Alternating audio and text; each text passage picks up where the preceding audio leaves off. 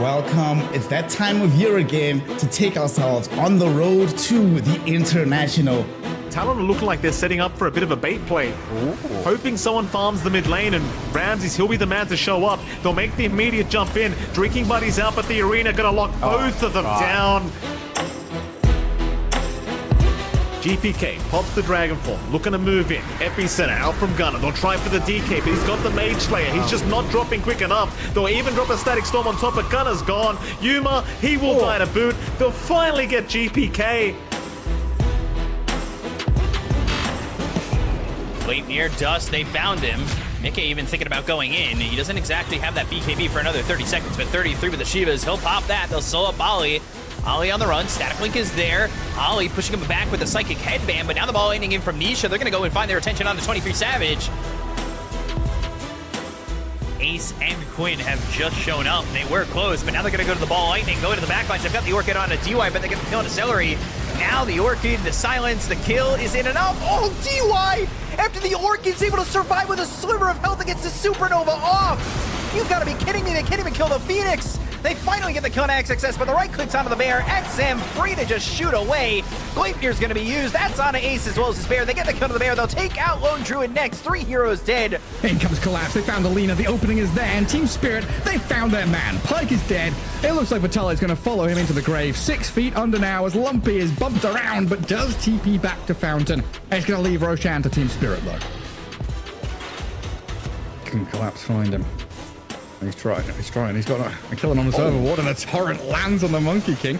Well, he jumps down, trying to fight this here as Lumpy has a backup of Moose and Pyke, but a Marana, the damage output, incredible from Radan, and Collapse is still alive inside the Wukong's command, now blown up by the Lina, finally dead, but Radan with his damage output, shredding through them. Lol arrives on the scene of the crime, a double kill for your Marana, Leshrac in the pit, about to drop as we'll see the tusk disappear.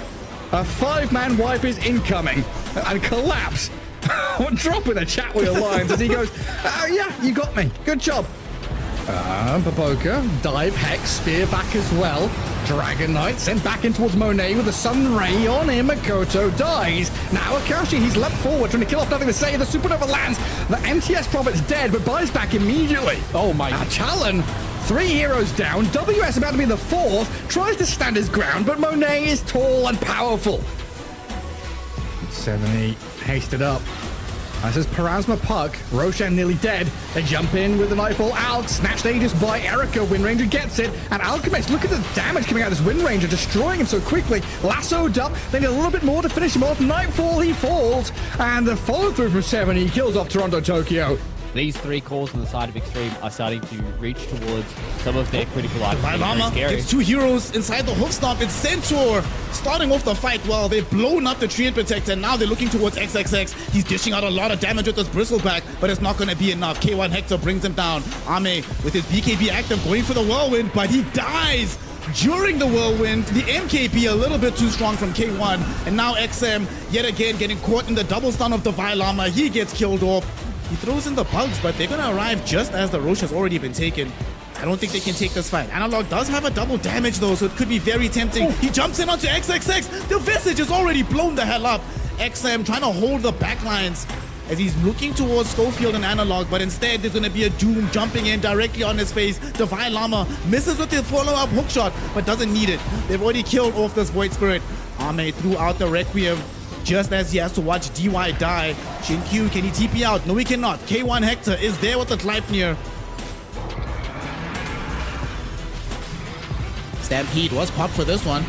And he's still really tanky with the Shiva's guard. And now look at this. Skeeter jumped in on the backlines looking for Erica. They want to burst down this Weaver. They can't do it just yet. But now with Maureen showing up, they do. He's down without buyback. Skeeter, though, might die. They try to force off him away. He's at the corner of the fight. He's dishing in so much damage, Fluke. The burst damage from the AoE of this dragon. Yes, he will die, but he put in a lot of work before he went down. But now, beyond finding a 3-hero stomp into a multiple-hero crush. They see Lelis, they're like, all right, I've got BKB, I've got Gleipnir, I'm just gonna start chasing people down. Skeeter's going very, very far away from him. Oh, but the Foul is coming in from the outside, followed up with the Wukongs. They'll end up finally getting Skeeter. They need to be very careful now over here on the side. There's Amar getting himself a double kill on Lilith and Gunner. They'd love to get themselves Copy, love to get themselves Yuma, but they kind of spent everything that they have for the most part. They'll get Copy. Uh-oh, Yuma now on the run, and you can see they're teleporting right back in. Ranger 33, though, so tanky. Nisha comes in, has that Gleipnir again, trying to just move Pike away to safety as Vitaly's stuck in the middle of the sandstorm. Scatterblast over onto multiples, and Dragna, he's tanky, but I don't know if he's going to be tanky enough. Still alive, though. Terrorize coming into play. They finally get Pike. The chase is on. What a nice stun from the Sand King. Takes out Lumpy. Now Vitaly's got a curse crown. He's got everybody on him. Oh, and the Boundless. Oh, my God.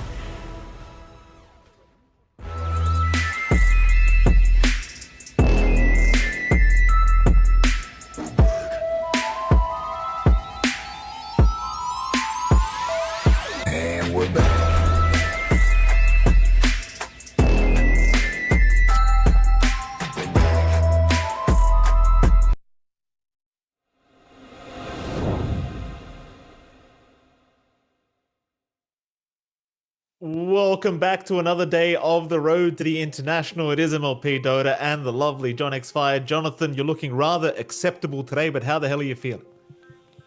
Doing great, Mike. We've had a very long first day of the group stage yesterday. Of course, a lot of matches running concurrently. Last day of the group stage is today. A lot of those groups start to solidify. You know, we start to find who's first or second, who's at the bottom. We can take a look at those standings again across our 4 groups. You've got Extreme Gaming winning everything yesterday. Gaimin kind of going a little bit more in the middle, but still in a very secure spot here at 2-2.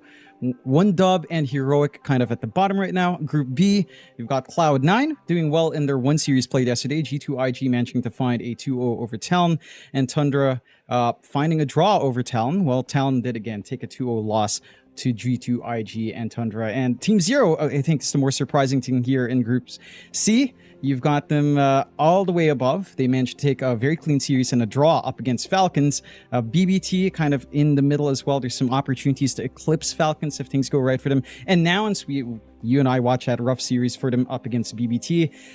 It's been a little bit more up and down there for Nouns. And of course, for Group D, you've got Team Liquid and Team Spirit basically locked in the top 2 already. So that's probably the least interesting group outside of who gets first place here to pick their opponent. It's been a rough time for Aurora and Beast Coast in that group. It certainly has, Jonathan. Not a very good time at all for Aurora and Beast Coast. You know, like you said, a few surprises here and there in the groups. I mean, particularly I think Team Zero, the one you already kind of pointed out, is something I think a lot of people were kind of shocked by currently with their scoreline. But it's nice to see, Jonathan, you know, a little bit of new blood coming into TI as well with Ponlo. It's good to see the man doing well so far.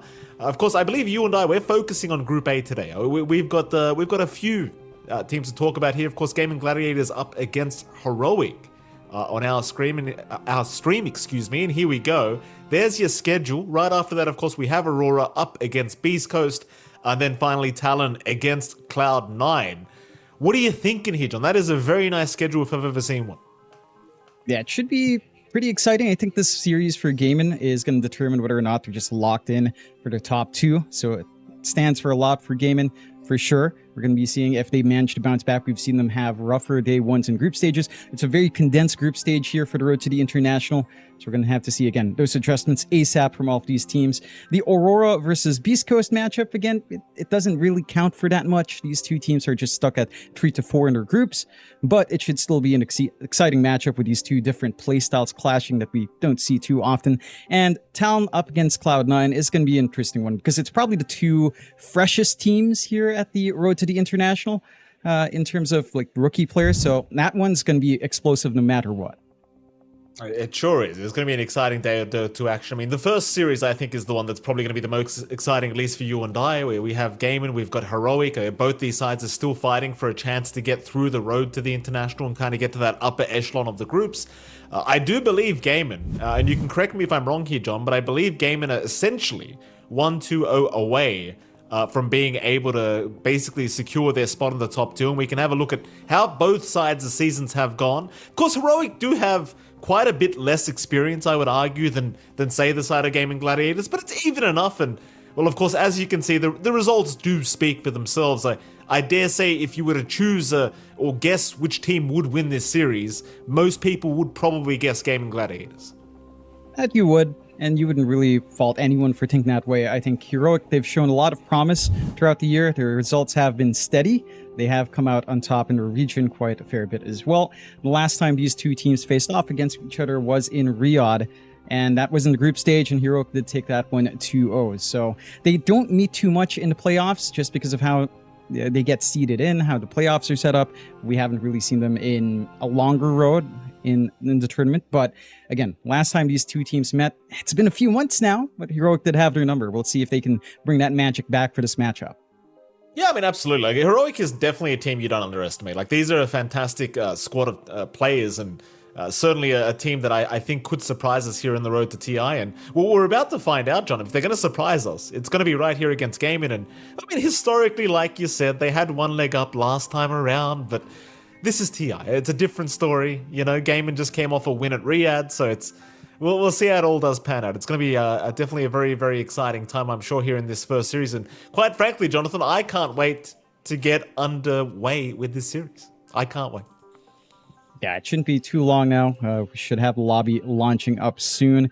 It's going to be interesting to see what sort of heroes we see both teams play. I think there's been a couple of interesting picks from Gaimin. They've gone back to the Ace Lone Druid. They've brought out stuff like the Quinn Mid-Dazzle. Obviously, in general in this tournament, we've had a lot of sniper support. We've had a lot of Mirana safe lane games. We've had a lot of DK.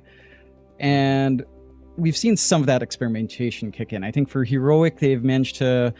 They've been running the Analog Invoker, which we were talking about in Riyadh as well, being one of his top heroes. The hero is kind of insane when you do go for the right-click build with Elitist.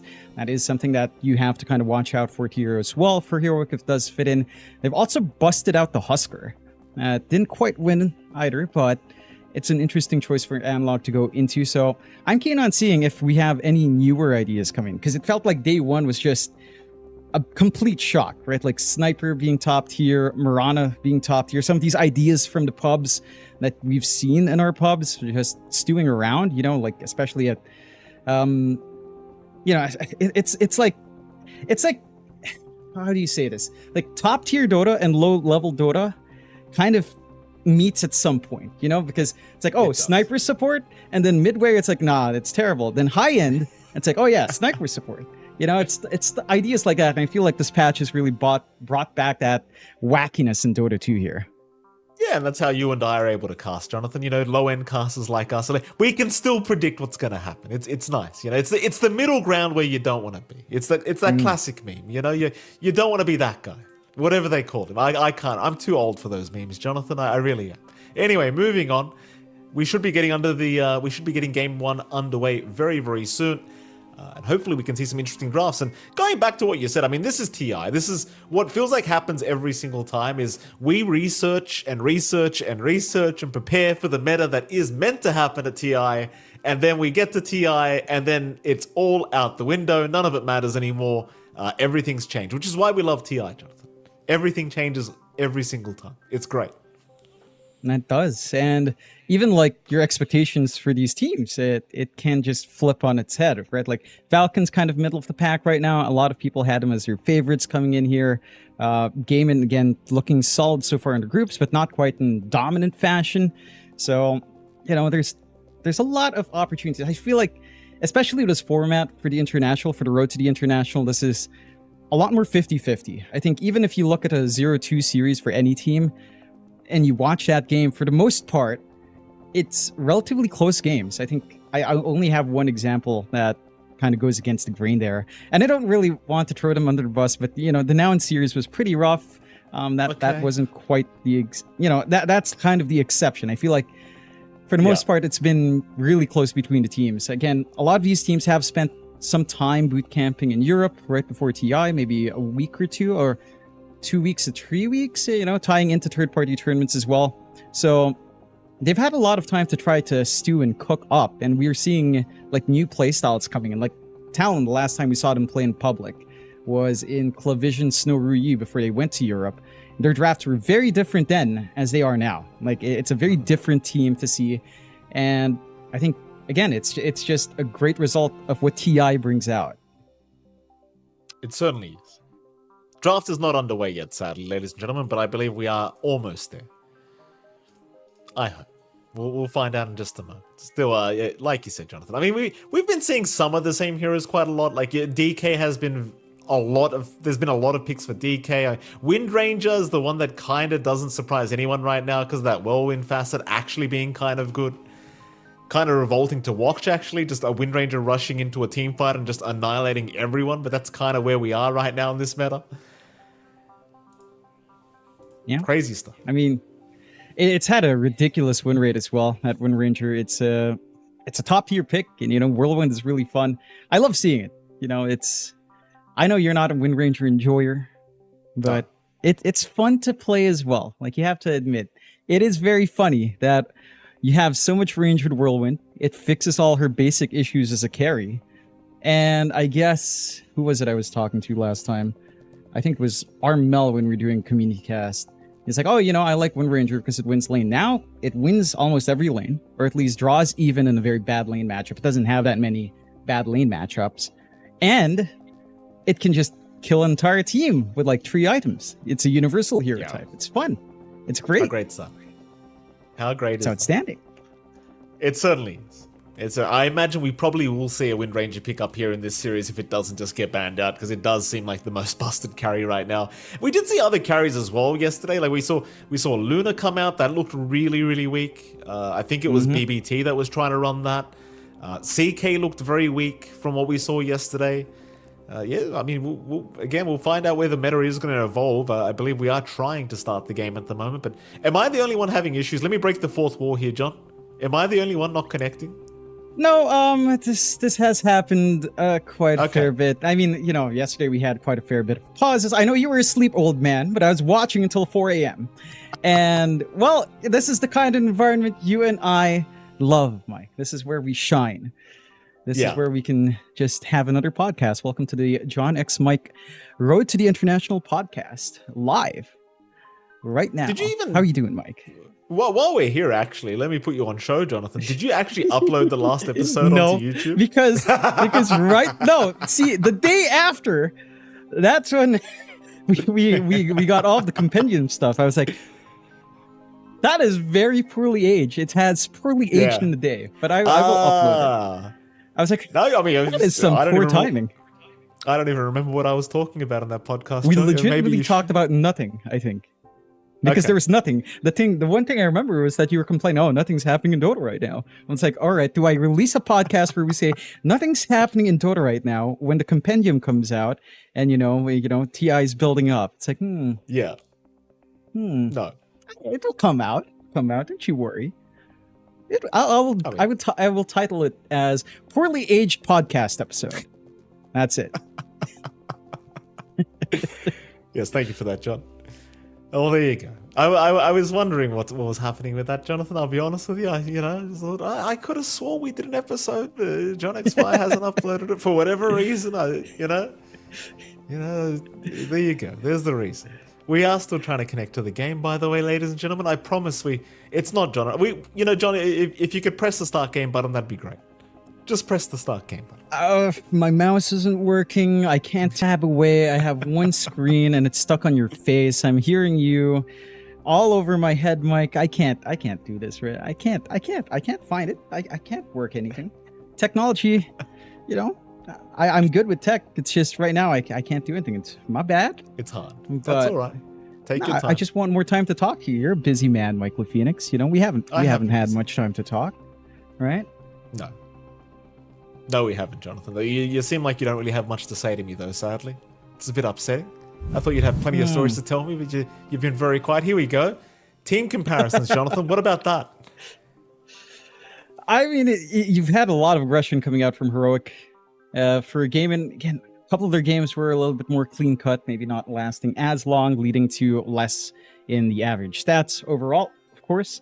But again, it's hard to take anything away from these stats. Like, you look at the average kills, it's higher in Heroic, but they have longer games, so you'd expect them to get higher kills. They are on a 1-3 record, game and again going 2-2, a little bit more even across the board.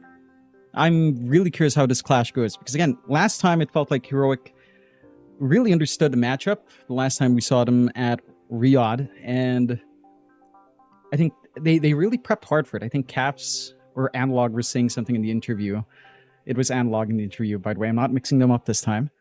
But they did mention about just extra prep work. And that's the one thing as well for Gaiman, right? That's the one thing, but a lot of these teams have come in as favorites to big tournaments like the International. It just gives a lot more information as to what you like to play, even though the meta's kind of changed, like how you play. Seeing how diverse the heroes are as well. It's quite diverse on the side of Gaiman. Almost all of them playing a different hero almost every single time, except for Ace having one repeat hero. Very embarrassing from Ace. Very, very upsetting to see, but certainly a lot of hero diversity here from Gaiman. Heroic, they also have a lot of diversity here. John Lama, he's letting the team down a little bit on those numbers, lowering the average, but that's all right. He's a stubborn old man. We know how he is. He'll pick what he damn wants. He does, and I feel like he tends to be the priority very early on anyway. Like his heroes just prioritized. They have a stable complement that can build around, which allows everyone else to kind of adjust on the fly as long as they have that foundation ready. So that's one thing as well with Heroic. It feels like a lot of their games are launched off from the Llama, and he did manage to play himself a couple of Centaur Doom games, so nothing too far off the mark. Maybe not the newest tech in the world, but certainly something that we have seen throughout the year anyhow, and they are still very stable to have anyhow. I still feel bad for CAFs as well. We were doing that interview. We were doing an interview with CAFs for some event. That was Analog. That was Analog at Riyadh. Was that Analog? Yeah, that's actually Analog. Well, this is ultra embarrassing now. My goodness. So we were talking with Analog back at, during an interview, and they thought I didn't know who it was, which clearly I didn't, just based off what I just said. So it's, I guess the story makes no sense anymore. But I was about to apologize to CAFs. Sorry about misunderstanding who was who, CAFs. Apparently it was Analog. The best part is we didn't hear Analog. How long have I been doing this, John? Yeah, that was the point of the story. We didn't hear you, Analog. That was the point. It's not that we didn't know who you were, although it appears we didn't really know. Yeah, so I guess you were right in assuming we didn't know. Yeah, that is fair. How long have we been doing this, Mike? Too long. I think our first paid gig was 6 years ago, and you and I were casting for 7 years. So we were doing Echo League 7 years ago. Requiem Autumn, in the good old league. I miss that. Oh, if I could only go back in time.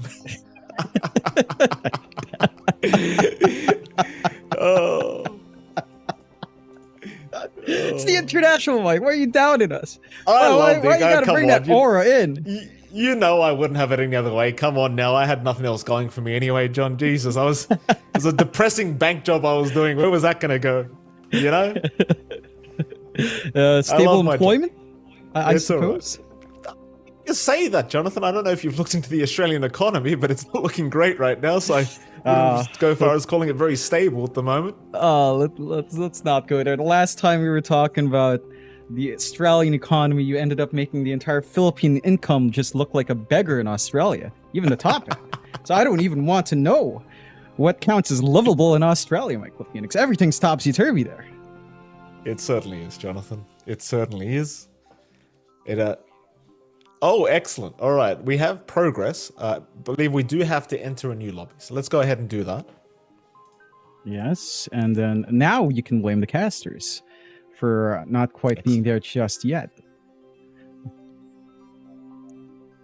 Anyway, Phoenix. If it's considered unprofessional to just constantly break the fourth wall every time we cast, is that unprofessional? Like that we just tell the viewers what's happening? Because I mean, at the end of the day, I find it respectful to let them know what's happening. You know, what is it, John? You're going to say something stupid. I can feel it. No, you said something stupid. Isn't it our job as casters to tell the viewers what's happening?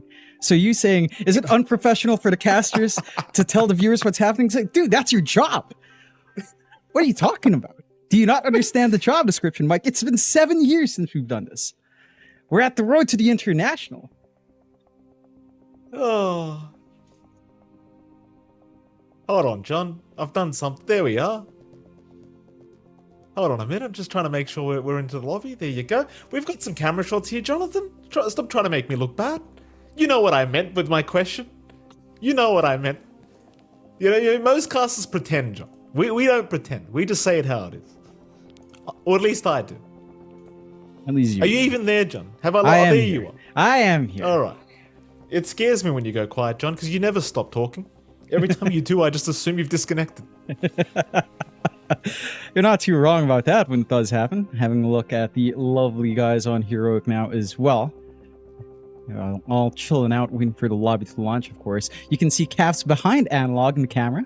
There you go. Topical. Hello, Caps. Roaming around, doing coach stuff. Every coach has to walk around the room, don't they? For the most part, when they're waiting. It does feel like that. It's kind of like a dad thing. You just start pacing. It is what it is. Yeah. You've got to... Yeah. I mean, I guess it boosts morale. I'm just imagining if a coach was an in-game creep, would they be the kobold that gives gold? Just walking around right next to you. Is that... Oh. Does that fit? Do you reckon, Mike? Hold on a minute, John. Oh, hold on. I'm trying to see what's happening here, John. I mean, I guess it kind of does, Jonathan. Looks like we might be underway. Hold on a minute. Let's see the update.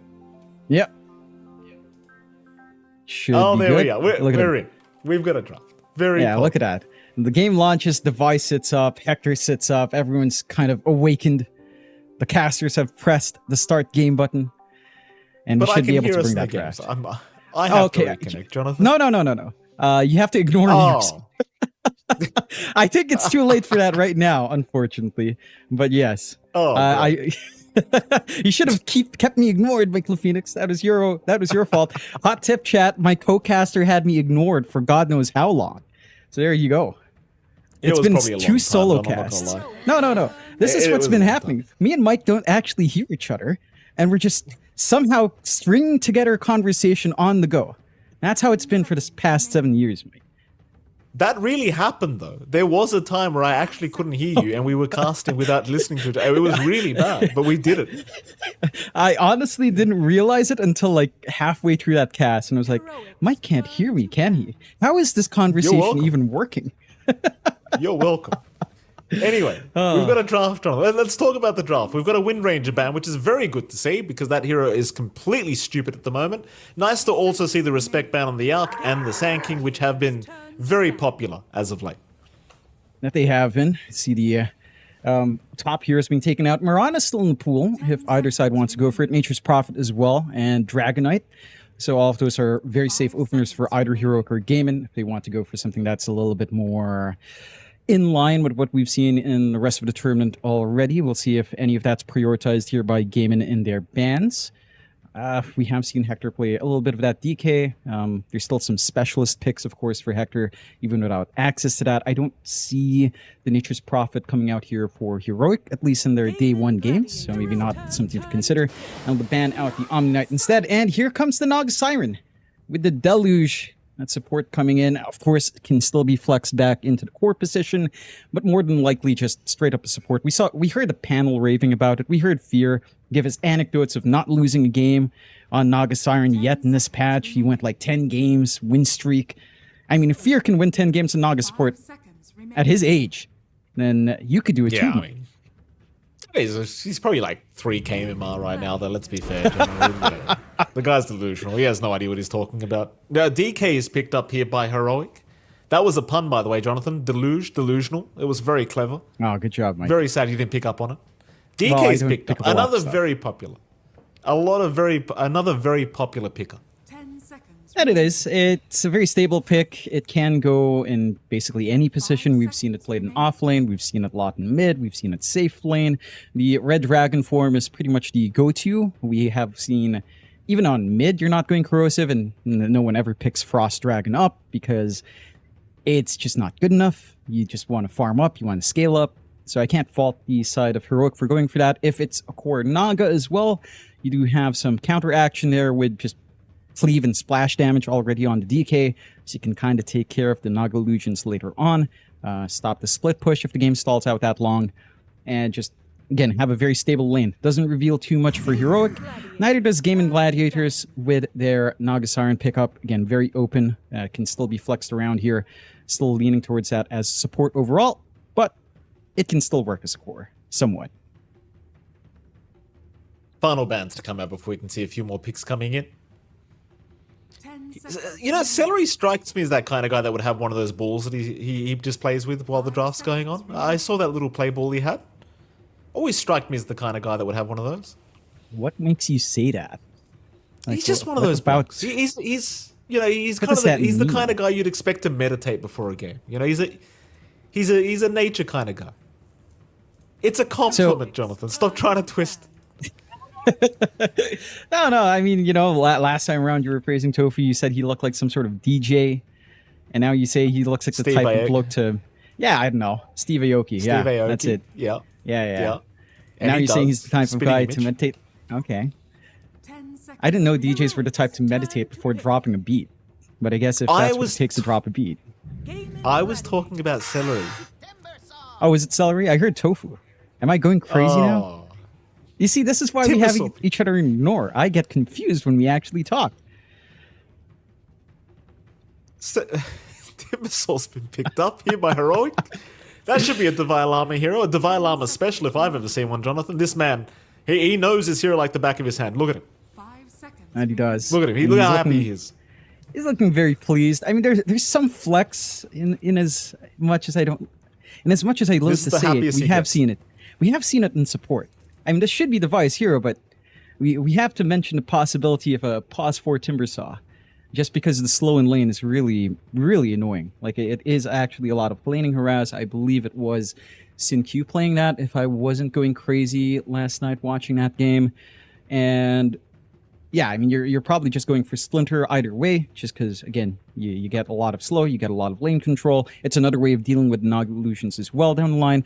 Very stable pickup for Heroic. You've got 2 tanky frontliners now as well from the side of Heroic to launch your draft off. So it's a very stable way of just kind of setting up your draft, looking for your timings. You've got the foundation set. For Gaiman, going into the sniper, still some flex. We've still seen a couple of mid snipers with a ghillie suit. We've seen a lot more snipers with the scatter shot, of course, on support. Into the Muerta now as well. They're playing really hard with this flex on Gaiman. Like, Muerta for Tofu is something we all know and have seen multiple times. You could still run that safely, and of course, for the Racho, you could run him on the Naga. You could flex any of these heroes onto core support, so you're keeping it widely open on the side of Gaiman. And that does give them some good scaling magic damage to take care of that DK and the Timbersaw. So I do like that solution here on the Muerta, and that could lead into it being prioritized more as a core.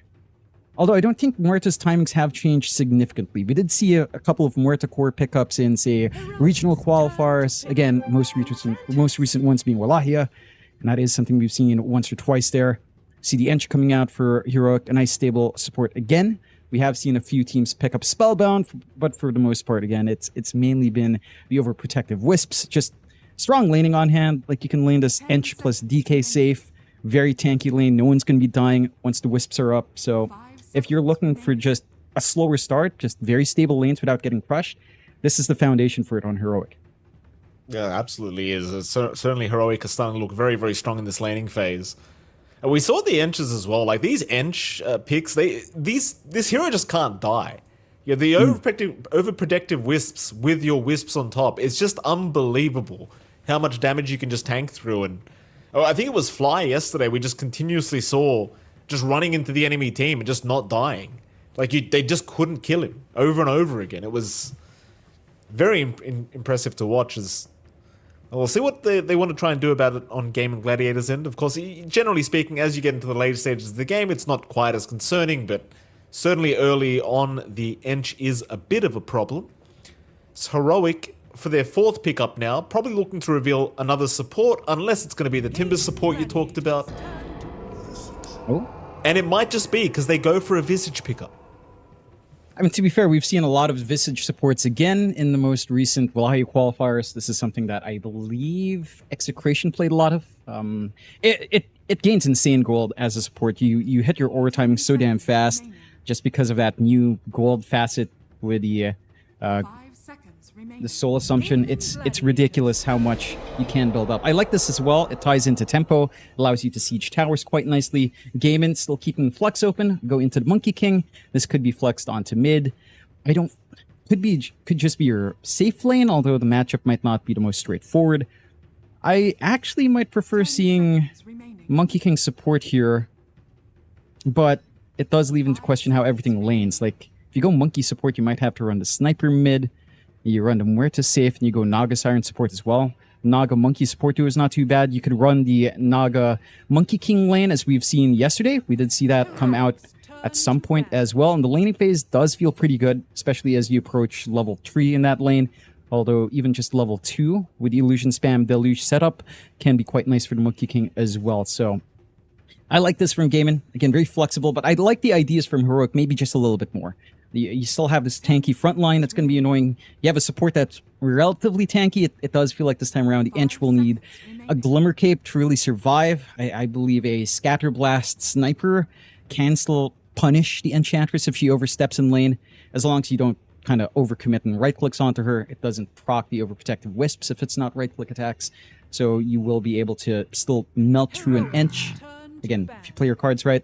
Rather interesting draft. Not too far off the mark, but certainly for Gaiman a little bit more unique here in this build-up for Game 1. Yeah, absolutely. The final bans to come now. We'll see the Pangolier and Batrider both being removed. It's just so hard to predict where any of these heroes are going from either draft right now. What would you prefer? Like with the Naga Siren support, I think you were talking to me about this yesterday. Would you like to see a POS 1 Monkey King with a Naga POS 5 here in this game? Because it feels very busted, right? Like Ensnare plus Deluge plus Jingu. Yeah. I think it's a really good lane. I think I'd actually prefer... Hear me out. This is going to sound a little bit crazy. You run a Monkey 5, you run a Sniper 4, you run an off-lane Naga 3, and you can just net someone Deluge, get some good shrapnel hits in, and run down that bot lane. That could be one way. The Naga can also build into the aura. It can be a tanky off lane. Like, it could be one way for Gaiman to do it, because, you know, Ace likes his micro, he loves his micro-intense off lane sometimes. Naga could be kind of that way. It's a little bit more far-fetched, but could be one way. The Monkey King Muerta lane in that case kind of feels maybe more awkward, but I like the power potential of Sniper Naga, and as weird as that sounds. That is a weird one, Jonathan, but I'll give you credit if it does happen. I mean, it does feel like it could be quite dominant. We'll have to see, though, as... Well, there's your final ban out. The Invoker does get removed by Gaiman. Gladiators, Heroic to make their... No, in fact, it's Gaiman that are going to make their final pick first. 10 seconds. It does seem like you just want kind of a Quinn hero here in the mid lane, if anything. 5 seconds remaining. Yep. I mean, there's a couple of big ones. Well, Wind Ranger was banned, but you do have stuff like Storm. You don't have the best hard hold coming out here from the side of Heroic. A Storm looks pretty damn good. Gives you magical damage. Again, no hard hold. Works out in most mid lane matchups anyhow. We'll go with the Broodmother instead. Ooh. So, how are we laning any of this? Are we running the Monkey mid now? Sniper mid? Just a straightforward Sniper mid? It's an interesting way to close out this flex. Again, Gaiman had a lot of ways to kind of run this. I'm really curious how they end up laning, because I'm trying to figure it out. If you could run Sniper mid, you run Muerta Naga supports, you run the off-lane Brood, safe lane Monkeys, maybe the most straightforward way to go. Possibly. Sniper mid, in that case, going for the ghillie suit does mean you're not going to have that insane laning damage to kind of try to run down, or even just early damage to deal with Enchantress, get a freebie kill for yourself. I'm curious what the response for Heroic will be on Analog now, and they'll go with the Dazzle pickup themselves that we talked about Quinn having.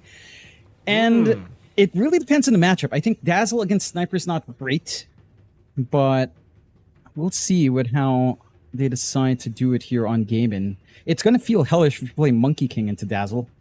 The Poison Bloom facet is just insane from the Dazzle to just run down, especially melee matchups. You will end up with the Deracho Muerta, so it's looking like Quinn's making his choice between Sniper or Monkey King at this point. The Monkey's a much more stable lane, but I feel like the Sniper's a much more stable lane, but I feel like the Monkey is a lot better in terms of like scaling, hitting early timing, playing around with Simeon Stride as core can feel good. Lane would be pretty horrendous. Oh, yeah. remaining. It's horrific. Horrifically bad. KJ, calm down, sir. KJ's just moving the whole table trying to readjust himself here. It's fair enough. KJ, get it done, sir. Game's about to start. Quinn is going pos to Monkey King, so you get your wish. How he's going to deal with this lane, though, is going to be the interesting question. Because against Dazzle, it should not be a very easy lane. No. I guess there's some small plays you can view by trying to dodge out, but you can try to spread the goo anyway from the creeps, so it will just reapply.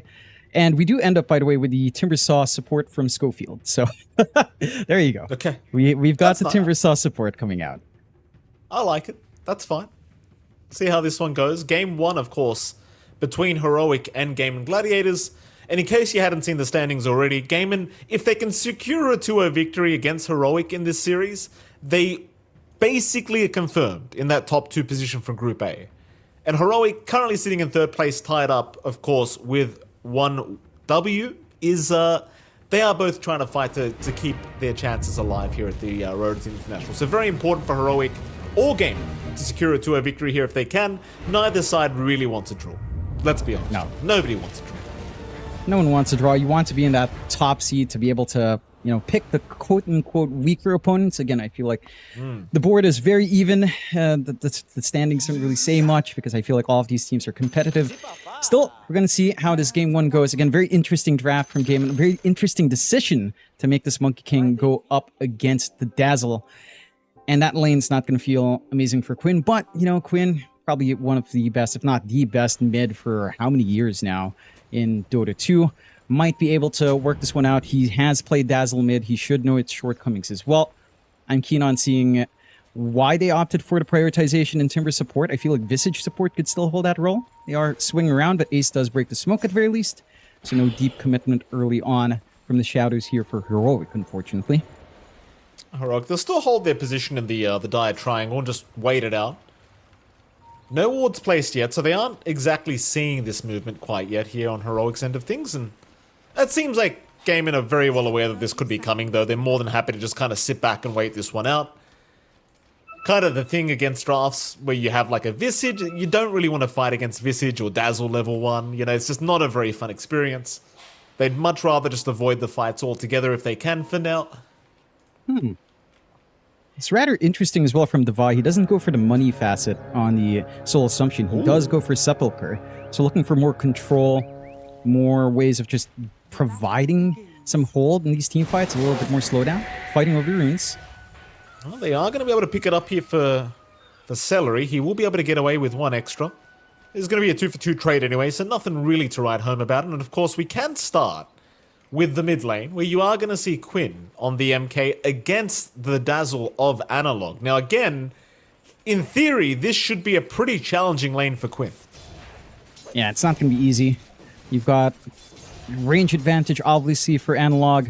You've got the Poison Bloom facet. You can just nuke down this creep wave. If he does come into farm, you've got the Shadow Wave to shove him away. You've got Sustain on Analog. Maybe a little bit more mana intense for Analog in that sense. So you will need some easy rune access for himself if his supports can provide it, but you've got a highly mobile support in the Timbersaw. You can just chain onto the 4-minute, 6-minute rune as well to just secure that. And we'll see if this gets any easier for Quinn. For now, at the very least, he's keeping up in CS. Analog is shoving out quite hard.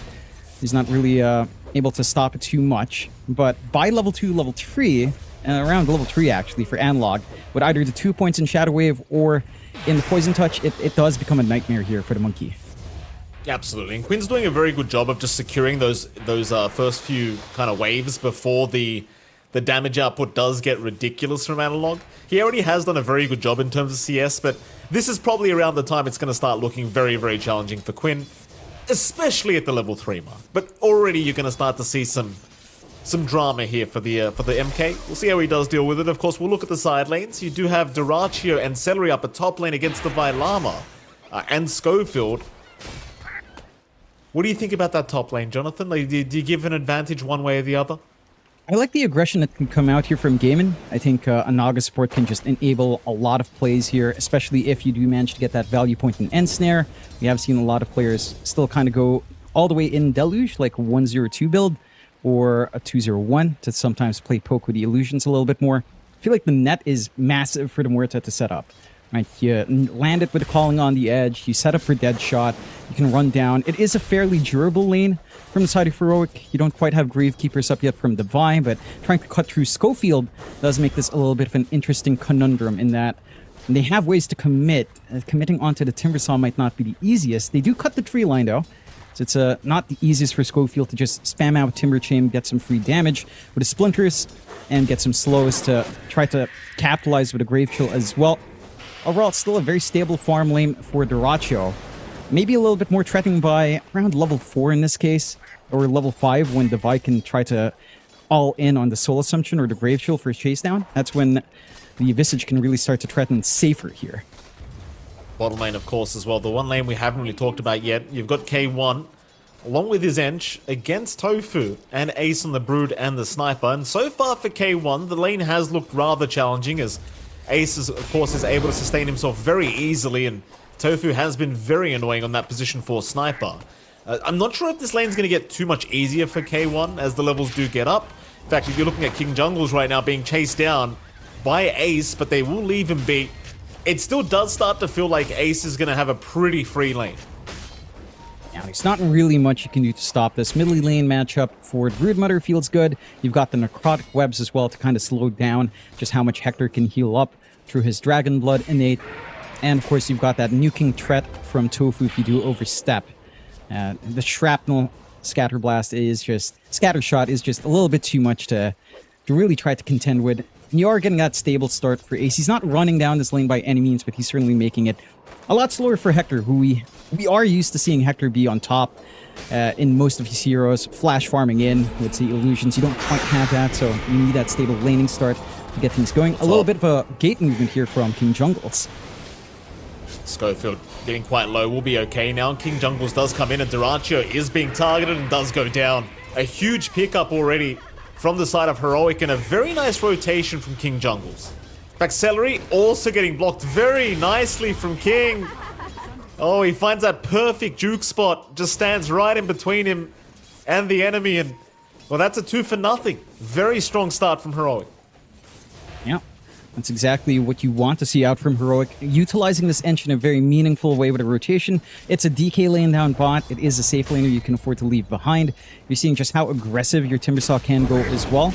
The Timber Chain with that Splinter damage to slow. The chase down potential is always there for Schofield. That does draw in Quinn. Thing is, you do lose K1 bottom lane, but now top lane. Schofield, he'll be getting chased down. Does get a ward down before he does drop. Still not quite as good of a kill as the DK, but I mean, both of them were on game inside, so happy days for them. K1 going down in the meantime, Jonathan. The bigger deal to talk about, I think. Just kind of got left alone and just got chased down by Tofu and Ace. I mean, you are tanky as a DK, but you really have to respect that magic damage coming out from Tofu. Even just the level 1 Shrapnel all fully spammed onto Hector. It's going to be a lot. Again, you're not regening as much under these Necrotic Webs, and there's not really much play you can do here for Hector outside of just trying to Dragon Tail stun to run away. The movement for Quinn is meaningful as well because, again, his lane down mid is probably the slowest lane here for Gaiman. And the kill allows him to get some EXP, a little bit more gold flowing. Analog can't really do anything extra while the Monkey King's gone. And the lane stays exactly the same anyhow, considering the matchup. Are trying to shove in on mid. And they have done some decent damage onto this objective, however. It is something that you can't quite deal with yet on Gaiman. They're hunting Quinn, but Quinn, he's just being so slippery. Oh, Schofield, he was so close to chopping the right tree down with the Whirling Death, but Quinn, just way too quick with the Simian Stride, does get away, is now bot lane. K1 in trouble again, and there's no chance of getting out. Dyrachyo will take him down. Another great kill for Gaiman. Yeah, again, it's down to this draft having so much magic damage in lane. This DK is not going to feel that comfy. Even in solo, in a situation where theoretically a DK should be relatively happy. KJ? Yeah, I mean, KJ, he just TP'd right in to the outpost and sadly was not anticipating Dyrachyo just to be standing there waiting for him. And, well, with that, KJ will go down and Tofu even finds Analog. So they've lost their mid-dazzle on top. Yeah, they're finding everything inside of Gaiman. I really like this gate movement out from Gaiman earlier on to secure that kill. on the DK. They're going to slow down this tempo, this fast timing that Hector wants. He's trying to go into the armlet S and Y. It's actually a pretty challenging game for Heroic. This is something that we didn't really mention, but this Necrotic Webs is actually destroying KJ. He's not regenerating as much as you'd expect with the overprotective Wisps and the Nature's Attendants at level 2 because he's standing under these webs. It's free real estate for Ace. And that's also going to be, again, a running issue for Hector already, as he has struggled to just try to be that tanky DK and hold the lane solo. I mean, the fun part is that the regen reduction with those webs is going to count for the whole game as well, because you're up against Ench, Dazzle, and a DK, and a Timber, and even a Visage. Like, there's a lot of value this game for that minus 30% regen. It's going to do so much work. You're going to get the Spirit Vessel on top. You're just not going to regen at all. So the healing factor is just gone. That completely negates Analog in his presence. His damage can still be crazy, but the reason why Dazzle is insane is because he can sustain and damage. You take away one part of that equation, the hero kind of falls flat. It does. The Vile Armor, he's going to send the Familiars down through the Twin Gates to scout out what's going on. He will run into Ace, and Ace looks like he's not even going to waste his time. Oh, he might try. See if he can find a Familiar, and he does. Gets one at least. Very nice. Nice top lane. Ooh. Analog's already gone down here to Quinn. Meanwhile, top K1's in trouble, though it seems he'll be just fine to get away. Back into the mid lane, though. Schofield won't go for the chase. Does get stunned up, and Quinn will be just fine to get his way out. But they've lost Analog again. So that mid Dazzle dying for a second time in the last minute. Not the greatest of news. No, all your cores are kind of suffering on the side of Heroic at the moment. You're going to need to really eat up a lot of jungle space for Hector and Analog, and it doesn't feel like the Vi can really connect with these two supports in a big way. It does feel like you need at least two of the cores to play here, and Gaiman are just going to be able to kind of take control this way. I do like the forward vision set up by Heroic. They are watching that top jungle closely. It's just that Gaiman aren't even bothering with the top jungle. They're just playing the lanes directly and punishing whenever any of these heroes try to get that build-up. A nice, solid 2-6 start for Gaiman. 3k lead on hand. Go for a smoke play now, trying to hunt down. Absolutely. Back down towards the bottom lane where K1 was showing on the creep wave, so they know the DK's around here somewhere. And K1, he's got no TP. He does not have a way out if they do run into him. They'll see Schofield and they'll try for the Timbersaw instead, but Schofield will back his way out just in the nick of time. Do they keep... Oh, K1, he's going to show... He's going to show. Unfortunate here for the DK, because now they're definitely going to go right for the Dragon Knight. And it really is that easy. Once you've got the vessel up on top, which Ace certainly does, it's not looking great here for Heroic.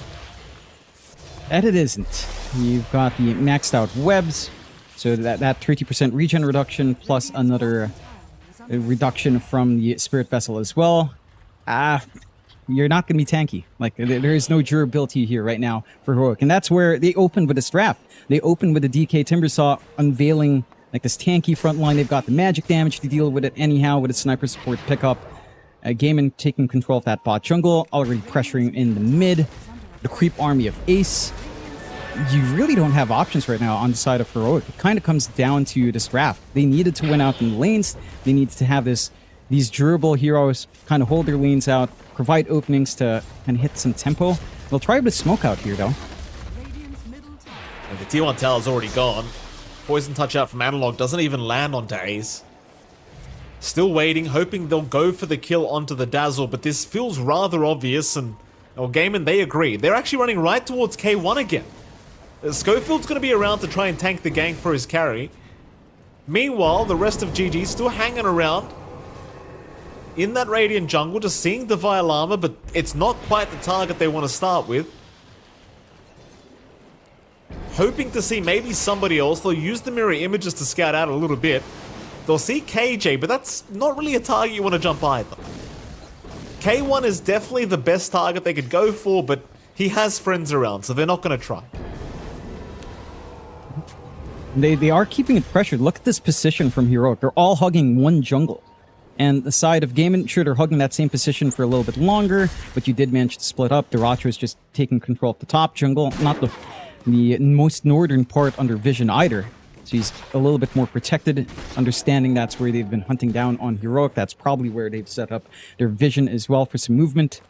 And you're still being much more efficient on the map on game. And even though you're not finding kills, you are forcing Heroic to slow down their farm severely here, just to dissuade Gaiman from trying to find kills. Lane. They have found Schofield, so that's going to be a nice easy pick-off here for Gaiman Gladiators. As they might even just look towards that bottom tier 2 tower now. I mean, there's just nothing to stop Gaiman. Like, KJ, he kind of hangs around for a second, immediately, of course, runs away, leaves the Hellbear Smasher to try and do something here against Celery. But that tier 2 bottom tower, it is just as good as gone. And there's just no tempo from Heroic right now. Like, usually you want to play off your offlane Visage, but Devi really hasn't got that much farm to speak of. Everyone's pretty behind. Analog could not help out on the Dazzle at the moment. He's just trying to rush his Aghanim Scepter to actually have some value in these team fights. It's just all Gaiman. Like, the complete control for this dire side. Yeah. Again, the lineup of Heroic just doesn't provide a lot of play. You don't have an easy way of starting fights. I mean, the Atos from Devi does somewhat help, but you don't really have burst damage on hand. You prefer prolonged fights with your theoretically tanky lineup that's counteracted by Gaiman's draft. Gaiman angling for another kill here, so they go with a smoke. Gaiman. I'd love to try and sneak into that Radiant Triangle, and in fact, Quinn, he's going to get there. Analog may get caught with his pants down, but they'll go for KJ instead. Just try for the easier kill, though KJ does survive for now, and Quinn, he has been caught out by Devi. They're forced to pop the song. Celery will give them a way to retreat. This Gaiman not getting the start they really wanted. You saw that little hesitation from Quinn with the Boundless. He doesn't aim for Analog, but rather goes for KJ. But if you don't kill the Dazzle while he has Shallow Grave, like it's just not going to be a good fight. No. I have to take care of that back line. You do see, again, there is damage potential for Heroic that you managed to isolate. They found Ace. This would be a big one if they could get it. Ace, dropping low, does go down. They secure one. Quinn, he did pop the Wukong's command, still tasting Devi Lama, but Devi Lama's actually returning a lot of damage back his way. In comes Tofu to try and help out. They're doing a lot of damage here to Schofield. Meanwhile, Devi still controlling up the MK with these familiars. Does get another stun off, but they don't have the backup. Devi needs to run. Gaiman, they've got too many numbers here. They'll find the Visage, and they'll probably find his familiars to boot. A lot of gold bleed out there from the side of Heroic. Gaiman, they get punished a little bit for overextending on Ace, and they did have vision. They feel secure in that area. Just not everyone on top with Ace quick enough to save that Brood. A nice meaningful kill for the side of Heroic to find at heavy cost. Like, it is giving some space out for Hector to farm up. You've got the Ags up on Analog, so there is some more damage in these prolonged fights, especially for the Dazzle to try and shine now. And just the additional right-click damage, the additional bounces on the wave is going to make a big difference. This could be one point as well where Ace has to be very careful about his micro with the Spiderlings, because the Shadow Wave bounce on enemies is going to melt him if he's not careful.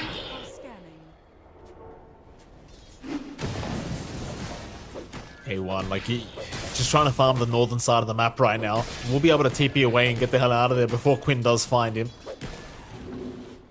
Now, Heroic, they're doing a pretty good job of just avoiding Gaiman for now. I mean, it is still just 3-10 with a 3k advantage Gaiman's way, and I think Heroic understand it's only going to take one good team fight and some key items to turn this game on its head once again. The thing is, Gaiman just... it feels like they're just playing so confident. Everything just seems to go their way. All their cores are finding farm. In fact, Duracio's the slowest farm at the moment, but he is certainly catching up very, very quickly. And it feels as though Gaiman, like, going into the later stages of the game, their cores do start to feel like they just scale better. Not just the cores, even the supports, right? Like, Tofu could transition into a little bit more damage. I think we saw Q do that yesterday on his sniper. There is potential for everyone to scale also. K1, he's just had a target on his back this whole game.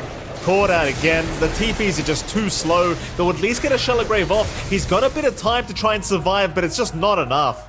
There's no way to help him regen through that, as now Celery will just pop the song and run. They're more than happy with the target they've acquired. And Heroic, they're desperately trying to save this Dragon Knight every single time, but it's just not quick enough. No. And again, you talked about Daracho a while ago. I love the contrast here. Daracho is just on the opposite side all by himself. Analog? Yeah, I mean, Analog shows himself in that bottom wave. They were just there. He thought that they were alone, and now Analog's gone. Schofield trying to help out can do nothing as Divine Llama's rushing forward on his own, but you cannot do it by yourself, sir. He is also dead. And more familiars to come here for Game and Gladiators. They will surround. And I'll tell you what, John, I mean, they've got to find an answer for all this minus regen soon. It's the Spirit Vessel plus these webs are making it impossible for this Dazzle to keep anyone alive. Like, you're going to need this BKB to come up a lot sooner, I think, for K1. He's about to finish off the SNY, but that BKB, it really just couldn't come any sooner. As Daracho, maybe he will die. KJ, he's trying to make some magic happen here with this Wild Wing Ripper, but it's not going to be enough, and he's gone. It's that BKB just has to come out quicker. And it does. I mean, I appreciate that play coming out from KJ. I feel like that's what they need to do. If they see Gaiman clumping up in one lane, they should go to the opposite side. That's where Daracho's been farming. He's been keeping himself as far away from his own team as possible as the licking check. Oh, Shallowgrave's going to save a little bit. In fact, now Schofield will rush in, and K1 is also there, but Quinn is just standing his ground, not giving a crap, and K1 is just dead. You know, John, it's starting to look like they're a little bit tilted here as Divine Llama will also die, and Analog will closely follow. I almost get the air of just maybe a bit of a loss of confidence in their draft here. So it just feels like they're starting to run at game. yeah, I think they're a little bit... I don't think it's a loss of confidence in draft. I think they just feel overwhelmed, right? They're not able to find these solo pickoffs. They're starting to play a little bit disjointed on the side of Heroic. KJ has the right idea to run down bot, almost snipes Daracho. The rest of his team aren't on board. They're still hugging the areas Gaiman's core team is still playing at on top and mid. They have to dodge these fights as much as possible. They have to try to smoke, go deep, because they've already seen where Daracho stays. Again, he stays on the opposite side of the map. If they're up top, he's going to be down bot. If they're going to be on mid, he's going to be in either side lane, which is a little bit harder to figure out. But they need to get a smoke and just drop some wards. I think that's the best idea. Get some deep wards in on the jungles if possible, and try to hunt later on. Yeah, Ace is making things so hard. Like, he really is. Between him and Quinn, and even Tofu, just being able to scout out consistently, and the Celery now finding Divine Llama apparently, as they are going to try and jump in onto Ace, but the Broodmother is just so tanky, and he's got help. K1 in trouble again. He survives for now, but for how long? The answer is not very long, as KJ also caught out will go down for a 4-hero wipe. The only survivor is going to be Analog, who just ran. He knew there was no hope. Yeah. They try to cut their losses. They lose a lot, no, for the side of Heroic and Gaiman. A very clean game coming out. You know, we expected the lanes to be a little bit stronger here from Heroic, especially on mid. Didn't feel like Analog could really find a way to leverage that Poison Touch, the Shadow Wave threats onto Quinn. Quinn just rotates out 5, gets a kill, is back in the game. Wasn't really too far behind the lane anyhow. And a 16k lead for Gaiman. It's not fully insurmountable for Heroic, but the path back to this game, just, it's going to take a long time to kind of equalize. That BKB you were mentioning there, Mike, it's a key thing for Hector to find. He cannot take any of these fights with just the SNY. The armlet's going to be useless as well. You can't toggle through anything here. With all the debuffs on hand, they've got to be able to, I don't know, like, get some vision out. There's just no vision whatsoever. They've got these wards down bot in their own jungle that Gaiman hasn't touched since Ace died there. Everywhere else is still free game for Gaiman. Oh boy, K1 caught, and I'll tell you what, John, you can't blame K1 at this point, because he's playing position 1 and there's literally not an inch of space. There is nothing. Like, between Ace and Quinn, again, these guys have made it impossible for him to find any kind of farm. Like, it's too much vision. Even Tofu with the shrapnels, it's just too much. I mean, Analog's the one eating up all the space. He was hugging the bot jungle. He goes through the gate. He's clearing out the creep wave. He's going to be eating up that top jungle as well as they take care of the Vi and take care of the tier 3 into the racks. I feel like that's the position Hector should be in. He should have been the one running down through these bot camps. The Dazzle should be on high ground control, just shadow waving the creep wave. And it's just a little bit flipped here for Heroic. Well, they're going to let Schofield walk away. No issues there. They don't care to chase him down. Top lane, they want to go after Analog, but he will TP away, realizing they are incoming. Now Gaiman, do they want to keep going or do they want to just retreat? It seems like they'll just settle for the mid-tier 2 tower. If not, just kill off KJ here as Quinn is going to jump in, though there is Schofield trying to help out. Quinn, though, tanking through all the damage thus far is KJ. Gets caught. Still not dead yet. They will be forced to pop the song. But ultimately, the reset, it's going to allow Gaiman to set up very nicely here for another fight. KJ still being targeted here by Ace, though he's not dead quite yet, but he is now. The Spirit Vessel will get rid of it. Divine Llama. Rooted up. Quinn still moving forward. Celery, he'll do the same. They're getting low though. Hold on a minute. Quinn, he needs to run. He's in danger and he's gone. Celery and Quinn are gone. Divine Llama dropping low to Duraccio, but Duraccio is kind of on his own here. He needs some help, but the help is not coming. Duraccio still trying to fight, but he's down. In comes Ace now. One by one they come, but one by one they are falling. Ace, can you do anything here, sir? The answer is no. The answer is no, and Jonathan, I cannot believe my eyes. Heroic are making what appears to be a comeback. And they reeled back a 5k swing their way on Heroic off the back of those kills. A 5k swing. An insane amount of gold for them to kind of try to equalize. And that is one big issue for Gaiman. This time around, Analog doesn't present himself up front. He's nice and safe, tucked away at the back. He gets to spam out his spells. The song out, the defensive song setup from Celery does get a little bit of a reset for Gaiman, but they were also playing without their spells. They didn't have Wukong's ready. They barely had Gleipnir ready as well as the song faded away. And they weren't in position for that fight. Getting a little bit overconfident there. Celery? Speaking of overconfidence, Celery just casually running through the mid lane. Doesn't matter though, because he will not get punished for it. And yeah, I mean, we're still seeing highlights of that last fight. I mean, it looked good to start, but once the song was gone, everyone just started to melt, and it's seemingly getting to a stage where K1 is starting to become a pretty big problem with all the damage he's dishing out. And of course, Analog just sitting back and ensuring he does not get caught makes life even harder for Gaiman. And that really is the key. Just make sure this Dazzle does not get caught out. See if they can do it again here, John. I think the one thing as well for Gaiman, which is kind of interesting, I didn't really mention this earlier, you do have the Ofrenda from Duraccio that could help in the middle of these fights and could lead to some interesting circumstances if he forgets to turn off that Ofrenda. I'm not sure where he planted it even. Do you see where he planted his Ofrenda? I haven't even noticed this entire match. Has he even used it? I have not. I don't know. I wish there was a little bit of like an emblem we could see, you know, to really make it obvious. There used to be like a candle emblem on the map. I just don't see it. Oh, there it is. Yeah, it's... I don't know if that's an emblem. Yeah, it's by the Watcher on the Radiant Tormentor. Which is an interesting spot for it. Here goes Roshan. And here goes the smoke out from Heroic. They've got the lines drawn properly, but Roche is melting a little bit too quick. It certainly is. Gaiman will certainly play it a little bit safer, secure the Roshan. Duraccio, of course, will take the Aegis for himself, and the rest of the squad, they're just going to go straight through the twin gates down towards the bottom lane. There is no T2 towers left standing here for the side of Heroic, so could be easy pickings here for these Raxes now, but Heroic, they are thinking about going through the twin gates. Oh. Problem is, Gaiman have vision on that high ground. One familiar, second familiar will come through, but I don't believe the hero should. And they will not. They will leave. Yeah. I mean, at the least, they just scout with familiars. You lose your familiars, it's fine. The Vi has them on a 20-second cooldown. Not too long until they're back up to scout around the map. Gaiman are very set up for this high ground fight now, though. Not quite the BKB timing yet for Duraccio. It's still a lot of time on the Aegis. You've got your own BKB ready on Quinn.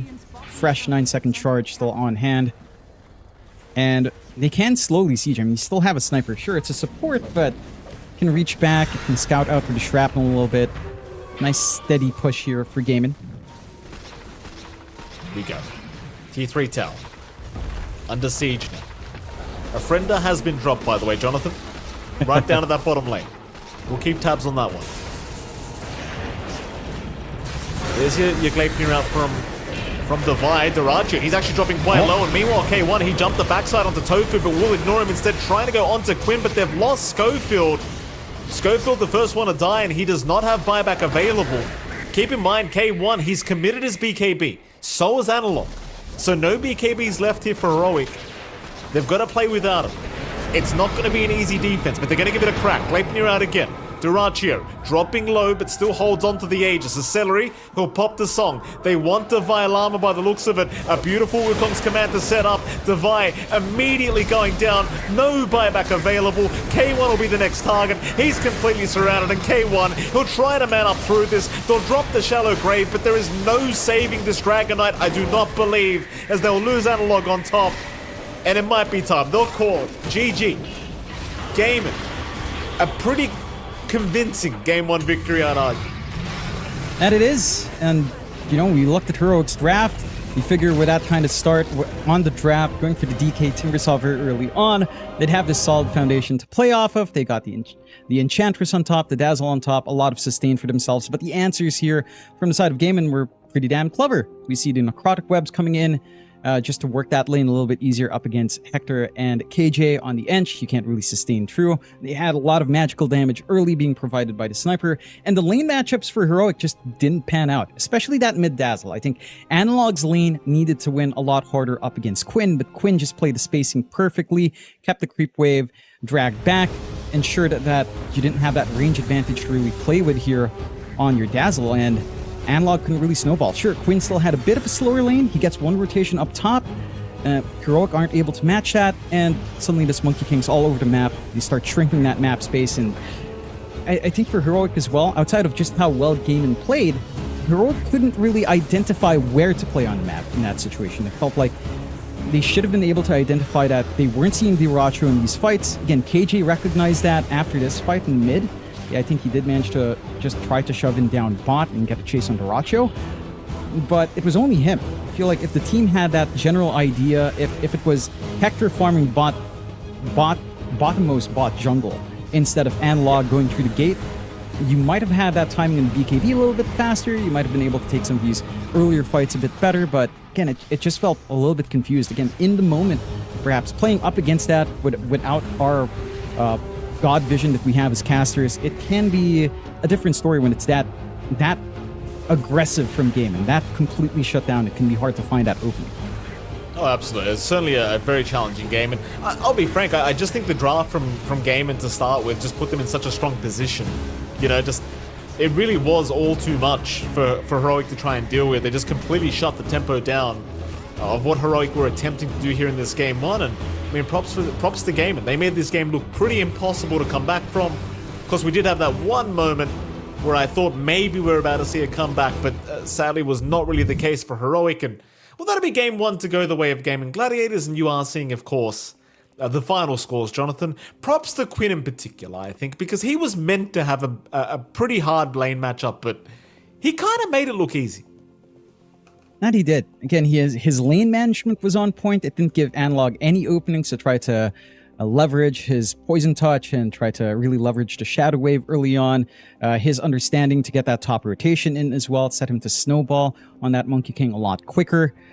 And for the side of Heroic, I think they've got to look back at this draft opening, right? Like they need to redo that draft, because I think this Timbersaw and DK was just all in on an idea that was counteracted quite nicely here from Gaimin. Taking a look at Quinn's stats, of course, as our MVP or our standout player here. I mean, that Simian stride on mid is just insane. Like, I think almost every position Monkey King, maybe an argument for one to not go for it, but I think there's an argument for pause one to also go Simian stride. Just how much activity you can take, how slippery you can be, how much utility you get as this hero with the Simian stride is just insane, and we saw a lot of that here from Quinn. Oh, absolutely. It was just way too much with this facet. Absolutely too much. Speaking of Jonathan, it is probably too much of us as well. Of course, we do have to head to a break, and right after a break, we'll be back with game number 2 between Gaming Gladiators and the side of Heroic. We'll see you soon.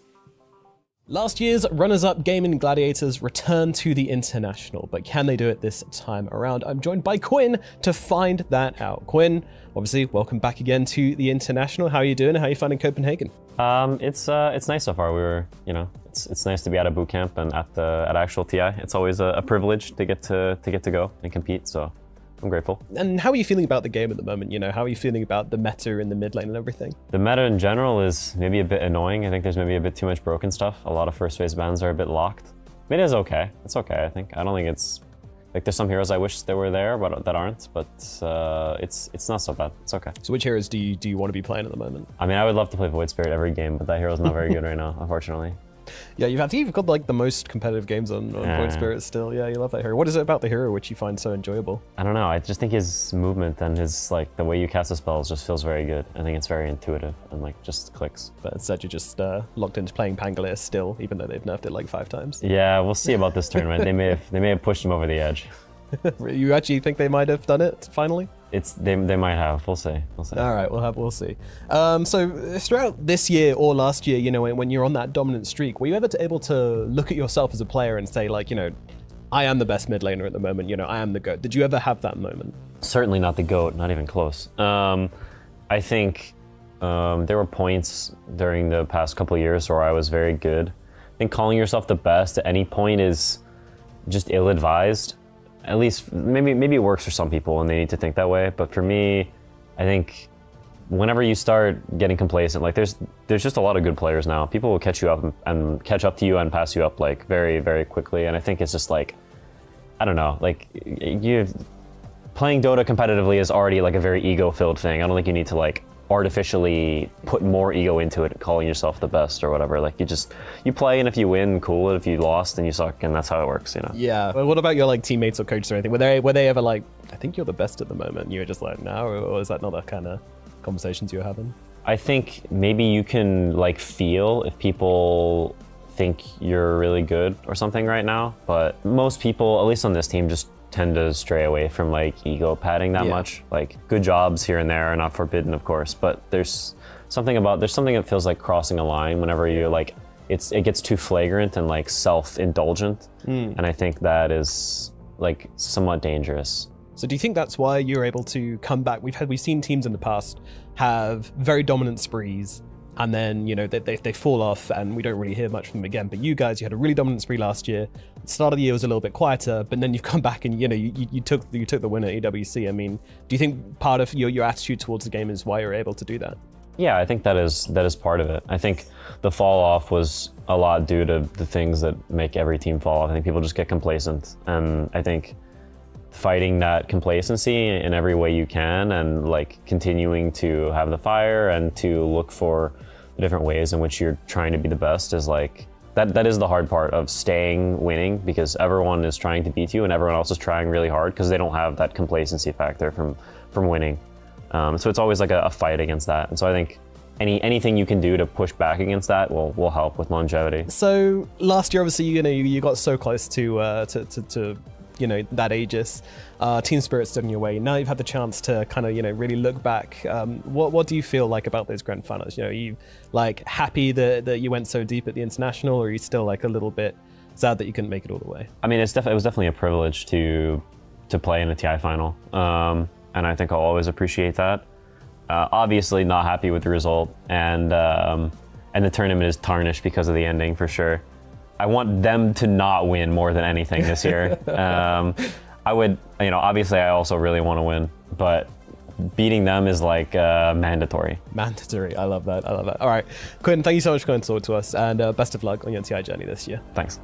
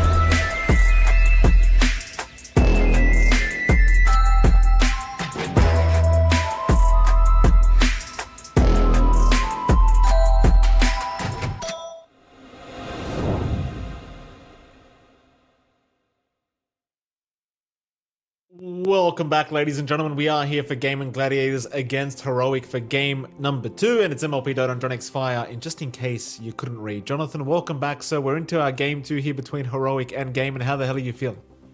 Feeling great. That was quite the performance coming out there from Gaimin on game 1. They had really good answers for what Heroic wanted to do in their draft. You know, that opening of DK Timbersaw looking like a very durable duo with the Enchantress, with the Dazzle, a lot of sustain. Gets counteracted by really great Broodmother pickup with the Necrotic Webs, just kind of canceling out the lane advantage you'd expect to have there for Heroic. And then they just have great individual plays. I think Quinn really stood out, again, as our standout player. He would stand out, but his lane matchup against the Dazzle didn't go bad whatsoever. It was a very stable lane for Quinn. He gets a good rotation out at level 5. He loses his mid-tier 1 early. It doesn't even matter at that point. And for Heroic, it just looked a little bit lost in the recovery process, right? They didn't really know where to play on the map. They kept forcing this issue up top. They managed to take a good fight on their mid-jungle in that area, but beyond that, it was just very disjointed once the game plan fell apart. So I'm interested in seeing a mental reset out from the side of Heroic. And for Gaimin, just keep doing what you're doing. Nothing feels like it needs correcting in that one. That certainly does not. Gaming Gladiators were very, very dominant in that game 1, and again, I think it can come down to draft. You know, you get an MK, you get a Broodmother on your side of things, you have a Pos 4 sniper, and suddenly it just feels like you can see the whole map. That's what it felt like for Game. It felt like you were never, ever not being watched if you were Heroic that game 1. We shall see if they get away with it once again. For now, Gaimin actually ban out the Naga Siren themselves, so Celery will not be playing that again. And we actually are seeing a few different bans being made here. Chen Shadow Demon also being removed by Heroic. No real respect bans towards anything like the MK or the Brood yet, but I think those heroes really did shine just based off what they were against. Yeah, certainly did. I'm curious what the adjustments will be here for Heroic. They do have the option to just kind of run it back. There's a couple of things left open, like, say, the Sniper's been left alone. The Omni Knight that we've seen constantly banned out is still there.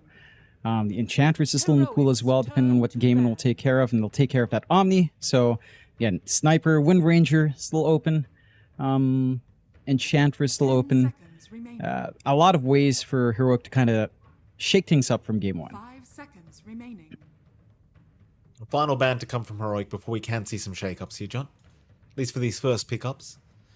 No DK ban either. In fairness, though, Heroic may want to pick that up themselves. See if K1 does want to run it back.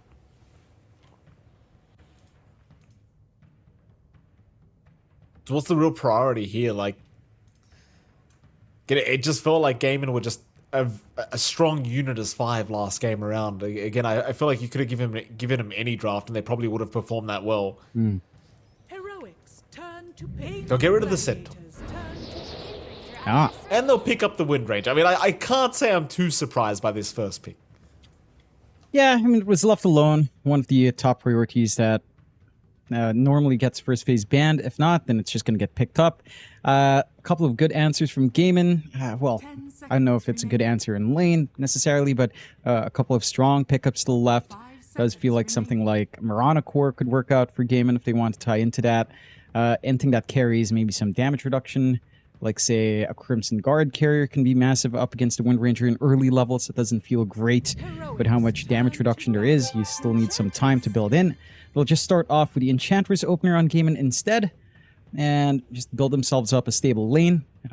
We did see some of the rotations out from KJ last game. I'm certain that Gaimin can also replicate that on Tofu or Celery either way as well. A lot of utility just coming in from the Ench, and you can see Gaimin look fairly pleased with seeing the Wind Ranger actually picked up. They're not too worried about it. Heroic's turn to ban. I wonder, I mean, it's just scary, this hero, because we saw this yesterday from Talon as well. Like, even in games where you're looking like you're not doing too well, this hero can just wipe a whole team with that Whirlwind facet in the right kind of team fight. And we literally saw that from Akashi yesterday. I wouldn't doubt K1 to do a pretty similar thing if they did fall behind. 5 seconds remaining. For sure. And that's why I'm curious what Gaimin's answers will be, right? Like, I feel like Underlord's probably the best answer there, from the offlane. Atrophy Aura plus the damage reduction you get on Whirlwind just cuts down a lot of the DPS of the Wind Ranger. Great Aura builder as well on Underlord. Maybe a little bit more passive in terms of how it plays the lane, but I think it kind of ties in for Gaimin if they want to go that route. You are seeing the off lanes being banned out and the flex DK being taken care of by Heroic. So that big core that can kind of scale really well as well. Not an option for Gaimin, but I think if they want to run back the sniper support that we saw some great success for Gaimin from Tofu last game, tie that in with like an Ace Underlord, that lane is hellish. That is not a lane Wind Ranger will feel happy about.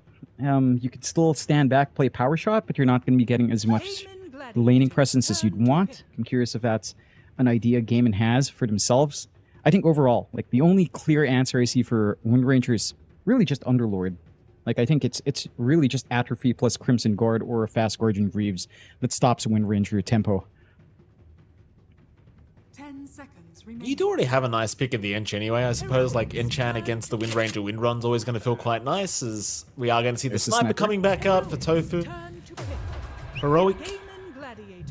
They'll go for the Marcy pick up themselves right into the Snapfire. We've seen a lot of that Snapfire kick back in. Again, we've seen it as well in the qualifiers, but it's a different playstyle now in Snap. Everyone goes full bore. Ricochet was nerfed, Little Shredder was nerfed severely, so you're back to just playing with your actual spells. I like this potential for Heroic in the Marcy. Wind Ranger being a universal type has a lot of base damage, so you throw in Sidekick or Bodyguard, she's going to get a ton of output, some free lifesteal as well. That is one way to kind of get this Wind Ranger online a lot quicker for Heroic. There's a lot of aggressive play you can do on top of that with this kind of duo. If you will run some like the Wind Ranger Marcy lane, we do see the Kunkka coming out for game, and we've seen a little bit of this Kunkka come back in. I believe most of the facets we've seen hasn't been on the new one with the rum effect on X Mark. I think we've still been seeing the Tidebringer facet, but we have seen some of that Kunkka. I'm still not too sure how to feel about it myself. I think, the Ags changed. It's not the water park, but there is some stupid amount of damage in using it. But I don't really know how to gauge it on a value proposition, right? The Ags. And the fact that he has rum buff by default as its innate is kind of interesting as well. So I'm keen on seeing how much Gaimin can do with it. I can provide insight by quoting Jenkins, because Jenkins was talking about this on the panel yesterday. Yeah, he was. And he was talking about Collapse playing multiple games of Kunkka. I think he said he played 10 games in a row and only won once. And that was Collapse. Yeah. So I kind of agree with that sentiment. Like, if a player like Collapse can't make it work, it could be interesting to... I mean, it is Gaming Gladiators though, Jonathan. I mean, who am I to talk about Collapse? If this is Gaming Gladiators we're talking about. And I think surely the idea they find a way to make it work. The idea is really interesting because Wind Ranger is not a burst hero, right? It comes in at Whirlwinds. It takes some time to actually get those kills. It's another prolonged fighter. Somewhat similar to what Heroic was trying to do in the last game, where they wanted to outlast the enemy with, say, Enchantress Dazzle, DK Timbersaw. Kind of the same idea. You kind of want to take this fight long because your Wind Ranger burst damage is just, it takes time to kind of run a hero down with Whirlwind. And the Kunkka is a great answer with a rum buff. Just rum buff alone provides you that durability to try to burst down this Wind Ranger with the Ench Dispel, of course, that you mentioned there. They get the Mirana pickup as well for Gaimin, so that could be our safe lane for Diracho. You have X setup still for arrow plays as well. I do like that Heroic go into the Tusk. You have some save from the combinations at the very least here with the Tusk. I'm curious where they lane this Tusk from Heroic, because yesterday we saw Gunner play a lot of off-lane Tusk to little success, if I want to be a bit generous there. To be fair, I think Gunner's itemization was also a little bit wonky with the Desolator over the Ags build-up, but I'm rather curious if Heroic will give this to Devi, because it does feel like a more Devi hero than the Marcy does, but it's open enough that you can still kind of flex it there. I mean, I kind of like the idea of just having the Marcy support in this kind of game, just give the Wind Ranger the sidekick buff, and along with Whirlwind, the bonus damage is going to be nice. Yeah, I think I agree with you. I mean, I could see Devi Lama just picking up this Pos 3 Tusk instead and just using it as a utility style hero here against Gaimin. And we'll see what they do. I mean, Devi Lama is one of those guys that can just surprise you with any kind of pick. It's just hard to predict what the man does want to play. As we are seeing these final bans now coming out, of course, Gaming Gladiators, they do respect ban out the Monkey King that they just dominated on. And they also see the Husker removed here by Heroic. It does feel like Analog is missing his hero on the side of Heroic, and Quinn is arguably lacking a hero himself, unless he's playing something like the Mid-Kunka, but I highly doubt it. What do you think? Like, do you see any picks being made here by either side that look really good to you? Invoker's there for Analog on Heroic. That could give them another great way of buffing up the Wind Ranger, another scaling core that can right-click and provide team fight as well. That you sort of lack. At the very least, you can try to play around Tornado EMP, maybe get some good shard blockage to set that up, play with the Ice Wall as well. The Invoker is not too bad for Heroic. Again, it kind of ties in with all of this buffs they control onto the Wind Ranger. It can scale right-click. It has decent lane. Can hold out. I'm expecting the Kunkka to go for Ace on the off lane. So that's the one thing that stands out. The Husker ban does make it feel like you might be looking for something like the Ember, and they are banning out the Storm here on the side of Gaiman as the bigger threat. Again, they don't have the most stable hold for some of these slippery targets, like say Ember. Puck could be annoying if that's the idea here from Heroic, although I don't think... I mean, the Puck can work fine with Dream Coil set up for kisses. Rebound in, you can dispose someone out of the coil as well to get the stun. Could be one way, and just providing that hold for the Wind Ranger to get a good whirlwind out. Let's see. Dazzle ban out, Heroic? Oh, here we go. Here we go. I'm either going to be very happy or very disappointed this game, Jonathan. The Earth Spirit has been picked up. I believe this is a mid-Earth Spirit we're looking at. And it should be, and it should still be pretty much stepping stone. The hero has been picked up 2 times. It has won both times here in our first day of the group stage of the Road to the International. So it has been doing fine so far at the very least. In this case, I think that it does have a lot of heroes to play with, right? Like you have a Marcy that can jump in, you have a Tusk that can jump in. It can kind of initiate, look for these pickoffs quite nicely. It's a highly mobile hero, although I will say it's maybe a little bit easier to lock in comparison to the Ember Storm with like the X pullback, but it's still somewhat playable here overall for the Earth Spirit. Gaiman, they're looking very confident here, Gaiman. Oh, yeah. Like, Quinn is looking like this is going to be the easiest lane of his life. Oh, yes. Oh, and I can see why he thinks that. The Earthshaker will come out. The ES versus ES matchup is what we're looking at here, ladies and gentlemen. Oh boy, this could be pretty ugly for Analog, John. This is not going to be a fun one. This Ace is having a great old time. Oh boy, this is the Earth Spirit experience, John. This is what you get when you pick this hero. You get counted, and it's not going to be fun. No. It's not going to be fun. That's certainly not going to be fun for Analog. Love this last pick from Gaiman. Ties in their draft quite nicely. They've got great team fight. They've got great durability. They've got the rum to save themselves from the whirlwind. We are seeing the Divide Llama off-lane Marcy as well. So they are just shifting KJ onto the Tusk. You end up with pretty strong lane. I mean, yeah, Ace is happy. Ace is pointing at the screen like, you seeing this crap? Yeah, they picked Earth Spirit? What are they thinking? What are they thinking?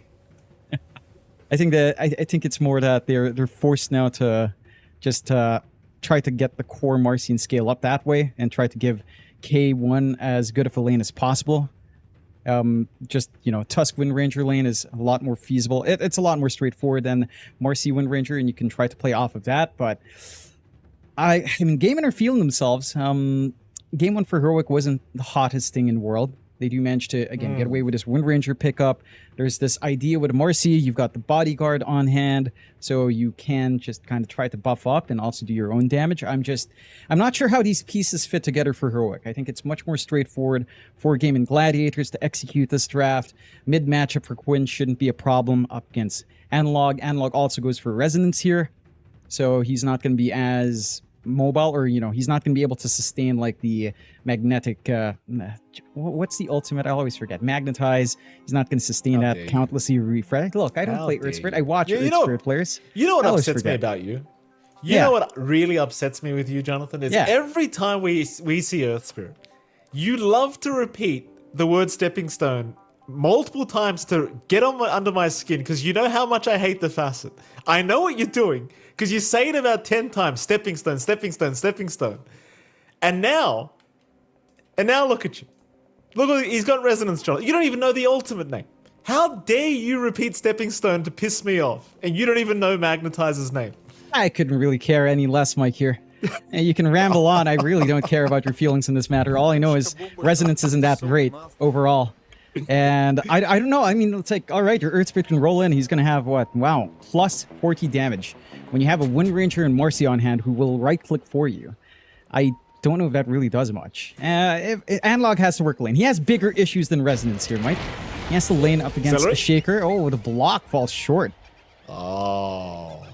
It's like when you play Pudge and you miss that first hook, John. It never recovers from there. It really doesn't. We'll see if KJ recovers from that miss shards, but that's an unfortunate start. And it is not quite what you want to see there, so we do get a pause, some mic issues. I'm having an issue with my mic right now. Hello, Mike LaPhoenix. Hello. you don't want to tell me how great Stepping Stone is, John, in this oh, it's sport? Fantastic. It's fantastic. That's why you pick it, not Resonance. I hate you so much, John. Oh, I never said Resonance was good. It's worse. It's worse. They're both trash. No. It's trash. Legitimately, Resonance is legitimately worse. They're not. I mean, Earth Spirit fundamentally is trash, right? But Stepping Stone is interesting. Stepping Stone can go crazy. Stepping Stone can go wild. Resonance, it's like, all right, you get to right-click, buddy. Have fun with your BAT. We'll start with the mid lane, shall we, John? You're going to have Quinn here against Analog. It's going to be the ES versus ES matchup. Now, for anyone that's not aware, this is going to be very Quinn fave. This is not fun whatsoever if you are the Earth Spirit player. Not whatsoever. No. The ideal for Analog now is maybe just standing back, boulder smashing what he can, maybe try to kick Quinn under if possible, but to make matters worse, Quinn does have the Slugger, so it's just free damage, man. Free damage over and over again every time he just enchants and kills a creep. You get to kick a stone, he gets to kick a body at you, Mike. Yeah. How great stuff. First blood, Duraccio going down bottom lane. Devi Lama able to secure first blood already at the level 1 mark. That's a great start if I've seen one here for Heroic. That's the kind of start they need. And they're leveraging off the damage you've got with Scatterblast, the slow setups they have with Devi. Have to watch your position a little bit early on here for Duraccio. But that does set a good tone for the Marcy. Marcy offlane can go somewhat slow sometimes, depending on the matchup. Matchup against the Mirana might not be the comfiest, so you really have to work your angles into that, say, level 3 mark where you can go maybe 1-2-0 here on the Marcy and try to get the jump forward. You do have that reach, and you can kind of rely on the Scatterblast with full bore. Kind of try to reach further out to set up, but we'll see how much more. It's a good tone for Devi. I feel like this Marcy needs to have a great lane. We've seen offlane Marcy fall behind, and it just doesn't feel great when it doesn't have a good start. No, it certainly doesn't. That top lane, the one lane we haven't really discussed. In fact, they're going right now. Ace dropping fairly low here to KJ and K1. And this is another lane that could be considered quite powerful here from the side of Heroic. Like, assuming you can land those shards into the drinking buddies. And K1, of course, he's got a lot of follow-up damage to provide. So this could be a very dangerous lane for gaming. It could be. Have to respect that slow and steady poke and the gap closing they've got. They do trap Tofu. Oh, Tofu. He's good as dead here, it looks like. They're going to try and help out with the torrent, but Tofu, no, he actually makes it out. K1, he was forced to retreat just a little bit as the torrent did connect and just dropping a little bit too low, so Tofu able to survive another day. And Gaiman, we'll get back to the farm. I mean, this lane's pretty hard to kill off as well. Like, Ace is just very tanky now as Sakunka. Oh, Analog. With that nade. Oh. He's just taking so much damage. Look at this. Quinn, if he can get within range for the stun, he's going to kill him. It's just one enchant totem may have done the job. Analog's alright, but this lane is not getting any better. It is tough. And you have to contend with so much. Again, you come in, you cop a right click, you get blocked. Uh-oh. He's alright. He's gonna make it. Yeah, Finish your point, Joe. What were you saying? I mean, it's all of that plus free damage from Slugger. Like, how is that fair? How is that fair? He's gonna last hit with Enchant Totem and just nuke you down slowly and steady on a very low cooldown spell. if he's not right-clicking you anyway with that low cooldown spell. Like it's a double win for the Shaker in this matchup. At the very least, Analog does have rune control. That is something Earth Spirit can get done nicely, at the very least, spotting his own bounty, but can't really do much to stop this from Quinn. Look at that. It's just... He has to roll to secure creeps. He kicks away right at the right moment. Very close call, as he did get hit by the mini-stun of the Aftershock. It's just so hard, because Analog has to commit rolling Boulder to secure CS. But the issue is, he rolls into Quinn, and cops so much damage as bottom lane. Speaking of damage, Divine Llama is gone. They will at least find Celery, but a very nice trade here for Gaiman. That's what you need here to recover for Gaiman. A little unfortunate for Divide as he dies first. He doesn't get that EXP to try to scale up on Marcy a little bit quicker into the double points and rebound. He does go for the 1-1-1 to try to get aggressive here. Have some more damage with a right click as well. See if they can keep this up. Not quite. It's hard to catch out once you've got that leap up in Duracho. Duracho, for his part, is still having a slower lane, so the farm pacing isn't as quick as you'd want here for the Mirana, but I don't know if that's really all that relevant, because all Mirana needs is to hit level 6, and Solar Flare can make things happen anyway. Divide, bottom lane, it looks like he's going for a chase onto Celery, and they've already done quite a bit of damage here, but Celery, with the Wisps, is going to be just fine to survive through it.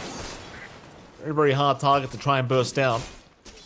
Meanwhile, Analog, he's been running around the mid lane just dragging creep waves, hoping for the best. Looks like he is going to stack a couple creep waves here in the mid lane. But it's just very, very messy here for Analog. Like, he's trying his best to not force the lane. But Quinn's doing a great job of stacking his own creep waves, so it just evens out. And you're starting to see the disparity in levels. Analog is behind an XP, and Quinn, once he has that level 6... it's almost a guaranteed kill if Analog doesn't pick up on it. He should be aware. That will stop Analog from even just rolling in to clear some creeps. He is kicking the stones at the very least, finding some safe CS. But he's gone now. Yeah, he's got to bail out. Maybe could try to make a play at level 5. It's a little bit early, but they are a little bit forward up top, so could be an opportunity here for Analog. Well, they could pick up Tofu. That's an easy pick off. Tofu will get spotted. Shards will land, and Tofu, this time around, cannot get out. He is gone. So it's a nice little pick up here for Analog. Does get away with it, though, does sacrifice the 6-minute power rune, but there's nothing he could have done otherwise. He just has to go for kills now.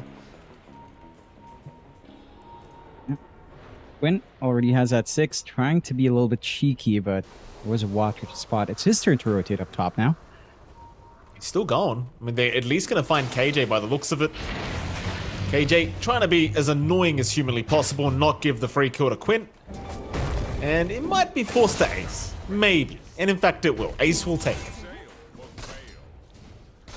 That's actually a bit of a win, I think, for Heroic, because you give up the support, but you're giving time for your mid-Earth Spirit to catch up, and now he has hit level 6. Yeah, has the threat of the Magnetize, has a little bit more damage as well with the Resonance on top, so there is some play potential. Is still looking up top, can still hang around the area with a Slam ready, so it might end up being a mildly awkward fight. Again, you have to also consider just how durable Ace can make his team just with X-Mark. K1, they missed the Fisher. K1 did not get hit by that at all. We'll land a follow-up stun here with the Enchanted Creep of Celery, but it's not going to make a difference. K1 is perfectly fine, and Quinn does not want to be here anymore, though Schofield, no, he doesn't even have Cookie anyway. Couldn't really hope for a cancel. No Shack. Ooh, mid lane, though. They pop the Echo Slam, and Analog finds out the hard way, as he will go down. And they don't show anyone down bot. You know, Duracho's not farming, so it feels like someone should be showing up. Gives them the read for top. They had ward watching here from Gaiman behind the tower. It just makes it rather awkward. Gives that opportunity onto the mid. You mentioned free space for Analog. I mean, still having to play into a sniper lane with Shrapnel on Scattershot, although Divide. They'll get the rebound on Celery. Celery trying to get away. Actually makes it out for now, but the snowball to follow up. Still, Celery is healing and buying a lot of time. Quinn, he might be able to clean up here. Divide, he'll go down first. KJ trapped up by his own shards. Nowhere to go but down. Still trying to run, but Quinn right behind him secures a double kill as now K1 will show his face. Analog, he's going to try to run in. They'll start with the Magnetize, see if they can get something going, but Quinn is still doing a lot of damage here as Schofield. Now going to turn back onto the Earthshaker, still trying, but a nice Fisher Quinn buying a bit more time, but the Magnetize should tick him out, and it does. Analog with some sweet, sweet revenge now as he could look towards Duraccio if he so wishes, but he's lost vision. That'll be enough, but I think Heroic, they should be very happy with that fight. They should. Do manage to find some meaningful kills. A 3-for-3 special. And you lose your 2 cores, but you do find the big one in Quinn. I think the one downside is, again, those 2 big cores aren't farming. In comparison, Duraccio, again, is getting a very free game to just play down bot, playing that jungle. No forward vision, no gate movement out from Heroic to try to punish the bot Mirana just yet. It is still slower for Duraccio. Again, Mirana can always just farm up. Oh. They're moving on Tofu. DeViolama with a very nice bait, even landing the rebound now onto Ace. They'll throw him back to boot. Hands up. Ace is a tanky boy, but not too tanky unless the help is incoming. And it is, but how fast can they get there? Quinn will show up eventually, but it is all too late. He's still hanging around though. He's got to smoke up with Celery, but they are going to back. Doesn't have anything like a blink yet to really initiate with the Echo Slam. And that's, again, the kind of movement Heroic needs a lot cleaner this time. Just finding core kill Celery. Does get caught. The Nature's Attendants will fly out though, making it pretty hard to take him down, but eventually they'll have his way with him. Analog with his 3rd kill of the game now. Starting to ramp Can up they here get Quinn? on... Almost felt like Analog was trying. In fact, he is trying. Quinn does get hit by the rolling boulder into the Magnetizer. With the kisses out, Quinn is down. Oh, I've got to give props to Analog here, John. He's doing a fantastic job. Considering the laning stage he had, this is a fantastic performance. And it is. He's got the Urn up. He's got a little bit more damage to come in. Spirit Vessel coming up next to keep that momentum up. They're still keeping an eye up top. Ace. Oh, Ace now in trouble. DeViolama, he's been very good on this Marcy. Constantly being just so aggressive across the map, and Ace looks like he's accepted that he is going to die. As another core kill will go the way of Heroic, and this almost feels like game in game 1. Yeah, they're getting run down a little bit here on game and Heroic. Finding their openings, getting a lot more aggressive coming out here, especially with this Marcy pickup. I love seeing this from Devi. Like, he just gets this early Orb of Corrosion. He goes all in for that to just get additional slow.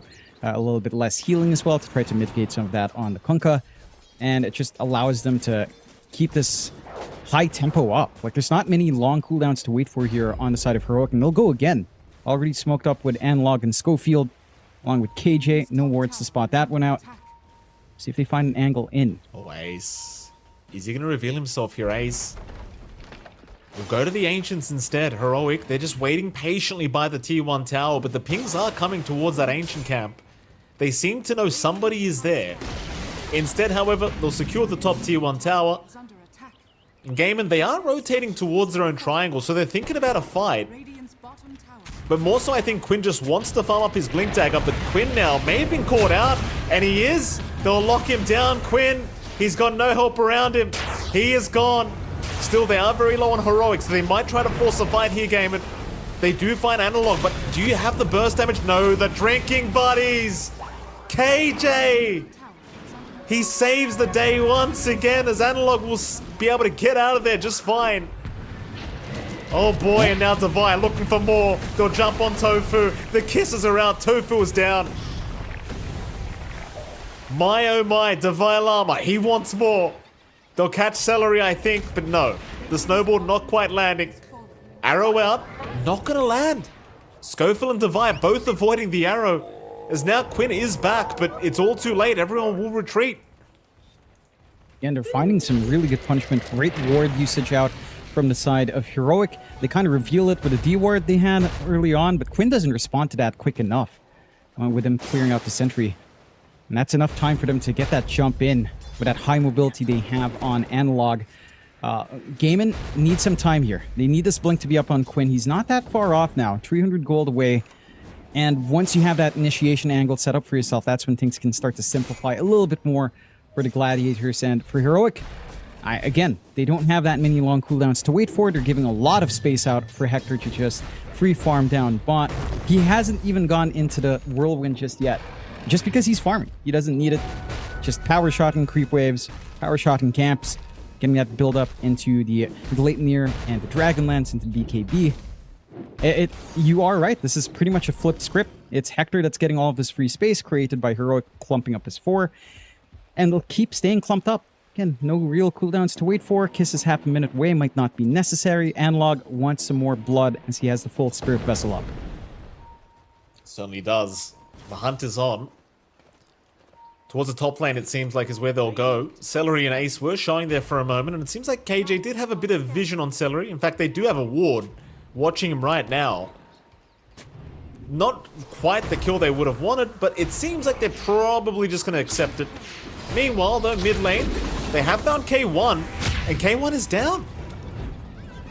K1 is down as Celery still being chased up, but they don't have the control for it. Mid lane, Quinn trying for an Invis room, but here comes Analog. Rebound will land, and they have got themselves a mid-earth shaker. Quinn will go down as now Tofu is also in huge danger. Schofield with the kiss is just doing so much work. And even though they found K1, it's still a great trade here for Heroic. And it is. You're slowing down again this tempo on the Shaker. Doesn't get to use his blink for a bigger fight. Was forced to slam to kill off Hector as well while he was in the mid. And for the side of Heroic, I mean, they're translating all of this really nicely. Again, Devi is starting to build up. He's going into BKB, into the Crystallis. Have a lot more damage for himself now. All of this mobility on the side of Heroic. Your hold here from the side of Gaiman, it's not the quickest to cast out, right? Like, Blink Slam is probably your fastest stun. Everything else is a lot slower. X setup for Arrow into Torrent. Fisher has a cast point that's pretty big enough to try to dodge here. On Heroic's end, Enchant Totem as well. It's not the best way to open up a fight for you, so the options are just much easier to find for the side of Heroic. For Gaiman, again, they need time to build up. Daracho is working onto his own Gleipnir, kind of mirroring what Hector's building up. And, you know, if you can play around Solar Flare, that's where things can get spicy. I think I'd actually like to see a little bit more scaling coming out from Celery and Tofu, if at all possible, to play with that Solar Flare. Try for a smoke out, but all of Heroic's kind of up top eyeing Celery. Oh, K1 isn't. Oh? K1 is not up there, though, Jonathan. K1, he's the big boy you want anyway. Boat is going to connect. They realize he was alone, and he's gone. KJ unable to help out in time, but here comes Heroic. They want to try and punish. They'll move on a Quinn, the Earthshaker. He'll pop the Echo. He'll try to fight back, but the backup is not there. They'll lose Quinn, but they'll take KJ with them. Another X out. They've got Analog with that X. Just trying to stop him from chasing down Dyrachyo, but Dyrachyo is still in danger, has no leap charges available, so they'll just keep going. Dyrachyo, no way out, is gonna drop. Nobody able to help out. It's Analog looking for more now. Celery might be in danger, but they don't have the vision. Oh. Though the guess, Analog, Ooh. so close he could smell him, but not close enough. Not quite. Again, another big exchange coming out for Heroic. I mean, again, losing Hector doesn't feel like the biggest deal. Yes, he's your pause 1. He's still ahead in that word. You're keeping the tempo of Gaiman down by finding this consistent punishment onto Quinn. And even taking care of Daracho as well, who is still struggling to scale up. The Gaiman, they had the right idea, right? Like, they know there's play up top. They know Hector's been playing alone, kind of what we were looking for from Heroic in last game, but the response from Heroic's quick enough. Like, again, the tier 1 tower was still up. They had a lot of TP points to get into that position, and they just managed to collapse in the nick of time to get the punishment they're looking for. The Vi Lam has been putting so much work in. BKB already up, again, into the Crystallis, into a Basher for additional hold. This Marcy is a massive threat in the middle of these fights. Again, the mobility on the side of Heroic just makes it so hard for Gaiman to consider what angles to even watch out for. Here we go again. 4-man smoke up, Heroic. Looking to make their way into that Radiant Triangle. Ace gonna break the smoke of KJ. Tofu was around as well. They'll spot him out now with the ward placed. Tofu, realizing he's not getting away, will just try to de-ward. And actually gets it. But is down. Slowly but surely they get it. His bottom tower is under attack. I think he is. they do waste some time. And again, Gaiman's trying to retake map space. They've sent the Racho down bot. Just find some build-up while he can. Is still about 400 gold away, 380 gold away from the full Gleipnir. That should provide some options to stop this jumping around from the side of Heroic. Again, it's not going to stop the Vi at the very least here. Quinn? Oh, Quinn's going for a solo kill onto K1, but it's going to cost him. The Echo Slam was just not enough. He was close, but not quite there, as they do secure another kill onto the mid Earthshaker. Now 3, 6, and 4 being the scoreline of Quinn. And it's a real shame too, because he had such a great start to this game. Yeah, and he did. The punishment from Heroic has been severe. They've been able to isolate out this Earthshaker multiple times. They've been able to stop him from being too effective in these engagements. They've got the opening for Roshan on Heroic's end. They've got the damage to kind of deal with this as well. It's not the quickest rush in the world. The scan is out, but without the slam being available on Quinn, even when he respawns, it's just not going to be enough to even think about a contest. See how much Heroic can get from this Aegis. Maybe start to think about clearing out some of these tier 2s. Really start to choke out Gaiman even harder. For Gaiman's part, and again, it feels like there's a mix of a damage issue and a control issue. Like you have to be able to line up a big fissure from Quinn, and the slam's a bit of an extra bonus, but just the fissure control has to be on point. Almost feels like you kind of want to see the Shaker Shard on top, just so Quinn can stay a little bit safer in the back. To try to set up for his team to come in first. He is going for the BKB now, and is just lacking the Mithril Hammer Gold, about 1.1k away.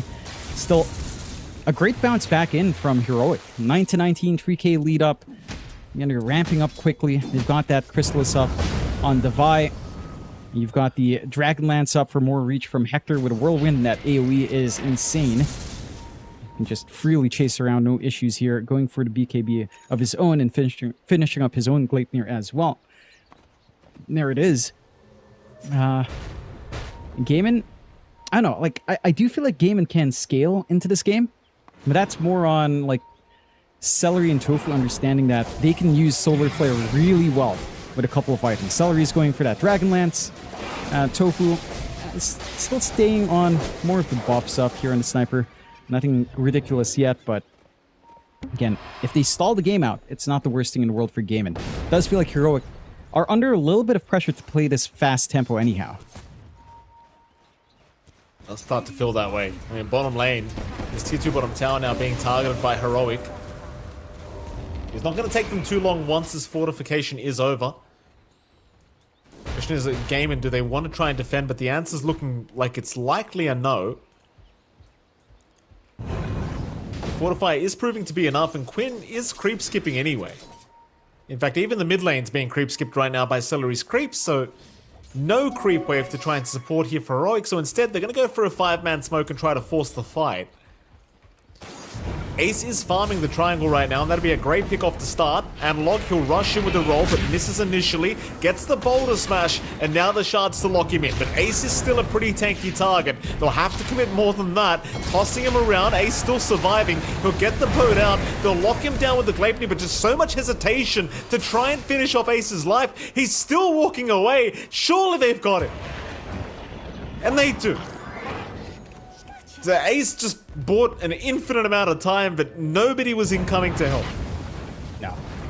Not quite ready. Quinn just finishes up his BKB now. If that held on for, or if that happened like maybe 5 seconds later, re-engage would have been a very clear line for the side of Gaiman. Run away with a nice pickup here on the side of Heroic. Starting to work back and stabilize their lanes. Side of Gaiman, again, still needing that ramp up. Naracho trying to work onto the shard for the bonus leap charge. A little bit of damage from leap as well. Into the BKB to be able to actually commit in front. I like the answers here from Ace. He has gone for the auras. You can see how much the Crimson Guard does in keeping him alive in this onslaught. And the pipe is going to help massively up against the Shaker, the Earth Spirit, and the Snapfire, of course. But it's still a ways off. That's the one key thing for Gaiman. They're not that far behind, but they don't have the most map space to try to equalize quicker here. Certainly do not. It does start to feel like they've got the tools though to try and fight back now, like with the BKBs and the Crimson Guard you just mentioned. And in fact, they seem to agree they want to try and move in for this defense on the tier 2 top tower. And Echo Slam already committed. Quinn, he's jumped in. He's after the Llama, but it wasn't quite enough damage, so Quinn now is the one in danger. They'll focus him down immediately, and Quinn is gone. No buyback, but K1. He'll lose the Aegis. Duraccio in huge trouble, leaping all across the place, but is down as the tips do come out from Schofield. Duraccio just panic leaping, and it just was not enough. Meanwhile, Ace, being chased once again by Analog, does not seem like he can get away, as Analog, just too good with the rolls, connects another time, and they want more. They're looking to dive the T4 towers. Celery also caught out. Tofu getting kicked out of the fountain by Analog. Oh, the disrespect. Oh, Heroic, they're feeling themselves. I mean, it was fairly optimistic out from Quinn. Blinks in, doesn't pop BKB, gets chain stunned after getting that slam. And it all falls apart. He's not able to fissure, he's not able to cut off. We talked about how important it is for Gaiman to have that map control on hand, to have that way of splitting up the fight, cutting off these heroes, cutting off that mobility they have. It just didn't come in. Duracho? Another fight? I mean, Gleipnir does lock him down. Arrow was there. They are still playing with that Echo Slam, though. Analog, he's hanging about. Goes for a roll, but is very deep and immediately just BKB TPs away.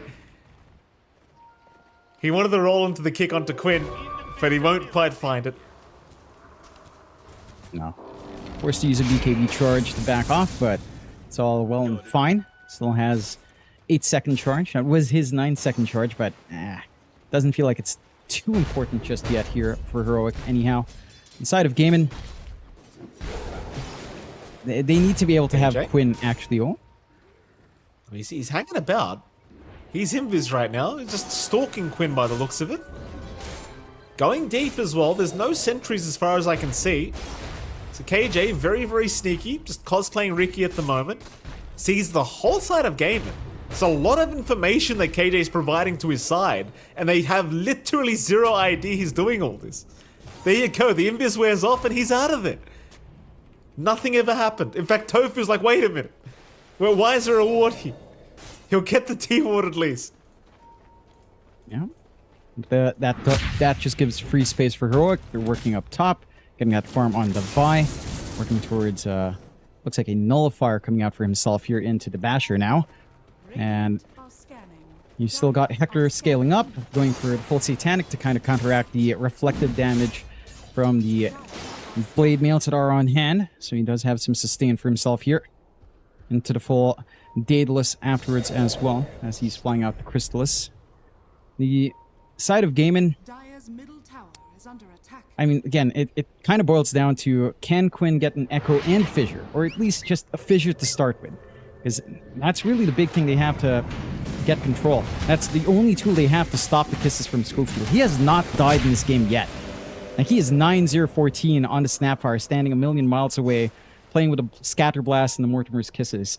Like, that magic damage is an issue, and they're not even able to take care of a support like that. They have to deal with all of these mobile frontline, giving so much room out for the Snapfire to just play her own game. And it feels like that's going to have to be Quinn's responsibility somehow. And it's easier said than done. Again, he has been jumping in for the team, but the response is just devastating from the side of Heroic so far. You see K1, Quinn, he might be thinking about jumping this mid lane again. We've seen what happens though if he does try. He just does not have the burst potential right now to get the job done on his own. And Heroic now rushing back towards their own jungle, trying to find some stragglers here. Tofu is still around and so is Ace, but they aren't able to quite keep up. So everybody is able to get out of there just fine here from Gaiman. It is very, very important they all do survive and just continue the farm game the best they possibly can, because it still feels like they are just way too far behind to continue trying to fight back. As Celery does get eventually caught out here by Schofield.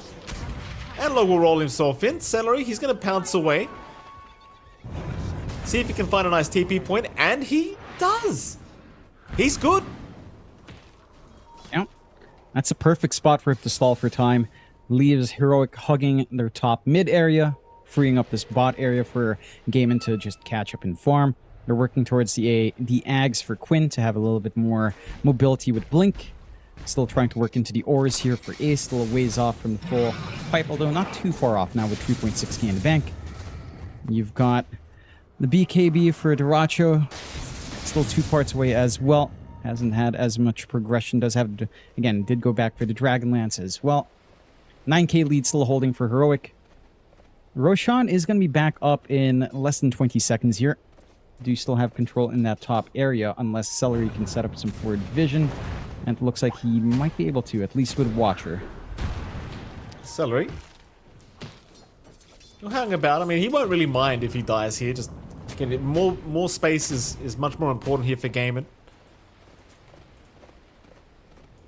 It's like Heroic have kind of slowed the tempo a little bit. I mean, they do spot out Roshan, and Celery continues to get tipped by KJ, just respecting the plays here from Celery, of course. Well, now Roshan can get started, but Gaiman surely have to fight. What is it, Jonathan? No, KJ says, I like this one. What do you like, John? They might like this. So happy about it. They may not like this, John. Analog may get caught. Arrow, barely going to avoid him. He'll get the roll away. K1 immediately out of the pit. They want the fight. Gaiman, though, making it hard without giving any vision as they do jump in, but Quinn, he's also jumped in. It's a very awkward start. He gets caught. BKB is there, though, from Quinn. He'll try to fight Devi, but the damage output. Devi, he'll be the first one to go down, but Quinn will closely follow as now Tofu in huge trouble. Looking to go down, does drop, and they've even found Ace. They want everything. They'll even chase Celery while they're at it. Analog not leaving him alone. Though Celery, he'll be okay to walk out. They want the Roshan more. But it's another successful team fight, it seems, for the side of Heroic. It is. You managed to hold out. What in the heck damaged Devi so much? He was pinging it. Non-hero did 1,000 damage. What's the creep? Is there a creep that I wasn't seeing? What the hell was that? Non-hero damage, 1k. Yeah. Maybe Roshan? He must have been tanking Roshan. No, he jumped forward. Maybe. I don't think he was that low. But still, pretty happy with that for Heroic. They still find Roshan. They get the secondary life for Hector. Again, great ideas from the side of Gaiman. It's just trying to jump Analog first. Not the way that fight should have worked out. Smoke breaking the tree line. Not able to get that jump in from Quinn either. The slam's only onto one. Fissure doesn't come in to cut off that cleanly as well. And the side of Heroic are still in control of this game. 13k up. No real cooldowns to wait for. Kiss is coming back off. Whirlwind almost back off as well. Daedalus already up for Hector. And Gaiman need to be able to angle these fights. They need to utilize the Solar Flare fully. And they pop it preemptively on Duracho to get the ramp up. But that does give you very little time to play with it. It's a mildly narrow window to play with that buff. About 9 seconds at max. And they just weren't set up all too well. They might be able to find Quinn again. Force the BKB TP out. The KJ is there with the Walrus Punch in time. And Quinn not going to be too happy with that. He will drop. Unable to get away in time. Still Devi Llama in the meantime. Even finding Duracho there for a second. But they aren't able to keep up with the Marauder. Duracho will be fine. But Quinn will drop another time on this Earthshaker. Yeah, it's forcing out another BKB charge down to 7 seconds now for Quinn. Again, he's trying to get farm where he can, giving Duracho a little bit of a safer space to build up. It's just costly. Very costly for the side of Gaiman. Heroic can start to look at that last outer tower. Maybe even consider high ground with so much time left on that Aegis still. And there's not many options for the side of Gaiman. Their high ground teamfight is theoretically very strong if the slam can come out. But it's a lot to ask for. Heroic have been very disciplined in just using Analog first, using this Earth Spirit to bait out a lot of the attention, and just playing off the back of that, playing off that space he provides here. Here we go. Top racks. We'll go down very, very quickly, Heroic. Looking to force a draw. Doing pretty damn good so far. 14k advantage their way, of course. One of the mid racks they'll go. Gaiman, of course, just waiting for Quinn before they do try to force this fight. We'll see if Heroic even want to stick around. In fact, they found Durachio in that dire triangle. Analog, he's got no roll in time. They will not be able to get the kill. No TP cancellation, sadly. The Analog, he does at least find an amp damage rune on his way up. So they're a bit of a kind of consolation prize. Liz might have been better off to give that bottle over to Hector, but with the resonance, you're going to be able to do quite a fair bit of poke damage to try to burst someone down on that initial jump in. You don't have the tankiest supports in the backline. Tofu will just absolutely melt. Celery might be able to last longer with the Untouchable, but it's still going to be a little bit of an issue. The Ag's finally up on Quinn, so he can look for multiple ways to weave himself in and out of these fights. Going for the Octarine next if he can somehow find a farm for it. Does have his free shard up as well. So the Shaker can start to try to control these fights a little bit better. Mass TP's back to the base for the side of Game and Heroic, plumping up for a smoke. They did briefly see the Enchantress up top, but might not be able to find anything off the back of the smoke unless they just hold the triangle. Quinn. Thinking about it, I mean, they are smoked on his high ground, but they are going to be underneath vision very, very soon. In fact, KJ, he tries to jump in. They did see the ward being dropped, so Quinn very easily able to blink out there in time. D-wards will be out immediately here from KJ, though. You see Gaiman, they'll run right towards the bottom side of the map, trying to find any kind of farm they can get. Question is, do Heroic chase, or do they just force the mid-tier 3 tower? And it seems like they will force the mid-tier 3 tower. Just force them back to defend. No need to chase them down the whole map. K1. No. He'll get to work. Arrow will land. Maybe they can chip away at this first Aegis. And they've got it. It had about 30 seconds left for expiry anyway. So a bit of a reset now for K1. Heroic, how confident are you to stick around and try again? I mean, they are still here. At the very least, they are keeping Gaiman in their base. I mean, Quinn's the only one that's really able to roam out right now. So he will be okay to start farming a little bit more on the Shaker, but it is still looking very, very dire for the rest of the squad. And it is. Just having to play tower defense at the moment. Farm pace, again, has been thrown a little bit off.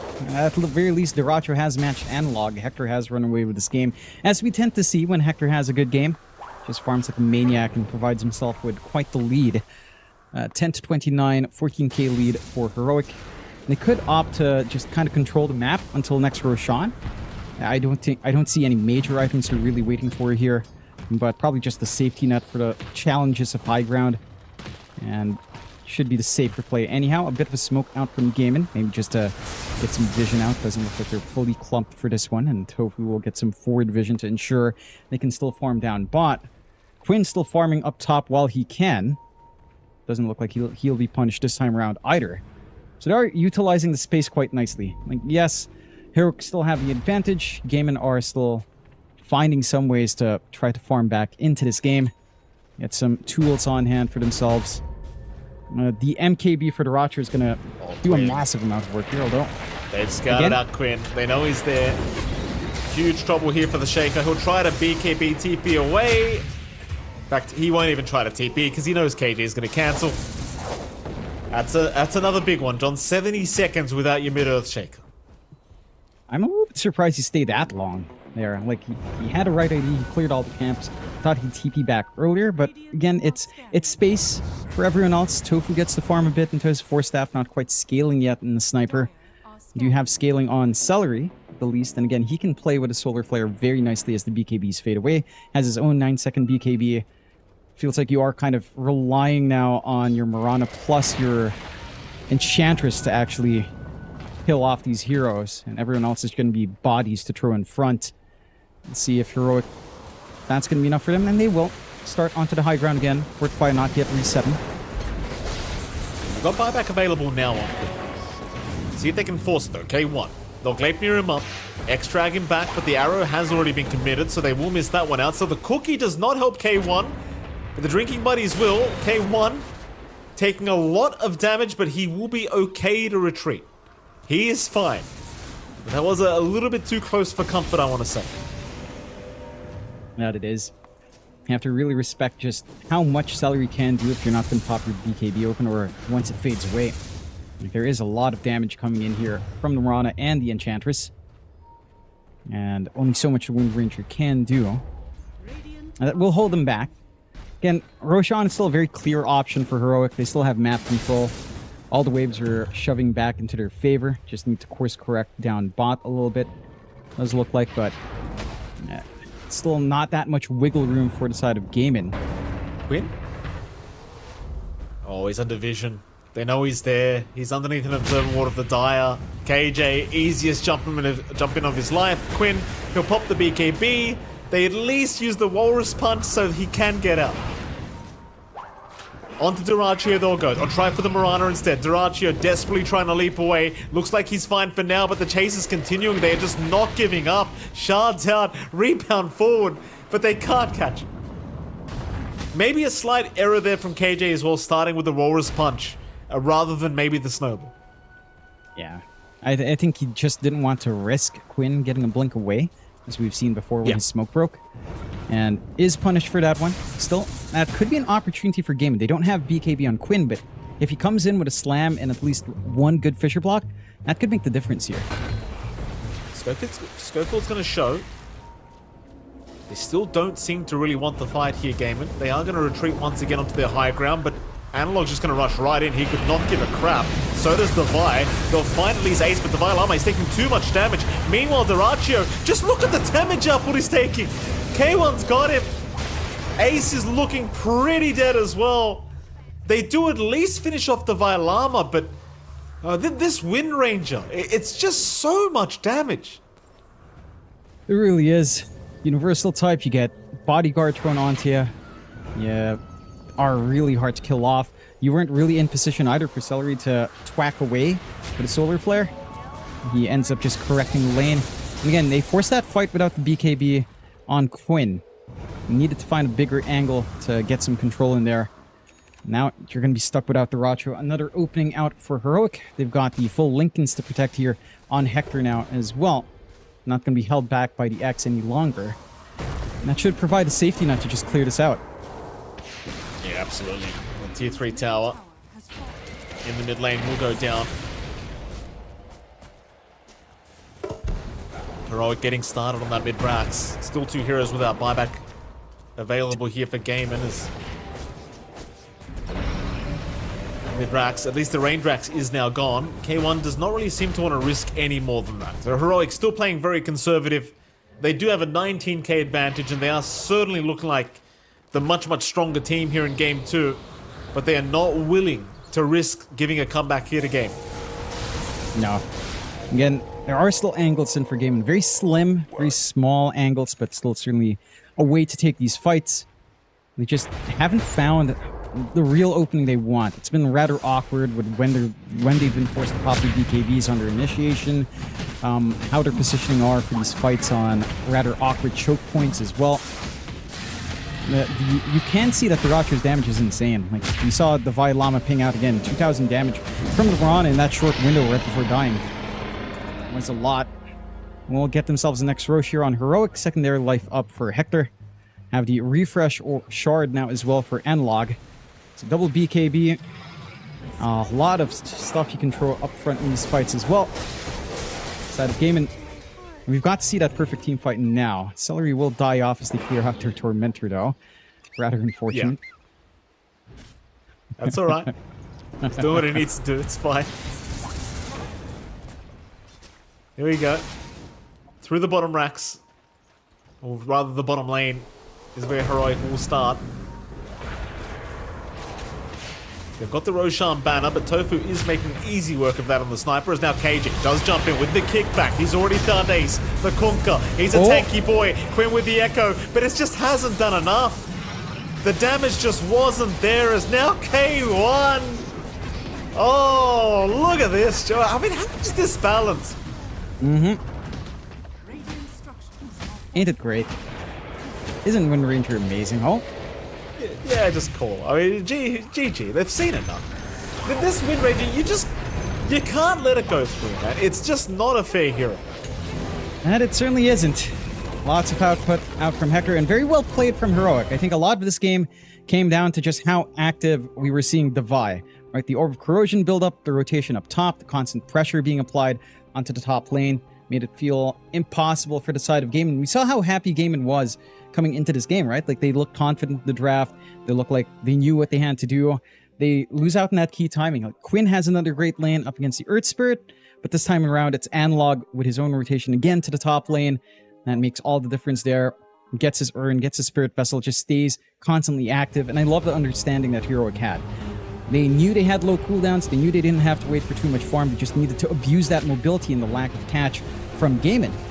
And they just had this game in almost complete control. Like, they slowed down Quinn on his timing for Ags, for his BKB. It's extremely slow in comparison to what you'd expect out from Quinn. And there were a couple of right ideas there from Gaimin, like, again, trying to find that isolated Hector down bot, but the response from Heroic has just been way too swift. Certainly was. You're seeing the highlights here of that game too. We just witnessed it. I mean, Quinn, he tried very, very, very hard to find a good fight for his team, but it just never seemed to be the right one, sadly, for the poor man. And well, we are seeing Heroic just completely running over the side of Gaimin here for this game too. But it really does go back to this Earth Spirit mid. I've got to say, John, like, he lost lane quite badly, which he should have because he was up against Earthshaker, and yet he still is able to recover by making rotations, and that's not an easy thing to do with a core Earthshaker. But I think Analog really opened up this game for the side of Heroic, and they were really able to play off the back of this one. They were. Gaimin, again, if they got the 2-0 here, they would have been very set in the top two. I think this draw does put them in a very interesting position now in terms of standings as well. That should put them at a 1-1-1 scoreline, along with Heroic at a 0-2-1 scoreline, if I believe. Well, there is a spoiler, John. I suppose it's not really a spoiler now that the series is over. They still do qualify for the top two. Gaimin do. In fact, I'm sure we'll have a look at the standings in just a second. MVP-wise, I mean, I've got to also say Schofield literally had a perfect game on that snap fight. 12-0-22, ridiculous kind of game. Who's the most valued player here, Jonathan? Who was the highlight? It's a toss-up between Analog and Devi. I think both of them had a great job in kind of setting up. It is Schofield for not dying. I mean, he did fantastic work setting up that lane for Devi. The Scatterblasts were really good. Full board just really stands out when you have someone that can play up front for you.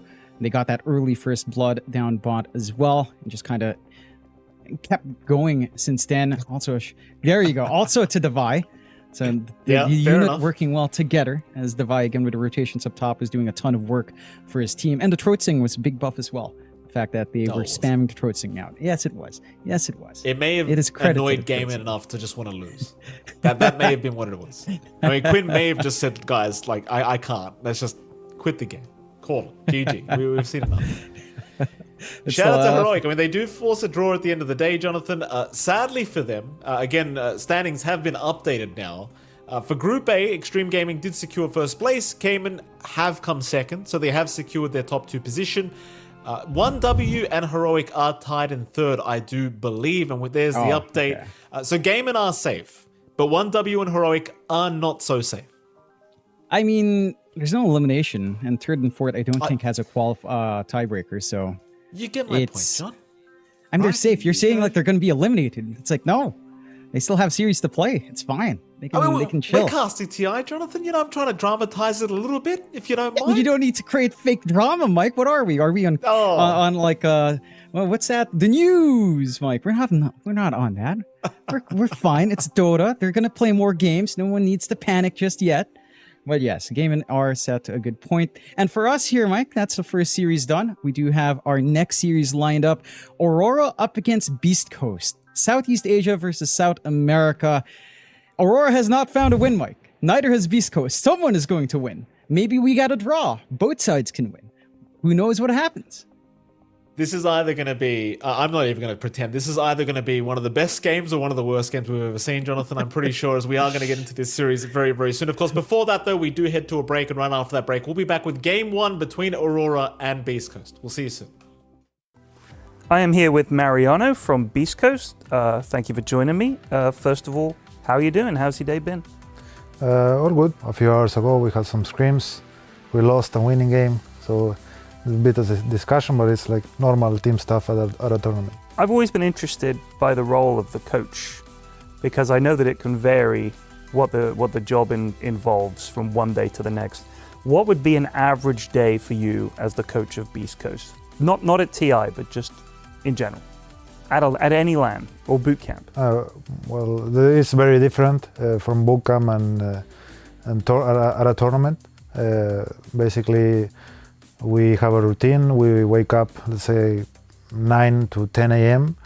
and we have scrims. This is in Brazil because you know the time zones. Right. You play in Europe, and waking up early is the best you can do. If you don't do it, then you're outside the routine. So we wake up 10 a.m. We have some breakfast, get ready like mentally for scrims. Everyone should be like ready to play, not like just warming up in the scrim, you know. So they play a ranked game, some overthrows, and then we play scrims at the time, like let's say 2 BO2s, and we talked about the games, we eat, and we have like a replay session ending the day. You know, it could be about early game, mid game, late game, and we go like we start progressing like that, you know, every day. That's at bootcamp. On a tournament, it can vary because you have to prepare for each team. Heroes you want to play, priorities, openings, you know, all that kind of stuff. You set up a day for that or two, and then you go and play the tournament. I always feel like the South American teams have to travel further than anybody else for TI. It feels like it's always the longest. Yeah, that's always. I mean, obviously you had your boot camp in Brazil, so you didn't travel that far. Still in SA, still had a long way to travel. If they did have a TI in South America, where would you like to have it? And you can't say somewhere in Argentina. Yeah, a football stadium in Argentina would be nice though. The Bombonera or somewhere like that. Yeah.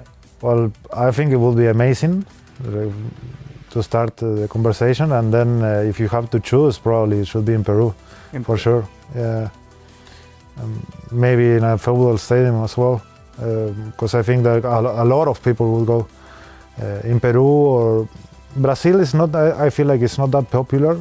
The game. Maybe it's more about shooters, you know, CS:GO, all the stuff. Yeah. But DOTA in Peru is like people go there and they're stars, you know. So I think every player, whenever a Peru tournament is coming up, they enjoy it. They enjoy the food, the people there, the crowd. So in Peru it will be amazing. Some football stadium in Lima. So ahead of the groups, I'm going to ask you, as a coach, what's your opinion of the other 3 teams in the group? So let's start off with your appraisal of Aurora. Right now, I think like every region is coming to each other with like similar playstyles because basically everyone is playing in Europe. So everyone is meeting each other in Europe and just adapting to each other. But I would say like they mostly always pick like strong silence, you know, very strong silence with really good timings and a playmaker on mid. You know, they play based on that. They play on runes. They play with the impact that Lorenov can have. You know, that's basically their playstyle. But the meta, like if you have to tell like very specific about each other, it could be like strong, really strong silence. What about Team Liquid? Well, first, 33, like a very expert in his role. He like we had a game against them that I said, okay, yeah, we can play against Beastmaster. Pike has really good heroes against it. Then he sends a board to mid and denies the rune and denies the bounty rune, and Lump is destroyed because he was winning mid and then he gets destroyed. Like, okay, we need to ban Beastmaster now, even though we have good heroes. Like, these things should not happen anymore. And so yeah, they have like very expert players in their own roles. And then I think they are good, really well at the overthrows of the game. You know, like when there's mini fights, you know, having good windows in the game, they expect that a lot. They feel it a lot, and they go and do it correctly. You know, they execute. So I think they're pretty good at that. And what about Team Spirit? Team Spirit, I would say, is like the anti-meta heroes. They are the guys that they say, okay, you have a meta. Okay, let's see if it's meta or not. And they go, they let you play meta, and then they try to counter it or with their own ideas. Not really counter it, but with their own heroes.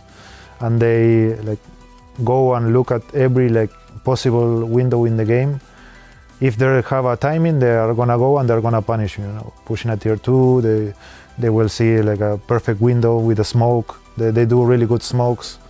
They also like are very patient with their wards. So I think that's their specialty, like reading the game, reading the pace of the game. Their warding is really good, and approaching those windows and having like a really good results from that. Fair enough. And in terms of how confident you are in your team, I know that it would be easy to say, oh, you know, we're going to do brilliantly, and I absolutely believe we can win TI. What do you think for the average team coming into TI would be a result where they're like, you know what, that's good. That's good. I mean, is it just getting out of groups, or is it like 5th, 6th? What would be the bar that you want to set? I honestly don't set bars on this team because they're like they're new. Their first appearances. Spike is probably the youngest player in the tournament. I would say like as much as they feel like and I see that they are playing their best, I think that they're gonna get like really good results. I cannot say like with certainty is that top 1 is a top 2, top 3, top 4. I cannot say that because I really don't know. I think the potential is like infinite for this team. It all depends on communication and execution. But yeah, I would say like focus on the process, not on the win. You know, for everyone. Fantastic. Well, Mariano, thank you so much for taking the time to talk with me, and I wish you all the best in the tournament. No problem. Thank you.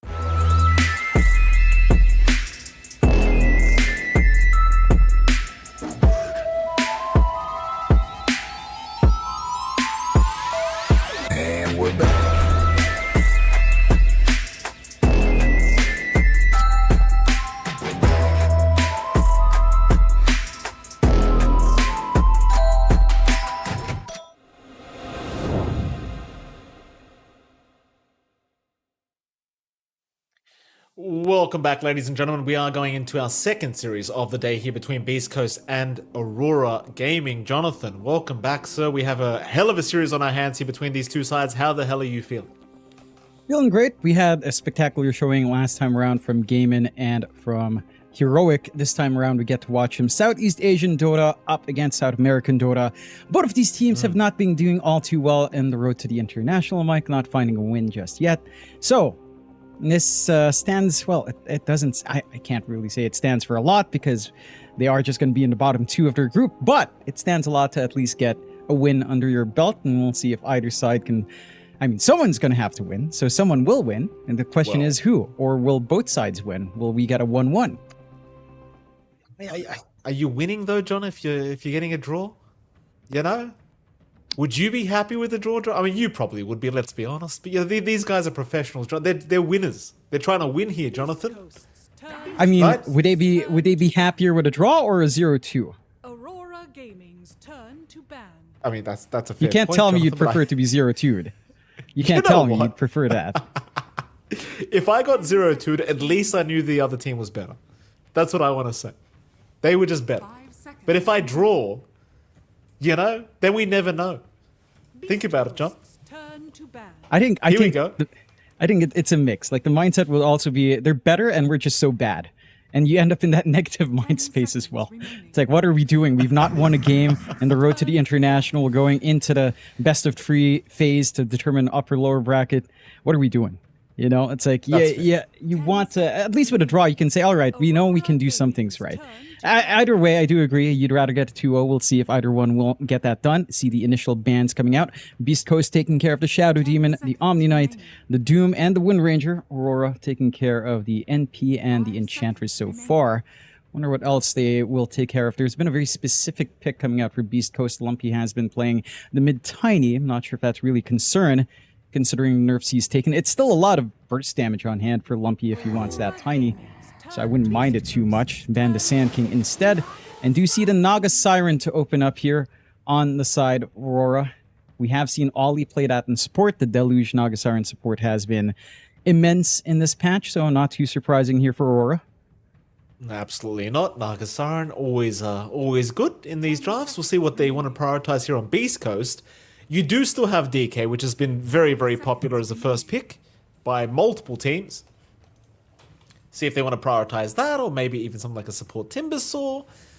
So many options right now. They'll think about it, though, for this first pick up here, Beast Coast. Of course, it's very good to see Wind Ranger was indeed banned by Beast Coast, as they did not have first pickup. And that hero is certainly the most busted hero in the game right now. That it is. I don't even enjoy watching it. I'll be frank with you, John. Like, the Wind Ranger it's not even a funny broken. It's just stupid. Yeah, it's just very dumb. It used to be funny, and then everyone realized it's actually good, and then it's not funny anymore. We do get the Kunkka coming out for Beast Coast. We have seen this quite a fair bit. Well, we've seen it a couple of times now. The rework to having your own little rum buff in lane does feel good, and it can be quite durable. We saw how hard it was to kill off Ace last time around. I'm curious where they decide to put this here on the side of Beast Coast. Could just opt to give it to Vitaly on off lane, kind of go from there, and just have this durable off laner that can build aura items effectively, give you a lot of control, open enough, and that can work. I'm wondering if there's potential for Kunkka support to be back in the game. Could. I don't know if that's the best answer overall. Very specific combinations, I think, if you want support Kunkka to work out, but it does have the innates to kind of sustain that. We'll see as the rest of the bands kick in. Aurora do take care of the Snapfire we've seen quite a fair bit of as well, with the full bore being popular, and the Lina being taken care of that we have seen on Pause 1 nowadays. It's so funny, right? Like, we're 1 year past the DPC. What do you know? Core Lina's back in safe lane. It certainly is, but it does get banned out at the very least, so we're happy to see that too. Final ban from Beast Coast. 5 seconds remaining. I actually want to see the Axe Kunkka, by the way. I know it's stupid. I know it's... I kind of want to see it just for the memes, Yeah, I mean, it's a lot of damage, to be fair. Everyone's chewing with their mouths open. Guys, come on. You're on camera. You know, it's fine. I don't want to make it really awkward, Jonathan, but Lumpy did take out his piece of gum earlier and put it back in his mouth, so there's that. I notice this. I'm a father now, Jonathan. I notice everything. I see everything. They can't avoid me anymore. By the way, speaking of not avoiding, Moose has a fantastic haircut. Really As per always. Haircut from Moose. Very, very nice. Man, always Look at the drips with highlights, style. Jonathan. Yeah, he's been rocking that. Always very looks good nice. on him. Very, very nice as well, always. And you do get the nice sniper pickup as well. For Beast Coast was left in the pool, so you do manage to get your support sniper going here. I say support, again, we have seen a couple of mid snipers, depending if the game needs it.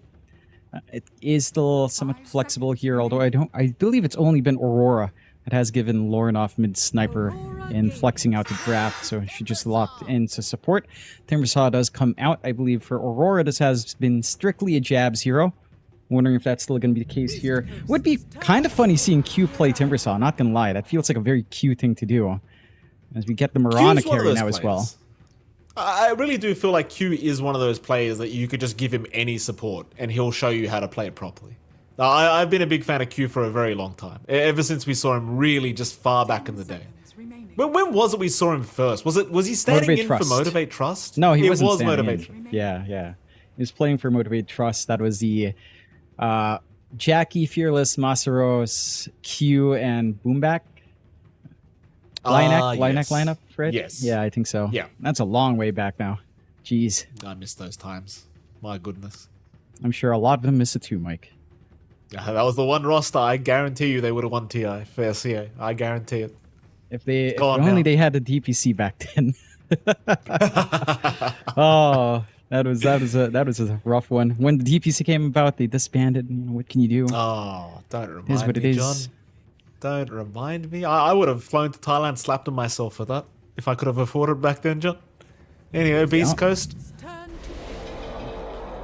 Monkey King will be picked up. Not too surprising. Obviously, MK with Simeon Stride is still unbelievably powerful in this current meta. Assumedly a core Monkey King, but it can really just flex anywhere right now. This hero is very, very versatile. And it is. It can go any lane. It can go support if need be. It can still go safe lane as well. So you do have the options are boundless for the Monkey King here. Let's see what else they pair up with it. They're not revealing too much in their draft here from Beast Coast. Again, very open with the Kunkka, very open with the Sniper, even the MK. So they're not really showing their hand. At some point, it will have to give. We will go into the CM. So that's the most stable pick we've seen yet, but it does cement in perhaps the safe lane Monkey King coming out here for Pake. I think that works out really nice. It can be a really good rundown lane for the Monkey King to play with. You could still flex again Monkey King onto mid, but you are setting up for a very strong safe lane at the very least here, no matter what for Beast Coast. 5 seconds remaining. I'll see what Aurora want to try and follow up with. Aurora Gaming's turn to battle. Go for the Batrider pickup. Still a very flexible style of draft, but I assume that should be maybe the Q Batrider coming out here, and perhaps that locks in the Jabs Timber. It should. I wouldn't be too surprised. This is something Q has played to a very high level in multiple tournaments. We've seen him basically carry games with a Batrider support. So I'm keen on seeing him play it. It is something that Aurora feels very comfortable with. I'm wondering what they'll figure to ban now, because again, it's relatively open between the Pake here and the Lumpy here on mid are safe right now for the side of Beast Coast. They will take care of the Faceless Void. So they're expecting the Monkey King to go back here for Lumpy. He has played a game of it. And again, from the mid, it's very easy to get rotations into the side lanes, get some kills, snowball off of that, break some smokes up. And you do have some strong lanes to rotate into, like a Kunkka lane and on down bot, but a Sniper is a really nice kill lane to play into. Up top with a CM is a very nice lane to kill into as well. You just need to take care of some matchups that can feel awkward for the Monkey. I'm wondering what they'll gun for here on the side of Aurora. Final bans are coming, Beast Coast. They'll get rid of the Tusk. So we saw Aurora, they get rid of the Faceless Void themselves, so maybe just still assuming we are expecting a position 1 to come out here from Beast Coast, which is still highly likely.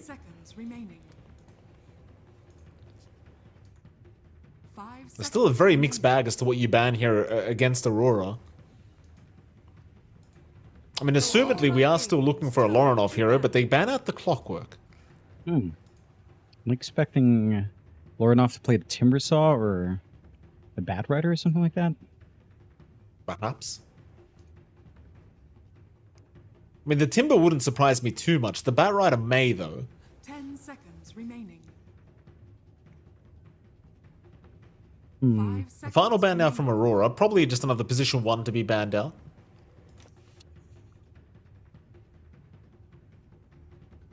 What else is left? You've got them around on your side. There's stuff like, I don't know, Troll CK still there. Not really the highest priority this meta, but she's still viable. Has DK been completely ignored here? Is there not a DK ban? I don't see it. So DK's there as well.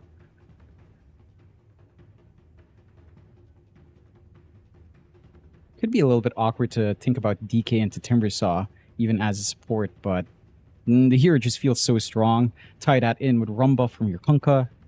You're still going to be surviving in front for quite some time. Could be a nice ban here for Aurora.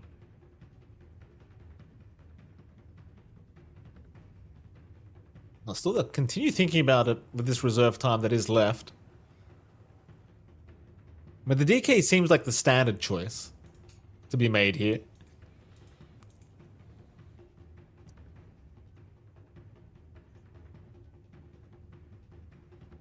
Heavy thinking from Aurora once again. They do tend to take a lot of time with these ban outs here throughout the draft. Lorinov being very expressive, a lot of conversation happening, so perhaps we are still looking for a mid pick up here, because he seems to have a lot to say here, Lorinov. And he does. I'm very curious about these two bans on Clockwork and the Tusk, because, yeah, they're just going to go Storm. There's no weird fluxing to be done here on Aurora. Your hold from Beast Coast is somewhat okay if you can get the Frostbite or, I don't know, well-timed X and just kind of catch Lorinov off guard. Maybe a Orchid buildup wouldn't be too bad here on the Kunkka or the Monkey King if you can kind of work your way into that point. Mid lane matchup against potentially the Monkey King is fine. Into the Sniper is also still playable because you just take Static Slide and your lane's just perfectly fine for Storm. He rarely loses a lane with Static Slide up. Go for the Weaver pickup on the side of Beast Coast. So it looks like we are getting a shift onto probably a mid Monkey. It looks a mid Sniper. It looks like. No, stick with the Lumpy Monkey King in the end. So again, not the easiest of lanes for Lumpy, but shouldn't be too rough. You're not going to be too worried about like double overload being spammed or, you know, just a quick 1-1-1 build from Storm. He is going to have to focus on the Static Slide. And rather interesting draft. Very different from what we've seen in this day. In fact, from last day either. I don't think you and I saw a Storm game at all. We haven't seen the Weaver in a while, which we saw a lot of in the Road to the International qualifiers. There was a lot of Weaver gameplay, even in some of the Wallachia games. It's been a little bit of time, but the Weaver is still really potent. I like the lanes coming out from the side of Beast Coast outside of the mid matchup. Like Weaver CM is a really nice rundown lane, although into Timbersaw it might not be the comfiest, considering how tanky Jabs can be with a few levels up and how much damage he can apply onto the Weaver if he does gap close. So it's going to be a nice match. I think this lane of Naga Mirana is going to be the one to watch out for because there is some play potential there. If you can land like a net opening into an arrow, it's a very strong kill potential for Savage to play into, even into something like the Kunkka. We have seen that Admiral's Rum be pretty strong, but I feel like there's enough burst damage and stat resist reduction here on Aurora to buy them the time to look for that burst. So I'm keen on seeing how these lanes work out. I think it's a little bit more different from what we've seen, but again, Aurora does have some play, but so does Beast Coast. I don't think either side is really hurting for the laning phase here. Yeah, I think that my main concern for Beast Coast is probably how they're going to control the Storm, because you really only have Frostbite. Like, X is pretty easy to juke out as a Storm Spirit. Maybe, obviously, you get a Gleipnir pickup. That could help quite a lot in trying to lock him down, but I think Lorinov just believes it's a completely free game for himself, and quite frankly, Jonathan, just based off the drafts, I tend to agree. I think Lorinov, assuming he has a semi-decent lane, should be having a pretty damn good game. Yeah. I think, again, it's going to take like an Orchid build-up somewhere here to really help you get some more control. I'm not sure if And that's something you really line up for on Kunkka nowadays. The Monkey King could work into it if it's a fast start here for Lumpy. But again, the lane matchup's not the easiest in the world for Lumpy, so I'm keen on seeing how much they can get out here. We also do still stick to the Twisted Chakram for jabs. So he's not going for the splinters flying out, that additional damage, the slow to kind of set up. He is just looking for just like a mid to late game tempo coming in with the double Chakrams coming out. See, Q already spotted out here. It is Q. Oh, he's dead. Flame break away. He's trying his absolute best to get away, but the shrapnel, the slow is just too much control this early on, and Moves of all people will be able to secure first blood on the Seer. A very nice start here for Beast Coast.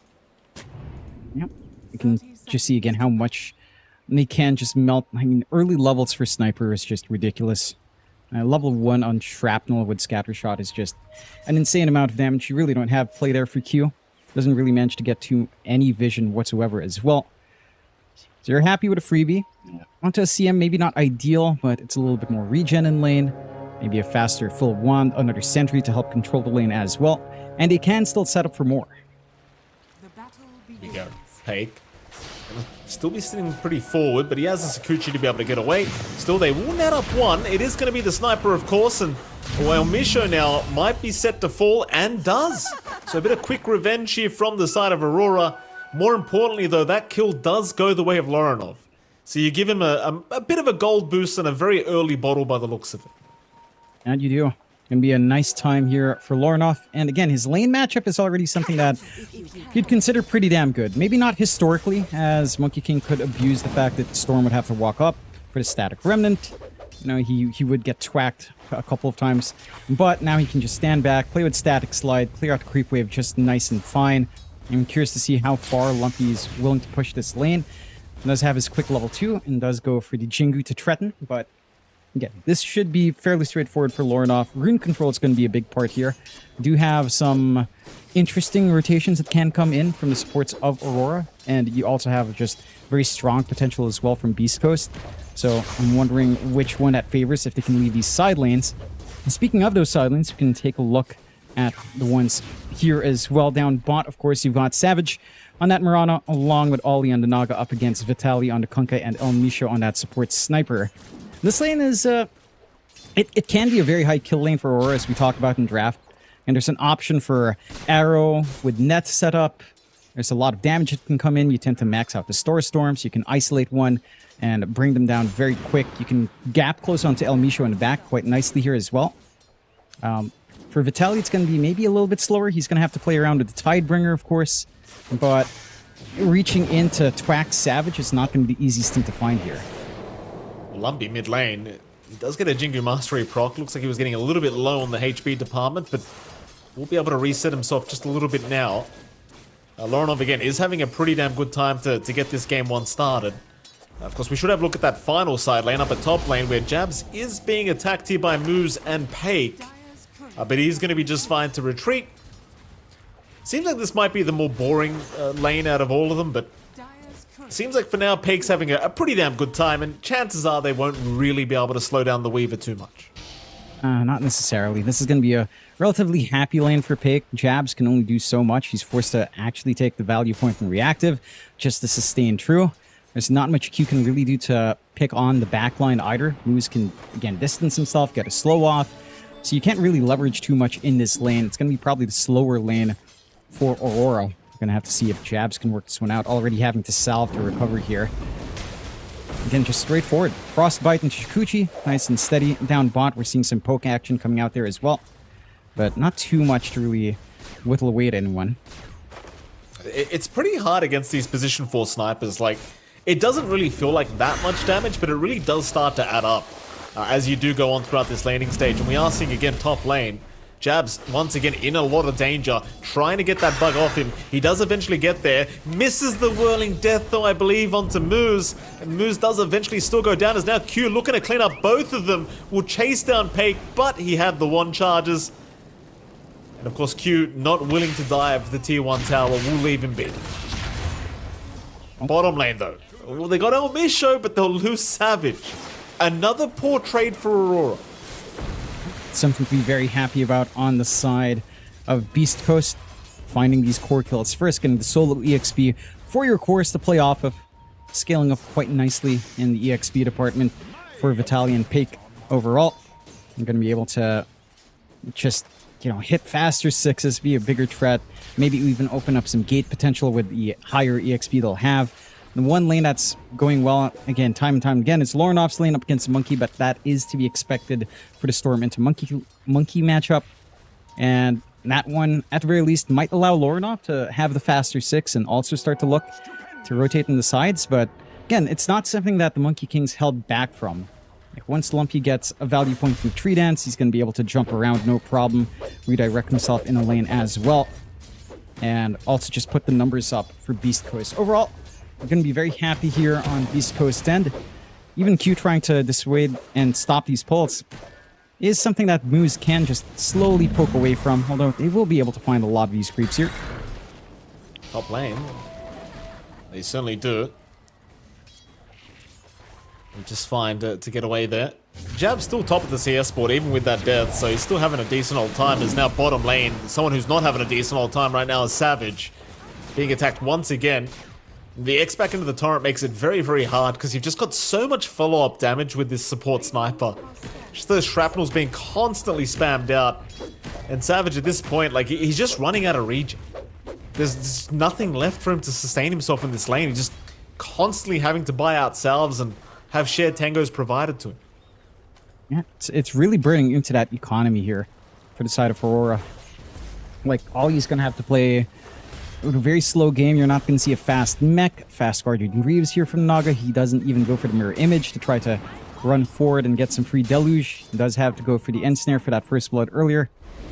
And that just means, again, a little bit of slowdown. Already a bit of a deep movement here for Lornoff. And Lumpy's going to give it a crack. A few swipes at the Storm Spirit. They've got moves around the corner with Frostbite ready, but I do not believe that'll be enough control to actually secure the life of Lornoff. In fact, now Q is rotating, but he was just stacking the triangle while he was at it. Moves, gonna be spotted, does find an invis rune for himself, and that's actually the perfect rune to allow him to walk out of there without taking any real damage from Lornoff. And now Lornoff gonna be hunted by Elmisho and Lumpy, but they just do not have enough lockdown. Still, Moose is running in. Frostbite is out, but it's still not going to prove to be enough. He's fine.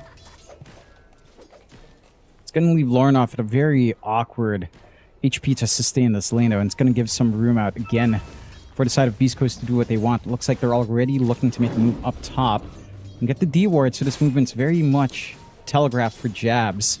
See if he stays around a little bit too long here. They don't even commit. Just in and out, back to mid, back to shoving in for Lumpy. And the stacks are tantalizing, but when they did spot them out, like Beast Coast, they've got vision around the area now of that Radiant Triangle, so certainly looking to see if they can swipe those away later on. As now Vitaly trying to make sure Ollie does not get towards the Wisdom, and he won't make it in time anyway. So Ollie does a nice attempt to try and snag it away, but he will go down, and the kill does go the way of Lumpy. Get the Wisdom rune nice and secure.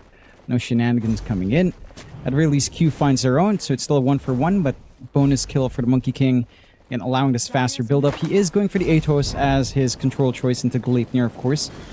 You will have some additional ways of holding down the Storm, especially when you manage to, just catch him with the Atos from the tree line.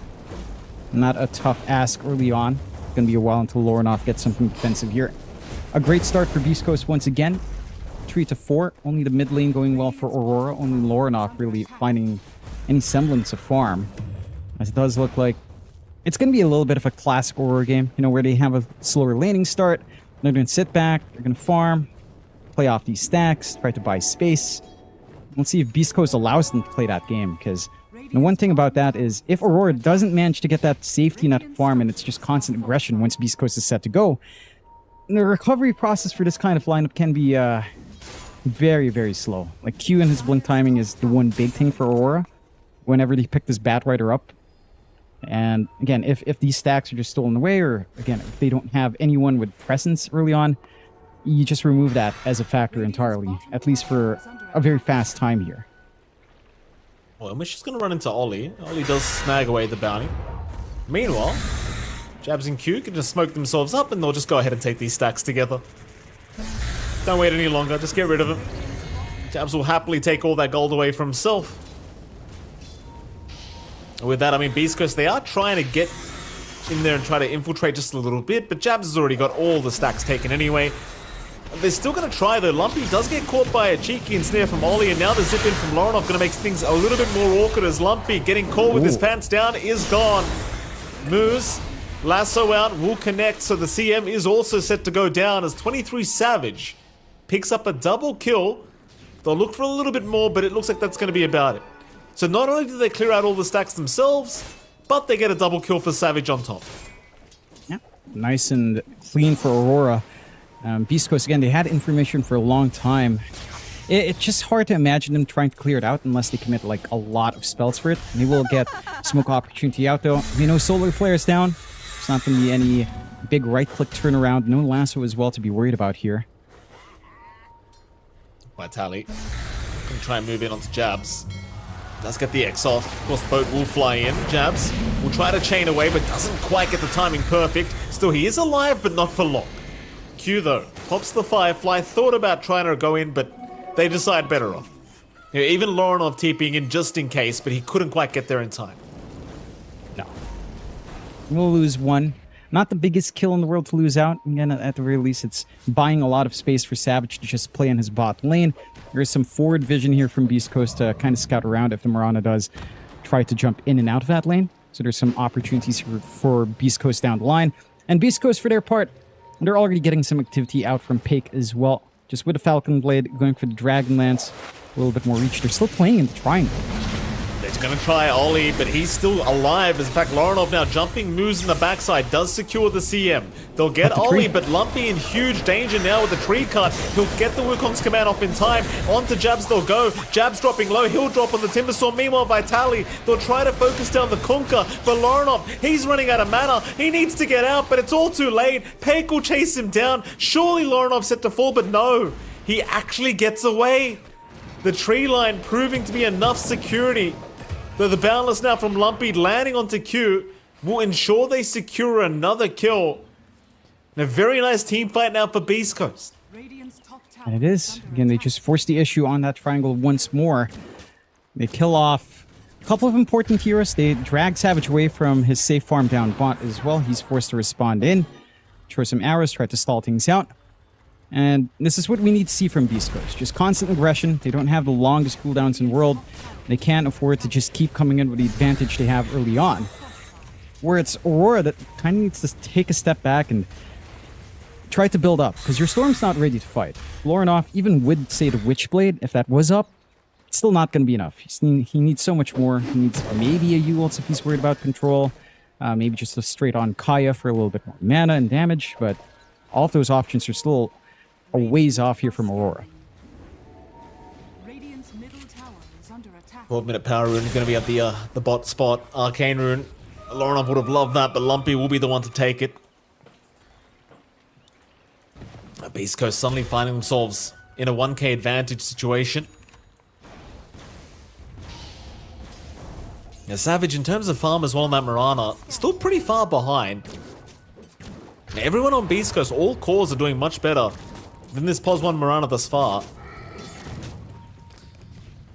And I think if you're Beast Coast, you're more than happy to just play the slow farm game here. You're not interested in forcing any awkward fights. But to be fair, I don't think it's a massive advantage for Beast Coast by any means. Like, Savage's farm is what, 100 behind Vitali, maybe a little bit wider with Pake, but even then it's not really a full item, just a little bit faster to the components. So it's not a major advantage for Beast Coast. I think it's Aurora that actually, again, prefers the slower game. You're getting build up for your Storm, you're getting room to breed for your Mirana. And if Jabs dies, that's kind of fine. He's playing the Timbersaw, kind of wants to frontline, get the attention first team, buy some space out. In Beast Coast, they are inching towards another bit of a movement down bot. They do get a good scan to spot out Savage here. Yeah, I mean, that'll be a big pick-off, but the thing is with the Mirana is she's a very slippery hero. It's not going to be too easy to catch her out. It looks like he will be able to back off anyway, so nothing really to come out of that rotation. Still 6 to 8 now. Again, very slight net worth lead Beast Coast sway. Smoked up as 3. They'll rotate into the mid lane. Lumpy's going to spot out Laurenov. Rod of Atos is there to lock him down, but Laurenov still looking safe for now, but oh, maybe not for long. They chain everything very nicely, and Ollie just did not get the song off in time to save. And Laurenov ends up dying as now Ollie copying a fair bit of damage from a shrapnel to boot, but looks like he's going to be alright. They really wanted to use that Atos on Savage, but they find the next best target in Laurenov. Like, again, slowing down the Storm, preventing that buildup. He's just rushing a BKB after the Switchblade. He knows that if he gets clipped by the monkey from outside vision, he's just done for. He's got the follow-up. The Frostbite just gives him the setup. Oh. They've got a very nice kill, though. Arrow gonna land thanks to the Yule Scepter of Jabs, and Paik will lose his life. Mind you, they did have to commit the lasso just to ensure he didn't get the time lapse off, but nonetheless, a very strong kill here from Aurora. That's worthwhile. You needed to put a break on something from Beast Coast. You get a little bit of equalization there for Savage. You get a little bit more out for Jabs as well to scale into that Kaya. Does have the Yules up to help save himself as well, or try to isolate the hero for buy time for his team still. Mid lane. Just poking. Just sending a message here as Beast Coast. They are looking like the stronger team right now if you consider 5v5, but we haven't really seen one of those huge fights quite yet. And Vitali's almost just inviting them in here in the mid lane, but obviously Aurora more than happy to just avoid them for now. Bottom. You're gonna like this one. Laurenov. What's that, John? And we've got the Ags build-up for Vitali. He is going for the cannonballs. Do we really? He's going for the cannonballs. All right. Let's go. Here we go. It's a good amount of damage. It's, well, not... It's some damage, all right? It's something. Okay. It's weird. BKBs give some damage too, John, but none of my carries want to buy it in my pubs. You know, I'm not sure if it's... Vitali, I mean, we'll see. This Aghanim Sept, I don't know about. I want to see it work. I'm a believer, John. I want to believe. Let me believe. I mean, you can get damage multiple times from the cannonballs if you aren't just stuck and you get hit by the volleys. By 2 ships, 3 shots, it's a decent chunk of damage. It's no water park for sure, but it's something. It sure is. We'll see how it works out.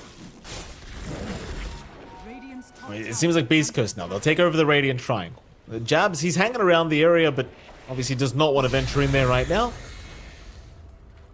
So Beast Coast taking the more vital parts of the map.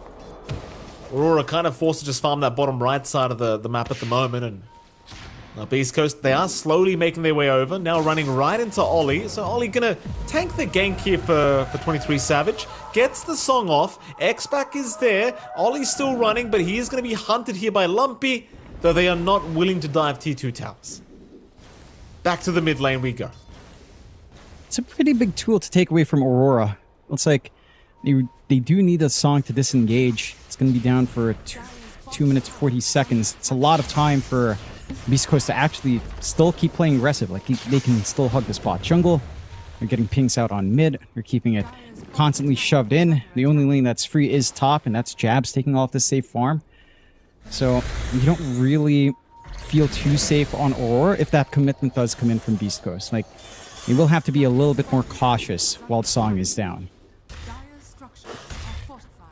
Well, Beast Coast trying to pressure Jabs out of the top lane, and they will do so successfully. Jabs will retreat. This is still a lot of space for Aurora, though, in fairness. Like, Beast Coast, they've spent the last few minutes just chasing down Aurora, and they haven't really found too much out of it. It is buying plenty of time for Savage and Laurenov now to get the space they required, though as I say that, Ollie getting jumped by Omisha, but Laurenov will happily take an easy sniper kill. As Ollie still running. In fact, now the turnaround, 23 Savage jumping in onto Lumpy, and they've got him. The patience from Aurora, it does end up paying off as they will secure a double kill here for Laurenov. Are they thinking about Roshan? Surely not. And they won't. They'll smoke up again. Back towards the Dire Triangle they'll go. If they can find this Weaver, Aurora will be very happy, but Moose is in the way and he will break the smoke. They'll take the CM, but Q, he's looking around. He wants the lasso. Lorinov, he's out of mana. He'll get a bit more. The Vortex, it will land, but the lasso, it's not within range for Q. He can't quite get there, and now Lorinov, he's in the middle of nowhere, but he's still got mana to play with. He'll zip his way out on TP, but the Boundless Strike from Lumpy, it'll land just in the nick of time. They'll find Lorinov. Can they get more? Beast Coast, they're desperately chasing. They find Savage. He's got no leap charges. He needs a few seconds for it, but he's topping way too much damage. Savage still alive, leaps away, but he's down. Still, they'll find Lumpy as a trade. Vitaly now in danger to boot. Jabs got the control. Pake's dropping low to boot. Jabs, can he actually chase him down? I think the answer might be no. Jabs, he'll need to run now as Moose will pop the freezing field. Jabs will be alright to back his way out. Who did that fight even favor? I think overall, it still somewhat favors Aurora, and all of that broke down because of that movement up top that you mentioned. It was spotted out by the sneaky River Ward on the cliff, not dewarded by any of these sentries down from Beast Coast, so that allows Aurora to make that move down bot, to get the isolation out. Their issue was the re-engage. And that deep chase to try to chase down Pake does cost them a fair bit. You lose your two big cores, and that is a pretty big sacrifice to make. They also forced that fight without Solar Flare that time around. They used it earlier to kill off Lumpy the first time. So, didn't quite have all their tools under their disposal here for Aurora. But it still brings them ahead. They were playing from a slightly behind position before that. Now they are up and about. Really good timing for Jabs to engage as well with the full Kaya up. The burst damage on the Turmisaw is online. And he does have the durability with the levels. Level 3 reactive armor's up. They've got the Pavis up as well from Q to provide even more.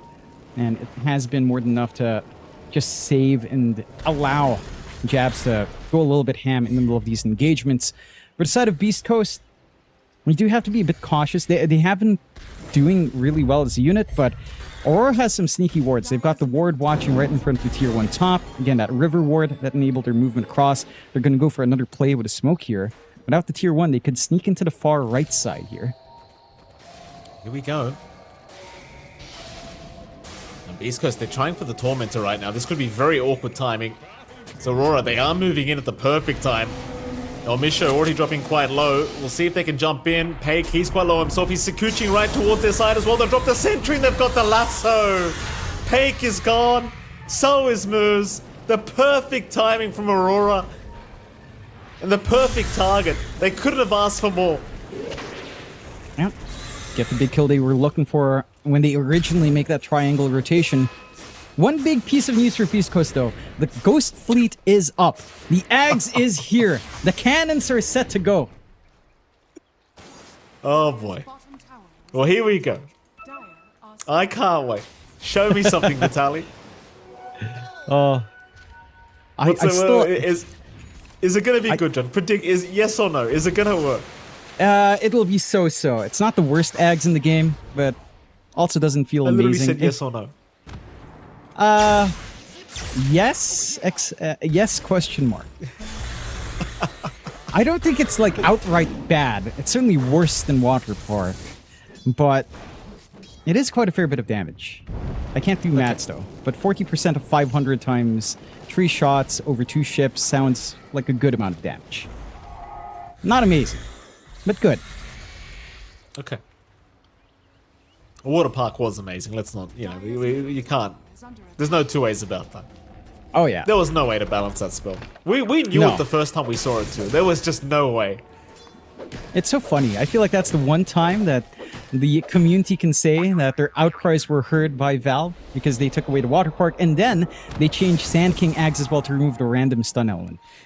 Right, Sand King didn't deserve it. He didn't deserve that. Because Sand King's been out of the meta for how many years? Oh, dude. Like, we've seen Conquer for like the last 10 years. What is it, John? The stingers are actually quite painful. It's weird, but it's painful as they smoke up here. Here we go. Moose, he's going to break the smoke. So this will be a nice smoke break here from the CM. Beast Coast, they won't mind too much, but they might lose a bit more. El Misho now also being scouted out by the mirror images. Does get caught and does get taken down. Another double kill this time towards Jabs. Aurora get to widen their lead up to 4K. They're getting some free galvanized stacks for Lorinoff, stacking up some square steel in the process for his new apartment in New York. Inside of I have to say, I think I got way too used to that joke from when I was doing community casts, so I do apologize. I was kind of gonna went on autopilot. I was gonna say, you literally make the galvanized steel joke every time we cast. Every single time. And I'm just like, when is this gonna get old for this No, guy? it never gets old. You know me, Mike. I listened to the BitConnect remix from 2016 on loop. So they take the Roshan secondary life for Lorinoff. I really do. I have problems, Mike. You know this. Yeah, there's no doubt about that. I mean, the sad part is the joke wasn't funny the first time either, John. You know, the galvanized steel thing, you know, I appreciate where you were going, John, but it wasn't that funny as Moose. Moose gets caught. Moose is down. I'm sorry, John.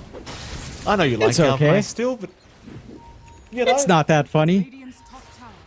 I know it's not funny. That's why I make the joke. Because it's not. What, you think we're running a comedy club, Michael Phoenix? You want some actual humor?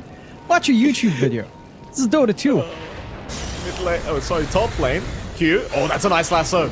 That is a nice lasso. He's caught Lumpy, but the balance doesn't allow him to get away. The cannons, here we go. Look at him, John. Wow, wow, wow.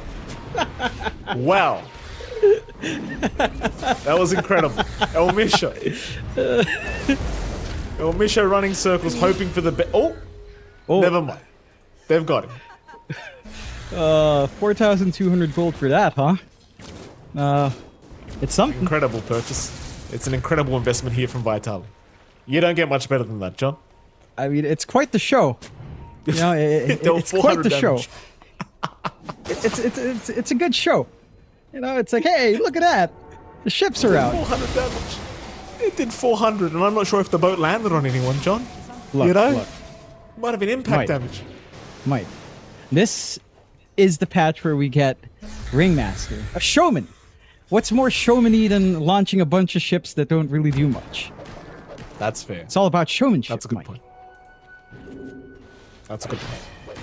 I thought you were going to make some clown joke here, John, but I appreciate you went the other way. I was thinking very hard to make a clown joke without going for the low-hanging fruit, but I couldn't think of anything, so there you go. It's not a comedy club, Mike.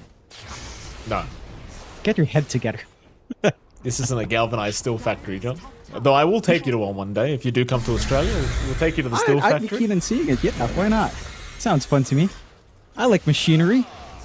Like Timbersaw. You know, Jabs is a machinery person as well.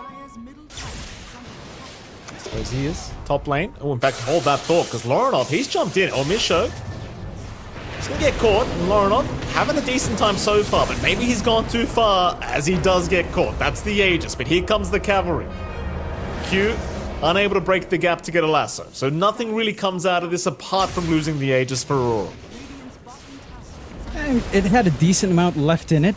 About 2 minutes before it popped, so a little bit of an early pop for Aurora, but they do get room to shove in anyhow. They see all of Beast Coast retreating. They've got room to just poke at a tier 2, force out the early fort, line up for top as well, cutting the creep wave, and that should still amount to pretty much most of the map under Aurora's control. Despite that, maintaining that 10k lead, you've got Jabs again scaling up quite fast here with the Ags, very hard to burst down with that constant shield coming up from the reactive armor. Active, going into his own Shivas. You've got all the room in the world for Savage. Full Mjolnir up. Doesn't need to go Gleipnir. Doesn't need to hold the team, although. Lorinoff forced to pop the BKB, but he'll go right towards Moose now on the CM, finding a very easy pick off as the ghost ship flies in. Okay. Nice. What was nice about it, John? It looks cool. What do you mean? It did 142 damage. Onto the Monkey King they go. Lumpy's down. Vitali's in trouble. He'll be able to spend his time thinking about all the cannonballs he's been throwing out this game, John. That was 142 damage he did with that last ghost ship. No, I get it, Vitali. I feel for the guy. You know, I too am a pirate ship game enjoyer. I would like myself a new Pirates game. Like, legitimately the 1990s game, Pirates. Sid Meier's Pirates. Great game. Unfortunately, that's not what you're playing right now, Vitali. You are in a Pro Dota 2 match, so your ghost ship fleet is really not achieving much. I was trying to say maybe it scales. I do not see any way it scales, so never mind. It's a good show. It reapplies Rumbuff, 2 boats. That's something, I guess. I suppose it is, Jack. It's kind of sad thinking about it in terms of like control. If you're looking for the control aspect in 2 ships, a Gleipnir's cheaper and probably does better in comparison. Yeah. Absolutely. No false hope either, Jack. You were asking for it. You gotta see it. I wanted to believe, John. I really did. That's no word of a lie. I really wanted to believe it was good. Why don't they make it so that the ships, instead of launching cannonballs, fires a random Dagon at someone? Well, let's see what's out. Like 3 Dagon shots, or 2 Dagon shots. Let's balance it. Bam, bam. Then another ship. Bam, bam. You know, that sounds good. That's a great idea. That's a great idea. It's not gonna happen, I'm sure, John. Jabs? Well, they're just controlling the map right now, Aurora. They're 14k ahead, John. Pretty dominant game thus far here from Aurora, as a lasso has been committed, and they found Pake with that lasso. Perfect setup here from Q. There's the thing, like, they're running this distraction play up top lane where everyone's just farming the creep wave, but you forget the 23 Savage and Q were just casually sitting around bot as Lumpy is in trouble. He'll try to TP away. And sadly for Lumpy, he popped the Primal Spring just as he noticed Jabs was there. Yeah, it's another great set of pickoffs for Aurora, just working across the map. Beast Coast are at least holding them back from high ground. Not that I think Aurora is going to make that move anytime soon without the Aegis protection. Or keeping that control on the map. You're scaling insanely well now on Savage. Chrysalis into the Daedalus. Has all the attack speed in the world. Hits like an absolute unit, this core Mirana. And inside of Beast Coast, they lost some of that tempo. Again, they did really well in the early to mid game. They kind of give out a couple of pickoffs, and Aurora just farm up. Again, they use this space really well. This is Aurora we're talking about. They are very used to playing sacrificial game to get some of their cores online. And we're at that point where everyone is. There's another lasso. Another great lasso from Q. And this is when the game starts to feel really, really, really ugly if you are Beast Coast. Because Q's just finding this Weaver every single time. He's nowhere near picking up the Lincolns yet. The BKB means nothing. And Aurora, they are just in complete control of this game 1. 22k advantage now. And you know Aurora, they'll play safe as well. They're not going to just go for 3 rounds. They'll play conservative. That they will. They'll play... They'll err to the side of safety. They'll take a safe tier 3 into the racks. Maybe not looking for the secondaries here. Roshan, in a few seconds, we'll see that respawn timer. No real need to go all in, but they don't really have that much to be scared of either. Doesn't feel like the team fights are really set up. No BKB yet on Lumpy. You do have the BKB and Vitality, so it means they zip. Laurent feeling very confident now. It's just zipping right into the tier 4 towers. We'll find El Misho. That'll open up the second lane of barracks for him. I mean, Pake is up in 5 seconds, but like the thing is, as long as Q is around, you're just never going to feel safe without that Lincoln Sphere. And they found another. Moose, he's good. He just dies to the Witch's Blade. Nothing he could have done. They might go for the third barracks. I might have jinxed it here, John. I mean, that's good. Thank you, Mike, for speeding up Aurora's gameplay. And we are very used to Aurora, playing safe. They are breaking the mold. 32 minutes is a fast game for Aurora. They will go on to another tier 3. The side of Beast Coast, again, options are limited. They've got to line up this X-Mark combination with Wukong's on top, get everyone on run buff. Tree cut as well. Lumpy. Oh, boy. Yeah, they got him. They got him. It's not fun playing Monkey King against Timbersaw, especially when he has the Twisted Chakram on top. And there goes your top racks. I mean, this will definitely be Megas, as now they've even found out the sniper. Lorinov, he knows there's nothing to worry about. Here comes the boat fleet that does literally nothing. And there we go. Mega Creep's on the way. Vitali, he'll try to drag them back with the tidal wave, but Aurora, they'll happily jump in themselves instead. Lasso is out, they caught the Conquer with that one, and Vitality is set to fall as they do at least get Savage, but they've called GG. game's over. Game 1 does go the way of Aurora in pretty convincing fashion, I want to say. And it does. Maybe a little bit slower to start here for the side of Aurora. The side of Beast Coast, we're certainly finding a little bit more as well for their early to mid game. There was some good movement coming out there from Lumpy after a little bit of a slower laning phase as you'd expect from Monkey King up against Storm. I just feel like these side lanes didn't get as much as they'd want to a certain extent, and they couldn't keep that momentum up. You were asking me earlier on if this was something Beast Coast would be comfy dragging out into a longer game. I really didn't feel that way. I think as the game scaled on, their team fight was lacking. They were very reliant on single target pickoff, on the fact that Aurora wasn't ready, that Jabs was still squishy. Once this lineup was allowed to farm up, as we know Aurora likes to, it becomes really hard to manage. So they miss out on that tempo to translate it into something more meaningful. And they constantly force those fights on triangle, and it was really down to that movement to go up to Jabs up top. Right, like they were sneaking out. There was that ward to watch. It leads into all of these fights down bot. And sure, they managed to find a couple of kills here and there, but overall, this is when Aurora started to reel that advantage their way. This is when Jabs was ready with the full Kaya up.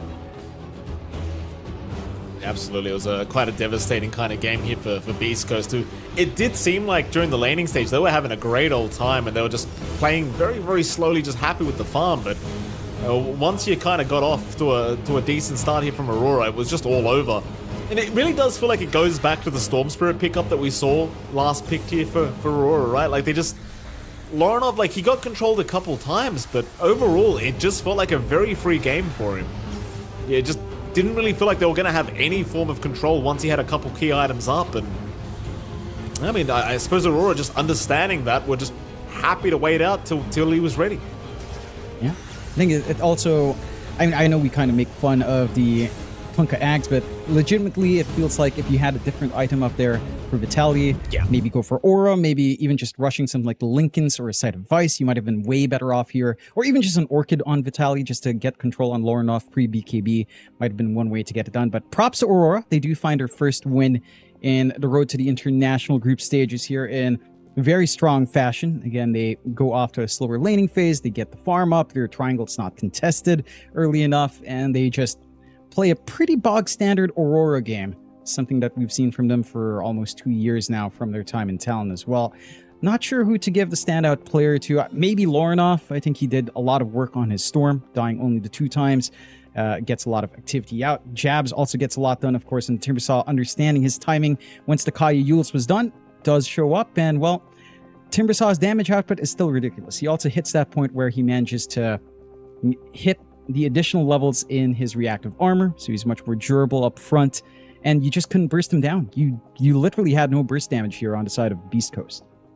No, absolutely not. It was a very tough game, and it might just go back to the draft here, right? Like, it did feel like the Storm had a free game, the Timber had a free game, and obviously against the Monkey King, Timber's going to have a very, very good time, and we'll see what Beast Coast does change up. Of course, there is Game 2 coming right up, so we hopefully we'll see a bit of a different draft here, and hopefully a better fight here from Beast Coast up against Aurora. Till then, though, we are going to head to a quick break, and right after that break, we'll be back with Game 2 between Beast Coast and Aurora. We'll see you soon. Possibly the strongest SEA team, Aurora, is battling it out, trying to make a name for themselves. They've had some good results throughout the season, but have struggled to break into the top spots. But can they change that at the International? I'm going to find out with 23. How's it going? How's your International? It's been great. Denmark is really chill, and the weather is nice compared to my home, Bangkok, obviously. Yeah, a bit cooler over here, I guess. So, from your vlogs, it seems like Jabs and Sunby are kind of the leaders of Aurora. You know, they're very serious and analytical. Meanwhile, you have a bit more fun. You know, you're sort of the morale booster. Is that like a role you see for yourself, or is that just who you are? I think it's just who am I. I just want to have fun in life because, you know, when I was young, I keep playing too much Dota, and then we just stay in a room. And when I grew up, I found out that life is more interesting. What do you think about the quieter members of your team, and you know, like, do you enjoy kind of like engaging with them and getting them out of their shell? Actually, everyone in my team is all quiet. It's only me who like to talk to people. So, I mean, it just depends on a person. They just want to be like that, so let them be. Yeah, absolutely. So, what about Lorinov specifically? I mean, you know, he's come over this year. How has your relationship developed throughout the season? To be honest, I didn't really speak anything about him if not in the game. So I didn't know much about him. I only know he's introvert. One time I invited him to go out when he declined, so I didn't try more. Just that was made. So you qualified for both EWC and TI. What do you think you learned at EWC which you're going to bring to the international? In the EWC, we lost 2 XG because I think we didn't play well. We didn't use the gate as much as we should, and our hero is not our style. So I think if we stick to our style and the way we play, I think we can be more successful. You've got the experience of, Jabs and Slumby have been to so many TIs between them. I mean, how has their experience been for you guys coming into this one? It really has nothing to do much with them. I think as for me, it's like, the first TI you're kind of exciting because, you're a Dota player, it's always your dream. But after that, after 2-3 TIs, you're going to feel like not really feeling anything. Just want to play your best and don't regret anything. For sure, but what would it mean if you were, the first SCA team to win it all, to take the Aegis? What would that mean for you? Oh, it would mean a lot, I think, especially for C scene. Everyone in C is gonna play mobile right now, mobile games. But if we win, maybe people buy PC and play, I guess. What's your favorite duo to run in the lane? What's your favorite carry support duo you like to throw out? I just like when he play ET, and then whatever I play, maybe I play like Morph.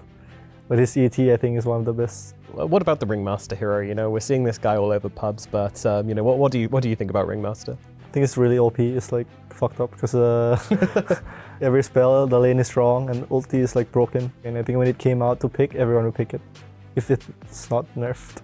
Yeah, I feel like it probably will be by then. But what about you? What's your favorite hero to play at the moment? I really like Lina. Lina. Interesting. Yeah. Yeah, I feel like a lot of those heroes are kind of enabled by Gleipnir. Do you like the item, and do you think it kind of adds a new depth to carry? Yeah, I think it's the carry now. I think it changed a lot from 3 years ago or like 4 years ago. Now the carry need to be able to see the game in the bigger picture and gank a lot, I think. Yeah, you can't just AFK. Kind of like a playmaker right now.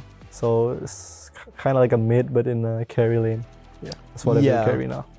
Yeah, so would you say it's more balanced between, because mid's also kind of got a bit more carry-ish over the years, right? Yeah. Mid is a bit carry too. So now carry playstyle changed. Yeah. And how does it feel when you take a step back and you can just kind of just be the active playmaker, and your mid's just going and farming and hitting creeps when Lorenov's just farming? Well, how does that feel? Okay, to be honest, at first it's kind of weird because I want to hit all the triangles and all the ancients. But you just need to do what is easiest to win. So at first I'm not really liking it. Yeah, but you've got into it now. Yeah. And of course, you've got a lot of relationships around the scene. You've been in a few different teams. I know you're quite close with Whitemon. Have you got a chance to catch up with him in Copenhagen yet? Yeah, yesterday I was talking with Whitemon and Mikoto and my Talon teammates. Very nice. So we were talking like 4 or 5 hours because we didn't see each other for like a year, I think. Last time we saw each other was in Seattle. Yeah. So it was really good catching up. That's awesome. It's good to still have that relationship. And I mean, what would it be like? I mean, Talon, if you had to face them in the playoffs, what would that be like for you? I would try my best to beat Mikoto. Because they won us in the TI quals. Yeah. And it was really butt-hurting for me. So you would win? I would win. Good to hear. All right. What would it mean like with these players especially to make a deep run, and what's your expectations for the international? I don't really have expectation. For me, I just want to do my best, and if I need to look back, I don't have to think that I need to play better or something. I just need to feel like whatever happened, I did my best. So absolutely. Great mentality to have. Yeah. All right. 23, thanks so much for coming to talk to me, and best of luck at the international. Thank you very much.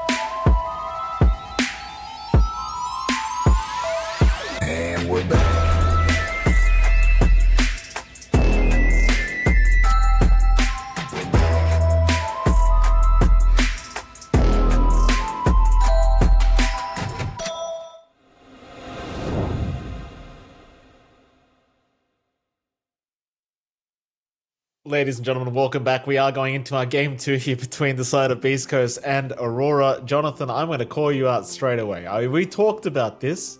You're still trying to sell your voice lines in these TI lobbies.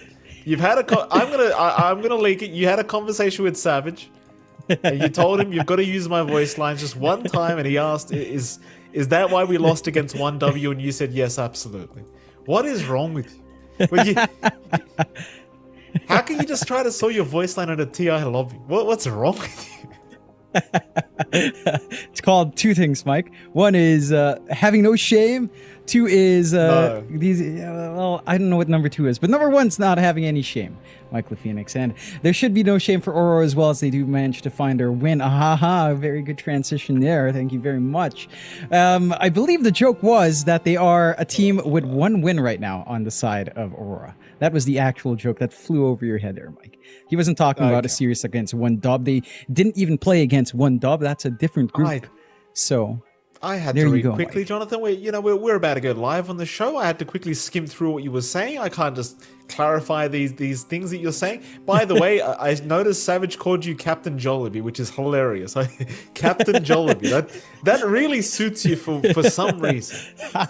It's the smile, I guess. I just look unhinged. It does fit. Something. My cheeks can puff up.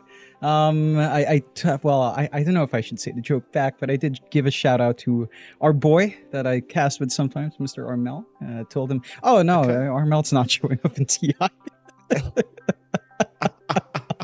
Sorry, Armel, love you, but still, he gets a shout out for some reason in the stream. Whatever, it's fine. It's perfectly fine. As the series has been fine as well. Finally a win for Southeast Asia. We got 1 win from Talon yesterday. We get 1 win for Aurora today. Is this the fate for Southeast Asia where we're only going to get 1 win? Is this our destiny? Please no. And for South America as well, Beast Coast needs 1 win. So maybe we just even it out. I just saw an interview with Akashi and they asked him if he was happy with the way they're going so far. And he said, yeah, actually I am. It's my first TI, so I'm happy we got a win. And I was like, well... Akashi, we're going to have to talk about that attitude, sir. You watched... We saw the games, and again, their 2-0 loss was not a complete washout for the most part. Like, it didn't look too bad. So I think it's fine to be fine. You're just a harsh dad, Mike. You went through a tough upbringing. Not everyone needs to go through that, Michael Phoenix. Like, not everyone that doesn't earn enough to buy a 1-hectare home in Australia is poor. You don't need to go through that level of emotional upbringing you went through, Mike. It's fine. It's fine for people to be fine, Mike. It's fine. Not if you want to win, John. Not if you want to win. And that's what we're here for. We're at the International to win, right? Speaking of winning, Aurora and Beast Coast, they're also trying to win this game number 2, Jonathan. Right? Draft has started. See what Beast Coast can get done in this game to try and pull off a victory and force a draw. Mind you... You are basically just playing for seeding, I suppose, here in the group. So both sides, I suppose not. What is not it, John? Even You're going to correct me again? Yeah, it's not even seeding because the first place on the opposite group that gets to pick will choose between 3rd and 4th. So you are playing for experience, I guess, playing to feel good, to boost your confidence, which I think is a big factor for teams. Some teams take losses harder. And, I feel like your point about, if you lose, you've got to be mad, you've got to be upset. Yes, to an extent, but you can't let that mood carry you down. It's fine to be fine. That means, they lost. It's fine. They're learning. They still feel confident. Like, what do you want them to do? What do you want these teams to do? That say Beast Coast, they take that loss against Aurora. What do you want them to do? Cry in a corner? Not play the game? It's like, we're so bad. No. They're going to be like, all right, we did bad. Let's come back in. It's fine. Mike, it's about resetting, mentally resetting. We've talked about this so many times. Why do you want these players to be depressed? Again, not everyone needs an Australian upbringing. Even then, the most extreme Australian upbringing that Mike LaPhoenix has gone through. It's fine, Mike. It's fine.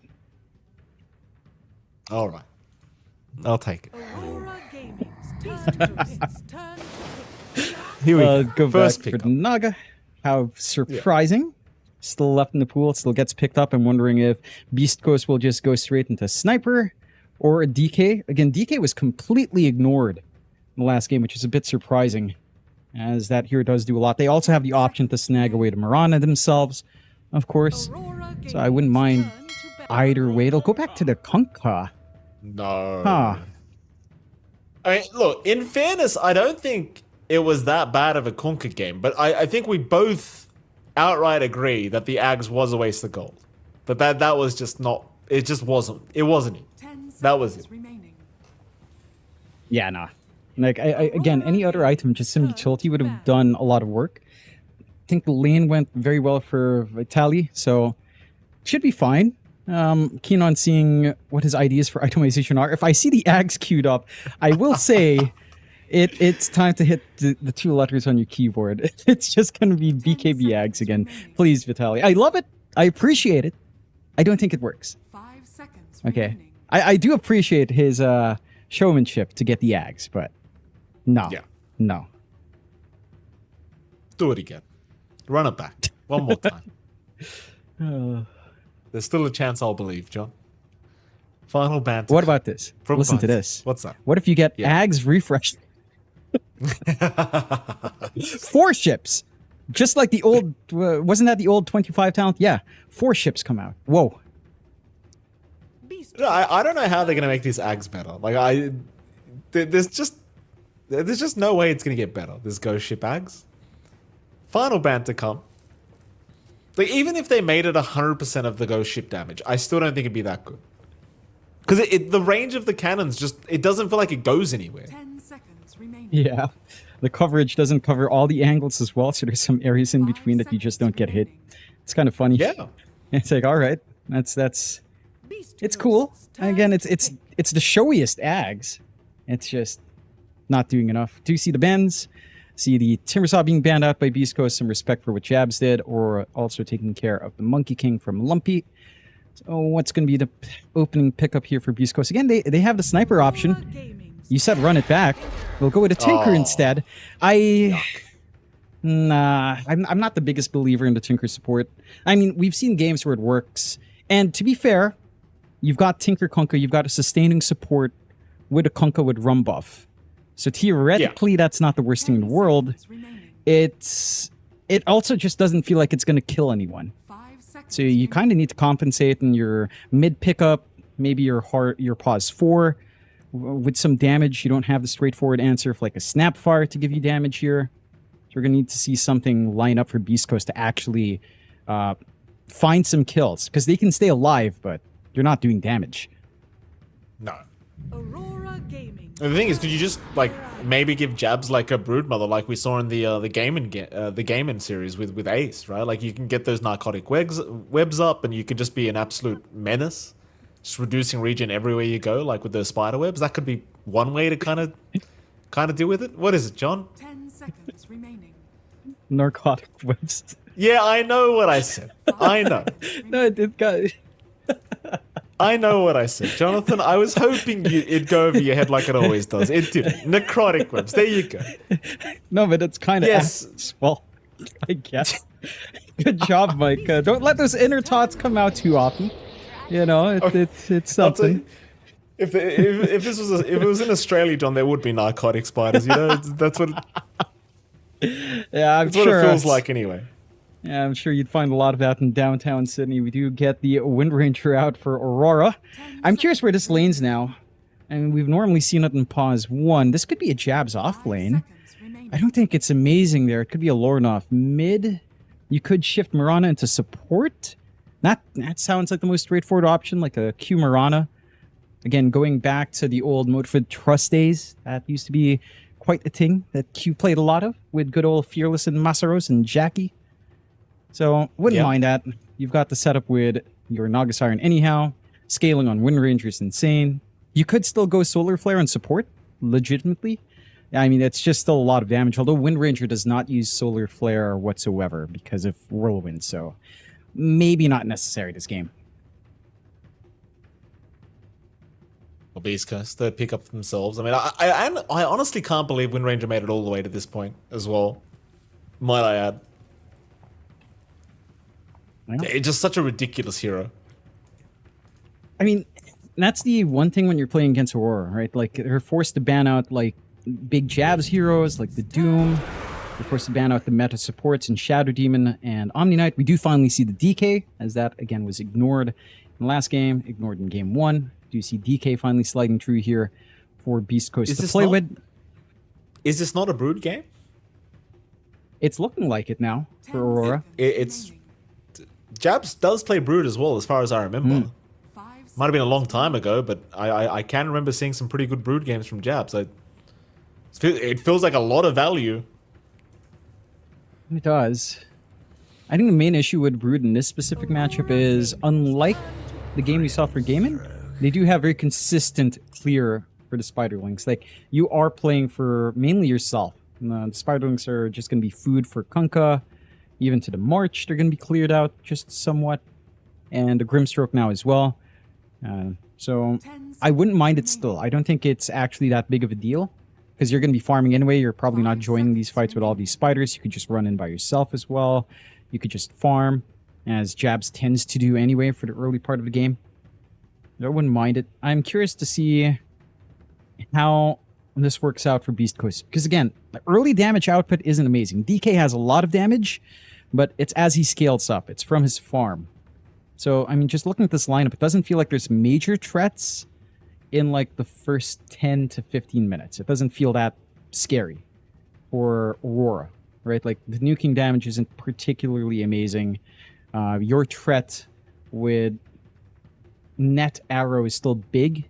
Your kill potential on Aurora is still big. You've got some mobility on hand. You don't... I don't know. It's like... It's a much more stable set of lanes for Beast Coast with Tinker 5, Grimstroke 4 maybe here. We'll go for the Tusk on Aurora. So maybe now just going for Q Tusk, Ollie Naga. What, you go 23 Savage Mirana again, and you go mid Wind Ranger perhaps? That could be one way.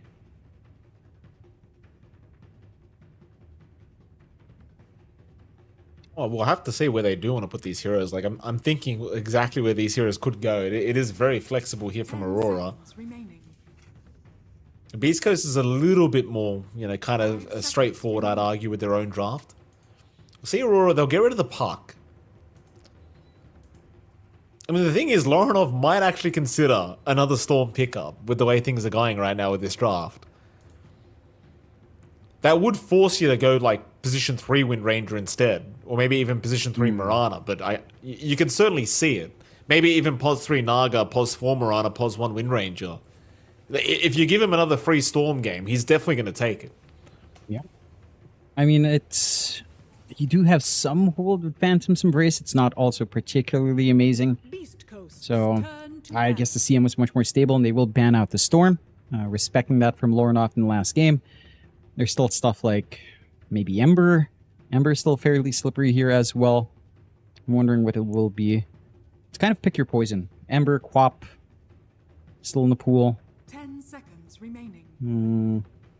Is there anything cheeky that can come out? 5 seconds remaining. I don't know if you'd want to go Lina, but it could be one way of getting magic damage on top as well. Zeus has been kind of dead, but we have seen in some games, I think Malahi qualifiers, it still works. It's just a little bit slower now, but could be an option as well for Lorinov. We've seen him play that. I think the last time we saw him play it in Riyadh, he did get stomped, so maybe not. That was some time ago, though. It just feels like you need someone who can carry a vessel right now for Aurora's end of things. You see the Coddle ban as well, which would have been a pretty good pickup for Aurora had they gone for it. This is a little bit crazy. Yeah. AA mid doesn't sound like the worst idea in the world. You have really good AoE wave clear. Your laning's not awful. You can lane far. We'll go with a Viper instead. So that's just your magical damage. That is one way to kind of slow down the regen. Very stable lane. Not that flashy for Lorinov. Assuming it's Lorinov, they could still shift that to Jabs and just run something like mid Wind Ranger again. So either one kind of works out here for the side of Aurora. Beast Coast, still needing that mid. I mean, they have the options for Spirit Brothers as well. Ember's still on board. Void Spirit probably less popular. Laning into Viper doesn't feel great. They'll take the Zeus themselves. Probably the only thing that can lane safely into the Viper. And that is damage for the side of Beast Coast to play with. It's just... I'm I'm not seeing the high tempo or like early to mid game sort of timing for Beast Coast lining up. They can. I'm not seeing who starts these fights for them. Right? Are you just banking on X marking someone, holding them back, and just clumping your heroes down, playing with the regen you have from Moose on that Tinker? Because I feel like for Aurora, there's a lot of ways to start. Savage could line up for an arrow from the net. You could try to gun for a snowball in from Q, isolate one, burst him down quickly. I'm not seeing that same sort of execution from Beast Coast until maybe a Blink Dagger on Pike, if you'll even look for that on Pike. Like, I'm not sure if you're even gunning for a Blink on safe lane DK. We normally see like Armlet S and Y. So I'm just concerned about how they start fights. I think this is a draft with a lot of good ideas and durability and sustaining through prolonged engagements. It's just, I really don't see how they take engagements here. We'll find out very soon, Jonathan. I mean, this big game too. Of course, Beast Coast, they're just trying to force a draw here up against Aurora if they can. Aurora looking pretty damn strong after that game number 1. I do feel as though the draft from Aurora does just outright feel better as well. It just feels like they've got all the answers here to what you've got on the side of Beast Coast. But again, we are going to have to wait and see exactly how this game number 2 does pan out. Hopefully we have a close one, Jonathan. I think that's what you and I always hope for. Yeah. And again, we saw some moments of brilliance right there from Beast Coast in the last game. Their early to mid game was exceptional. We were seeing some great rotations out from Lumpy. Let's see if they can kind of play with that. He does go for Divine Rampage as well on the Zeus, which is really not a facet I've seen in pro play at the very least. I've seen this quite a fair bit, of course, in random games, but certainly not in pro play. It's almost always static field. So this one's interesting. If he does start to net kills, the spell amp on Thunder God's Rat is massive.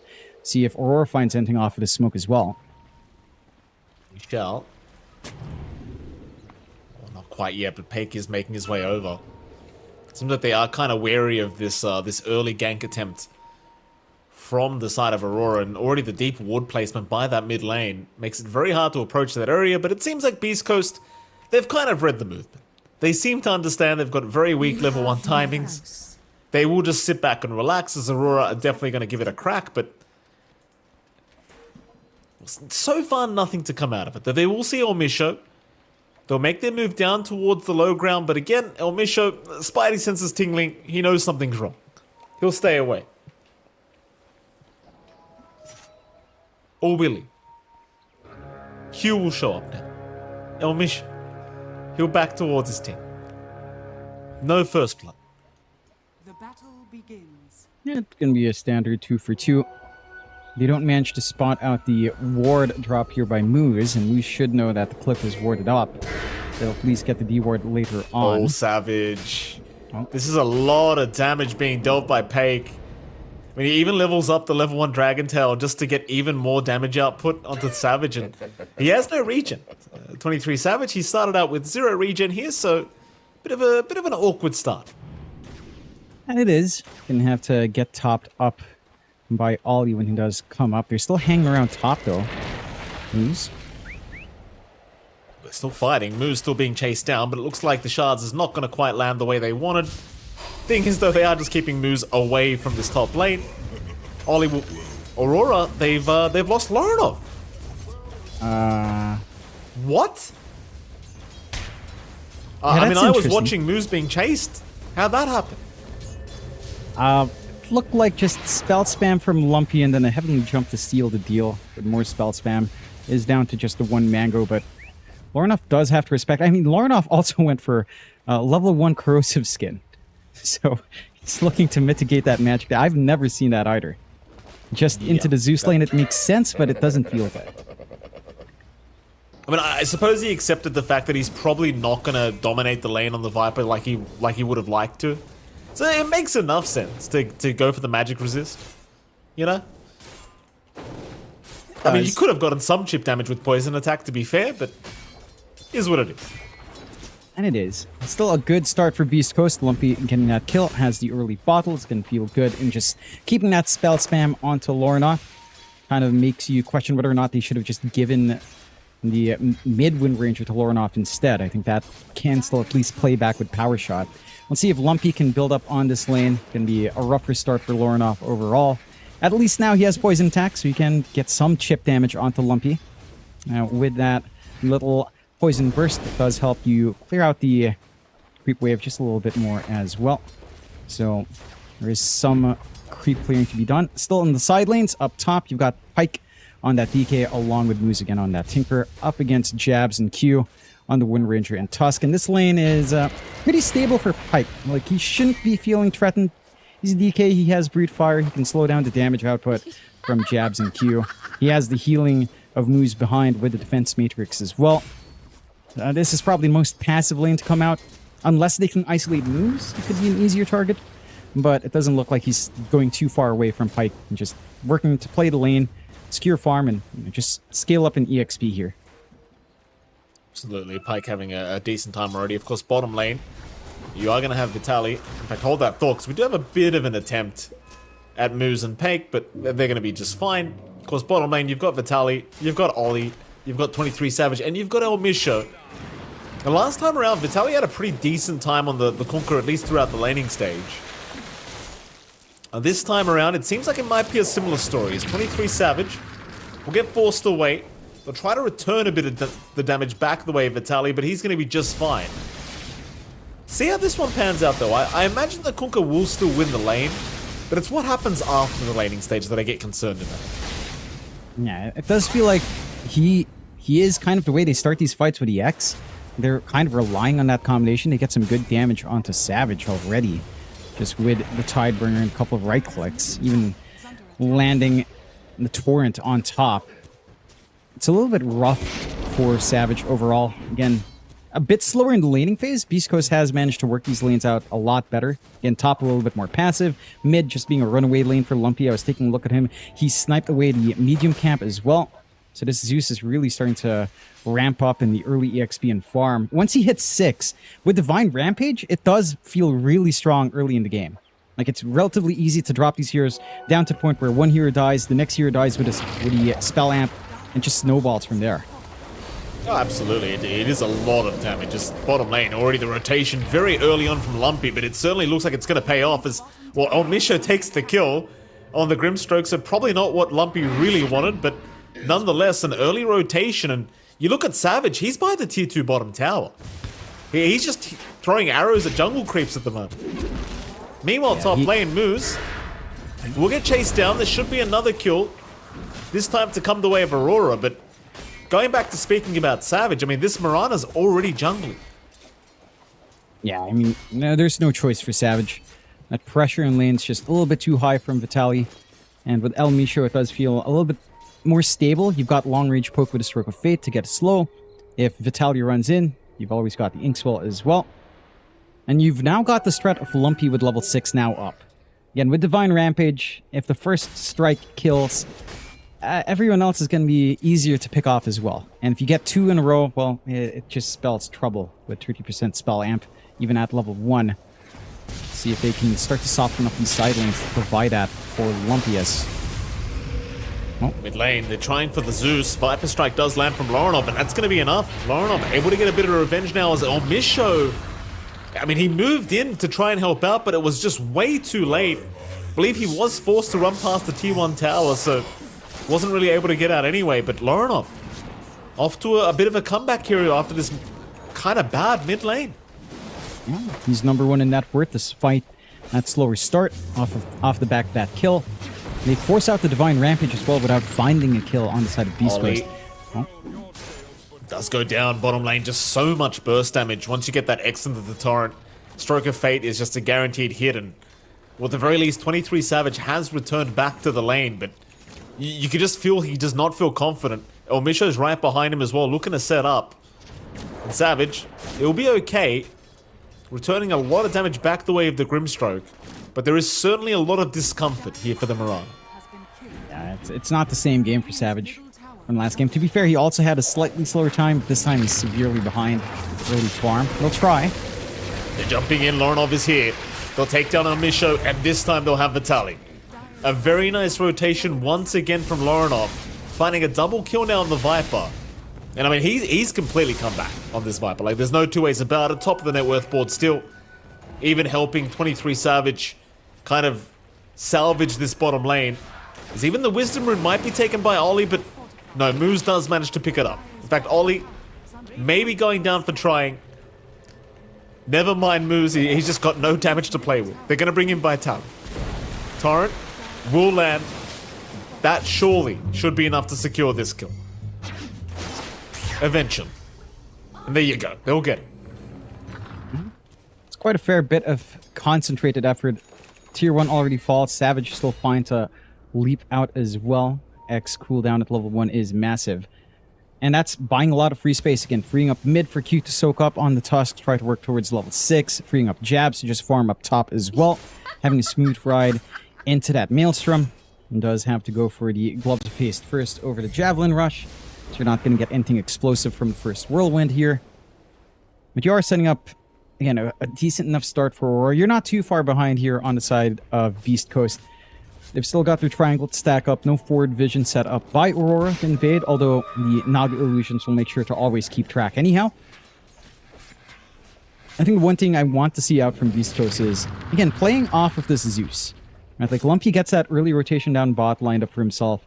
Does a ton of work. They're not really able to soften up side lanes to play with Thunder God's Rat, which I feel like when you go Divine Rampage, you're kind of looking for that in the early game. You're looking for early to mid-game tempo. It's down to playing aggressive side lanes, letting your Zeus pop, find 2 kills, soften up the rest that are still relatively healthy, and going for a team wipe from there across the map. But they're kind of stuck in recovery mode. Get that build up on Vitality. You can't really launch yourself off Pike either, as it is a DK early on, or without any real items yet. The damage isn't quite ramping up yet. And a slower game is what Aurora wants, essentially, right? Like, Beast Coast needs a bit of a faster game. Aurora loves slower games. Even this lineup can still scale up. You've got a lot of room to grow here for Lorinov. Looks like he might be gunning for that Mage Slayer. You've got a lot of recovery for Savage to get done, so he doesn't mind this either. And Jab still needs his initial items anyway. This is when Aurora's at her weakest, and Beast Coast can't really do anything about that. Lumpy. Oh, Lumpy's been caught. Viper Strike barely going to land in the nick of time, and well, he tried to heavily jump away, but it wasn't quite enough. Nice easy pick off here for the side of Aurora, as now El Misho trying to get away. Will be fine. But that mid-tier 1 tower now going to be focused down by the looks of it here for Aurora. And even without a siege creep, it's still going to be a lot of damage being dealt here by Aurora, forcing so many rotations to try and get the defense going. And even then, it's still pretty hard with these numbers. Like, you're up against the Viper who's having the time of his life right now. They'll abuse Moose's March of the Machine, of course, but things are looking a little bit dire right now for Beast Coast. Ollie. Try to get away. Lumpy going very far for this one, but he's still not dead. Finally, they will secure. In fact, Q will go down a boot. Beast Coast finding a very good fight for themselves. That they do. A little bit early on the Thunder God's Wrath, unfortunately. Again, not able to really get anything off from Divine Rampage, but hey, they got the kills in the end. The Soul Bind really saved that from El Misho. If they didn't manage to bind, I don't think you might have even caught Ollie at the tail end to get that cleanup. Much needed kill for Lumpy. Gets the regen rune on top, so you can just go back to the farm game as well. I will say one thing here for Beast Coast, that with all the space Pike has been given, he is starting to get into the point where he's an issue, right? Like, he's got the armlet up, he's starting to get tanky on this DK, he's getting free levels. Your damage isn't quite there yet. Jabs is taking, again, a very silent game here on the Wind Ranger. Probably by the time he hits Maelstrom, you can expect some movement out, but I feel like you can play a slower game, you will have to keep track of this DK. That's a big factor, and you need to find a way to take these tier 1s. Like, they take bot tier 1, not the most important. Top and mid are what you need to take care of, because if you leave them alone, the Tinker has a very safe zone to just march away, farm into the Holy Locket, farm into the mech, Guardian Greaves, and then you have to really play your game into that massive sustain and area damage that the side of Beast Coast have managed to build up for themselves in this draft. They absolutely have. Beast Coast looking good, sitting back. 1k advantage their way. Aurora, they're going to smoke up as 2. 23-7 in Q. Looking to maybe rotate onto this bottom lane Kunkka, but they decide better of it. They'll head towards the mid lane where they'll see moves on the Tinker. Hoping he goes for the power rune at 12 minutes. He does try for it, but Aurora weren't quite ready, but never mind. They land the arrow anyway. It won't really matter. Moose is down, but Vitaly is here. He's got an X and a bow down. Onto this Mirana. Now into with the silence of the Soulbind. Locking them down, but the song from Ollie going to make life a little bit more challenging as he locks down quite a few of them. Here we go. They'll go after Omisho. He's already gone. Onto Vitaly, they'll go next. The arrow does connect, but Lorinov, he's dropping a little bit low in terms of the HP department. He might just drop, and he does. They'll still find Vitaly in the meantime, but they'll lose Jabs on top. A very messy fight. Who do you think that one favored? Definitely Beast Coast. And you had some pretty good streaks up on Aurora, a massive streak up on Lorinov. You do manage to kill off some big targets, but Pick still stays alive. He's got room to shove in mid. They're going to be able to find that tier 1 and starts to play into that tempo of Beast Coast. And they're hitting the point where you've got the Phylactery up on Lumpy. He's got some good damage now to pop with the Lightning Bolt, and the Arc Lightning can set up with the slow. And they've got the Ags being rushed here by Lumpy as well, and Pike is very comfy with just the armlet. And he's going for the standard SNY build into BKB. But with the mid tier 1 gone, they get to invade Triangle, they get to shove away this lane for Jabs up top, and again, shrink the map down so that Aurora's going to have to share more resources in a smaller area between Savage and Jabs. Am I? Oh, yeah. Am I saying this right? Can you please look at Vitaly? Yes, I see it. I did say if I see the Ags up, you might consider hitting one button twice on your keyboard. But maybe he makes it work. Maybe those cannons needed calibrating. This is the game, Jonathan. I'm a believer. It's gonna work. It's gonna work this time. I guarantee. Amp damage rune. Look at that. Even Gaben's saying it's gonna work, Jonathan. You'll hand them over a damage rune. Yeah, it goes to Lumpy, sadly. We're not going to get...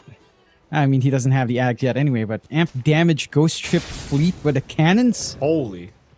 Don't get too excited now, John. Take it easy. My goodness. Let's not get ahead of ourselves. My goodness. Oh, that'd be something to watch. Still, Beast Coast again with the early lead back there. Wait, 2K up, 9-8. They are starting to...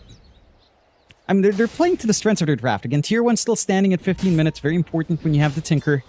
Very important to just keep that farm, keep the map open, get that scaling up. And Aurora have not really clumped around to push. They've tried mid, but they've been looking for skirmishes more than objectives outside of bot. I think that's going to be the one thing that holds them back a bit. And they get the X on Savage? Not quite. He does leap away just in the nick of time. They're just lacking the vision for Vitaly. He was right within range. A little bit unfortunate there for Beast Coast, but they can still secure the bottom tier 1 tower while they're here. Thing is, there will be no kind of trade happening from Aurora either, because Moose can just continuously defend with this much of the machine spam. So Beast Coast, they'll get away with another little cheeky objective. Everything going pretty well for this dire side right now. It's Aurora that feels like they might need to be the ones to find a way to kind of turn this game back the other way, but it's still a very even game. It's just hard to know who's really in the lead. I'd argue it's probably Beast Coast right now, as they are hunting. Vitaly and Elmisha, they might run into Jabs. In fact, Jabs will run into them. Even better. Can he find a way out? Oh, he does heal up quite a bit with the wand charges, and in fact, they can't kill him. He'll turn around with the focus fire and just kills Elmisha. And that's exactly what I was saying in the draft. How do you start fights? Kunkka +1 is not going to cut it. I'm surprised they don't even commit Thunder God's Wrath or Divine Rampage. You could have gotten kills, scouted forward. Maybe someone drops a little bit low from the spell amp, Thunder God's Wrath. You get from having him kill. You snowball from there. Instead, a freebie for Jabs. While he's farming aggressively, he was going way past his tier 1 that has fallen almost into BKB now as well for the Wind Ranger. They're hitting their spikes. Honestly, again, like Beast Coast, they hold on to their tier 1s. They're playing their own game, but how do you capitalize on that? They don't have heroes that kill. They don't have damage outside of this Zeus, and Lumpy's not going to show his face up front until Pike is ready, and Pike's not quite ready yet. He does have the Pike. SN. Oh, Yeah, Pike's in a lot of danger here, John, but they missed the arrow. It won't matter, though. It will not matter with another Toxin on top. It just does too much. And with that, I mean, suddenly you've lost your POS 1 DK, who was the highest net worth on the board. A very big pick-off here for Aurora. They won't really have much objectives to go for right afterwards, though, sadly. Like, there's no tier 1 tower to go for here. I don't think they can really Roche yet. So they'll just have to take the DK kill and kind of leave it at that. yeah. But again, like, for Beast Coast, just back to that point, like, their tier 1 still stand on mid and top. Yes, all well and good. They can't use this forward map control whatsoever. Like, again, they try with this connection Vitality, but there's no burst damage there. Let me show. Danger. I mean, they can just move in very easily with the focus fire of jabs, and 23 Savage will secure a kill for himself. There's your Ags up now on Lumpy, though, so that's a pretty big spike for the side of Beast Coast, having the Nimbus now available for the Zeus. See if it does make the difference they're looking for. And they haven't really been looking for too many fights, though. Beast Coast, it seems like they're still just more than happy to just keep hitting creeps. And in fairness, you might want to wait for the BKB up on Pake before you really start to get going. I mean, I was going to bring up the Kunkka Ags. I really don't think it's going to make that much of a difference, but we'll see. No. It's just, if the damage was more consistent, like if it just straight up buffed the damage of the boat, I think it would be better, but also more boring, right? Like, they're trying to make something interesting, something special here. It needs more cannon shots. You know, maybe up the fire rate to ×2, up the projectile speed slightly as well. Maybe it's could go a little bit crazy. I don't know. Let's see. I mean, with this Ags up and Lumpy, I want to see Beast Coast actually go for these pickoffs. Like, again, use this forward map control you've established. Find some kills, shrink the map further away from Aurora. Because they're still comfy. You don't really have a sizable lead. BKBs are starting to get formed up. Lorinov has his with Mage Slayer. Savage has his ready to fly out in the Courier. Jabs has his. So that damage spike timing with a Zeus might not last for that long, if at all.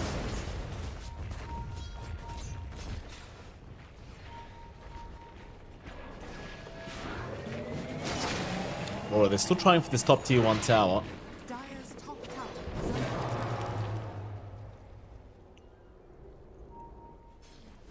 It'll be a slow process, but they're going to get there eventually here. And Beast Coast again are not interested in defending, not interested in a fight. Securing their core items. Refresher all being built up now on Lumpy.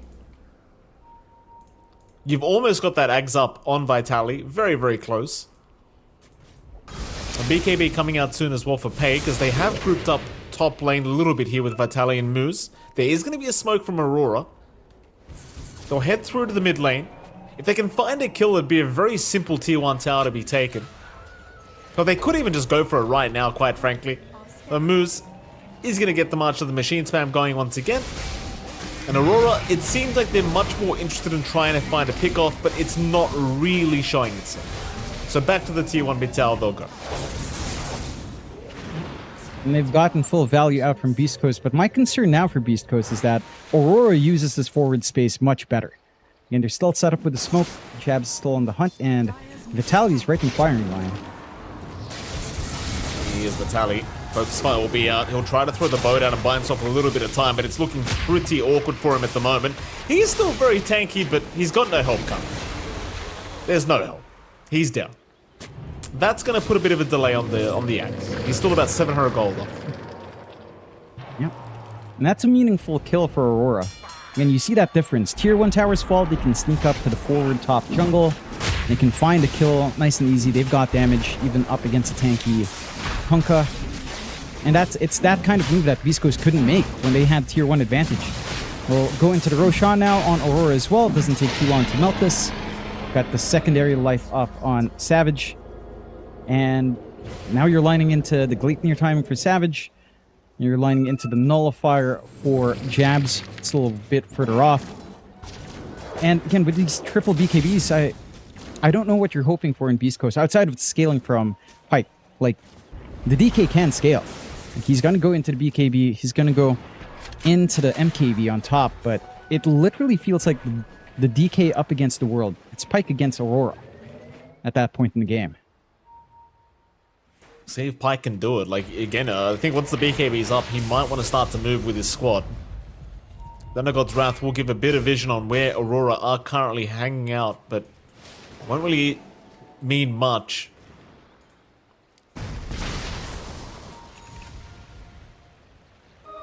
You do have plenty of time, like 4 minutes on the Aegis. Gleipnir is up now on Savage, so he might make the call to his team to start to move as a unit once again.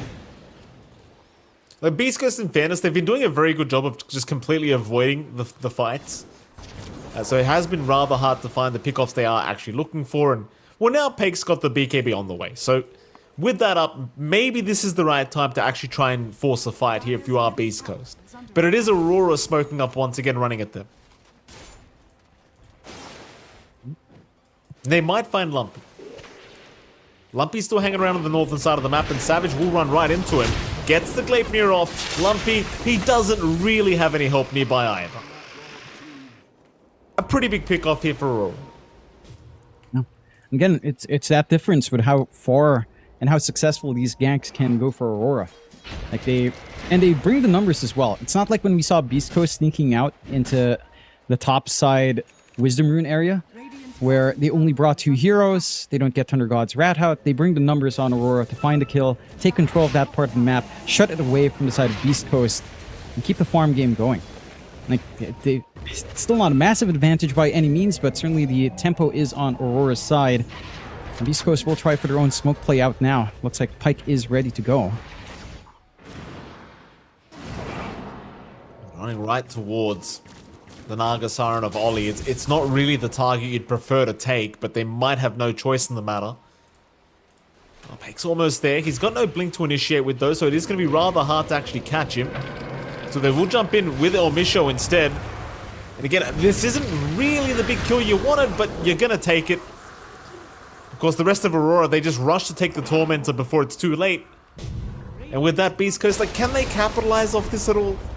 Ooh. Well, at least you find jabs. That's something. You even found the Aegis of Savage. Yeah. That was meaningful. Really good read from Lumpy. And you see the Thunder God's Wrath Divine Rampage kick in there. Takes care of the Aegis, then finds that kill on jabs. Because of the added damage, it just cleans up. It's 3 heroes, actually, considering that Ollie did die before, so that doesn't count. But that's the kind of style that I wanted to see Beast Coast play with around 5 minutes ago. Still better late than never. You even out the game, take away the Aegis advantage you had here on Aurora. They had a good 1.5 minutes left on that. But they need to capitalize on it somehow. They aren't going all in on the push on tier 2. Getting a little bit risky without Aegis of their own. So they'll go back and farm up. I still feel like Aurora can play into this. Like, you don't really care about those sets of deaths, and you don't care about the Aegis too much as you are just farming up. You're hitting the point where Savage is going to have the casual Crystallis into the Daedalus, into a Satanic, and it's at that point where the damage is just going to overwhelm the run buff, overwhelm the armor you have on Pike. And they're still willing to cross the river, no problems here. I'll find El Misho.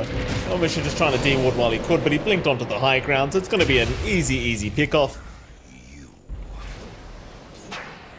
Still a close game, all things being said and done. Like, it's still less than 1k net worth lead the way of Aurora.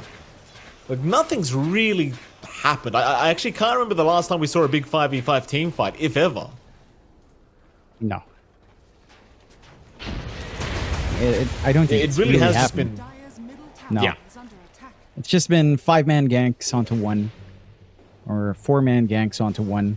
It's been a little bit more conservative in that part, but... And for Aurora, they're managing to translate those pickoffs into more control on the map. They're pressuring up top, they force out the Fortify. There is a refresh Fortify, so secondary tier 2s won't be coming out just yet. But they will find this objective no problem. And it's still no response out from Beast Coast. For Beast Coast's part, in that chase they did have in the top area, on the left side, did reveal the Ags from Vitality. He hasn't used the Ghost Chip yet, but Aurora are aware, if they check his items, that the Ags is set to go. Another smoke out from Beast Coast. This time around, they've got the blink on Pike. That could be the difference maker. Just having this jump in with the far-reaching damage of the Zeus. And they could get the ball rolling off the back of this.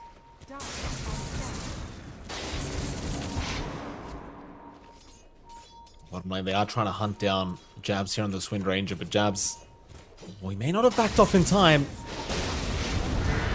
Hake, they're gonna find him. Blink is there, stun is out, and Jabs will die. That's a nice pick off now for Beast Coast. The thing is, again, does it lead to anything? This time it probably will lead to a tier 2 tower, if they're confident enough for it. It should. And they've got the commitment from the Dragon form. Should be able to just take care of this objective with the damage from Pike. And they will do so. Side of Aurora. I don't know if they really care again. Like, we've seen them play high ground defense. They still have this feeling that they can reach into the top jungle anyhow.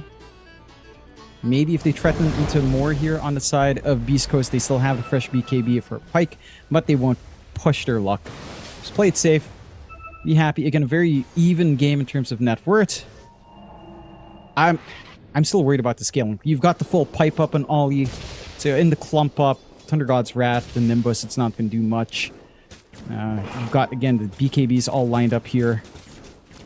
You've got the scaling coming out for Lornoff. He's going for Butterfly now on the Viper. Savage, again, still going for the Daedalus into the Satanic. A slow game does not benefit Beast Coast. Like, an even game does not benefit Beast Coast either. We are going to have a quick pause out. Looks like Moose does need a quick reconnection into the game. Really hoping we see a 5v5 soon between these two teams. It's just been so quiet. Moose does have the quick reconnection. In strength is victory. Oh. Here we go again.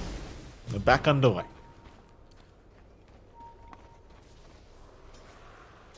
Hey, you know, Mike. I mean, you might get spotted. Lines, yes, Jonathan. It could be worse, you know. It's not all the way back. Polaris versus Talon. You know, we're not quite there. This is 100 times better already. We have that. It's almost like a Talon versus Talon match, though. Like Aurora versus Aurora right now. Both sides are kind of playing the same way, except the ganks are a little bit more sporadic from Beast Coast, but they both have the same idea of just taking a pick off, trying to work the map, and going back and building up in this arms race. Back to the drawing board. Still a less than 1k net worth lead. This time for Beast Coast. The win probability's been sitting at around 60%. Beast Coast sway the whole game. It really hasn't moved up and down very much. It's Beast Coast now hanging about the mid lane. They are grouped up as 4.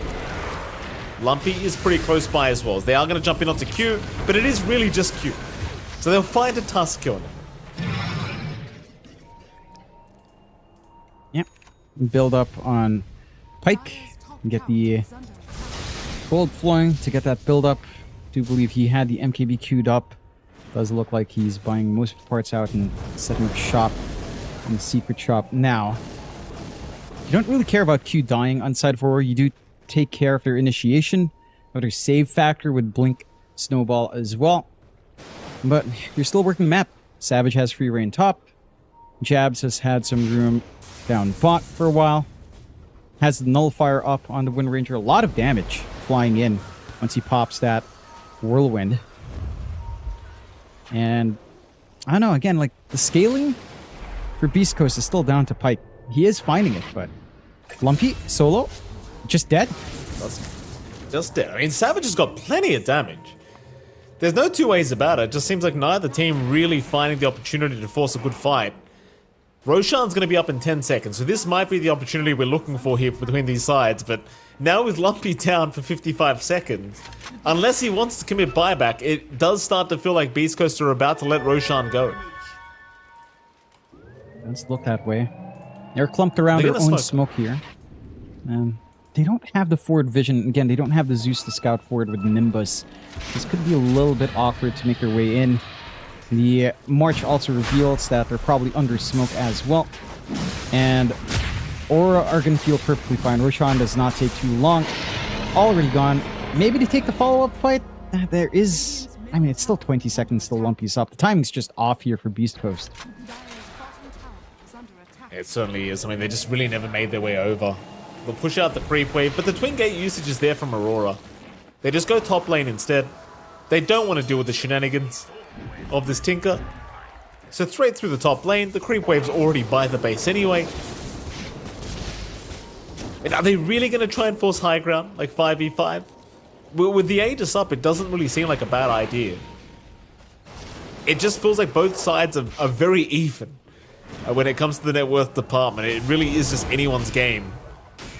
And in fact, Aurora, they do retreat. Back to the jungle they'll go. Yeah. And it's Aurora. They're going to look for a pick off first. Maybe look for these last outer towers to ensure the high ground can translate into more. Tier 2 still standing at mid and bot. And they play a stable game. Tormentor to be taken here by Beast Coast. Oh, Misho will manage to get away, but that does stall this out just a tad. At the very least, doesn't give his own life up. Free shard for Vitaly, a little bit more in terms of trying to pull someone back with a tidal wave. The state of the game is such, Mike, that our BKBs are all still at 9 seconds. They've had this for at least 10 minutes now. Yeah. Isn't that great? Yeah. It's fantastic, Jonathan. I think it's fantastic. He went for a Midas. This is a guy that gets things done. He gets it. This is the guy. It's Q. He gets it. There you go. No bugs necessary here for Q. He just knows how long this game is going to go on for. He's like, guys, are we doing anything? No? All right. Midas it is. I mean, it makes enough sense. If you're going to play a game this slowly, it makes enough sense. What else is he going to buy? Can you imagine if all of these guys just went Midas instead of BKB at this point? They haven't used it. They haven't used it.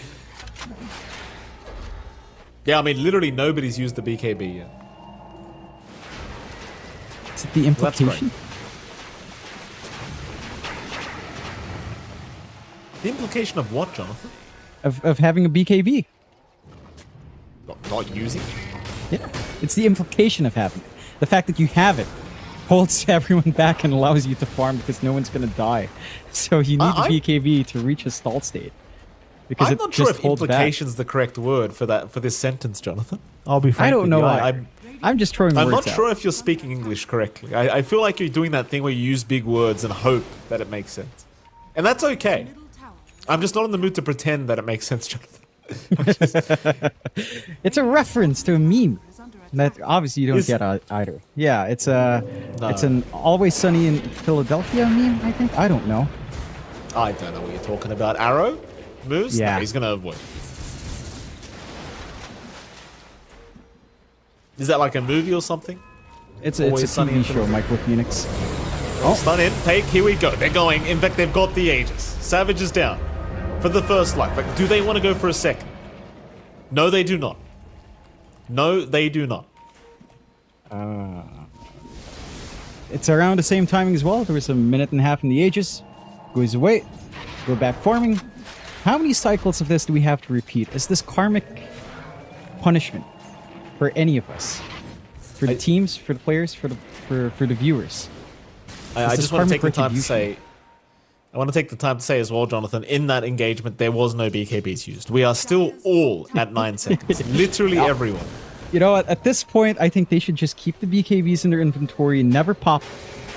I think that should happen with the game. You know, if you buy a BKB, you don't use it within 2 minutes, it just locks up and you can never use it again. You know? That might be an actual legitimate buff to BKB. What if you don't use it like per 5 minutes or something like that, you get an extra second? Think about it. That's way If you too don't strong. use BKB, every here we go, Moose. Bit of danger. Savage. Oh, there BKB. it is. There we go. Oh, there we go. It works. Oh, he's found the button.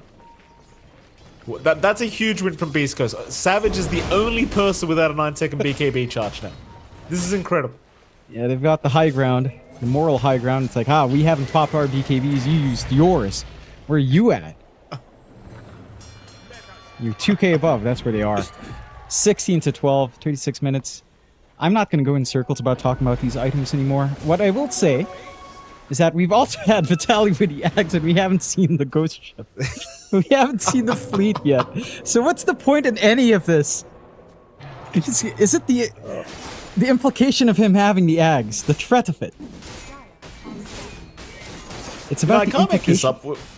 When my wife asks me, like, are you going to be late tonight? if I'm casting a game like Aurora, I literally say, yeah, I'm casting Aurora tonight. And she goes, oh, okay. Be a late night then. No problem. I won't even say yes. I'll be like, oh, I'm casting Aurora. They'll be like, oh, okay. I won't wait up. No problem. Savage. Oh, he's been caught. No Torrent is out. He gets caught. The tidal wave drag back, not allowing the leap. And of course, Jonathan, as you pointed out, his BKB was on cooldown. It actually made the difference. I can't believe it. Here we go. Beast Coast. They're on the high ground as Savage doesn't have buyback gold. We've been farming for 37 minutes, and he does not have buyback gold available. He just bought a Lincoln Sphere. And he does. Tier 3 just falls. Although, here we go. Q's in. They're going to try for Pake. Pake's a tanky boy, but he's got his BKB. It's just not doing enough, though, with the breakout. Pake is gone. Oh, boy. But there's the Thunder God's Wrath. Q will drop. Tier 3 tower has been saved. At 136 HP, not the healthiest position, but they stay in a very even game still. All those kills and net worth has not swung too much, Mikey. Nothing ever happens, as I say with Neff when I was hanging out with him. Nothing ever happens, Mike. You have no idea some of the games that me and Neff watched together. I have no idea how we went through that mentally. I can't say mentally intact with Neff. We went through it. Michael Phoenix.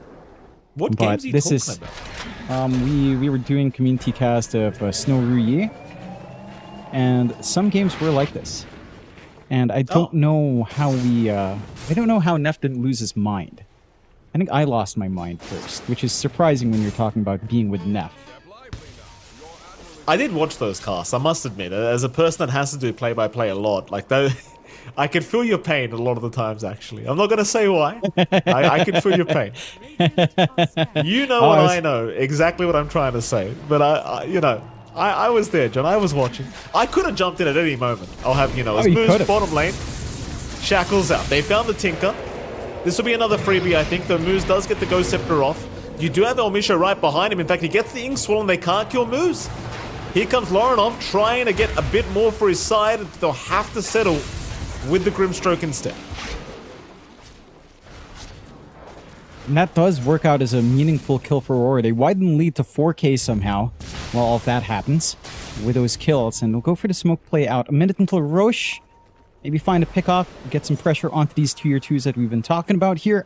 Open up the high ground potential after Roshan. Run from there. I mean, there's so much damage here on Savage. Still has the Solar Flare. BKB off cooldown. So he should be feeling confident to make a play, but great read from Beast Coast to just hug the high ground very early on. Not going to be finding anything except for the objective. So one outer tower left for Beast Coast. Aurora, do they get impatient and go for something before Roche? It kind of breaks the playbook here. Maybe just the tier 2. They'll get the tier 2 tower. That'll be enough. 4K advantage now for Aurora. Win probability does go up to 49% for Aurora now, so in fact, make them even 50-50. 50-50 is the win probability. I have a feeling that the AI overlords that give us these probabilities probably fall asleep mid-game, start to give someone an advantage, then realize, oh, it's even. Puts it back at 50, wake up, go back to sleep, slip that advantage away without watching. Oh, it's even. Comes back, 50-50 again. Smoke out, Beast Coast. Maybe they do something the AI doesn't expect. Roshan is up. Like, this is a very important Roshan play to try and contest if you're Beast Coast. Aurora still haven't even scattered it out yet.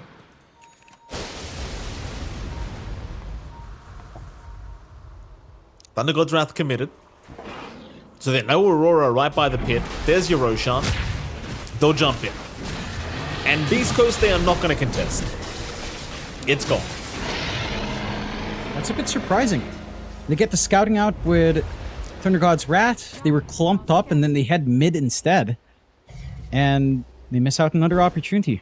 Another secondary life for Savage. Maybe this time around it will lead into something else beyond a BKB TP.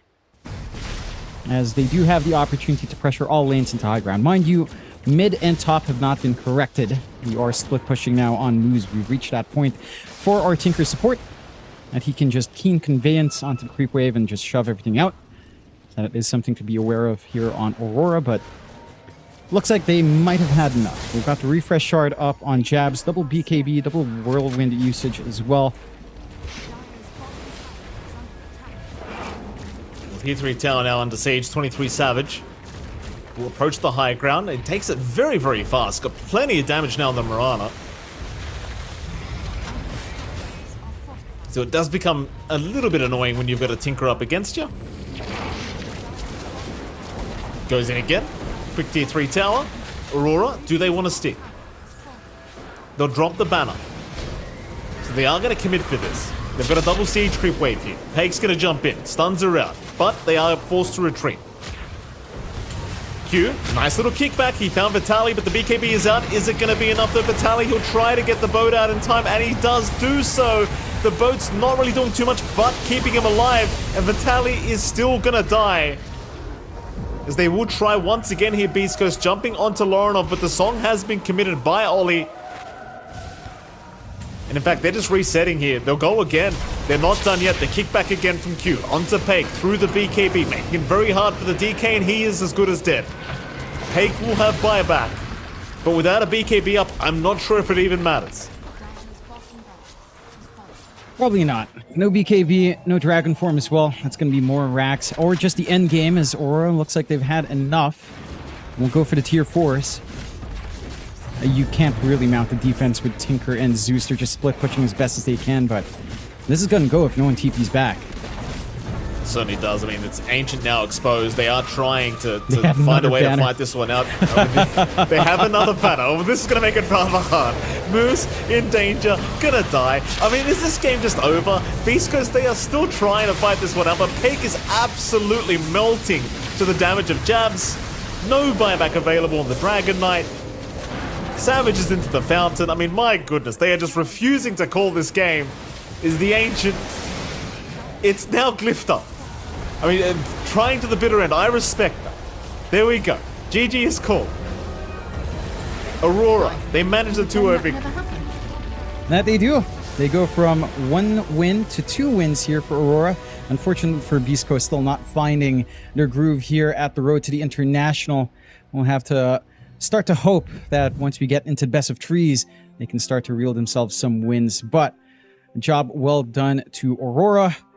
They play a classic Aurora game where 35 minutes, really nothing happens. And then they take a fight, and then they go high ground, and then the game ends. So props to them for finally, again, finding some wins today. As, again, unfortunately, the series doesn't really amount to much for seeding or some such, as their opponents will pick for them, as we somehow have highlights of that game, as I'm pretty sure it's all pickups. I was going to say, this will be an interesting one. Let's look at the highlight reel. It was a nice song, I'll give it that. I mean, Ollie did a good job here. This was a nice one. We had a couple deaths here, John. That was good. This was like the last big team fight for 30 minutes. Yeah, it happened at 13 minutes in. 12 and a half minutes, then like till 35. It was just pickoffs. The high ground defense was kind of cool as well. They did make that one work after 23 dies without BKB because he BKB TP'd. But and then it's the end of the game. It's actually, yeah, I mean, you can't fault it. This is literally the basic summary of the game. I will say for Beast Coast, it's a bit surprising that Vitaly again goes for the Ags on Kunkka, the ghost ship with the cannons. I just don't know what it's supposed to do. As a damage dealing thing, it's not amazing. As a rum buff refresher, it's only 2 boats. Not like before where the talent would give you like 3 or 4. I forget the specific, but more than 2 for sure. It's weird. It's a weird choice. Like, again, now maybe this game Orchid doesn't make as much sense, but Side of Vice, Auras, earlier Auras would have been nice. Anything to get this game active. We saw Beast Coast trying to rotate early. We saw like El Misho and Vitaly going into the Wisdom Rune area trying to contest. They have no damage. We didn't see Lumpy commit the ultimate at that point. Didn't quite have the Ags as well at that timing. And then they just let go of that idea. And well, Aurora, again, they're very comfy just playing these farm games. Maybe a little bit slower in the laning phase. I think Lornoff dying solo to Lumpy was certainly not what you'd expect. Level of 1 Corrosive Skin as well was interesting, but he does make it work in the end. I don't know who gets MVP, Mike. Who do you feel like giving it to? Or we'll see. Okay, it's just Nueng. All right, give it to Nueng. He farmed, he hit, he popped BKB first in the game. That is standout for me, as he pops his BKB at what, 35 minutes? He did manage to use it. Thank you very much, production, for highlighting BKB. Love you guys, but he plays amazing. Like, he's playing Mirana. He has a lot of damage. He farmed. I'm really reaching here, Mike. Save me. I don't know what to say anymore. It was a fantastic performance from the Savage. I don't know what your problem is here. 5-1-11, perfect. There you go. Look at that. Kill participation 66.6%. That's a perfect number right there. Fantastic performance here from Savage. You couldn't have asked for more. What a game. What a game. Unbelievable. That's in all you're saying. It just shows you. It was quite I mean, hey, you know, Southeast Asian fans, you got to win. South American fans, again, there's still the playoffs. There's still the decider matches. There's still some best of threes in the next few days. So there's an opportunity for Beast Coast. We did see Heroic take a win a while ago anyhow. So there's something to celebrate at the very least for the South American fans. For Aurora, I don't know if you're going to be too happy with these games. Again, they played their own game, but it didn't feel like there was really much happening.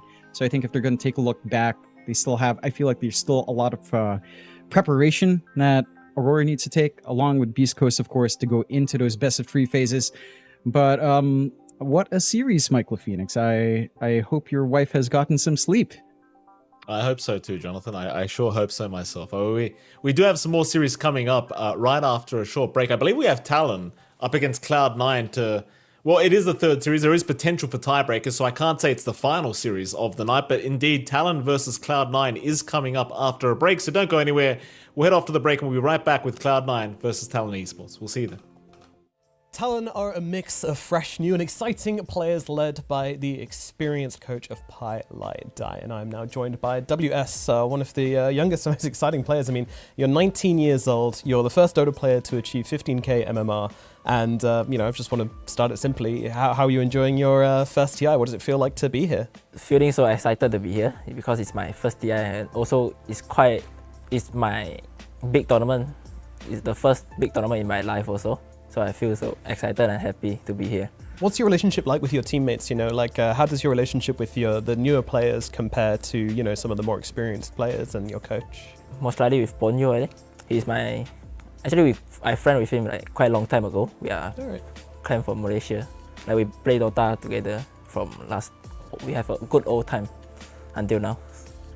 Awesome. So like when you kind of got in, you know, how did you join Talon? Was it through him or was it through someone else?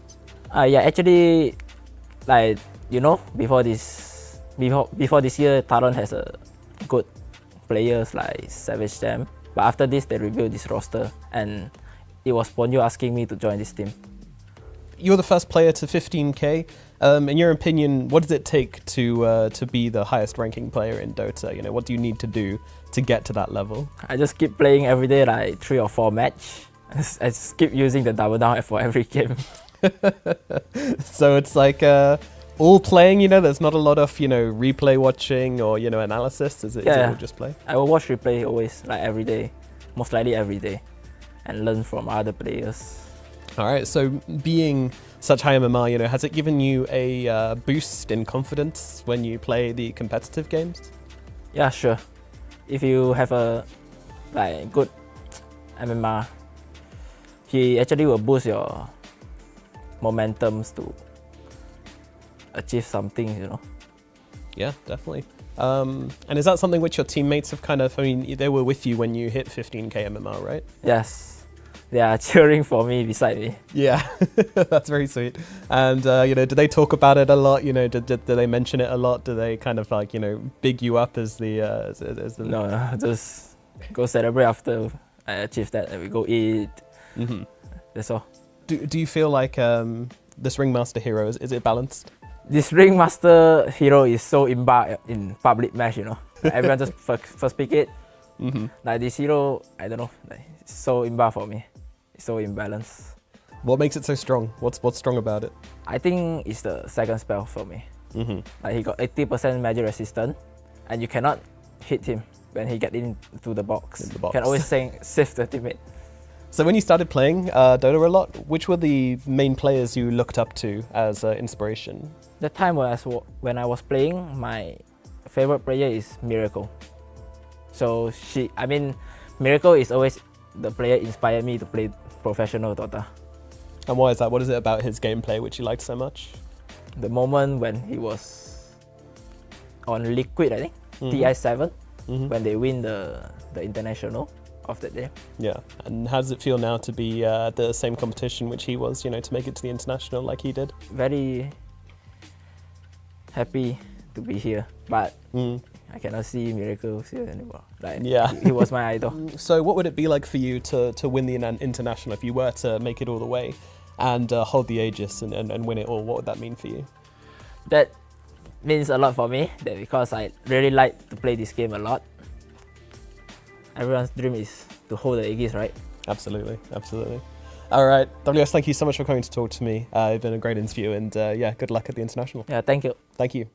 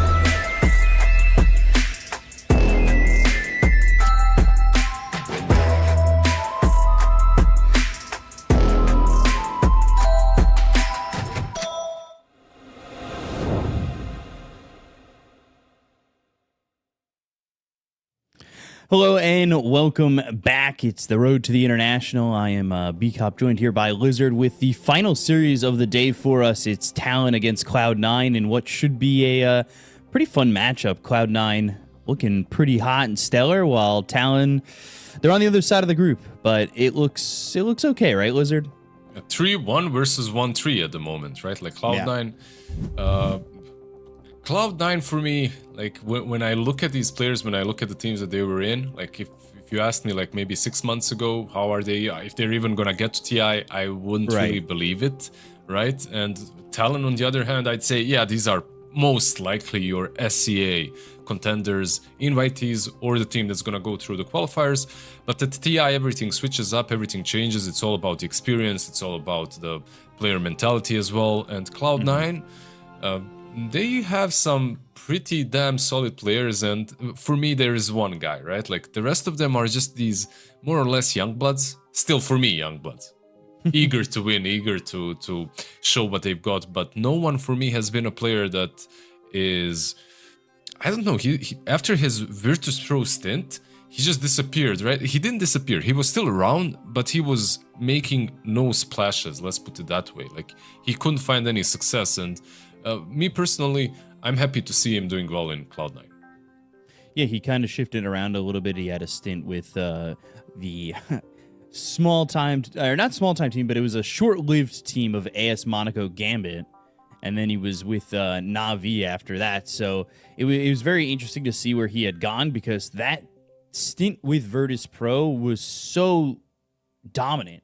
Like that Virtus Pro team was so strong, and I feel like it almost gets forgotten about when talked about dominant teams at the time. And you take a look at the schedule today. We had a 1-1 against between Heroic and Gaming Gladiators, which was quite nice, and that was more so to be expected. But it was also just Aurora taking the 2-0 over Beast Coast. So now you're coming into a series, Talon, Cloud9. The groups are set except for this one. B is the only one that's up in the air. What are you thinking about this series? Are we going to see a 1-1 split? Are Talon good enough to take a game off Cloud9, or are they just looking too strong right now? I don't think Cloud9 is a team that is that strong that I can say confidently they're going to go 2-0 Talon, right? I feel like everything is in the air still. I think that either one of these two teams can take the series and go 2-0. Most likely it's going to be a split, like from what I've seen from Talon and their games, I believe, versus Tundra as well, right? It was, they lost the first game very convincingly, and then they came back and did fairly well. So I'm not sure. Like, I obviously talked about one mid laner. We don't want to be biased towards my Eastern Europeans here. Mikoto has been my favorite SCA mid laner. Mikoto and Yopash, like the two of them. They came into the scene kind of together at the same time, and they were the rivals. Mikoto for me was most of the time the one, the weaker out of the two, but he has grown as a player quite a lot, and it's always nice seeing him on his staples on that mid lane. Playing versus no one is not going to be easy.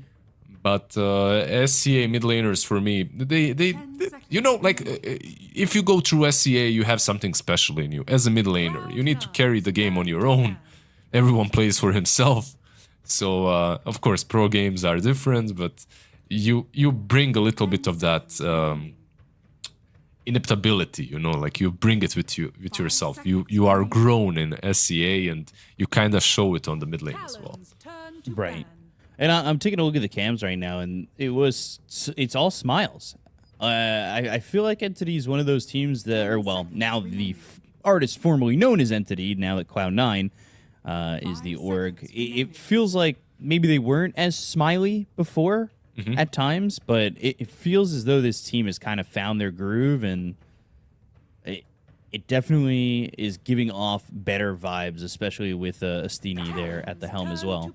Wait, where is Metrim? Is he not with them anymore? Like, I feel like he was their coach in Entity at least, but Astini is now the one. I did see Metrim somewhere. I'm not sure where he is. He left for some different team, maybe in CIS. Not sure. In any case, yeah, like this is a team very close to my heart, as they had a lot of players that I played with back in the day as well. But not any longer. We'll see how well they are going to perform. I feel like some of these players that are on the team have very comfortable meta picks, and you can see one immediately. Sand King, DM, I'm pretty sure he's very happy with the pick already. He can play it, you can play it on no one on mid lane as well. While on the other side, we see my nightmare. This bearded man haunts me. I cannot play a game of Dota if he's in it. If he's on my team, I'm happy. If he's against me, I know I lost 99%. It's just so annoying. Like I see that teams are picking him up more and more now. And it was necessary. It was just so damn necessary. So we'll see what they want to go for afterwards. Is they've got Doom, Enigma, Shadow Demon, Lina, Leshrac banned off by the side of Talon. And then Timber, Marcy, Nature's Prophet, which has been making a little bit of an appearance, and Windrunner, which has been in full force in TI so far. Especially we've seen 23 Savage played a couple times. Obviously, he's not here, but I'm saying in terms of like SEA carries, they've been liking it. Yeah, dude, he only has, by the way, Omni Knight has only 5 games so far. And for 5 games, his win rate isn't massive, 60%. Sand King, meanwhile, as well, 5 games, 60% win rate. So, kind of the same. Interesting. Like, I expected Sand King to be a bit higher up there. Same with Omni. Do you know what hero is actually the most picked? I'll tell you. Sniper. Yeah. Yeah. We saw a lot of that yesterday. Yeah, you know what's crazy about it, though? Like, this Sniper, he's got 33% win rate. Like, he's picked the most, like 18 games. Like, the next closest is Windranger with 16. But Windranger, she's banned here, of course. She's got 60% win rate. Meanwhile, Sniper, 33. I feel like some teams are obviously ruining his win rate. Like, Q likes to play it on 4, and he's lost like 3-4 games that I've seen so far on the position 4. So it isn't really working out that great as a support. But Monkey King? Let me just check. I've seen a lot of Monkey King as well. Yeah, 11 games, 63% win rate. So he's doing quite alright for himself. Like either on mid lane or safe lane, the Simeon Stride. Like I've seen it do a lot of work. I do like Bat into him, and I do like Razor into him. So both of these heroes I enjoy playing into the Monkey King, at least in the laning stage. Yeah, so Razor now with Bat Rider for the side of Talon, which is quite nice. A little bit of control there with the lasso. Yep. I'm just curious for Talon where this Razor... Oh, Tinker. I feel like he's got a very bad win rate considering how hyped he is. Yeah, everybody's saying that this hero is ruining pubs and ruining games, but 33% win rate out of 6 games. So I was kind of correct. The games that I've seen Tinker, the duo supports are way too passive, and because of that, like you cannot play the goddamn game. Like you have this Tinker. How do you gank with the Tinker? Let's say you're a Sand King, right? Like you see a carry, you want to burst down a Faceless Void. Like you jump him, let's say, no, not in this game. You jump him and then Tinker is there spamming March of the Machines. Like, yeah, you might kill him, but tomorrow. it just doesn't work. Like, you need something a bit more bursty. They do have Bane for that, but he also just brings control. So we'll see. Like, the Bane plus Tinker for me is definitely better than some of the combos that I've seen, like Tinker plus Treant. Then your map collapses minute 12. But yeah, they snatch themselves a Morphling. I think this is for 2 reasons. Like you get the Morphling for yourself, and you also snatch the Morphling away from them if they wanted to pick it against the Razor. It's a pretty good matchup. And then you could maybe switch up the Monkey King to a mid lane. How does this Bane do getting picked into Omni Knight? Look, they picked it for a reason. They picked it for a reason, so I'm not sure. Like there must be something that I'm missing. I thought that he might be bad into Omni, but I'm not sure. Don't you just like you pure someone, he just gets repelled, right? Isn't that how it works? That was my assumption. I'm just checking everything. Like it's is it the strong dispel? Repel, that is. It grants debuff immunity with 60% match resistance as well as bonus strength and HP regen. So basically, like, even if it isn't, like the target that you go on, if it gets repelled, it's not dying, right? Like, right. You'll save it. So, I don't know. I see Omni. I like the draft already. That's how I work. One hero that I have seen do well against Omni, even though he didn't win that game, is Timber. Like, you just crush the lane, you don't care about repel because you have instant stats reduction by like 13%, so you can spam that whirlwind, all your spells work through Omni, so... And you attack an area, so you hit too many targets for him to save. I do like that. But obviously, no chance for a tier. What do we need even? Like on Cloud9, most likely no one hero, and on Talon, can't say for sure. Like most likely an offlane, right? This Razor should be the mid laner, Morphling safe lane. Then you get some offlane for yourself. The two bans from Cloud9 as well, like they don't know. They banned the Beast, they banned the Storm, so they're not sure if it's mid, if it's offlane. Yeah, because we saw Monkey mid yesterday. Yeah, exactly. Both sides when you look at the bans. Cloud9 offlane and mid, and Talon mid and safe lane. So both of these teams aren't quite sure. Yeah, what exactly is coming What exactly is coming. Yeah, exactly. A bit too much flex for both teams. Mm-hmm. It's a good and a bad thing, right? And that Sardar could still be mid too. It could be. It could be like 7E loves him mid. Yeah, SCA, right? Like as well. Besides 7E, like they like to run this Slardar mid. It's not bad. Like you can get some Orchid. That's like considering you picked Monkey, like Slardar into Monkey. I'm not sure. Like Slardar is a weird one. Like he can crush a lane, but Slardar plus Bat, I would actually play that into Monkey Tinker or Monkey Bane, and you're fine with it, I think. Like even versus Monkey, I think you win that lane. Like, there's just way too much. Even Monkey hits level 3, I think you still are stronger. Bat plus Slardar is way too strong of a lane. I like what Talon has done. Like they secured their lanes fairly nicely. The late game is secured by Morphling. He has good targets to morph in. He has Omni Knight to just make him this ultimate carry. Repel the Morphling constantly. I think that's nice. Good draft. Overall, very well-rounded draft. They have catch, they have stuns, saves are there. The one thing that is missing, kinda, is like this flashy playmaker. That's something they don't have. Just to give you guys an update on the group, because a match just finished between G2 and Tundra. Game 1 going to Tundra, which does affect these games. I thought we were casting that one, by the way.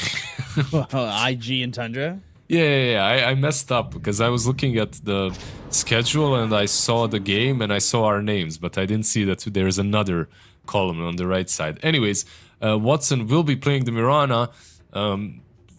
So they do put the Monkey mid, and then it's an offlane Sardar. The go-to hero, Mirana, as a carry. Like, she's been picked quite a lot by every single team in this tournament, almost. And I closed my tab. I wanted to check the win rate. Give me a second. Like, I feel like this is a very easy carry to play at the moment. Mm-hmm. And, like, it's very easy to do a lot with her. All the items that are in the meta and that are strong, you build anyway. Like, overall, Lina is gonna get banned. Prophet is gonna get banned. The next two picks are Morphling and Mirana. I've seen Mirana do pretty damn well versus Morphling. In the the power spikes are kind of weird, but I honestly think that Mirana comes like super late game, might be even stronger than Morph, which is crazy, but she just might be. Like when you get to that stage of being 6 slotted, you pop that solar flare, you get like 180 damage, 180 attack speed, you just pew pew. It's too strong.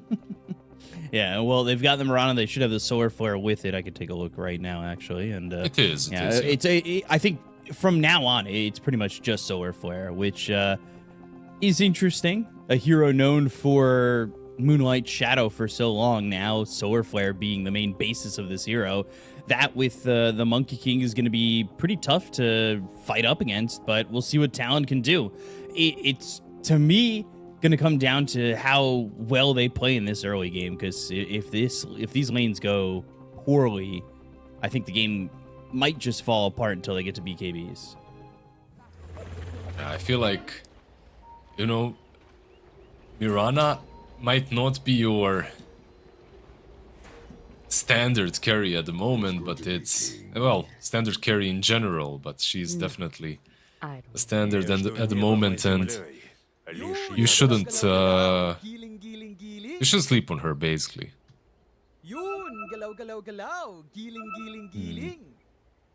You see this? Do you see the build?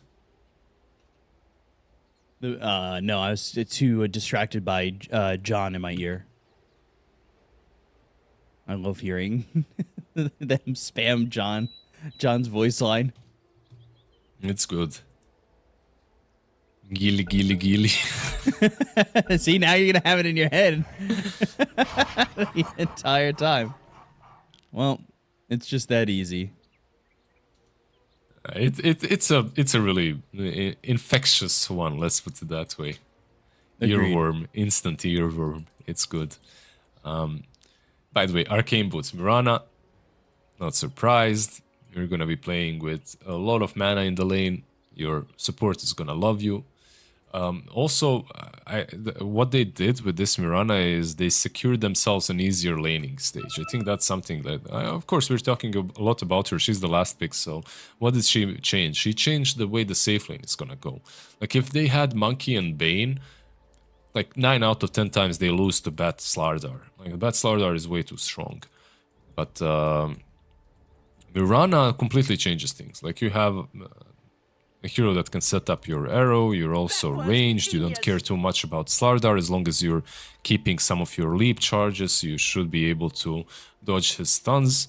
It's still not the easiest lane to play into, but it should be better now. They look like they are ready to go. Here we go. See if there's any first blood coming through, see if we get any fighting before the horn, and I kind of expect it when it's SEA. I know I talk about it every time we cover an SEA team, but it was the Skem Ultra Kill as a 4-position coddle that really got me. They lost that game, didn't they? He lost it. I think they did lose that game. Yeah, that was DPC. I remember that. Gets an Ultra Kill on coddle and loses the game. That's like the worst feeling ever. It's like, especially because he's such a impactful player. Like, usually Skem is, for me at least, like, the MVP of SEA, at least in the last 5 years. Like, he's pretty much my MVP. But sometimes you just can't win even with an ultra kill minute 1. Yeah. And it was such a fun game. It was such a fun moment in that. And I always think of just SEA clashing. You know, there's always Divide Dota and CIS, but it feels like C is always clashing with each other in the pregame. But as I say that, we're not really seeing much of a clash just yet. Watson, though, he might be forced to... no, never mind. WS, he doesn't go on him. I thought maybe if he went, like, you could... I'm not sure why... Okay, so he's playing the long lane, that is the off lane, on Slardar into Mirana, so he prefers the block. He thinks that the block is more important than going on this Mirana. Like, who's dude? Very low. He could have killed, like... You must be sad about this now, because if you help just a little bit with one Slithering Crush, like, she's dead. for sure, but this isn't bad as well. Like, she's low, she can't really harass you or come out of range. When it comes to mid lane, like Monkey into Razor is an interesting one, because usually you'd think Razor is going to crush any melee hero. I'm sure that no one will find a way to lane this. Like, it's not a side lane, so it's much easier for a melee hero to play into Razor here. Still not easy, but until level 3 you should get some farm on Monkey. See how much he can get. We've seen some mid matchups that have just been absolute blowouts. One thing, by the way, that I just realized. Like, you just use Simeon's Stride every time he links you, right? It's like a blink, you should be fine. Yeah, as long as you've got 90% health, yeah. As long as you don't use it before. As well, which is what happened here. That's why he lost damage, because he just used Boundless Strike, so like he couldn't Simeon Stride away. Wait, am I doing the wrong thing? I'm doing the wrong thing, right? Like, it's the wrong facet. No, he's got Simeon Stride, he just doesn't have Tree Dance yet. It's connected to Tree Dance? No, I'm stupid. It's fine. I was thinking about the wrong thing. Fishman and Watson. Like, this is the problem when you start the lane. First, Fishman was a bit late to the lane. Second, Mirana already lost almost all her HP. And now they're just being dominated here. At least she's gonna get some farm, probably under the tower. Lanes right now for Cloud9 aren't exactly looking like they're too amazing. Though that being said, I feel like it's hard to get a Sand King to have no CS, right? So he's going to try and stand within this, and Kataomi is going to be just throwing down some Marches of the Machines. He's happy with that. The way that's going so far for Cloud9. Top is okay. Mid and bottom, though, a little bit of struggle bus. Yeah, top lane is the... Basically, I don't think you win against Omni and Morphling with like 90% of heroes, so they just decided to put the Tinker and Sand King here and just win the economy war. You know, you just push the lane and you farm the hard camp and that's it. As Burrow Strike, if they want to try and turn it all, but Kataomi goes north while DM goes south. Yeah, the laser. Those two bracers and Bracers, he's got the branch region as well from the Tangos, and of course, March of Machine repair bots definitely helping out. Yeah, it should just be an easy, sustainable lane over in top lane for Cloud9. Monkey King doing much better than I thought he would at some points. In terms of CS, he's 15-9. I wanted to say I felt like he just gets linked up and struggles a little bit more, but for now, no one. Solid game. Yeah. I completely mixed the shard, by the way, with the facet on Monkey King. My brain just died. That's why I was that's what I was talking about. You don't have to make excuses for me when I said Simeon Stride. That's what I meant. Like the boundless jump. Yeah, the boundless jump over. Yeah, exactly. That's what I thought it did, but I don't know why. Just a mix-up. It happens. What can you? What can you do? Yeah. By the way, the Degen aura is very interesting as well. Like that he took that omnipresent. Do you know what it is to have omnipresence?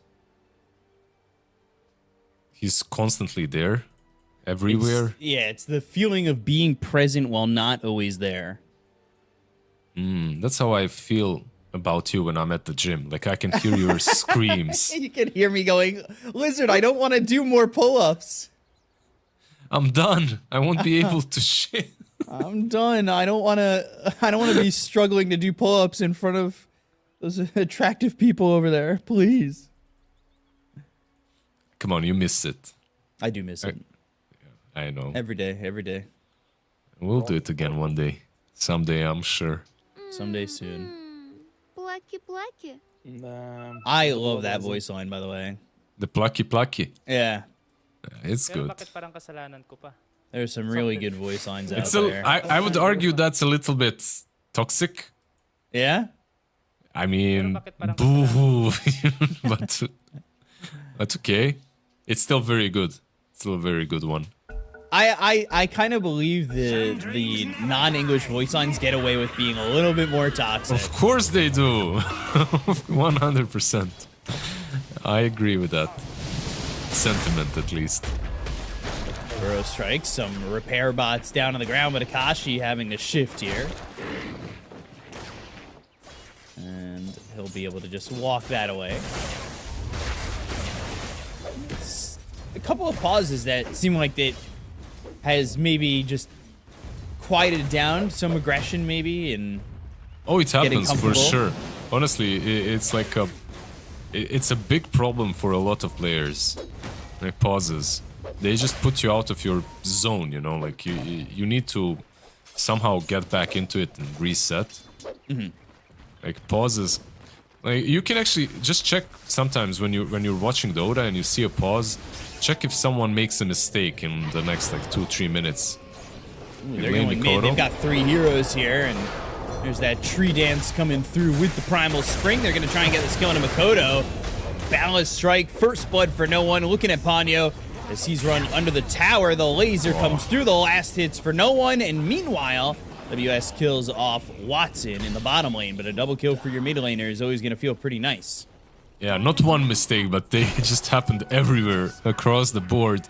Nothing really that bad on mid lane from Talon. I wouldn't consider that like a huge mistake by anyone. It's just very nicely done by C9. They planted a branch, helped no one jump on him with the tree dance. Of course, Omni Knight TP as well is solid. Like that's what you want to do as a support. Unfortunately, he's level 3. He doesn't have repel, so it was only purification. Like if he had 1-1-1, he probably saves him there, but then his presence in the lane is worse. So it's a very long cooldown. Level 1 on repel is like 55 seconds. It's like basically an ultimate at this point. I'm interested to see how long Kataomi stays up towards top, because Sandkinks at a certain point can really kind of take care of themselves, right?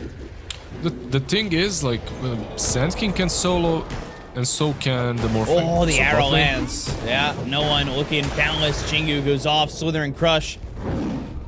A leap forward, trying to still get this kill on a WS, as no one just focuses on CSing while this Slardar leaves. Yeah, because it's minute 7. The Wisdom Rune is about to spawn as well.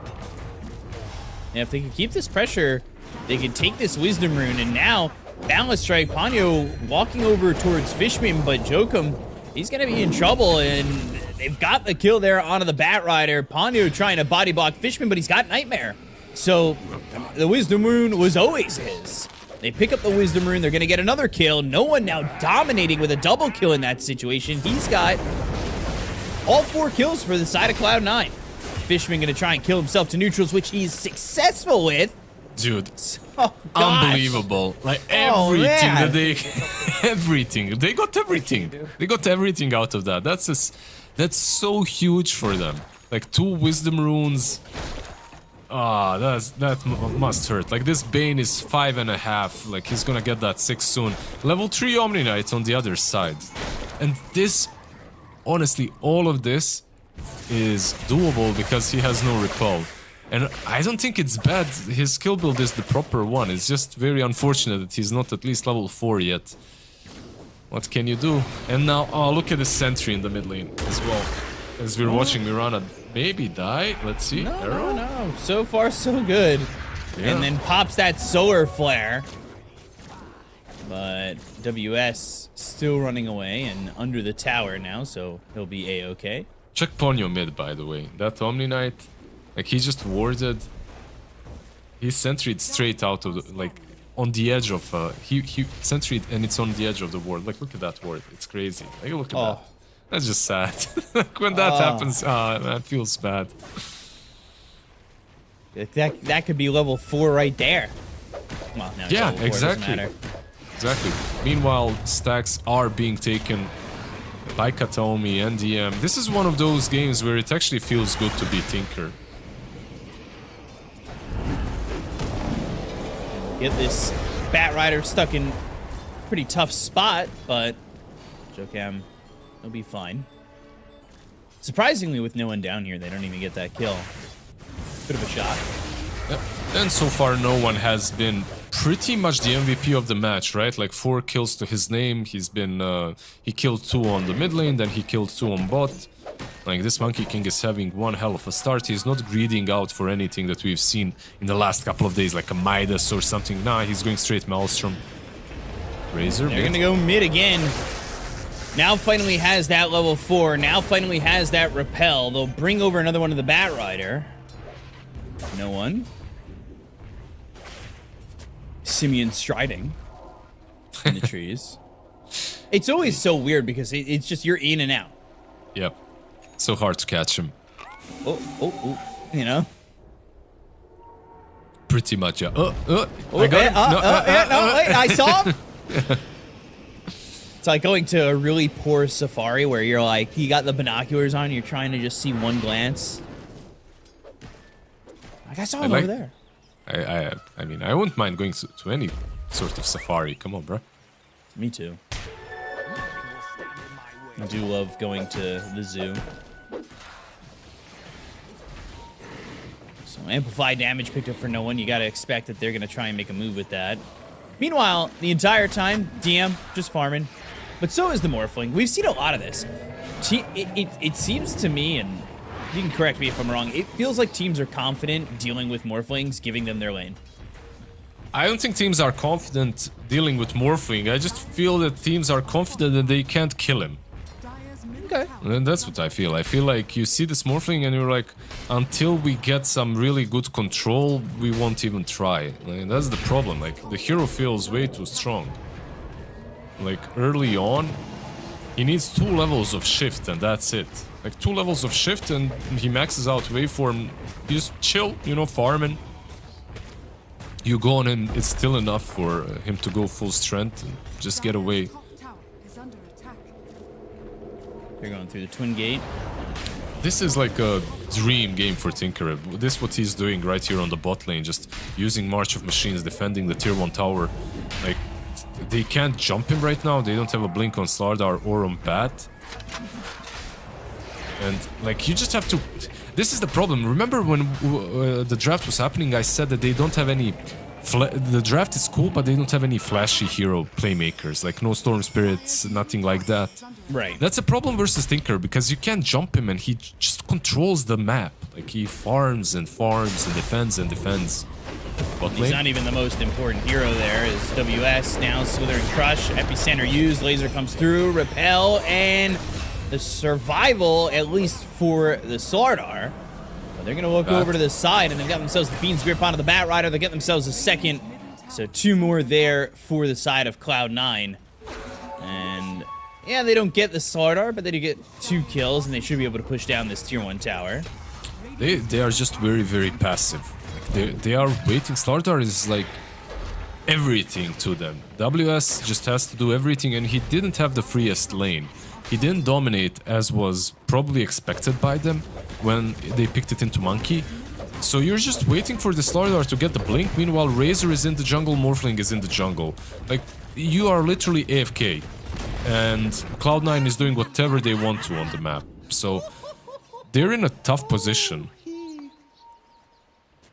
Truly a rough spot. 5,000 net worth down already in the game, and this could be it. They don't have Fiend's Grip though. There's a Nightmare. Makoto can't keep that static link with the Simeon Stride and just walks away from the fight. Yep. Ulti used. Monkey King escapes. They need they even smoked up. I guess this is more for a ward or 2 in the Radiant jungle. Your Omni is still level 5, minute 13. It's sometimes it do be like that, you know, everything goes wrong for you in the early game. You lose that Wisdom Rune and you're level 5, minute 14. I have just to say, not finding though, a comfortable spot to get any experience, right? Yeah. What were you gonna say, by the way? I did double down with Ponyo a couple of days ago and we lost. Oh no. Top lane? Okay, he's on the run, and as you see that no one's picked up that Maelstrom. I was like forcing them away. I was like, cool, I have Ponyo, we're gonna win, right? Like, I love this guy. I doubled down and then I checked the enemy team and it's like Mira and I don't even know who, like 33, you know, like 2 TI winners. Oh no. I'm like, okay, nice double down, bro. you waved goodbye to your MMR. Pretty much. With an early drop off. WS. No one's here. Boundless Strike. They will again have repels. Nice They're repel. in Crush, and they might want to turn this around. They've got the bash. They'll have the static link. They'll look over at no one who used the Wukong's command. He's going to be dead. That's a 5-time spree taken out of his hands. Epicenter, but Makoto's still living. The lasso onto the Mirana. Oh, they go to the Fiend's Grip. They'll kill off Akashi. They're going to look to clean up everybody else. WS ends up falling. Makoto and Jokim looking at whether or not they want to go in, but they get the kill on Jokim. They'll look over at the rest as they'll pull off the Nightmare from the Omni Knight. Now it's going to be a full team wipe as Ponyo is the last one to run, and the arrow will connect. Triple kill for Watson, and despite the fact that they lost the Monkey King, everybody dies on the side of Talon. That actually looked really good at the beginning for Talon because they managed to kill the Monkey King, right? But the connection from Cloud9, the fact that they didn't move back, they instead just continuously fought, like Sand King channeled the epicenter. This for me looks the best possible for Talon because they're getting gone on. They don't have any initiating tools, right? So the best thing that they can do is wait for the enemy team to engage on them and then they counterattack. Morphling died way too easily, though, I have to say that. Like, I feel that Akashi... I don't mind the fact that he joined this fight, but the way he died was a little bit reckless. Like, he died way too fast. I agree with that. And the fact there that DM survives, because he's got that early Bloodstone. Balance Strike on it, too. This might be back-to-back good fights here for Cloud9.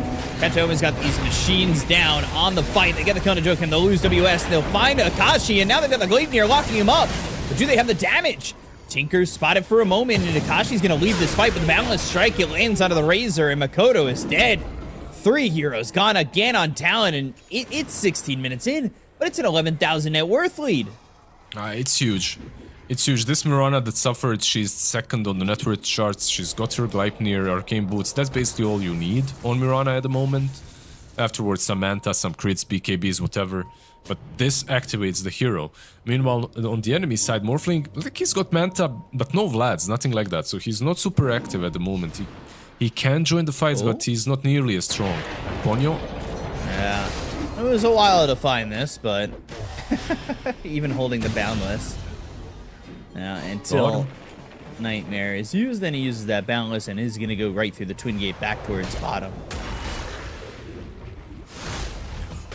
Well, one thing that they do have right now on Talon is the Blink on Slardar, but it's like there's no follow-up. That's my issue. Like their draft looks kind of solid on paper. You've got everything that you need, but for this kind of a draft to work, you need to win the lanes. Like, you need to have at least some small advantage in one of the mid or off lane. But yeah, they lost both, and it's kind of hard to do any plays on the map right now. And the map is small too for them. You know how fast Monkey King can get to you. You know that the Tinker can get involved as well. And truth be told, if they're around as 3 or 4, I think they win most fights for Cloud9. Yep, like we talked about this Omni and how much he saves, but on the other side you have Tinker. Like, he saves a lot. He's got the mech, he's got full Holy Locket.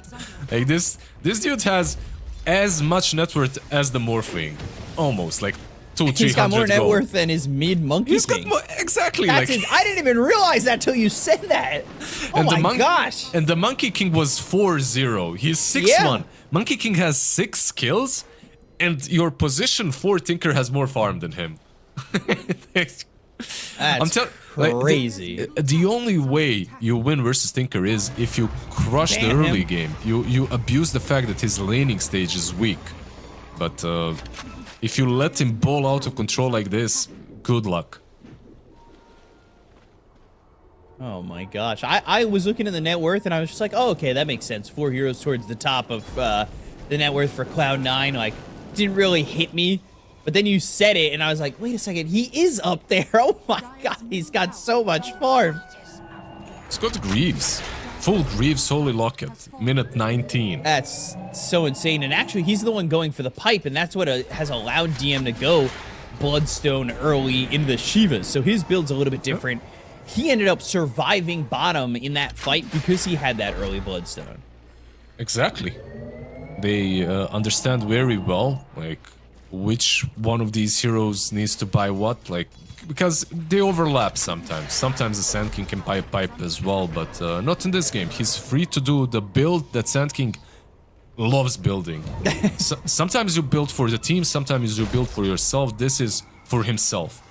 And that's all allowed by the Stinker. Watson sitting here over mid, no one ready with the Simeon Stride, but they do have wards inside the lane, so they do spot Monkey King. Is this some Tormentor play? Like they smoke up with Corrosive Haze and they snatch the Tormentor? It is. Well, they are playing aggressive on the map, so yeah, it could be Tormentor play. Also, you're gonna want somebody to stay nearby, grab the Wisdom Rune. However, that's 50 I don't know if seconds, yeah. Yeah, that's a long ways out, so.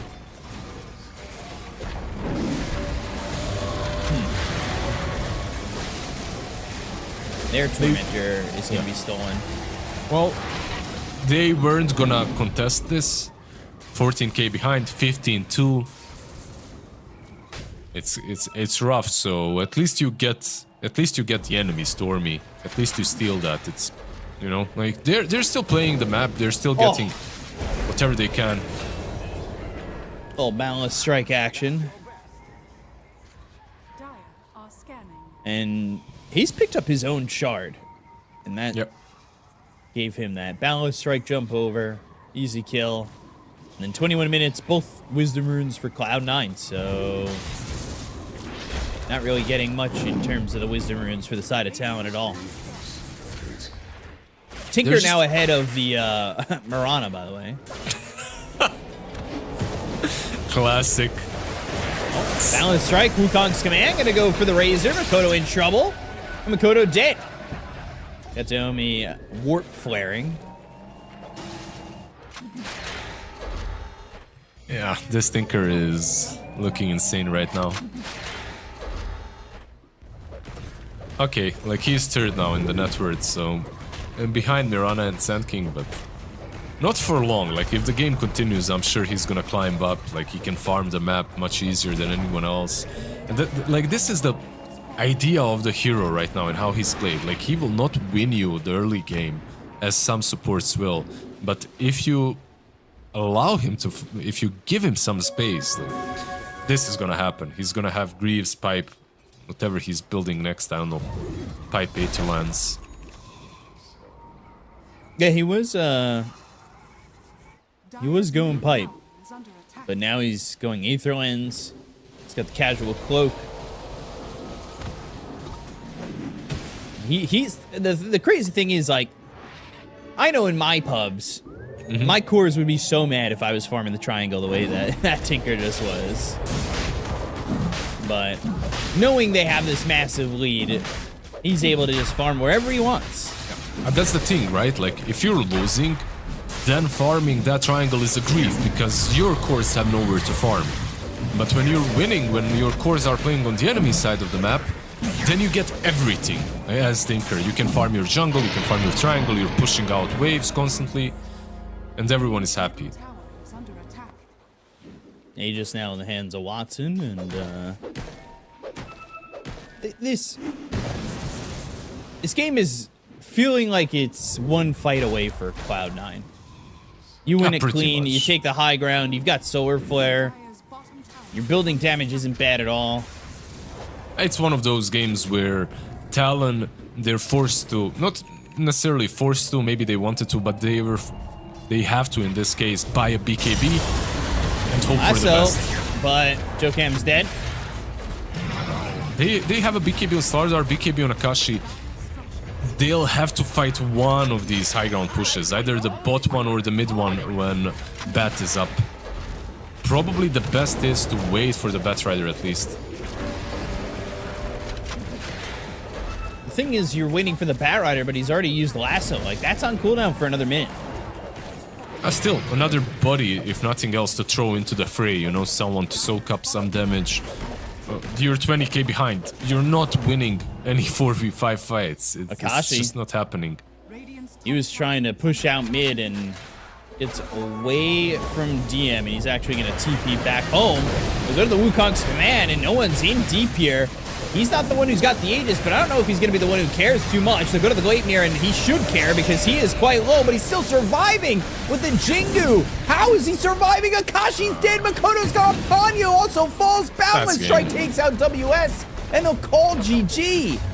He had a sliver of health left. That was... Look at that. That was... Oh, my gosh. The throne falls. That was... 21 health. Monkey King 10-1-8 finishing the game. He was, by the way, without Sand King, and I believe... Okay, Tinker did TP, but Sand King wasn't there. So basically, they needed Sand King to connect. They fought without him, and they still won. It didn't really matter. The way he survived there is, of course, a little bit of some sleep action, some defensive matrix, March of the Machines as well, healing him, and of course, the laser made a miss. So a lot of work was done by the Tinker, healing with the Greaves, healing with the Holy Locket, plus, of course, the Jingu stacks connecting. This is the fight that changes everything. Yeah. Where DM survives, and they end up just getting a full team wipe here. It broke the doors off the hinges. Yeah, this is the fight. They were already kind of winning in the way I saw it, but this broke them for sure. This was the last straw. This fight here just puts them 10k ahead with a draft that's already much easier to play at that point. And the fight didn't even start too badly for them. They got the monkey instantly and then lost to overfarmed Sand King for that point in the game. Yeah, it felt like a pretty high outclass here for the side of Cloud9. We're going to see Monkey King survive here at 21 health. As he gets just so low, but Guardian Greaves come through. He's got Jingu, the laser hits on Akashi. Oh boy. And then they just GG out. That's it. Get me out of here. We're done. We're tapping. Yeah. Just unfortunate for Talon, the way the lanes went, I would say. The bot lane, it's not really unfortunate. It was Cloud9 recognizing that Monkey King is better on mid lane than on safe lane, putting that Mirana last pick completely through Talon. I think, of course, instead of having a lane that they're going to crush and dominate, they have a lane that went kind of even. And then they lost the other two lanes. Of course, the mid lane as well, that rotation when Monkey King gets 2 kills. Instead of maybe Razor being saved by Omni, Razor dies, Omni dies. That was also... it's all these not so little things, but they added up, and no one definitely deserving to be the MVP of this match. Yeah, for sure. 10-1-8. I would almost give it to the Tinker. Or anyone, really. Cloud9 looked so good, and he started 4-0. He had that one death, and everything else was clean from no one. And we've been praising this guy and talking about how strong he has been, and it really is just shades of the Virtus Pro era from him. Yeah, you know, you're playing for Cloud9. You have to give your best if you want to stay in the organization for more than a month. You know how it goes. yeah. No, I know. But when it comes to game number 2, like our SCA boys on Talon, what I want to see from them is something similar, but maybe with an active hero on Mikoto. Like Mikoto is playing a Razor. It's way too damn passive. They needed some Mikoto Quap, Mikoto Spirit, you know, anything that can actually jump the backlines and force things to happen. Because they didn't have that. They were waiting for Slardar's blink, and when he got it, they were already 10k behind. So don't put all your eggs in this offlane basket that might work out. Just get a hero. All he needs, let's say you're an Ember, all you need is level 6, right? And you start making plays. No matter how badly your game went, you can recover. Right. Meanwhile, if you have a Razor, you're just stuck in the jungle the way he was. Yeah, it was a tough game there for the side of Talon. Cloud9 take a very one-sided victory, and we'll see if they're going to take the 2-0 over Talon in the next game, but we'll take a quick break before that. Stay tuned. We'll see you in a moment. Hello, I am here with Fishman from Cloud9. How are you doing today? Great.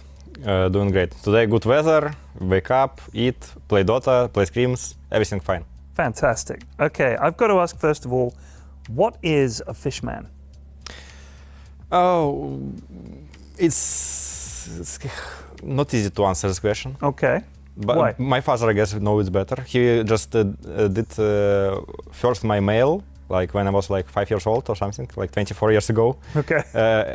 Or maybe 20 years ago. And he just did me a mail Fishman. You hit 13,000 MMR last month. 13k MMR, congratulations. Thanks, big success. It's amazing. I mean, it's incredible for a +5 player as well. Your team actually has the 3rd, the 25th, the 66th, and Katomi 123rd, and you're 133. You guys are a very high MMR team, right? Do you play a lot of pubs or more scrims? I've got to ask that. Compared to other teams? Yeah. I think we in the middle. Yeah. Which teams do you know that play the most pubs? Who do you think plays the most? Betboom. Betboom. Just playing pubs all the time. I'm not sure, like all of them, but yeah, like I know Liquid play less pubs. Position 5 has changed a lot. Okay. In what it's changed? Which heroes are being picked? How you have to play it? A lot of the players are saying... Changed with 2 years or what? 3 years? Just in the last patch. No. You don't think? No. The last big patch? No. Okay, fair enough. No, not changed. You still go Portal, you still have to stay lane. Enchantress still good hero, and hero pool is close. You know, like no. I mean, of course, patch new, some heroes new, but it's not like big change. If no Portal, of course, it's change everything. For example. Okay. But Portal exists for nothing changed. Yeah, it's interesting to hear different players have different opinions on that. Okay. So that's interesting. So I'm going to ask you to give me your opinion about the other teams in your group. So let's start with G2 XIG. Your opinion. Team is good.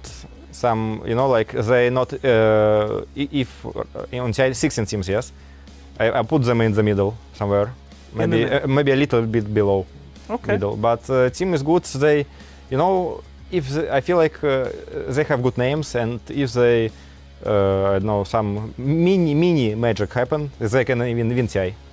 Yeah, or same way they can be last TI. It's, you know, like they underdogs. Okay. Yeah. Okay. Like yeah, like I don't want to say like we underdogs, but yeah, but we are not favorites, let's say, right? Okay. Yeah. Same I can say about them. Fair enough. What about Talon? As well, below average, I think. It's like something like G2IG, but I don't think they can win TI. Okay. Yeah. And what about Tundra?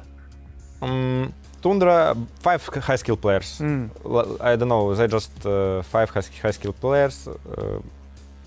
It depends on their mood. If their mood is perfect, they can win TI. If their mood bad, they last place TI. Fair enough. Last question. If you could sum up what this current meta is like for Dota, describe what it's like compared to all the other different metas of Dota. What is this meta like?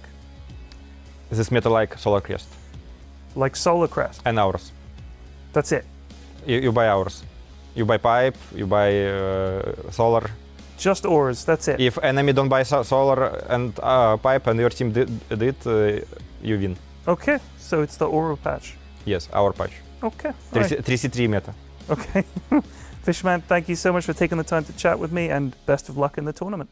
Thank you.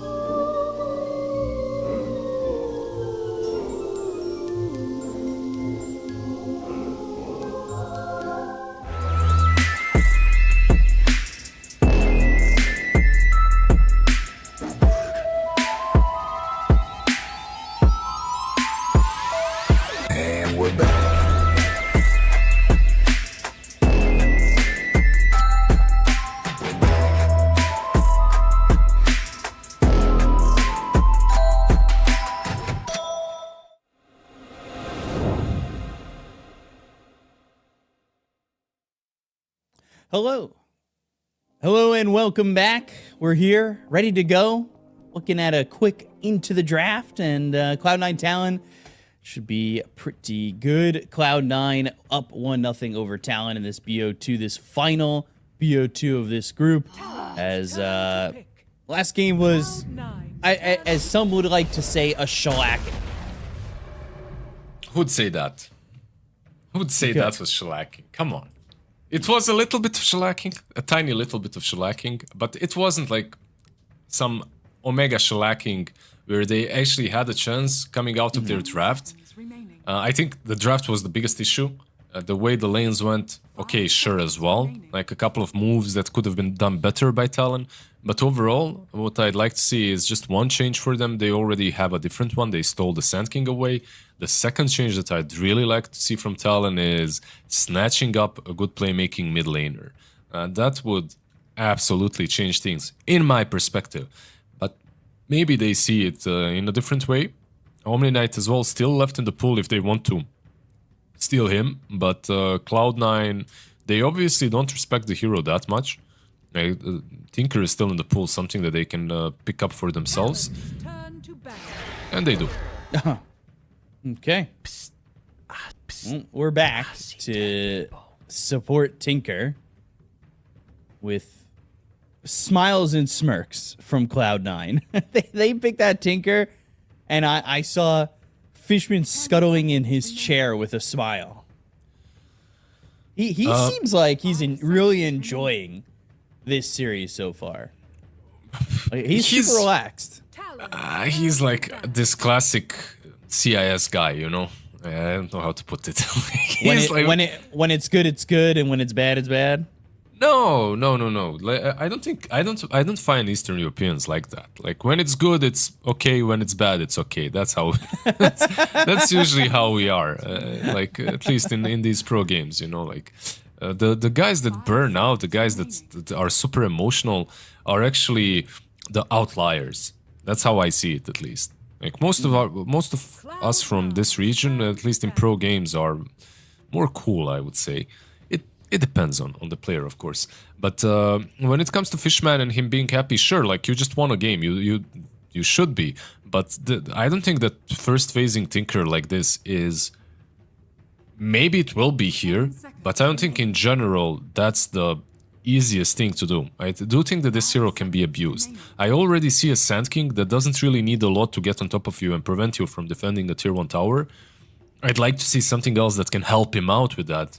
And then the Tinker, perhaps he loses the tier 1 tower and then suddenly he cannot farm up that mech that early on with Holy Locket. Maybe his teammates need space and the game is completely different. We'll see. So, Mirana getting banned, Monkey King getting banned. Talon want none of the same lineup. They took the Sand King and they made sure, okay, you want one piece, you could have one piece of the lineup, but that's it. Yeah, we ain't giving you much more. Yeah, they got the Tinker at least. You know, I think that was like when you look at the net worth, how much they had. Like he definitely played a big part in their W. But we'll see. I just want to see Talon maybe completely switching things up with their mid laner. I do think that even getting Sand King is very similar in a way that they had the last game, because he's also kind of greedy. He needs to go back, farm up his stacks. Like you can go for something like a blink first, but most of the time you don't want to. Most of the time you actually want to farm up a little bit as well.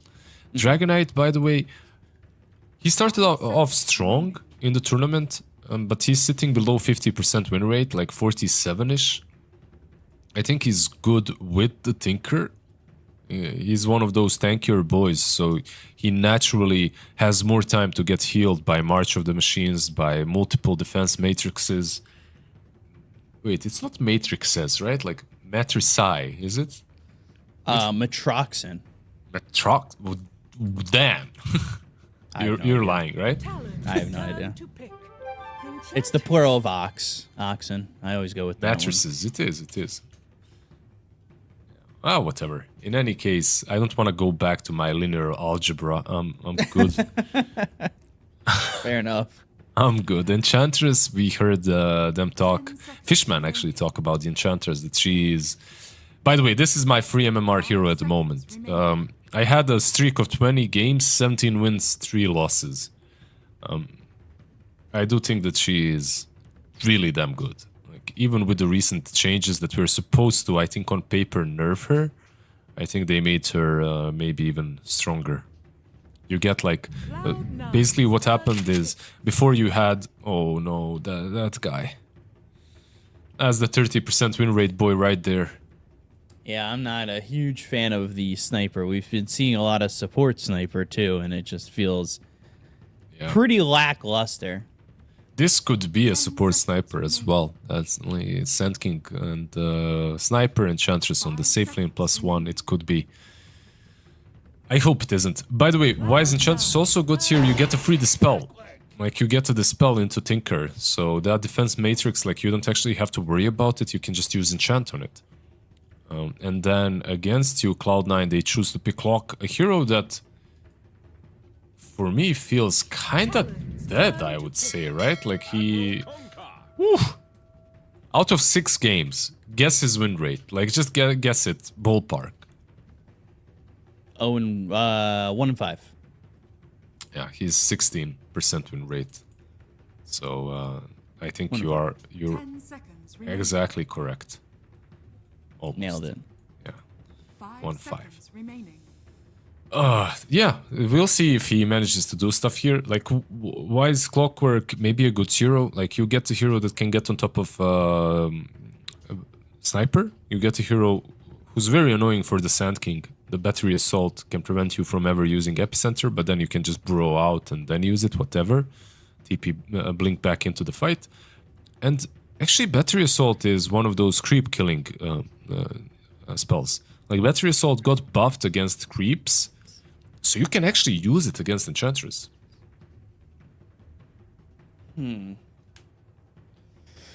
Just trying to think what the lane's gonna be. Clockwork with the Kunkka, or do you want the Tinker Kunkka? I think what you could do here is you could put Kunkka on offlane with Tinker. You could put that's like a same idea like in the last game. They're just annoying and pushing in the lane, and that's it. Like, they're not gonna kill you, but you're not gonna kill them, or you shouldn't at least. Then you put the Dragonite mid, and you pick something that's good versus Morphling on safe lane. I think maybe that's an option with the Clockwork, some ranged hero. Like, I know she's kind of dead, but maybe something like Drow even. You know, you get these kind of boys. I think Team Zero played that earlier today. The Drow. Yeah. It's an option. Like, the thing is, like, most of these right clickers that are ranged get banned out. Like, there's an SF as well in the pool that might be a cool idea. There's I had another one, but I forgot. Prophet is banned, right? Yeah. Mirana is banned, Prophet is banned, Lina is banned, of course. Yeah, there are some heroes still left in the pool, I'm sure, that fit the build, you know, ranged and decentish against Morphling. Actually, there is a crazy idea here. They have no catch. And Sand King sucks against this hero in the lane. Do you know what I'm talking about? What carry? He's against half of the heroes in the game. He hates them. He's kinda... Spell... He has a spell aversion. Oh no. Yeah, that boy. Oh no. That boy for Watson. I mean, honestly, it isn't a bad game for him. I'm not sure if they'll do that. Like, at TI, I feel like there are easier ways to play the game than with an anti-mage, but AM crushes Sand King. Or in general, is good against him. Like, you're playing into Sniper Ench, like, they literally don't do anything to you. Enchantress can pressure you, but that's it. Morphling is a bad matchup, right, for Morphling. And you have a lot of... I mean, it's still... no one wants to see an AM, right? Right? Is he picked at TI at all, by the way, so far? Let me see. I doubt it. There's a lot of heroes that haven't been picked yet. Anti-mage picked not even once. Is he banned even once? I don't know. Probably not. It looks like they're thinking that it's just. Turn to pick. I mean, They banned Primal. They banned Pango. Primal technically could go mid. Pango could go mid. Yeah, they're banning out mixed heroes, but they're probably thinking that DK could be their carry. That's why they're not banning out carries. And then Kunkka is either mid or off lane. That's the way they're thinking about it. I do know for a fact that no one loves playing Dragon Knight. And because of that, it makes me... Oh, dude, I'm telling you, it's too good. It's just too good of a game. Oh. They go with Drow. Okay, that was my other guess, right? Like it was. I still think that the spicier pick would definitely be anti-mage, and I wouldn't mind seeing it. But Drow makes the game a little bit easier for you. Oh, so Sniper will be the mid laner, and they're gonna put this position 4 Lesh. That's what they're doing. Okay, we used to see that a little bit more, and we'll see it here. It's super annoying. Like the position 4 Leshrac can be, or 5 even, can be really hard to deal with. Like he just runs you down with Edict. Like even on level 1, it can bring you to like 20-30% HP. Level 2 Edict almost kills you solo if you take all the damage. One of those highest damage dealing abilities early on in the game. And this Drow is a Watson classic, so... Yeah, it's a Watson classic. It's, by the way, still good against Lash. It's not that great, I would say, against a core sniper. Like, I feel a core sniper should do fine here. Like, he's playing versus heroes that aren't that... like, you have Clockwork to jump on Drow, but that isn't enough. Like, and they don't have anyone else to follow up. Maybe some X marks the spot, but eventually he gets a BKB. You can outrange the Drow. You can outrange the DK. Like overall, I feel that this draft is. Who's their mid again? I forgot. It is the Sniper. Yeah.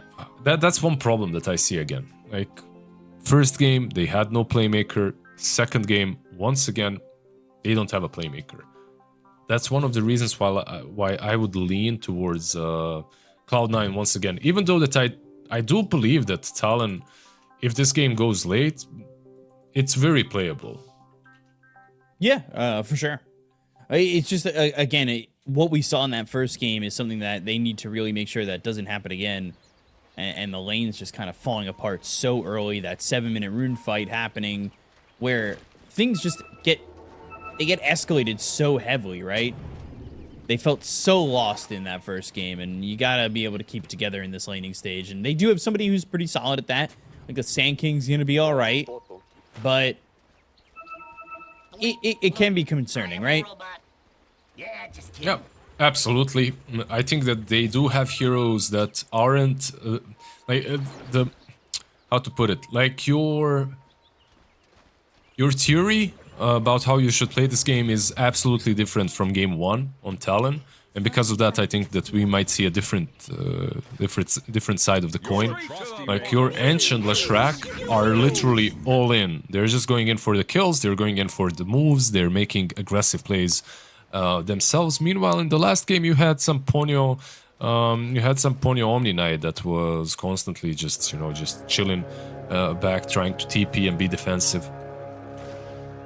Way more aggression from the supports and way more of an active playstyle from them. Yeah. Expanded armature. Some cogs going the way of the Leshrac, but it will be 2 and 2 for the bounty runes. All easy going. And we'll see how these lanes go. I am a little bit worried for this Sniper. When you've got a Clockwork in the game. You can get on top of you. Yeah, but this new Sniper, well, fairly, not really that new anymore, but you do get the concussive grenade, right? And you also get Pike very early on, so... for me, it's not necessarily... I'm not that worried about the Sniper himself as much as I'm worried about the fact that they, again, don't really have a playmaker besides their offlane. It's just on VS, like, it's just on him to actually make the plays. in the game. So we'll see how this goes. Kataomi gonna lose his courier pretty early on, and we'll see how effective his lane feels. He was very obnoxious in game number 1. Kodo up pretty far to just eat a Dragon Tail like that, and no one just going into the Breathe Fire as well as the Dragon Tail for now. While top lane, we're taking a look, and Kataomi's got that laser. Not as spammable at the moment. Pretty significant cooldown. 19 seconds level 1. Yeah. Very interesting that Ponyo... Yeah, that's a lot of damage. Ponyo actually went for attendance level 1. I think the reasoning here with Enchantress and Morphling is Morph can go shift down and then you can heal him. Also, it allows you to trade a little bit better with Kataomi, who's healing himself with March of the Machines. But this is basically telling you that they have the same literal idea as they had with Omni Knight. I expected maybe a bit more aggression from the Ench, but I feel like this is basically let's just survive lane. You know, Enchantress is gonna heal me, I'm gonna farm as Morphling, and that's it. So that means that Kunkka is also gonna farm a lot. Yeah. Again, and Kataomi too. And a couple of torrents have hit Akashi there, and you could see that DM, he's trying to like hide himself in the trees, not give away that he's throwing out that torrent. We saw he was able to do some decent damage onto the Morphling. Obviously, if you don't kill him, it may not be worth it once he shifts and gets healed. But waveform forward from Akashi. That was interesting. I thought for a second he might be in some trouble going aggressive like that. I love the way Morphling always baits people. Like, always baits people, you know? You see a Morphling... When you see the health bar at 1. Yeah, like, yeah. You just know that, especially poor observers, man. Poor are the people that have to observe a Morphling game. It's constantly having to switch to him. But we love you, yeah, observers. But when it comes to this bot lane, we haven't observed it. Me and you, at least, too much. I think this is a lane where it's not that simple for Jokam to go in with Edict. Just because you have to be worried, you know, like you get cogged. Morphling is just baiting you, bros. It's fine. Because of this, like if he cogs you, like then Drow can dish out a ton of damage from distance. Bro Strike hits 2, Fishman low, he's going down for first blood. Nicely done. So that situation usually is good for Clock, but not when there's so many creeps. Like he aggroed the full wave, so Battery Assault just does no damage. Like it just connects on everyone else around, and Drow also isn't able to hit the Lash because of the stuns from the Sand King. Drow just casually farming, 21 and 5 though for the moment.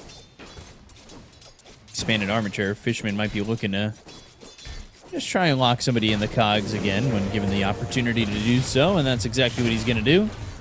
Gets on to WS, throws the cog his way, but not much more than that, honestly. Why do people hate hookups, by the way? I mean, the hookup facet on Clockwork. It got buffed recently. I don't know. I'm not too much of a Clockwork player right now. Yeah, I love playing my Clock, and like the I don't know how many games I have recently. I do have a lot, and this guy, like with the hookup, actually, it's got a funny name. Haha, it's not about the pun. It's like the cooldown is very low. TP, no one trying to survive this. The shrapnels are down. Kataomi is here. Blood grenade, but the damage is too much. The March of the Machines are on the ground, and it's a free kill onto Kataomi. Bro, as this Mikoto is gets a double kill. Literally the reverse of game 1, right? Like, Mikoto goes mid, gets the double kill. Last game, it was him and Ponyo dying, and actually no one getting the double kill. We might get a full reverse here. Bot lane, Fishman. Yeah, you said this Edict could be dangerous early, and with the body blocks, we are going to see a death on a Fishman. Maybe they could get the return here, as Watson going to move forward, just needs to find another right click, but ring around the rosy. Their pockets full of posies, however, not full of enough life to survive he just does that. phases. He's going to be able to he'll be able to walk away from that, just barely having phases. Yeah, Courier delivering it on time. Watson, though. Uh-oh. He's not afraid to get aggressive. Unfortunately, the multi-shot off the mark. That's unfortunate. Yeah, unfortunate for him. I'm sure you're very happy if you're the Sand King. Fishman, though, did ward behind the tower. They still want him. They still want this kill. He's too tanky now. A bit far. Yeah, and he salved up. Kashi shifting and surviving. But A-OK there while no one is not. So that is another kill onto this DK and starting to put some punishment onto the tower. Battery assault on WS, but that isn't really doing enough just yet. And I think he knows that this is Leshrac coming over. It will have Edict if they can get on top of him, but now the multi-shot this time around does decent damage. However, Fishman's still on the run with the blood grenade trying to get this Wisdom Rune. Yeah, he's got it. It's still pretty solid for them, and they get Ponyo. Oh, Battery Assault again. Ooh. I thought maybe there was a way that he gets that kill. Yeah, that was a cheeky attempt. Like, hiding behind the trees with Battery Assault. It's a lot of damage. But, yeah, it wasn't gonna happen this time around. Yeah, much better, much better earlier game from Talon. This is what they needed. 1,000 net worth ahead of the DK. It's a good start. Yep. Really good start. Drow, they're rotating Converging. behind. They've got the damage. Do they have the kill? Yes, they do. That's double, I think, yeah, maybe. Fishman on the run. The Edicts, the Cogs actually keeping him alive by keeping them under the tower. But he is very low and now needs to hide and navigate the trees to try and just escape potential jump down the tower. Yeah, it's such a huge difference between what no one was doing in last game and what he's forced to do here. Because he died 2 times already. He's kind of forced to just sit in mid lane and find his farm. Meanwhile, he's losing the bot tier 1 tower. He's not unable even to TP when they're diving his carry. And Watson isn't able to farm because this Leshrac is almost out leveling him and he's just bullying him away from creeps. Oh. Almost got a courier. Yeah, he's got level 3 in the Diabolic Edict, so he's taking these camps pretty quickly. He's farming where Watson wanted to back up to. They lose the tier 1 tower over bottom. Fishman. Things look good for the side of Talon. They're up 3,000 net worth as the chase is on for Fishman. They'll have a Burrow Strike. If they can catch up to him, they're going to try and pinch him in this corner. Yeah, he's gone. It's just a matter of time. Yeah, the laning stage is completely different. This is something that I saw from their game against, I think, Tundra as well. Like, they lost the first match and then they put up a much better performance in game number 2. This is all coming with the fact that Morphling is just free farming again. But this time the rest of the game is going better for the side of Talon. Hopefully we don't see Akashi dive into a fight too far and end up kind of giving that away, right? Yeah.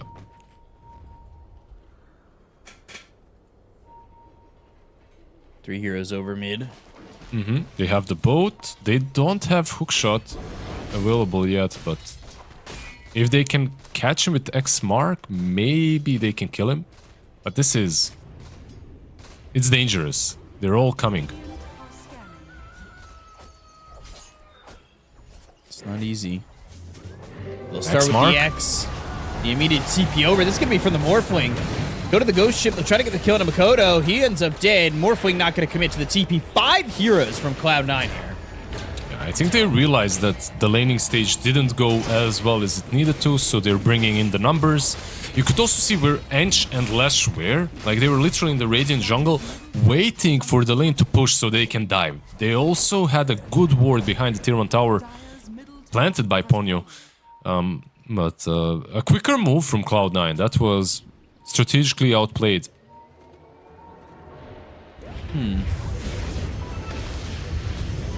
Oh boy. Watson under the tier 1 mid. last right click from Ponyo to get the kill. Flash. Oh dear. Did we get him? Jocam. Lesh. TPing and breathe fire right on top to get that kill. Never in doubt. They have this ward that has been giving them a lot of information behind the tier 1 tower. Yeah, a lot of deep wards. The one in the Radiant jungle now gets devoured by Fishman. The other one will disappear in a minute. Meanwhile, the Radiant wards are also pretty damn solid. Like, they have one on the cliff, they have one in the behind the enemy tier 1, also going to disappear soon. So the game didn't slow down per se, but both teams are waiting for some items, and one of the crucial items for Talon is the blink on Sand King. He's not going Bloodstone or anything, he just wants to fight right now. And I think this is kind of doubling down on how good your early game is. I'm fine with this. He gets a blink instantly, he's level 9. They can Different start build to make... from DM, right? Yeah, very different, but the game is very different as well. The state of the game is very different, so he can start initiating for Sniper and Lesh. Are you surprised the Lesh is also going for Blink Dagger? Not that much, considering you're playing into a Drow. You can jump her.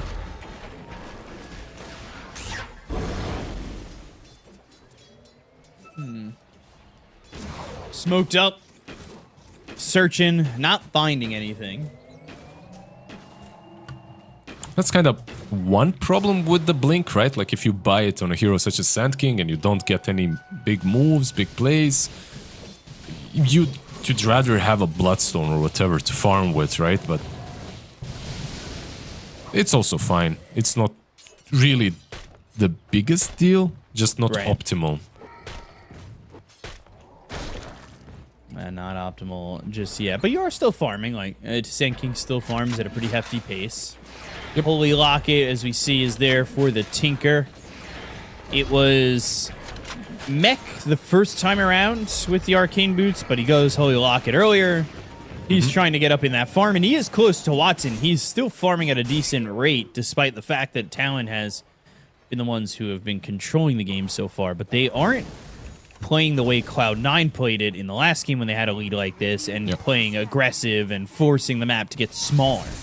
Yeah, because if you remember, they had a playmaker for mid lane. Makoto in trouble. Hookshot lands, and they are trying to TP over to him, but the Ghost Ship flies through. They'll get the kill on Makoto, and now the Epicenter Blink Burrow Strike onto the Clockwork. Fishman, though, tanky, not tanky enough against 3 heroes. Yeah, this isn't really the trade that you wished for. Like, you're losing your Sniper again. Basically, why this is happening is because you have Morphling and Sniper as your position 1 and 2. Both of them very greedy at this point, and it's only the Sand King that can really make plays on the map. Also, I think when you TP in like that, maybe just instantly blink stunning on Sand King, then moving out and epicentering after could have done more, because it buys time for Lesh to connect. But it's very scary to do that, so... Because they might kill you as well while you wait for Lesh, and then it's a disaster. This way, at least, they get a counter kill. So, just an update to some of the other happenings within the group. IG took game number 2, and they are gonna keep being tied with Tundra. And G2 and... G2 IG and Tundra, 2 games wasn't enough. They're gonna play 3 more in a BO3 tiebreaker and basically have themselves a little bit of a 5-game series. They get their own little finals for TI. Straight up. Yeah, they get their own little finals. That means Cloud9 is secure in their first slot after getting that win in the first game, and Talon is going to be confirmed in 4th place. So the only tiebreakers were get Fishman almost out, but didn't manage to. Tried. Yeah. A nice attempt, you know, you always try that hookshot into TP. It's a low cooldown spell, like you can't get away sometimes, but not this time around.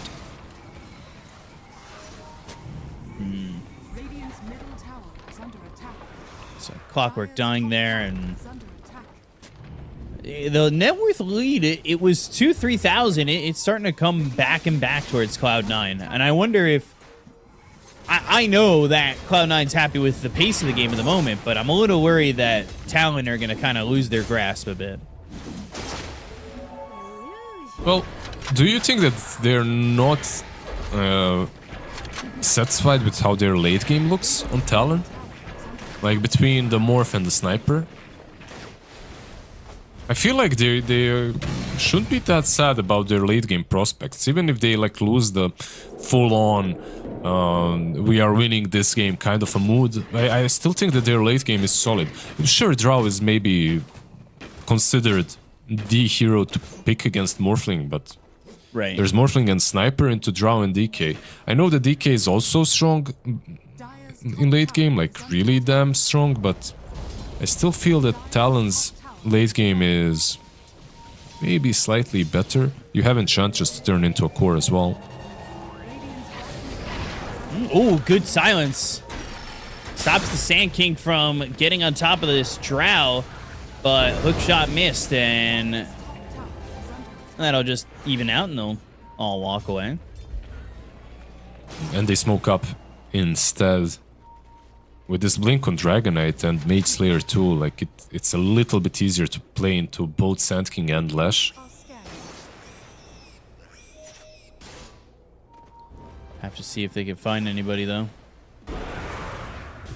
Elder Dragon form, Blink Dragon Tail onto this Lashrak. Ponyo trying to help. Jokum, though, surviving. It was the help that was enough, and now no one getting turned on. They got the multi-shot, the ghost ship flying through. Ponyo with Fishman in his face, surviving, and Fishman actually needs to start to run the waveform over. They get the kill on a Fishman, but they lose WS and Jokum for this, and now Ponyo in trouble as he'll be hit with the X, thrown up into the air with the Torrent, killed off via no one, and it is a 3-for-1. You see this ward right under them, right there under the tier 2 tower? Like, look at the sentry. Once again, Talon are very unlucky with the sentries.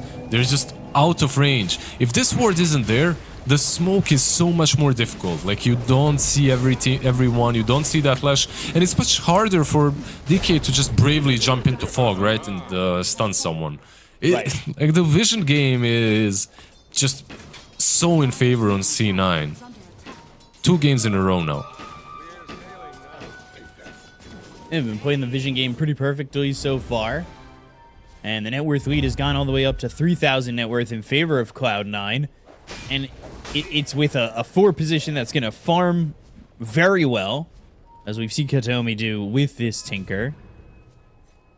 What do you think about the mod in Dota where you can't have wards? Like, they just don't exist. Just completely blind? Yeah, you play. I mean, you have towers and you have vision around your heroes. I wouldn't mind that.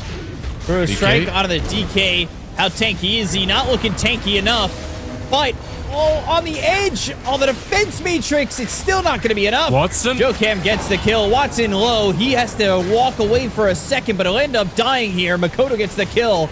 And now, is it all falling apart? They've got the battery assault on these heroes. They'll go for the Blink, the epicenter. They'll get the kill on a Fishman. They'll turn this on a DM. This is a good fight for Talon. They got to keep it this way, though, as they will finish off DM eventually. There's Tinker, maybe. No Blink on Tinker, though. No way for him to get close enough. Instead, he's just farming the Ancients. Why not? My team is dead. Gotta farm some more. At least someone is farming. He is almost as farmed as Watson, and that fight just started off so damn well for Talon. Once again, wards extremely important. They see the Dragonite, they jump initiate on him. Lashrak did so damn much for position 4, like 2,000 damage, and most importantly, he's just there soaking up a lot of it while he's running them down. He's soaking up a lot, and you have no DK to tank or be outputting any damage in that fight. Yep. DK dying first, of course, is the main reason why they lose the fight in the first place. Nice little X mark as well by Akashi, getting the Drow back in. Was it by him or was it... because it was by him, yeah, it was. I was thinking maybe that it was a mistake by DM, but no way. DM, by the way, Pipe heading for that Aghanims next. Gotta have some boats with cannons. Do you like that Ags upgrade? I don't know, it's so random. They just wanted to get rid of Water Park, I feel like, and they just had... This was probably... You know when you have a company meeting and you have like 3 good ideas, but you go for the best one? This was probably like 1 year ago, the 3rd idea. And you just add it. It's okay. I don't mind it. Right. Tinker, more farm than the Drow. Watson has died a couple times. He just has not been able to find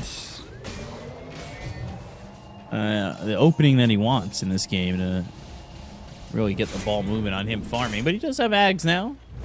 He's got Ags. He's got Dragonlance. Maybe that's a little bit more than enough, especially if they win a fight here and get themselves Roche. It's weird, when I go on DOTA buff on Kunkka, on TI 2024 it says it's unpicked, but this guy has been picked quite a few times, yeah, a bunch.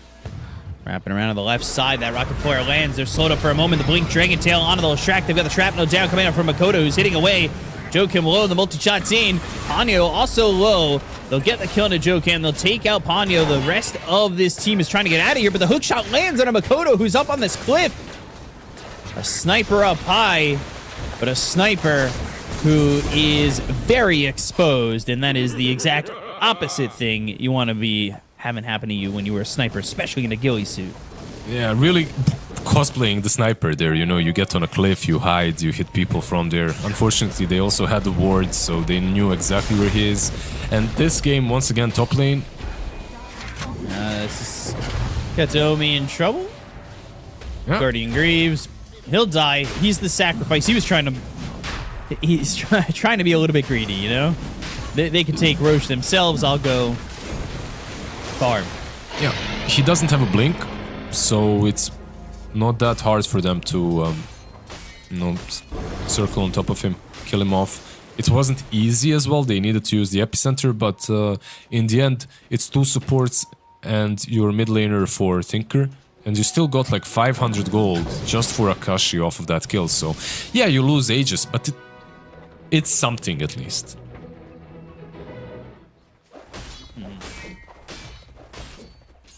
So, now they've got the Aegis on Watson, which should give him more time to kind of farm, right? Yeah, get him going. Well, yes, of course. But you can also already start making some moves again. He's got the D-lands and Aghanims. I feel like this should put you in a spot in which where you're comfortable, right? Like you're comfortable to take fights. Aghanims 300 gold away from Kunkka. I think you maybe wait for that and you just go.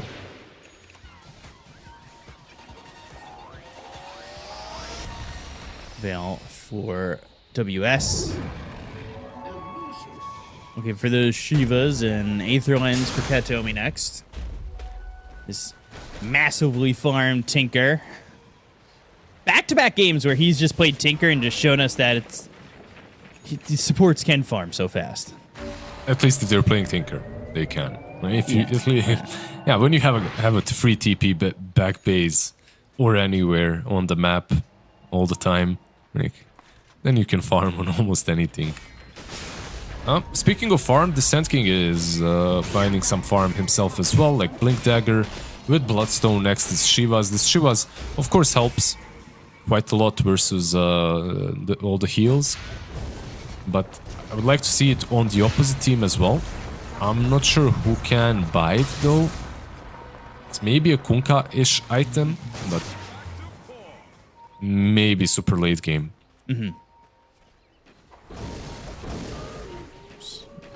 DM actually now with the pipe going for the shard with the Yags, as he said. They've got that upgrade to the ghost ship. 2 ships now, firing 3 waves of cannonballs. Idea number 2. Yeah. I still love the thought of that. They're in the boardroom. Thinking of ideas for... The guy with the good Ags. idea got thrown out of the window. Yeah.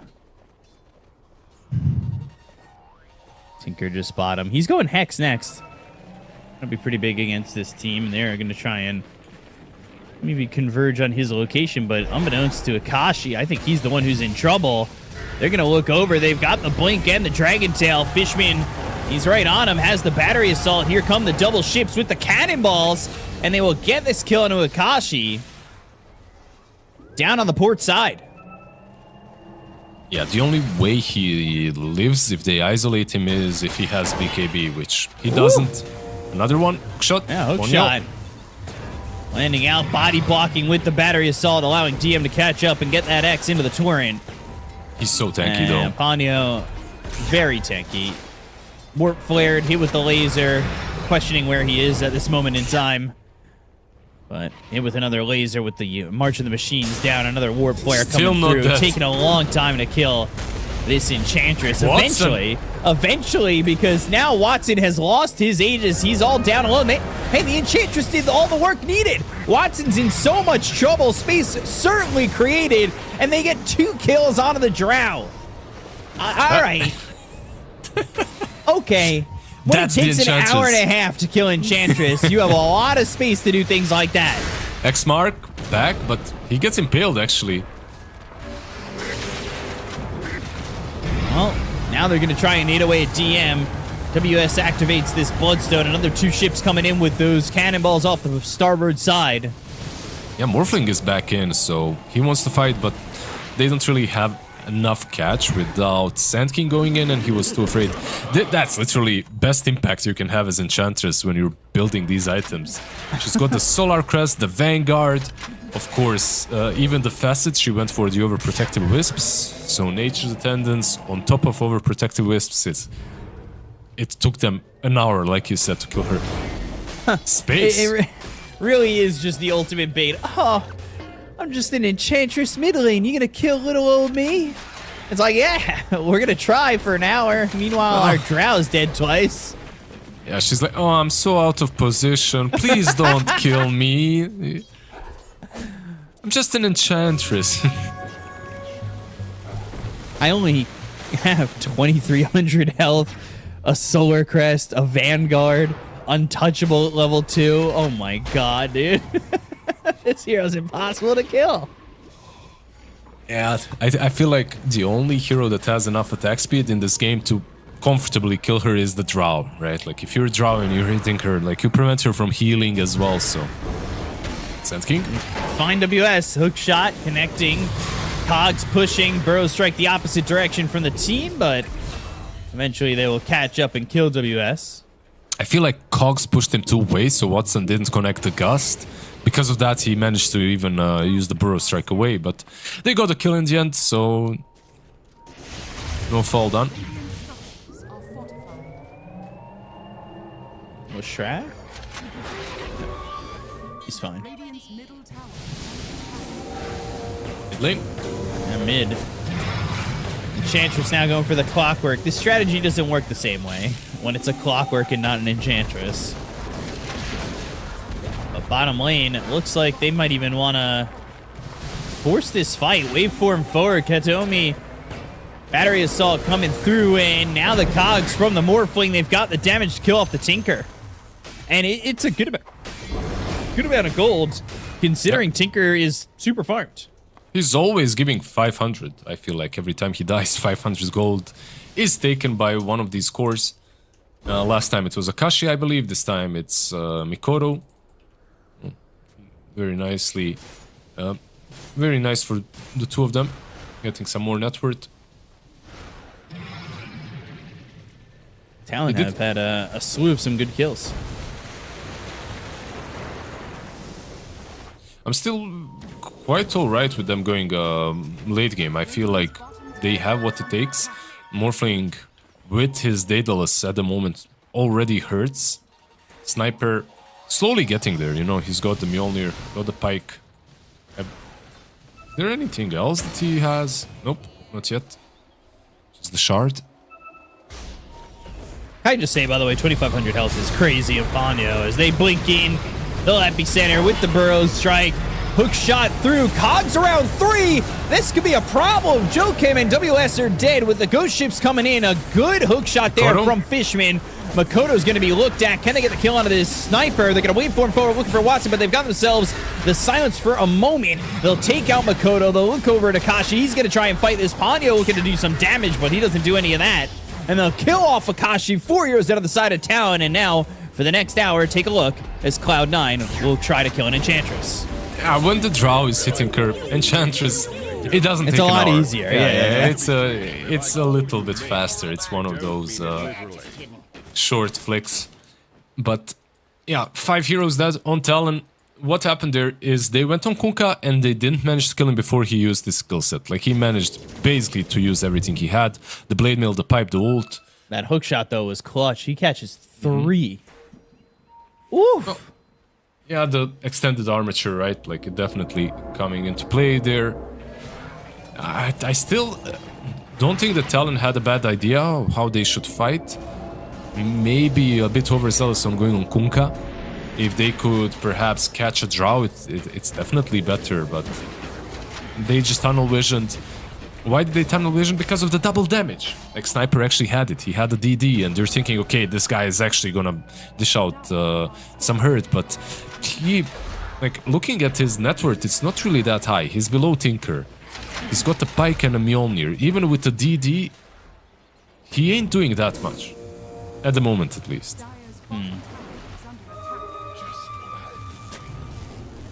So from there, it puts the net worth looking like it's team sorted almost. Yeah, basically, besides that one imposter, Akashi, following them. He is going for a BKB next. With the BKB, he'll be able to perhaps just go behind enemy lines and go straight on the cores. Right now, it's not really that possible. Gotta hope so. Gotta hope that it is possible. Katomi. Is this his courier? Yeah, it's got that Scythe recipe ready to pick up the Tiara of Selemene. Finish off the Hex. And Drow in on Roche.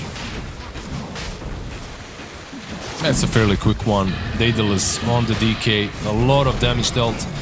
They just can't converge here fast enough. They can't contest this. It's a free rush.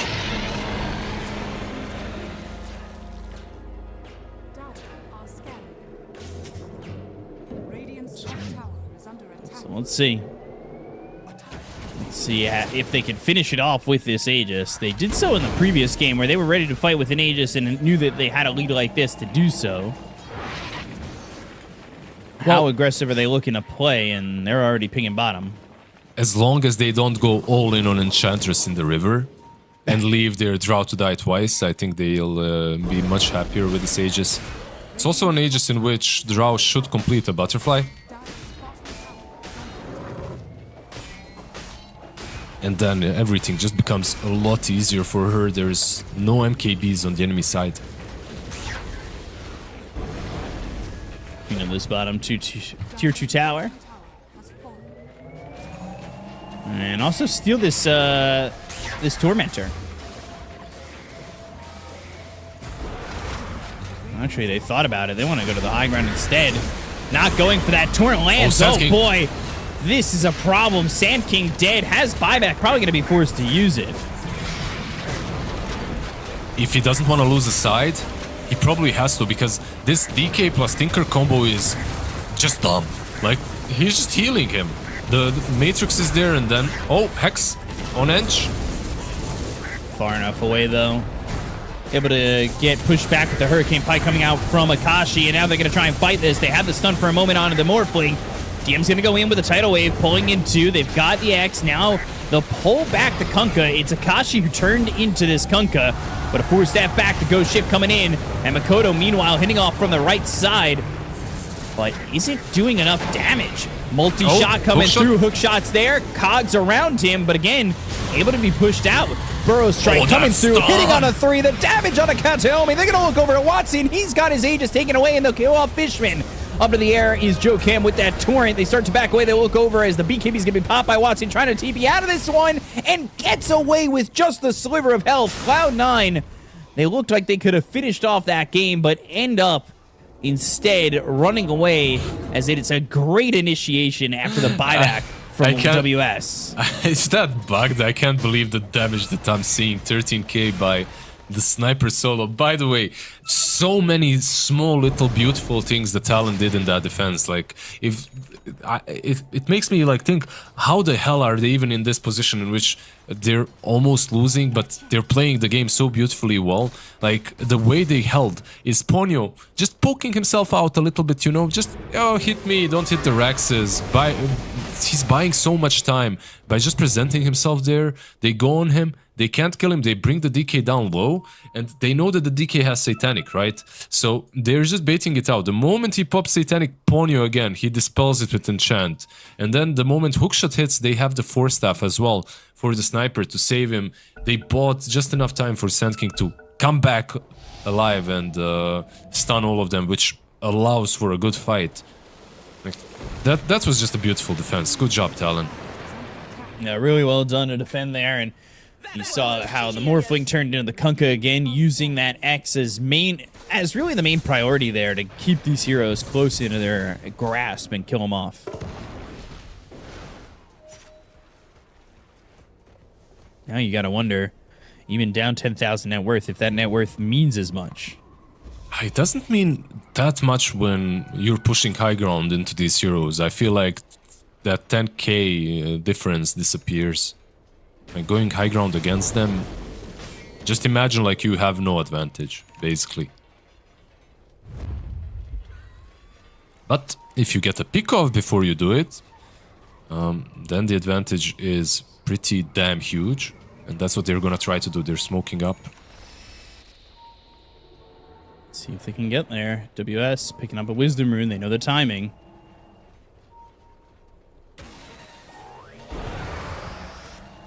Not gonna quite find him in time.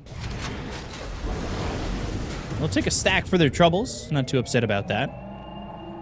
Some tier 4 tokens, as you've still got a while till Roche. So Cloud9, where do they want to play, and where do they want to try and find talent around the map?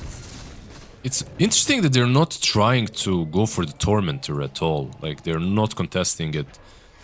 They tried once and then they just decided, never mind, we're gonna push high ground.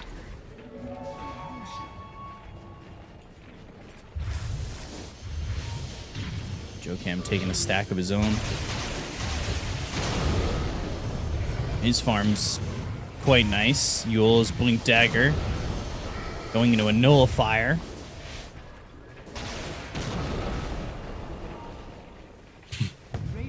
Love to see it. Lashrak Nullifier. Yesterday it was Rubik that almost purchased it as well. But desperate times, you know, you're playing versus Tinker. You gotta do what you gotta do. Gotta get the best item for the game, and he is trying to do so with that Nullifier.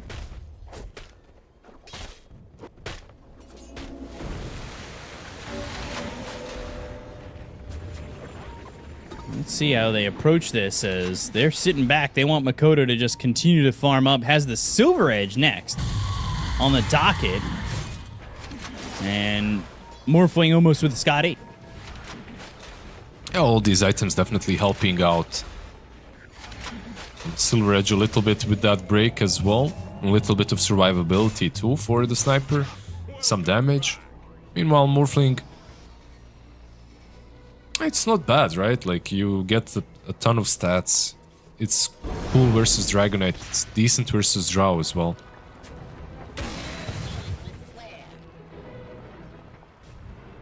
Not to that 40-minute mark. You've got a minute and a half till Roche is potentially available. Nobody really looking to take a fight just yet. They are playing pretty forward on Cloud9, but it's just keeping the map kind of small for Talon.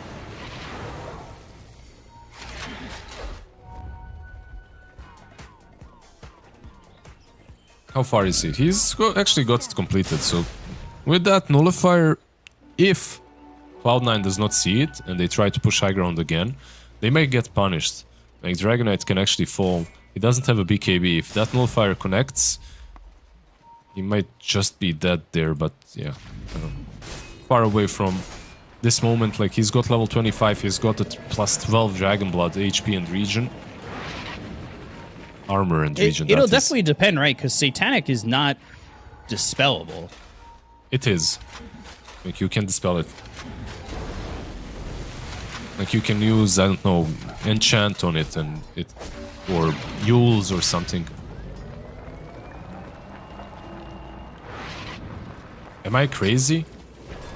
I might be just crazy. Maybe you're right. Radiant's top tower is under attack. We'll see when the next fight goes off. Take an inside, in-depth look as when we see it all pop off. There are some things in Dota, sometimes I question myself, have I been living in the alternate universe? Is Elon Musk correct? When he trolls? You're the alternate timeline. I'm like, have I really been living in... Because I can bet it's dispellable, but yeah. Anyways, in this timeline, they are smoking up. Let's see. If Rosh is up, like, they could even maybe attempt to do what Cloud9 has done a couple of times. That's just kill it really quickly. Yeah. But we saw this a couple times with like Solar Flare being the basis for it, but yeah.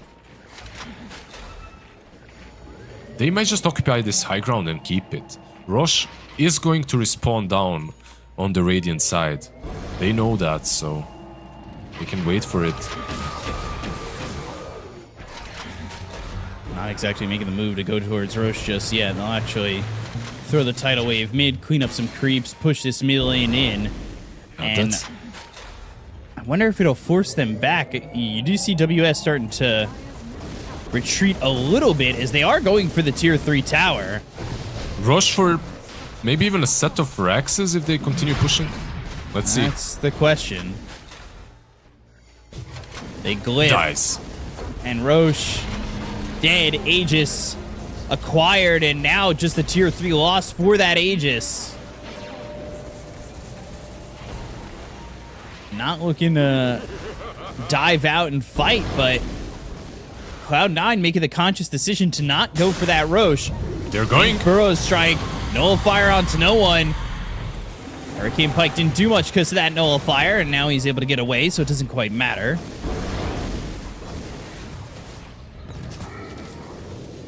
That is maybe not what Cloud9 wanted.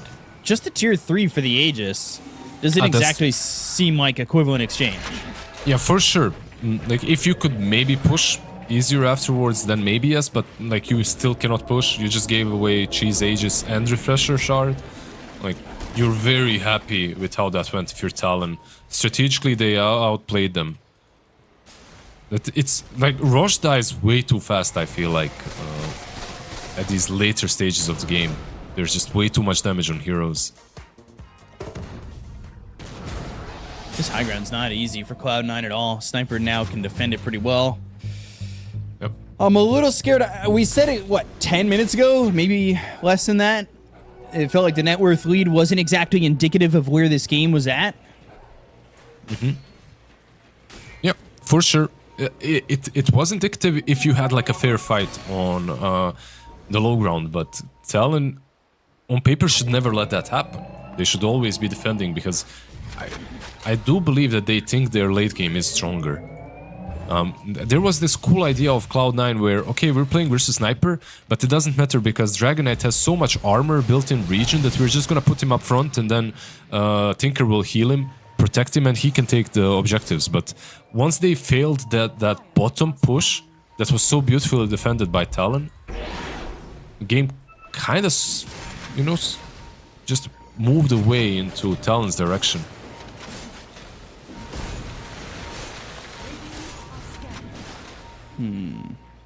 They're coming over.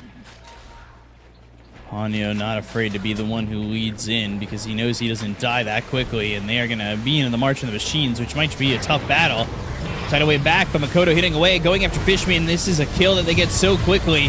They're going to buy back on the Clockwork, but they are in some trouble with Makoto outputting a lot of damage. They try to get on top of Watson. Watson takes the Aegis out of the hands of the Morphling. They get the counter joke as well as WS. They'll look over at Banyo with a multi-shot. They've got the right clicks in. Hanyo, Ogre Seal Totem to get some distance as Akashi pops the Manta and tries to leave now, but they hit the Hex. Sand King is back. They've got the Epicenter. They have the Burrow Strike. They go into the back line, but still Watson, he's full health. He's starting to get a little bit low as Akashi goes after, trims into the Drow, got the silence, has the Glacier of his own. Well, they'll bring the Tinker back into the fight, who bought back in.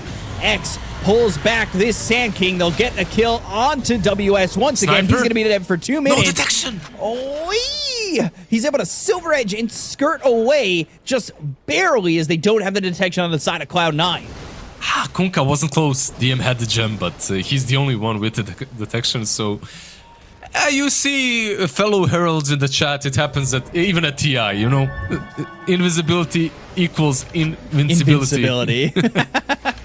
That's one of my favorite lines. I love it at all moments. It should have made a voice line. Like that. Actually, remember for next year. Next year. Write that down. Oh, the push. You know, I said they're equally matched. That's on high ground when you're defending. Low ground, however, might be a bit of a tougher cookie for Talon, which was demonstrated here. The Sand King with the dieback, like he cannot participate in this defense. Mid setter axe, bottom setter axe. This is a Drow with no more amplify damage. Nullifier, the silence, the death of Joachim again. Yeah, this might be it. Can they delay enough for the Sand Kings to come back online? That's the question now. Because without him, without those controls, without his stuns, how are you killing anyone? Hanyo. It's going in. Oh, Akashi! Oh, dear. Rapier on Sniper. Yeah, Divine Rapier, but you got to start to defend. Makoto going to try and right-click away. He does have this Divine Rapier, but they are doing some damage. They've got and dive in on this Morphling, who's going to force Staff out of the cogs, but he's dead again. They find the Dragon Tail. They'll get the control. They'll take out Makoto. GG is called, and Cloud9 will take the 2-0 over Talon. It's just crazy how that matchup works. Like, he's hitting him with the Rapier. The Dragonite is taking no damage. Like, the Sniper is hitting him with the goddamn Rapier, minute 50, and the Dragonite is literally not even... He didn't even turn towards the Sniper. He's like, I'll deal with you later. Let me just kill this Hexed Up Morphling first, and then we can talk. By the way, once again, Sniper loses, and I believe it's time to put this hero away. To rest, yeah. Yeah, to rest. Like, he's got like 10% win rate out of 20 games. Like, 2 wins, 18 losses. It's not looking that great. Yeah, bring him out back, old Yeller style. And, well, you know, bring him out to pasture. It's over. Stop trying to make Sniper a thing. Yeah, in the playoffs, he becomes the best goddamn hero ever. Before he's on the game-winning team for grand finals, you know? Boxy is actually playing it right now for Liquid as well. He's on the other stream, on the main stream, I believe he's playing it as position 4, so we'll see. Maybe he can make it work, but so far I haven't seen a game in which Sniper really convinced me that, okay, this guy needs to be picked all the time. Yeah, a cool game. I believe that this was a much better showing by Talon. Unfortunately for all the Talon fans, they didn't manage to eke out a victory. Like, they had a much better start. Like, they were actually winning, but from my perspective, Cloud9 right now are just a little bit too difficult for them to win against. Like, even though Cloud9 had a rough beginning, early game, they still managed to play the game exactly how they wanted it. Like, they delayed it. Meanwhile, one thing that was missing from Talon is that post-laning phase aggression. Like, they had everything, but they were just a little bit too late against Cloud9. It's like Cloud9 were setting the pace a little bit too fast for them to follow. Well, unfortunately for them, that did cost them. They end up losing this game. Cloud9 do take the 2-0 over Talon. And, well, I will say this group is still yet to be decided, as, like I said earlier, G2IG against Tundra are going to have to play each other in a BO3 tiebreaker. Let me take a look at this victory. Watson 10-4-14, No One 11-3-17. He had an amazing series. Yep. I have to say, though, Kataomi with his farm and his excellence on Tinker really showed its head. Yeah, I still think that maybe there's a chance that this hero can be abused, but if you're playing versus Cloud9, it might be just smarter to get rid of it. You know, just don't try to counter it, get rid of it, play against something different, because Kataomi is owning with the Tinker way too much farm, 2 games in a row, and no one, you know, like game 1 he started it off with 4-0. This second game he started it off with 0-2 when it comes to his death score, kill death score that is, but he was still providing his team with so much impact later on, found the right farm, used his farm efficiently, initiated for his team, also pushed high ground. Like overall, very nicely done. Yeah, well done there by the side of Cloud9. They take that 2-0, and you can see on our schedule we got the tiebreakers added to this stream right here. So you guys continue to join us. Look at G2IG against Tundra. Watch another BO3, because it's always nice when the Dota don't stop, and, well, it ain't stopping for at least another BO3, and it should be fun. So I hope you guys stay tuned. We'll be right back with that. We'll see you in a bit.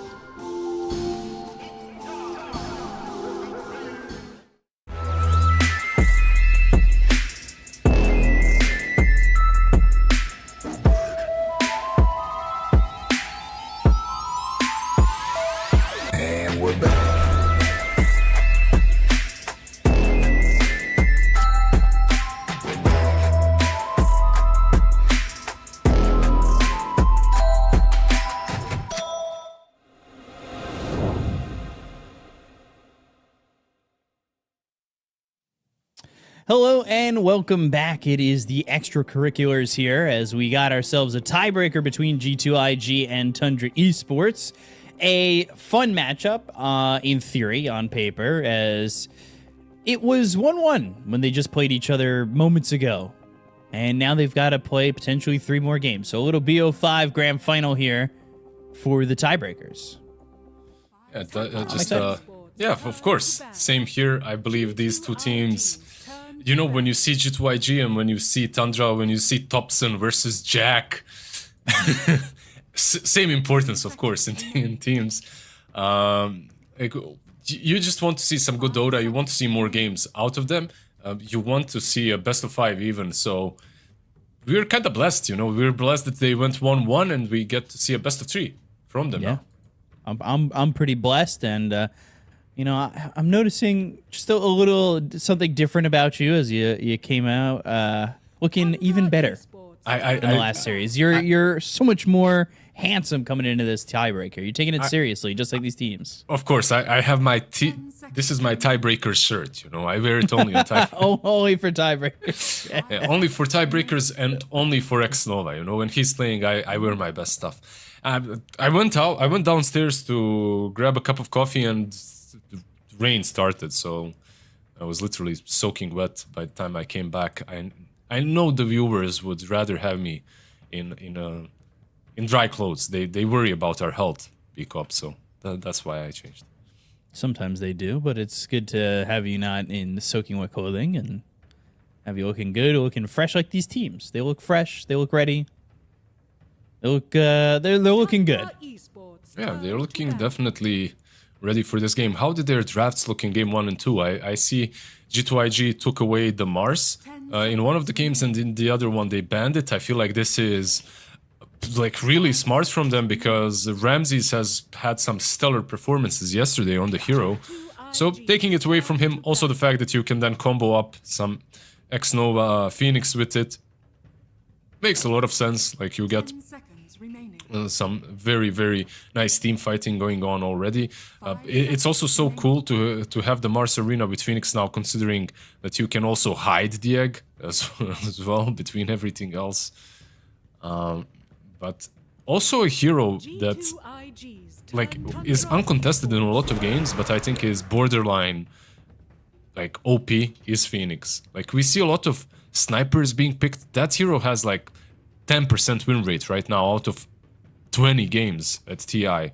Phoenix, on the other hand, I feel like he hasn't been picked as much as he should have been. 6 games, 83% win rate. Look, 83% win rate, I'm telling you. This guy is still strong. Yeah, yeah, you're not wrong. Well, 5 for 6 if you're doing the math right on back into the amounts, and we've definitely seen supports that aren't as strong, right? That are continuing to get played. Sniper, for instance.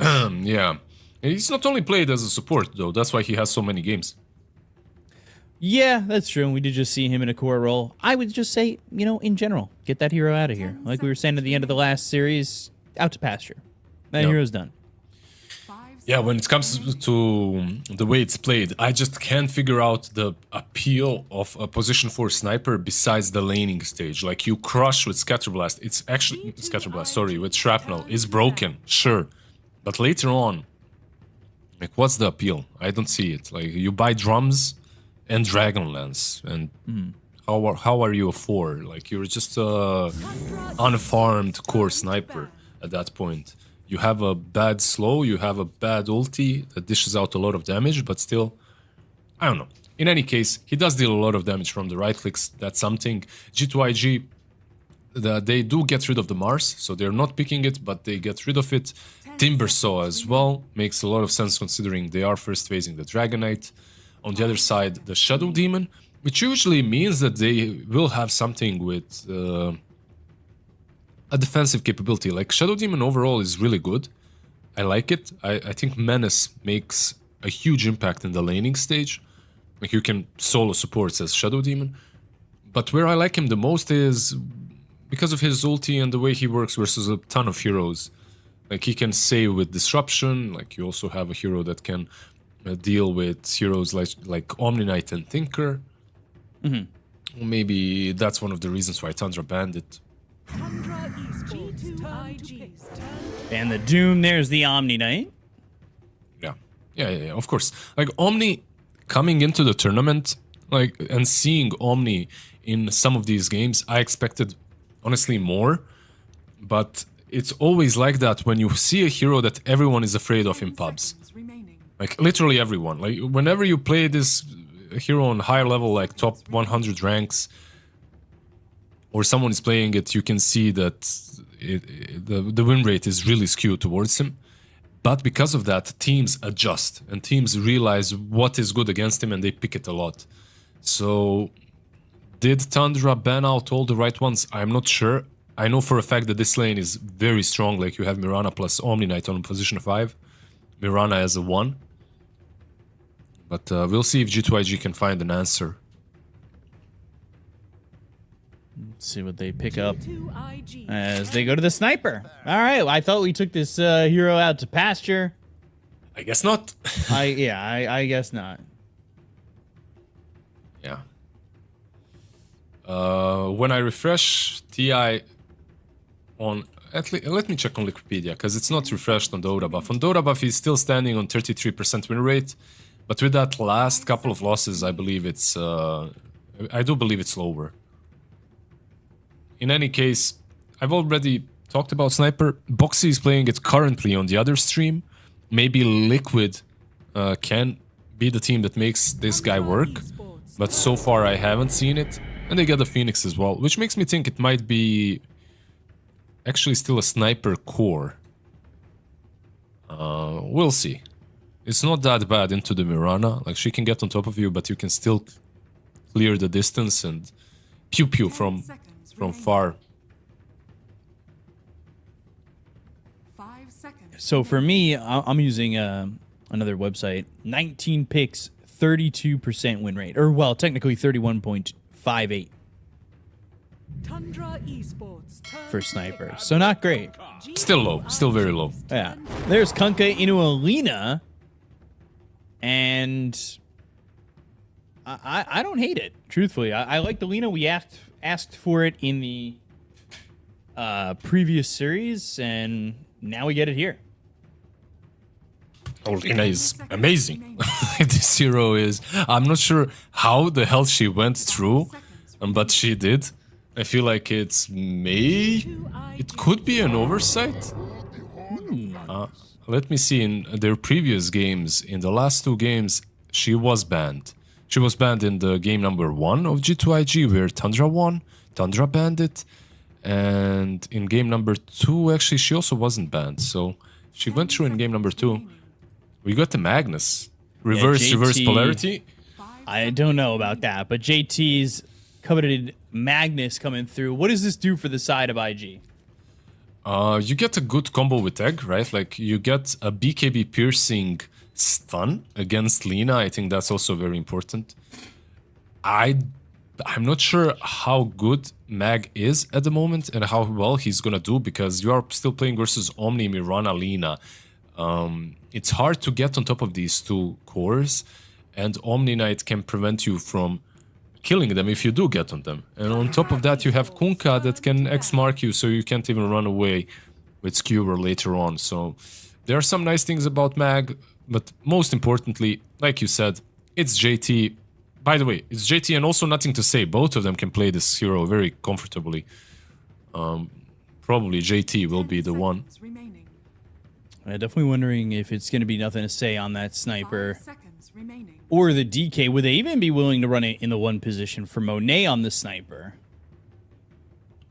I think it's all very doable. It depends on how they want to set up their lanes. Phoenix Sniper is a solid lane. Phoenix DK as well, even stronger. Depends where you want to put the Sniper and where you think the Lina is, because this just might be a mid lane Lina for Thompson.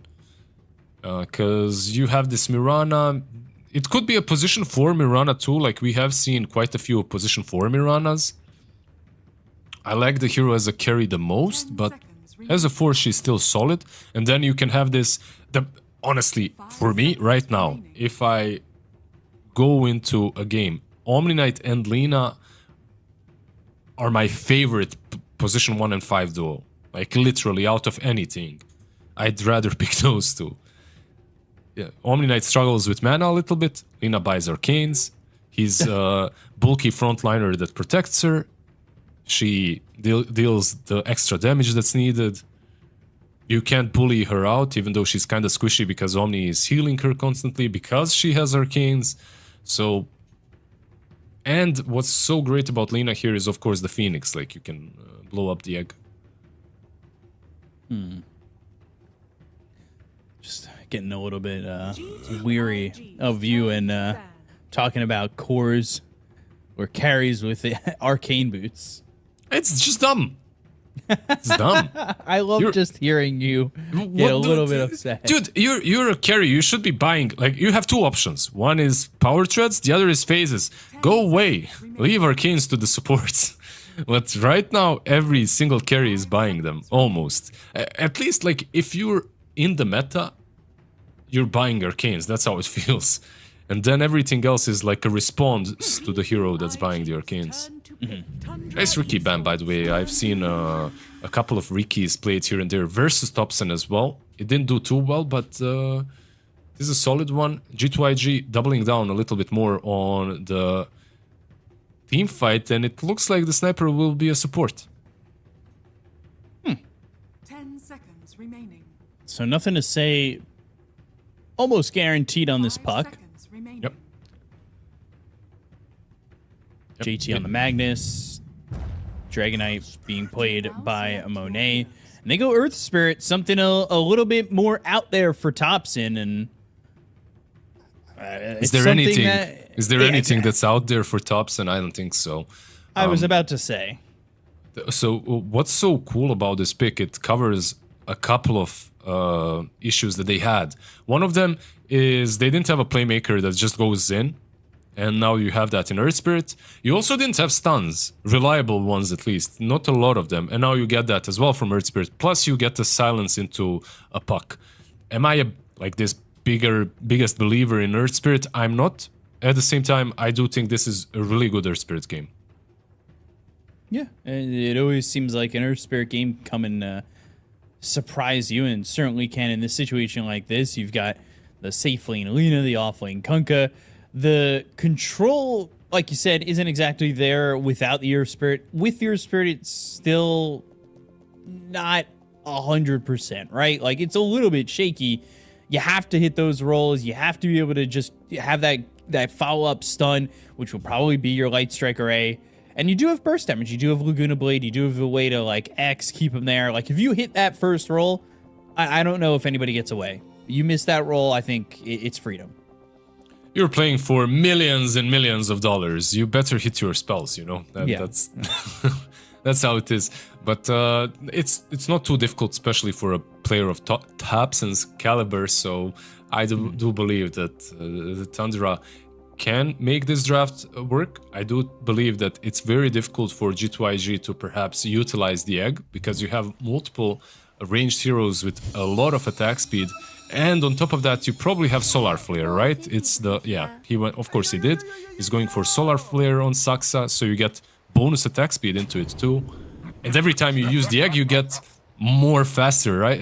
Actually, it's only the range that get the vision that gets.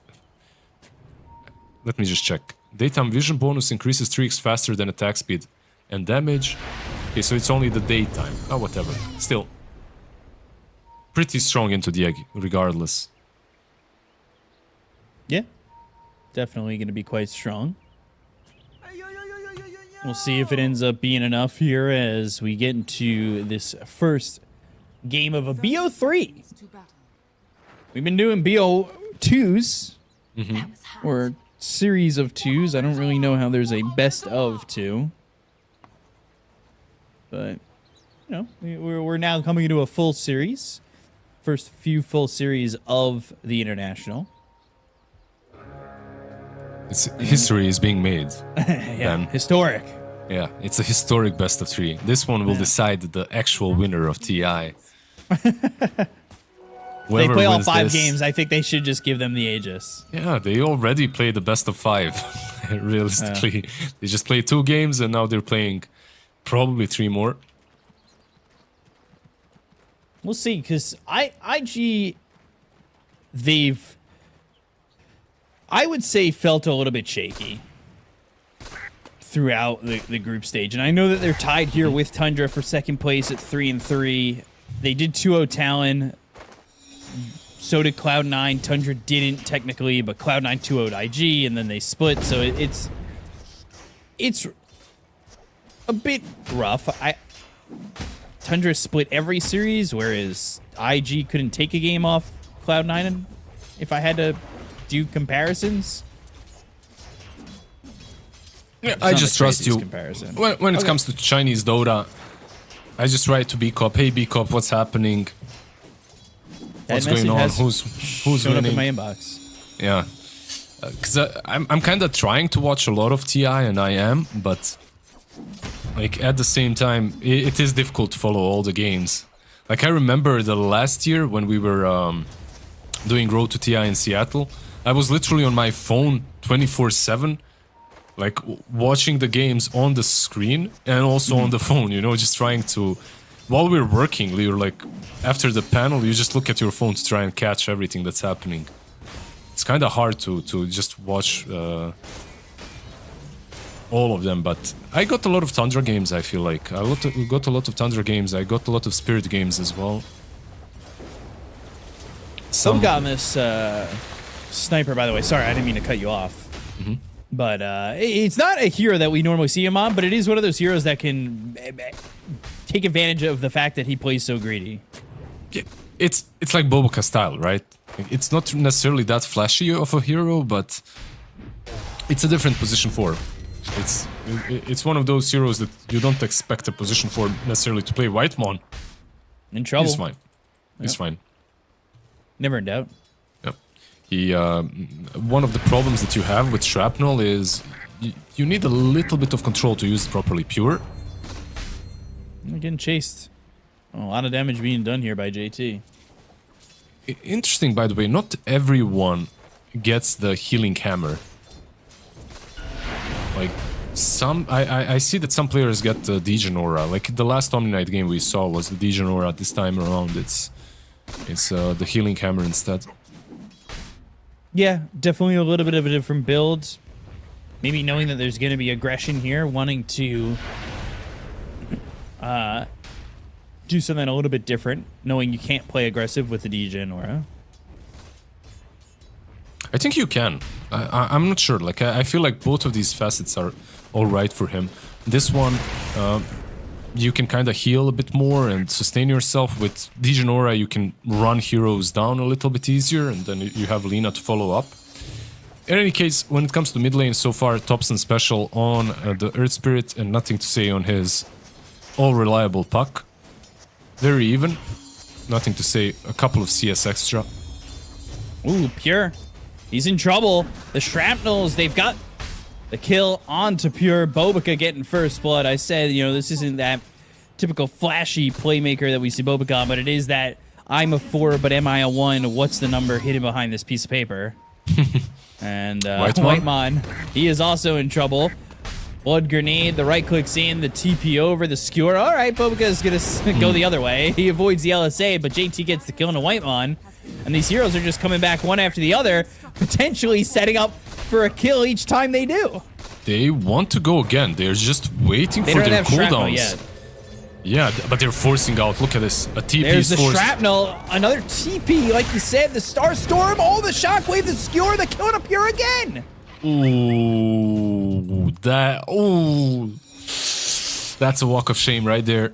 Yeah, it's rough. No TP on Lina. At least he's got boots.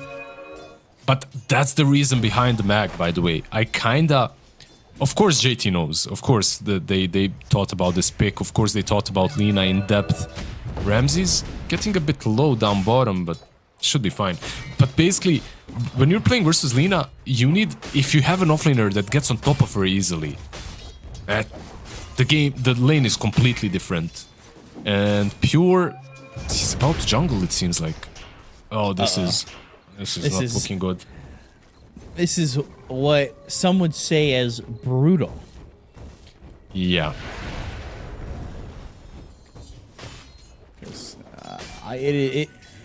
There's bad, and then there's this for a carry. Yeah. Probably not where you want to be. But he's gonna have his arcane boots. And honestly, with those arcane boots, Lina farms... Fine. Fine, absolutely fine. Like, even if she's in the jungle, she's gonna farm up. You go around that pool, you have arcanes, you have regen. And now, I know this is gonna be kind of stupid. We'll just give Whitemon solo experience. Uh-huh. Theoretically, right? Like, a level 6 on Omni Knight early is not gonna be, like, bad. Oh, of course not. Like, if he can stand here and defend it, the only problem is Bobokai and G2... why did I... Okay, Bobokai and G2IG JT. He's gonna get a lot. Thompson, TPing top. Shrapnel. Tops in. Alright, I'm not gonna get JT, I'll go for Bobica, but Bobica just TPs. No, he stops it!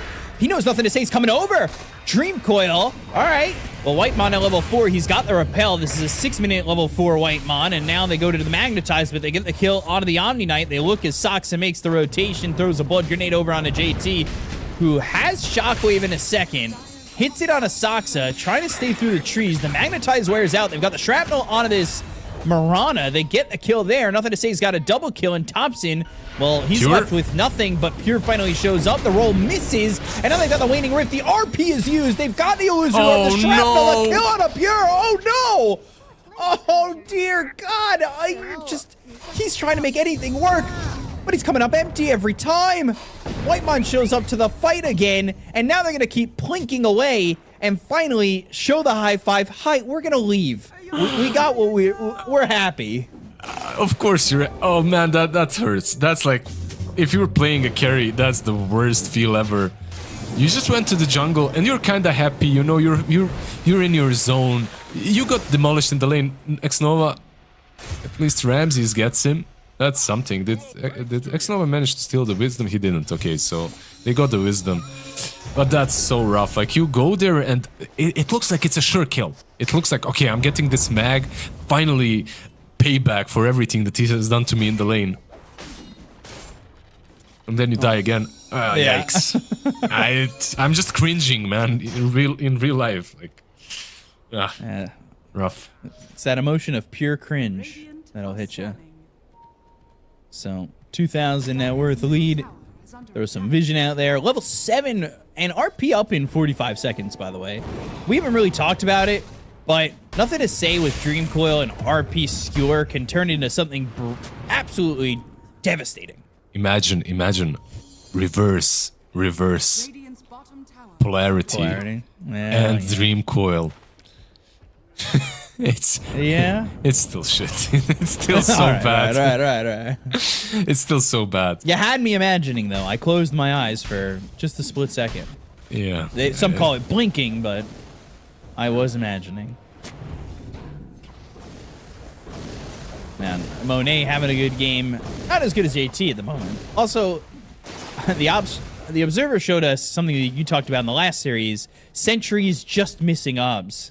And there's one over by these steps. Yeah. It's always like that, isn't it? Like, that's so frustrating. That's just the way of life, you know? You put the sentry and the ward is just outside. That's just the way it is. And then you just think to yourself, how are they seeing me? I placed sentries everywhere.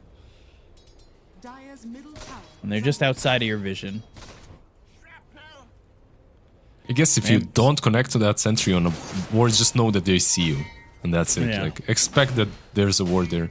Smoke up, down bottom lane. They want to slow down the DK at least. They want to, but TPs are all available. And he's tanky. Omni Knight's coming through the Twin Gate. They've got the Magnetize. Monet in some trouble. Doesn't have that Elder Dragon form, and they are going to get this kill. 5 heroes down bottom for this. Yep. Well, what can you do if you're this Lina? It's not like you can stay on top lane, so he rotates bottom. He secures maybe even the full tier 1 tower. Overall, nice move by Tundra. Yeah. seeing that these heroes are staying stationary, not really moving at all. Unnecessary. You can just sit there and hit the tower. Mid and top. Yep. Tier 1 for tier 1. But If you're also another tier 1. And another one, yeah. Mid lane falling really damn low. Thompson is there to defend it, but I'm not sure if that's doable anymore. Oh, with the arrow, yeah. Siege creep's dead. JT coming over. He is smoked up, and he has got a blink. 11 minutes into the game. Yeah. That's what we were talking about, right? Like, Omni Knight might get some levels because Lina is in the jungle, but JT is just absolutely free farming. This man is 205 at the moment. Just below Kunkka and Puck in net worth, but this blink is probably the highest impact item right now in the game that anyone can have.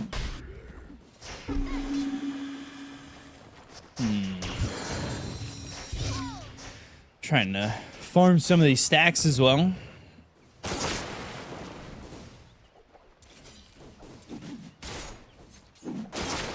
Ramsey's almost finished with that. Is he buying Orchid? Or...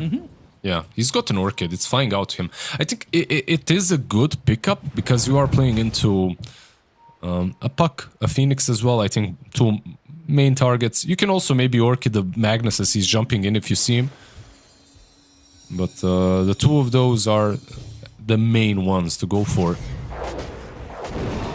Which is, you know, good, and at the same time it's kind of worrisome because he doesn't have a Blade Mail, so he's not as X-Nova. He's the main target, maybe. He's got Supernova. You need to be careful about how you approach this.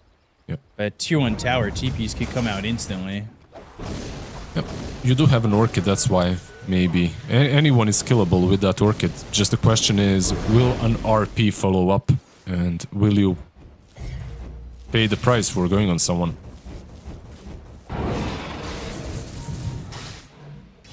I'm a little maybe surprised that IG aren't playing as aggressive, but it looks like now they're setting up for a smoke.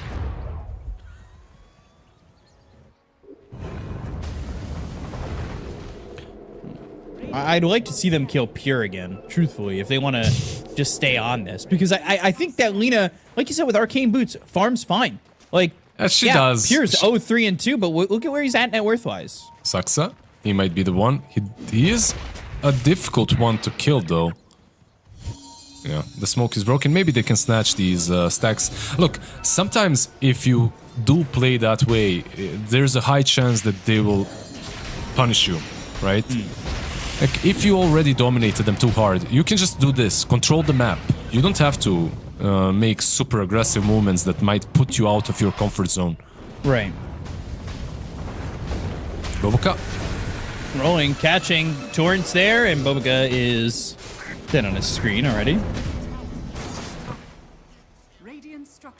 That's basically the point. You go a little bit too deep, you don't find the target. They counter you because of it. They still have a very solid lineup when it comes to sustain. Like, you have this boat, you also have Omni Knight that's level 7. It's not that easy to kill these targets.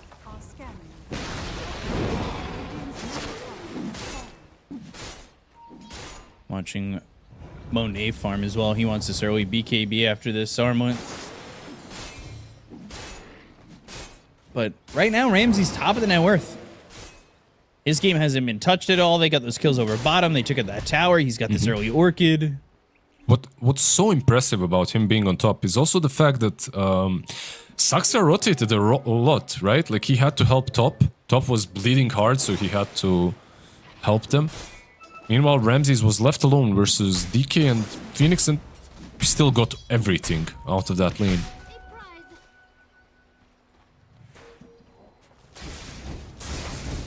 Axe for Magnus is on the agenda.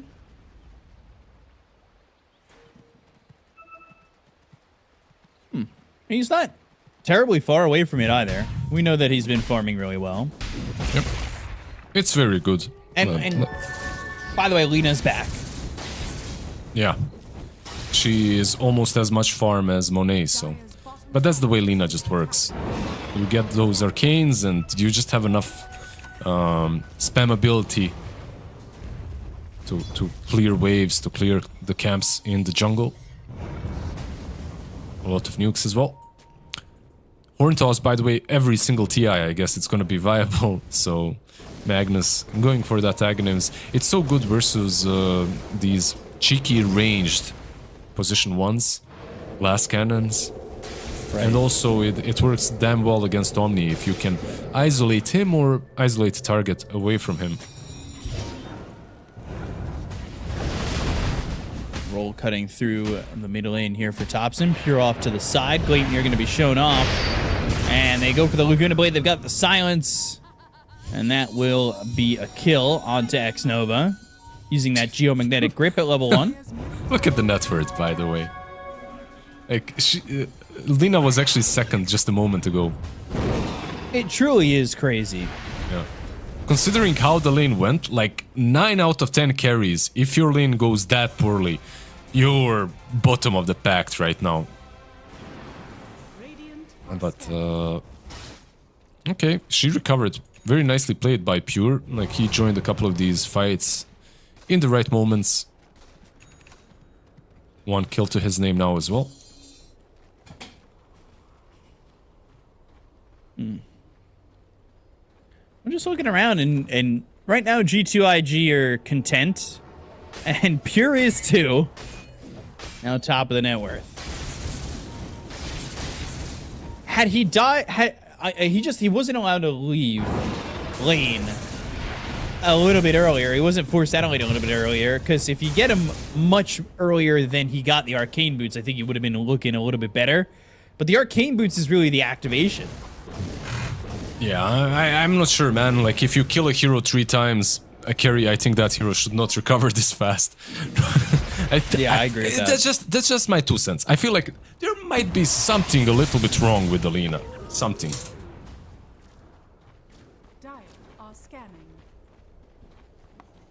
I agree with that wholeheartedly. So they're gonna smoke here? Yep. Oh, by the way, he switched it up. JT went for a BKB. No Ags. Pure. RP. Skewer. But they had the Omni behind. Pure gonna try and get out of this one, and they've got the stun. They'll have the damage eventually, surely. But Whitemon with the Guardian Angel and with the Repel means, well, they don't. And they don't chase it further than the river either. What a... I can't. I'm gonna sound like a hater, but I'm just so shocked with how strong Omni and Lina combo is. Let it flow through you. Yeah, at any given point in the game, this is just a silly combo. But also from Tundra, extremely well played. Like Whitemon being in the right position, he repelled as soon as she got RP'd, so Pure doesn't die. Also Guardian Angel, like you mentioned, making sure that she lived through basically everything.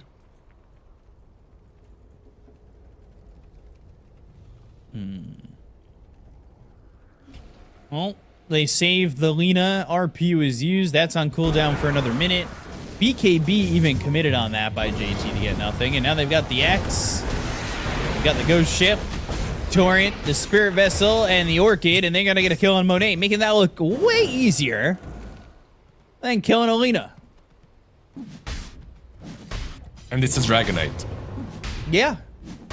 But at the same time, a Dragonite without any saves on position 4 or 5. And a lot of burst damage is on Tundra. I love that Topson still has no boots, by the way. Just Dagon, Vestal, and that's it. Like, who needs boots when you can roll around?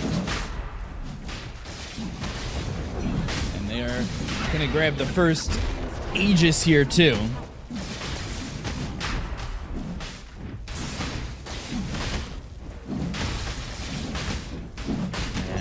Easily done.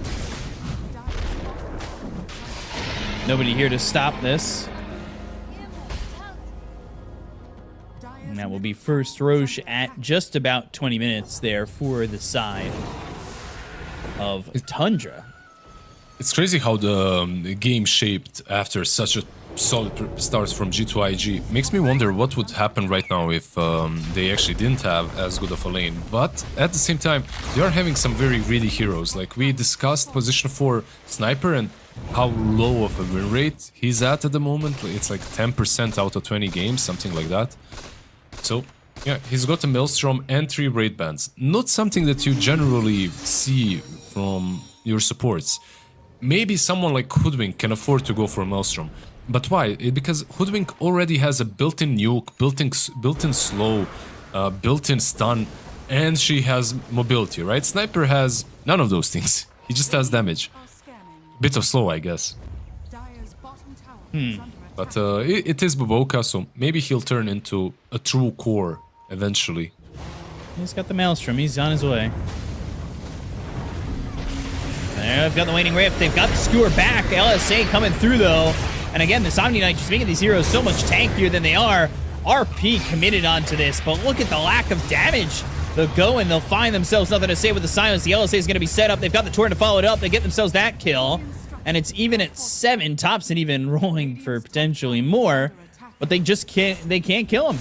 It was even hard to follow how fast everything happened. Like Puck blinking on the Wisdom Rune, Thompson following. Straight up, JT goes in, skewers him away, but he gets repelled. The moment he gets repelled, the fight for me honestly feels over. Like you can't, they used RP and everything, but he has enough time to just use his even Dagon, you know, you just pop the Dagon, you heal up a little bit, that's it. He isn't worried about dying at all. 2.5k HP together with a repel. He's got a gem now as well that Whitemon bought him. Like Whitemon, he's making a true masterclass of this Omni Knight. This is how you should play it. Crazy how much this Omni's impact has been.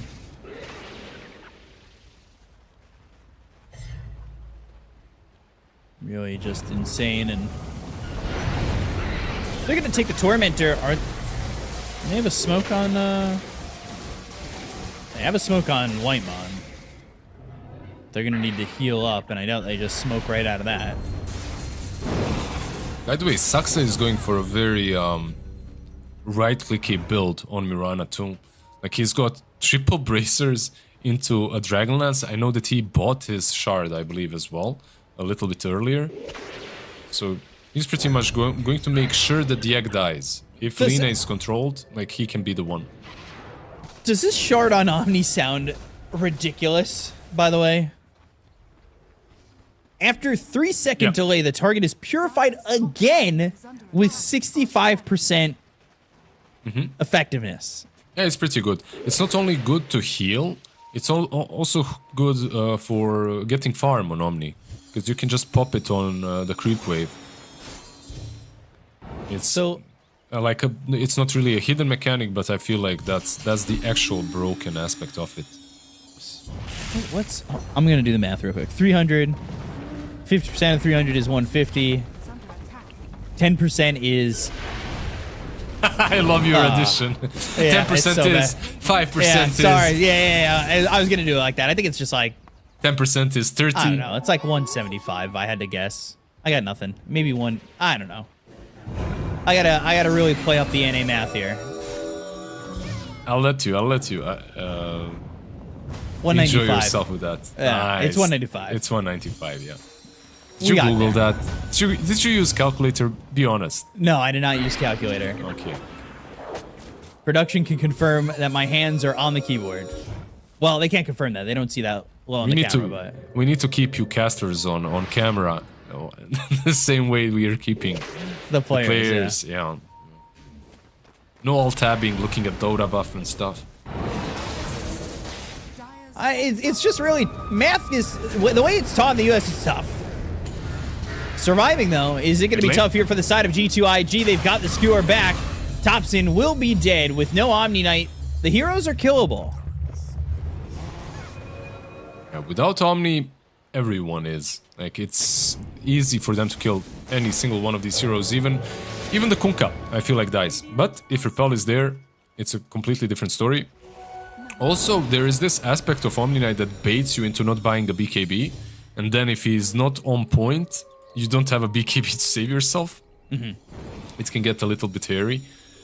Pure already does have his though, and maybe Thompson buys it afterwards. We'll see. Like he's going for an Octarine first. Ag's almost there for Magnus. Let's see. Well, we were talking about it earlier. Wanted it before the BKB, but chose to go to the BKB and now going into the Ags. Bobica, what are you doing over here? Gleipnir still has the Dragonlance. Okay. I'm just keeping an eye. Bobica Core Watch 2024 at TI 13. Yeah, you know how I feel about this. I'm a big sniper hater. Top lane, X marks. Go ship. Not gonna connect. Yeah, that BKB of course is used, but you're super fine with that. 6 seconds BKB on Magnus. You had the gem, you wanted to save it. That gem that Thompson gave away moments earlier.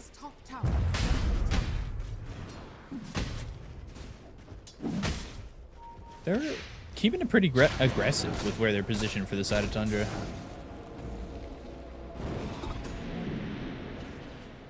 Wondering if they're going to make a move aggressive once more, now that they've got the Omni Knight nearby. You know what the thing is? Like, the way they're thinking right now is, guys, we just forced Magnus's BKB. Like, for sure we can take an objective. Maybe even a smoke. Because it's very difficult for Mag to jump in without a BKB. Like, he can do it, but there are, like, the chances are you're just going to get either stunned or X marks the spot. You will not be able to RP freely. The build for Puck now is Maelstrom Ags for Rapid Fire Dream Coil. Yeah, he's going for that. Some extra right clicks from him. Do you like this move? Is X, Orchid, Torrent, Ramses. He was the one who got out of the laning phase with a lot of gold, and he is the one who has made this a solid game for the side of Tundra. But the roll comes in, the LSA is there. Oh boy. Oh, yikes. Yeah. G2IG, it's looking a little bit difficult at the moment for them to make any moves. Like, JT had a fantastic laning stage, but that's his first death. And you can really see that if he cannot play the game, I feel like no one can. And I don't think I've seen Dragon Knight do anything just yet. Monet just completely farming. Silence on a Monet. X is there. Ghost ship thrown over. Shrapnel's coming through. Spear vessel on a Monet. And they're going to try and commit with the Magnetize. They go to the Supernova. It's in a decent spot. They can't get past this gate, but they're going to lose Bobica for this. They don't have anything to control up these heroes. But they're in the base. They're going. They want Monet. Pure is in very deep. Bobica bought back, trying to right-click down. Pure will get the kill. They'll look over at X-Nova, who will end up dying. They've got the Horn Toss, the Skewer, all the way into the base. They'll get a couple of kills here, but it's not looking good for IG on the 5v5s. It's not looking great for sure, but that was a very weird fight for them as well. Dragon Knight got initiated on, you didn't have a Magnus there, like your team didn't really have good follow-up, the egg was planted. I mean, the egg was okay, but you didn't really have anything to control them in that radius. So, all things considered, I think that G2IG can be kind of satisfied with how that went. Not too happy, of course, but considering Lina was literally diving the tier 4s. Took a lot of damage there from the Radiant base. Yeah. I feel like Sniper was hitting her, but he wasn't dealing as much damage as those towers. See this again, and the roll hits onto the Sniper. They've got the Torrent. Supernova is solid. It's just not...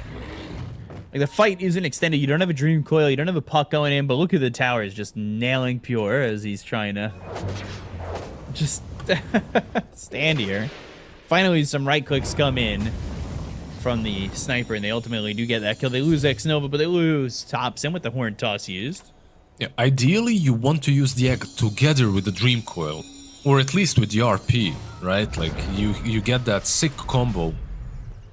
Supernova, Dream Coil, Puck is hitting all of them with his Maelstrom build as well.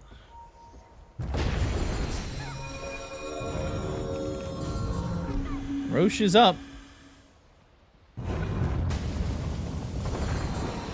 They smoked, they're wrapping, they're trying to get the right positioning. Thompson trying to find an opening, and they've got the obs on the high ground here for the Radiant, but the roll is actually going to land. The Geomagnetic Grip comes through.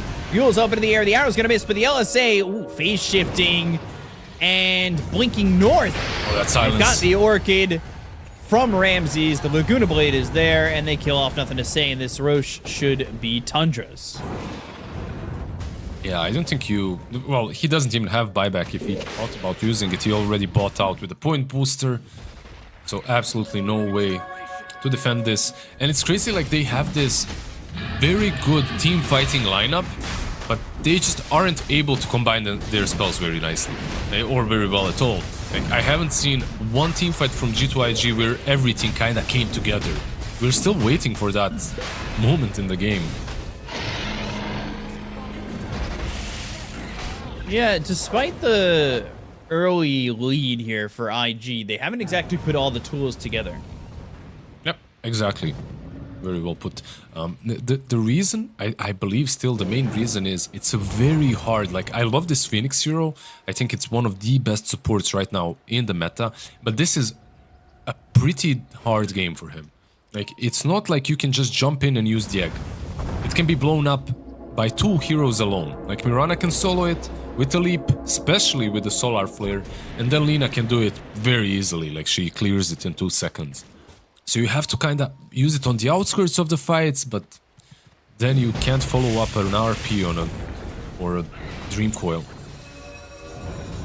Well, they do have something for Omni though. There is a full nullifier on Dragon Knight now. At least there's that. Maybe some horn toss into nullifier is an option. On the high ground, we've seen that JT, he can get them even to the fountain, so maybe something that they can plan for. To be fair, they were already halfway in the base. We don't have to talk about that. The fact that they were diving tier 4s. Saksa was smoked.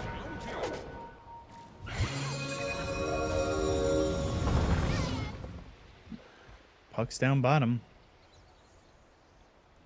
Needing to stay away from Thompson, but... You can smell him. Yeah, you know? He sees him, he smells him, but... Nothing to Say. We'll be able to TP out that arrow not in time. That roll just a little bit late. Nicely juked. And this is basically what Puck is all about at this stage of the game. When you're kind of feeling you're not ready to fight, at least he isn't, he wants his Ags. You can farm behind enemy lines, creep, skip, force all these rotations towards you, and waste their Aegis timer. So... probably the best scenario for him was right there. 2.5 minutes left on this Aegis.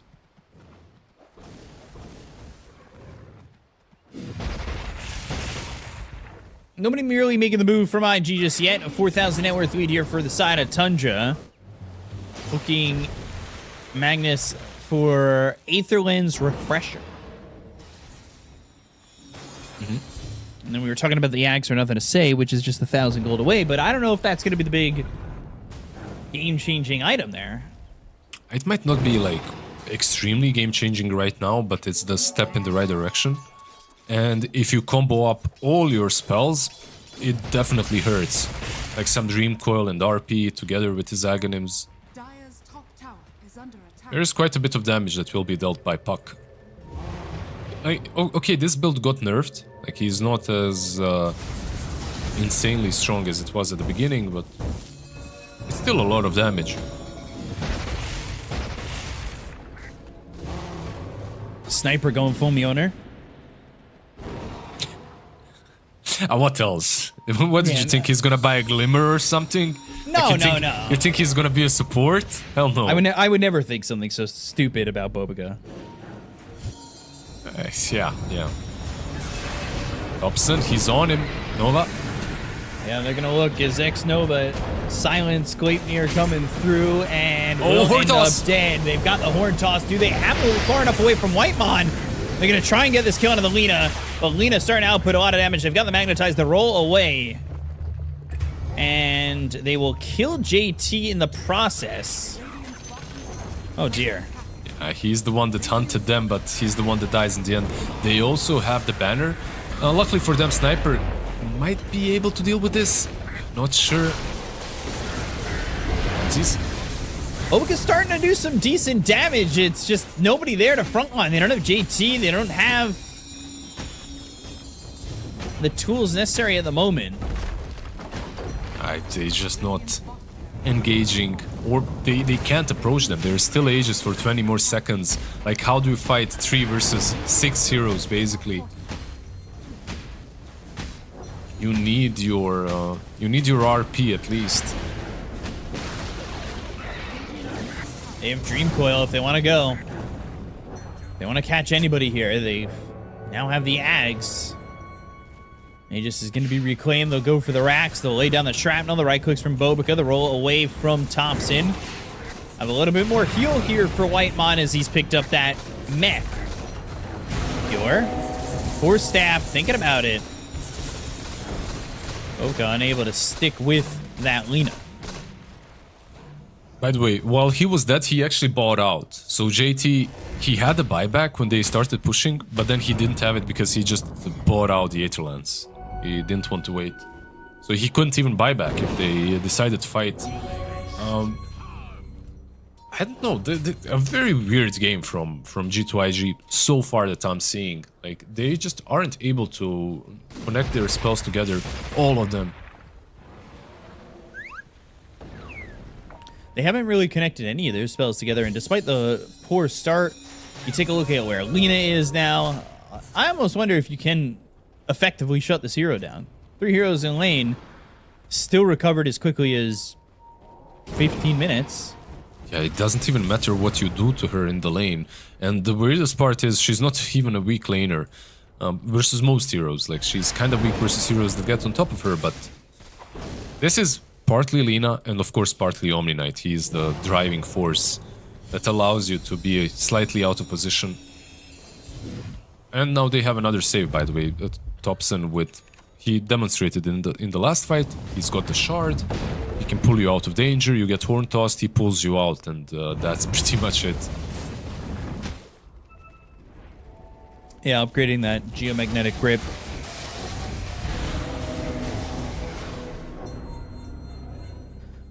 Get that shard for Ramses. He's now got access to the tidal wave. He's got a hex.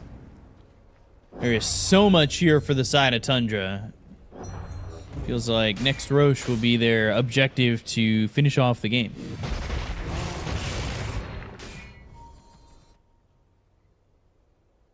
Quick pause, a little disconnect. Time for IG to think about what they can do. If anything, because it ain't looking easy. It ain't looking easy, but I just want to see one fight in which they have everyone there, you know. One fight in which they smoke up and they're the ones initiating RP into Egg into Dream Coil. Like, that would be cool to see, because so far we haven't seen a singular... partly because Tundra played the game so well and played the map so well. They always put one hero out there and then everyone else just follows up Omni Knight saves. And it's crazy, Thompson has been literally everywhere, almost in every single fight, and he doesn't even have boots. Like, man has... The only mobility is rolling boulder, and... Who needs anything else? Yeah, you don't need anything, yeah, exactly.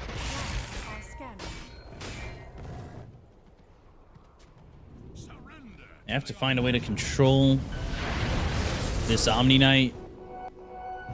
The repels have been brutal. Purification's even worse. Maybe they could find something here, but not everybody's around to even attempt this. Radiant are scanning. And it's going to be a long Roche respawn, another 2 minutes until Roche is back up. I'm trying to think if there's like one big item that changes everything. Like, not really for G2IG. There is Mjolnir on Puck, boosts up your damage quite a bit, and Sniper is also going for Daedalus. But on the other side, if we're talking about, yeah, not really surprised. But if we're talking about supports that are buying damage items, Saxa, he's got Daedalus, like, almost. I think the recipe probably is in the courier. Yeah. So he's got full Daedalus on Mirana. It's gonna be a lot of damage with the solar flare. Yep. Such a good feeling as well when you're not playing for a long time and then you get this kind of a game on Mirana. You get to really dish out some damage, get that confidence back. Scan Connected, they kind of have an idea at least what was recently where Tundra were at. Again, they need to find the Omni Knight. They need to be jumping the one hero that's been causing them issues. Yeah, but they took the low ground. This isn't like a great position for them. Unless Pure... Oh, Force Staff and avoiding the Skewer. Now they're going to go for the Omni Knight. The damage came in from Bobica. They get the kill on a White Man, and he doesn't have buyback. That means no Purifications, no Repels. Maybe that's enough. Dream Coil, BKB, popped by Thompson. He's going to roll forward, looking over Monet as well as the rest, but he'll instead TP out. They start to evacuate from this as they will not find nothing to say, and without Whitemon, it's really where the fight starts to fall apart. They have the damage, but it's the second lowest net worth hero on the chart that's really making the difference. Wasn't that like the worst possible initiation looked like the best possible initiation so far? Because, yeah, sure, you don't kill the Lina, but he forced himself way out of position into the Rosh pit, and at the same time it isolated Omni Knight, so he dies first. Just funny how that happened. Unfortunately for IG, despite the fact that they get that Omni Knight and they force Tundra away, they don't take Roche. Yeah, Roche was... they were not that lucky when it came to the respawn they still timer. RP. Yeah, and Egg. Yeah, Whitemon's finally up. No sniper for 35 seconds. Arrow. Ooh. Close. Do you think the DK might need a dagger here, or... One thing that I'm seeing is Monet just not being able to hit. Yeah, dagger would be nice. But he hasn't quite been the initiator that they're looking for. And again, they're still looking for Omni Knight, but it's going to be Soxa from the other side of the fight. The BKB is going to be popped a go and try and get themselves the RP, but they've got themselves the silence. They get the kill on Soxa. They'll look over at Whitemon. They're taking out the Omni Knight. That's 2 years down on the side of Tundra. This is working out for the side of IG. They'll go after Pure, who's trying to heal up. They've got the silence on him. Monet doing a lot of damage. Get the kill on Lina. They'll look over the Kunkka without the Omni Knight. Your hopes and dreams of winning this fight are out the window. And it is a full team wipe and a buyback committed by Pure. Whoa! Yeah, the tier 4s are being attacked, so maybe someone needs to go back. No lifesteal as well on Dragonite, so he needs to... he's gonna heal up. He's got his plus 12 Dragon Blood HP regen anyway from level 25. By the way, I was talking about Monet and how he doesn't have a blink to deal damage. He's literally the only damage they had in that fight. And that's because Tundra, they wrapped around. Meanwhile, Monet, he just stood on the high ground. He was just there. He was waiting. They went in. Like, look at Monet. He's just chilling on high ground. They walked to him. Like, he was like, okay, I guess you guys want to die, sure. And he has Nullifier for the Omni Knight, so he kills him too. This is like the best possible scenario for the Dragonite. Like, it cannot get any better than this. Full team wipe not expected, and on top of which, now they've got themselves the Aegis. They get the cheese, they've got the banner, they have the refresher shard. When Whitemon is out, the fights are completely different. It doesn't feel like Tundra has a net worth lead at all. It's very crazy how important Whitemon has been to the game. Yeah, you know what the difference is that I see, actually, at least. When G2IG are initiating, they're losing the fight. That's how it feels. Because everything that they do just gets repelled or countered by X marks the spot, the boat, the counter initiation is really strong from Tundra. But when Tundra are going in, they're putting Omni Knight out of position. Even though he does have a Blink Dagger, it's very difficult for him to follow up someone like Thompson. Because he's just way too mobile. It's hard to go there. Like in that last fight, Saxa and Omni Knight were just like, they died first as supports. Maybe not first, but they took the brunt of the damage from Dragon Knight. And now he has a full Satanic. Speaking of lifesteal that he didn't have in the last fight, after the Aegis is reclaimed, he can just pop that bad boy in. Also, speaking of lifesteal items, Bobka bought a Mask of Madness. Hell yeah, baby, let's go. He's got the Ancient Guardian, Mask of Madness, small crit. That's my boy. That's the position for life right there. This is like literally a build you get reported for in your pubs. Yeah. Like literally. Didn't play his role. Would be the report most likely made about him.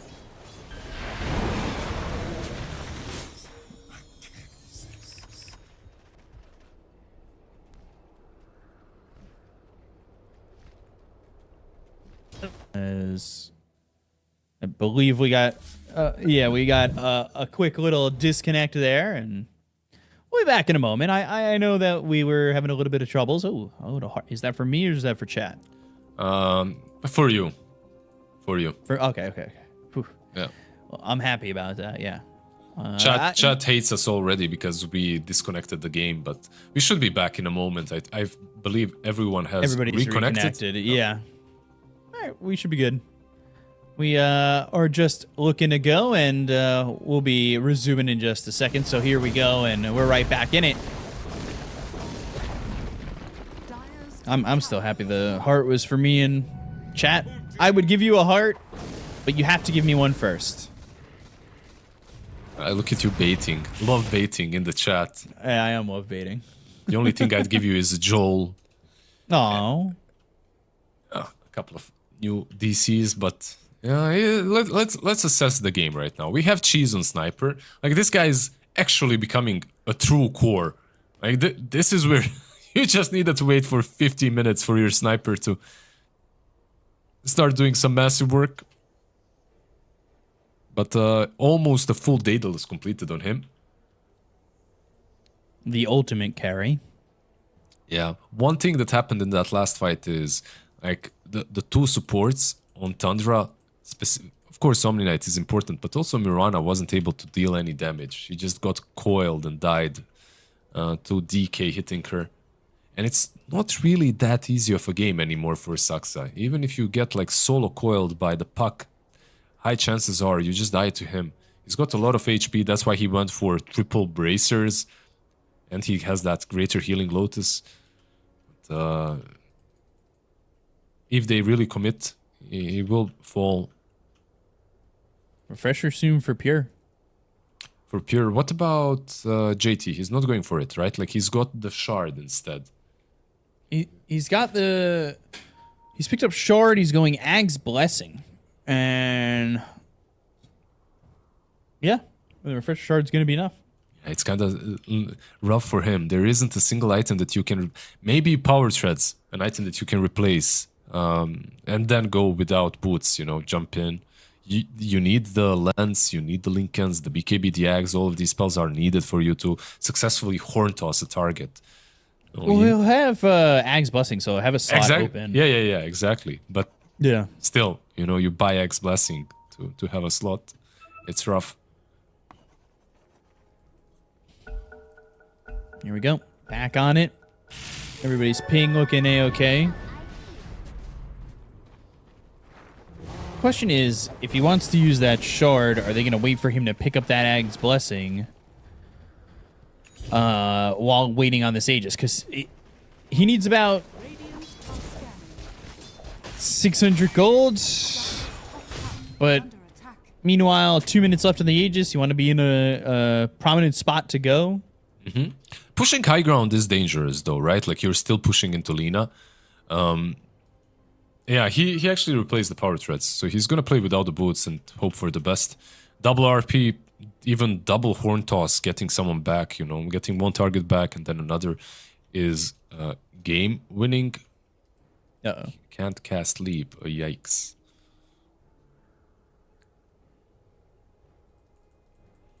Interesting. That's a new one. That is a new one. Might have to reconnect if I had to guess. Did you try turning it off and on again? Oh, God. Hi, my computer's not working. What can I do? Have you tried turning it on and off again? Yes. Yes, I have. Yeah. I'm gonna watch that. Maybe if he turns off shard, you know, the right click.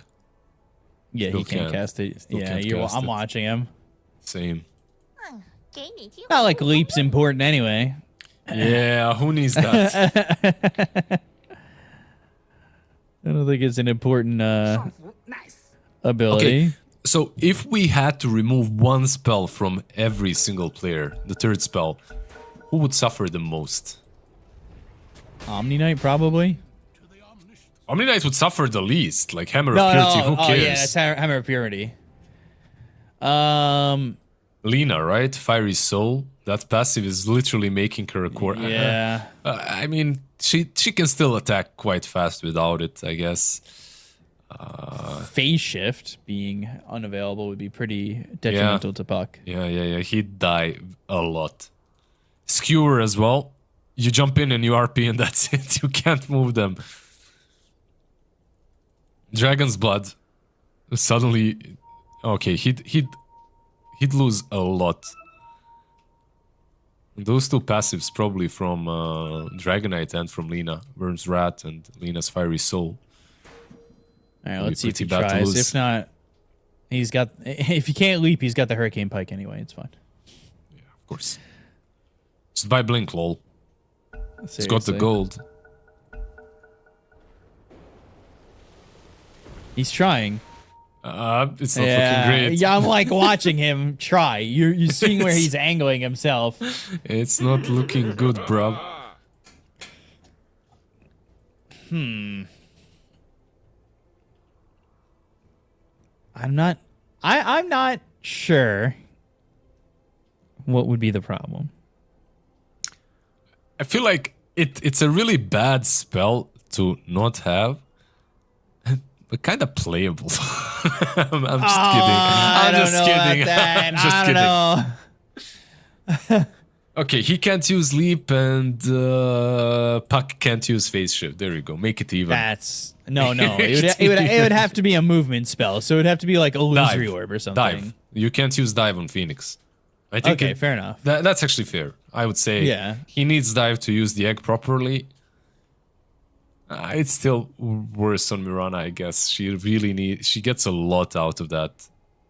The attack speed bonus as well. Her shard is connected to the leap too.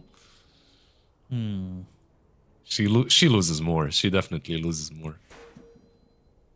All right, they're gonna try. Let's just watch the Mirana walk back and forth. You can do it. You can do it. Sucks. No, he can't.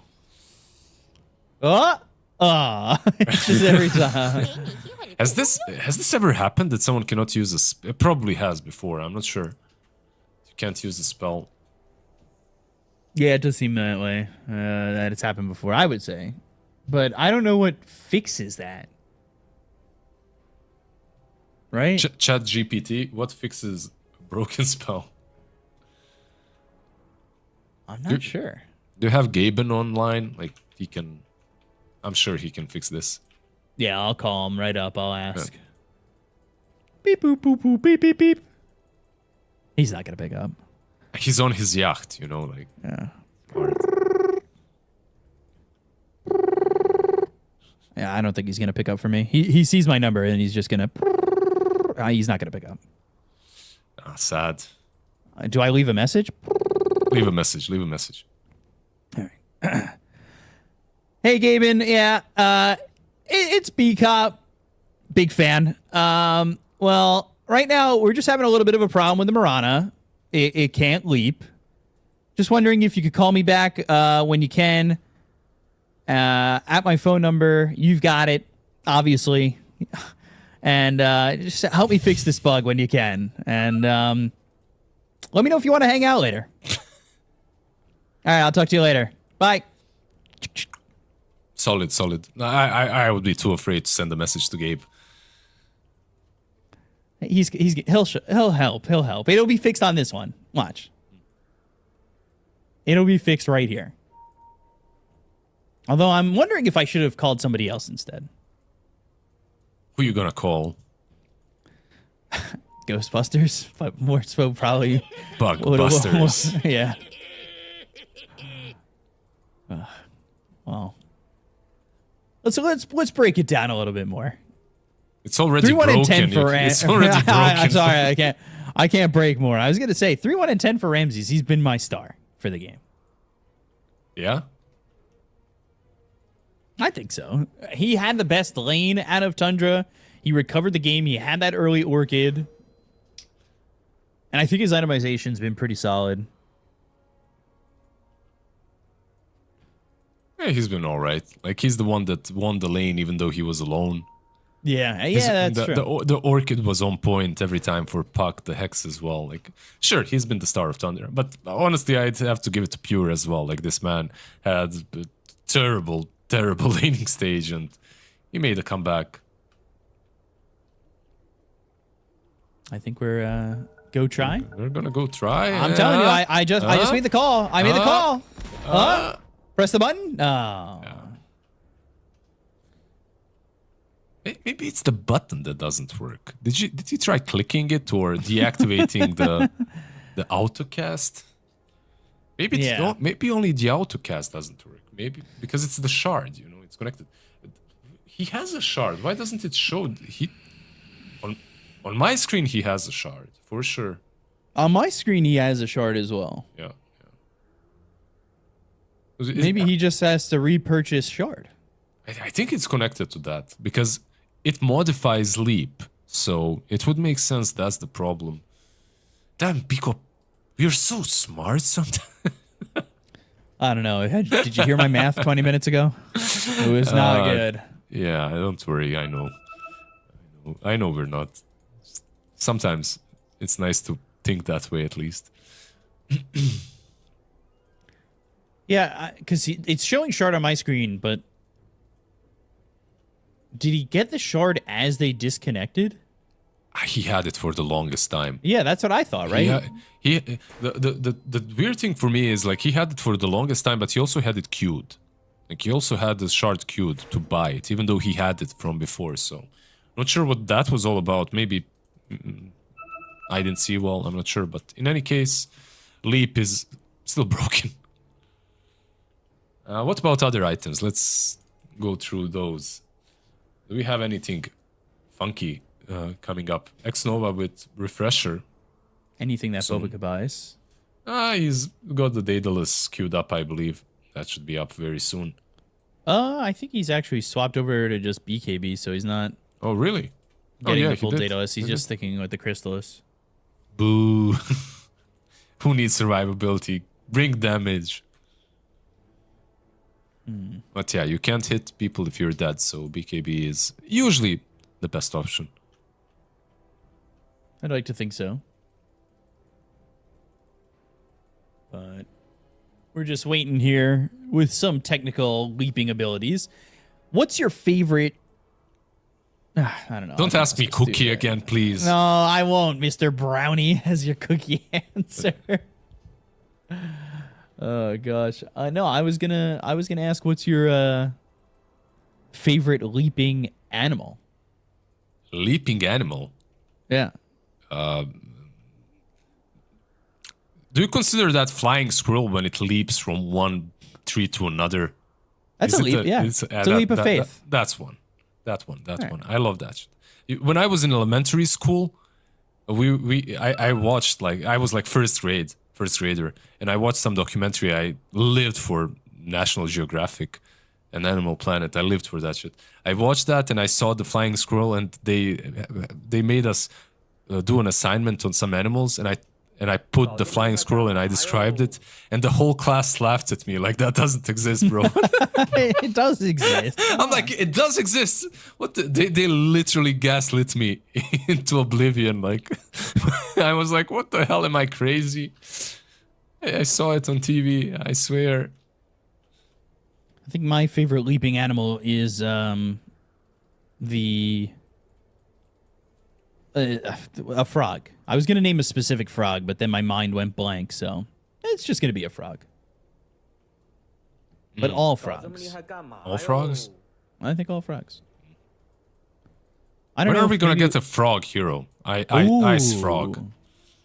The actual ice frog? The actual ice frog. It used to be like in Warcraft 3, like you could actually summon the ice frog in some way. Like there were ways to get ice frog in the game.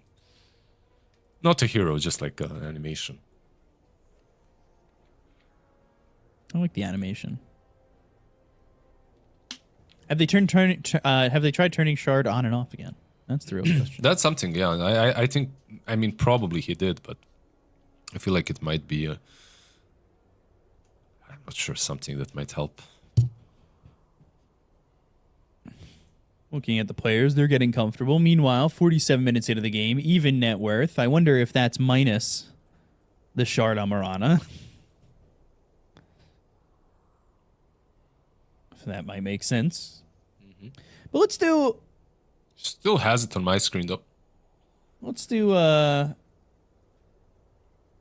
news from the other streams. You've got Falcons taking the 2-0 over Team 0. So Group C ends Falcons 0, BB Team Nouns. And that's pretty much it. That's how's your last NA Hope doing? Nouns? Yep.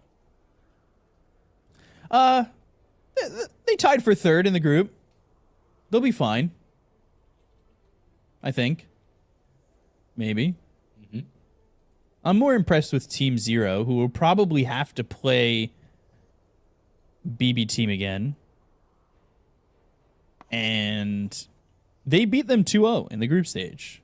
So I think they should be okay. I'm going to do some chat interaction. Chat interaction? I love chat interaction because we can do some chat interaction. What's 65% of 300?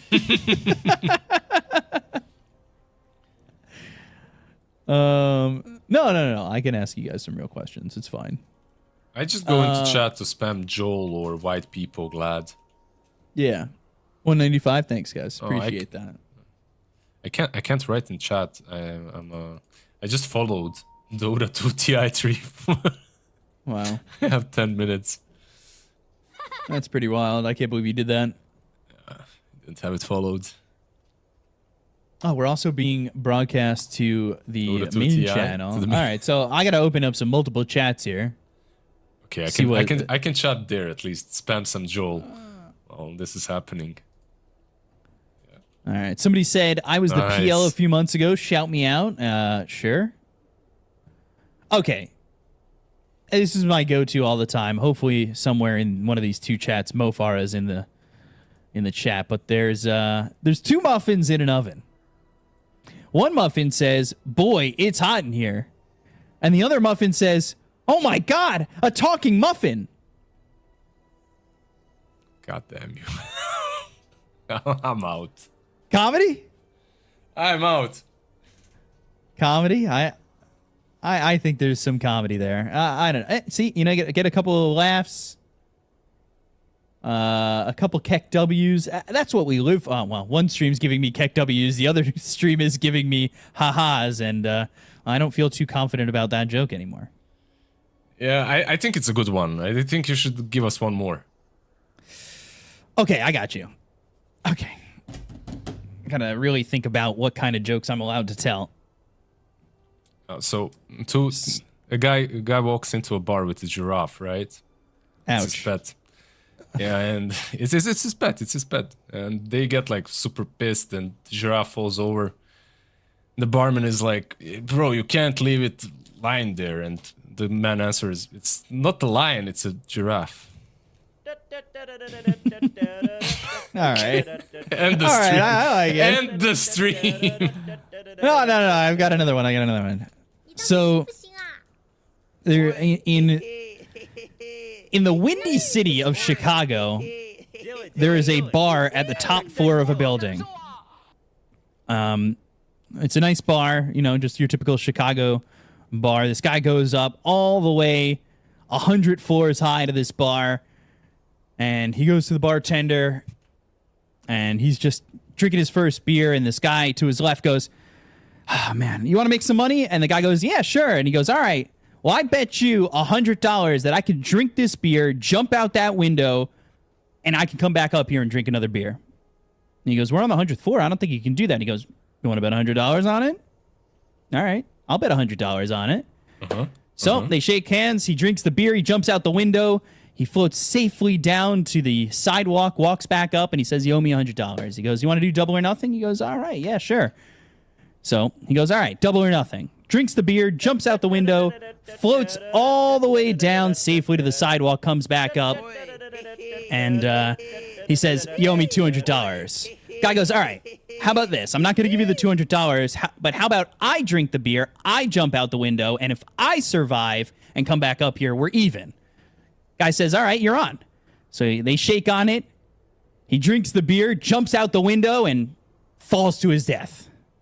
Bartender looks over at the guy and he says, "Man, Superman, you're really an ass when you drink." It's good. It's good. I'll give you that.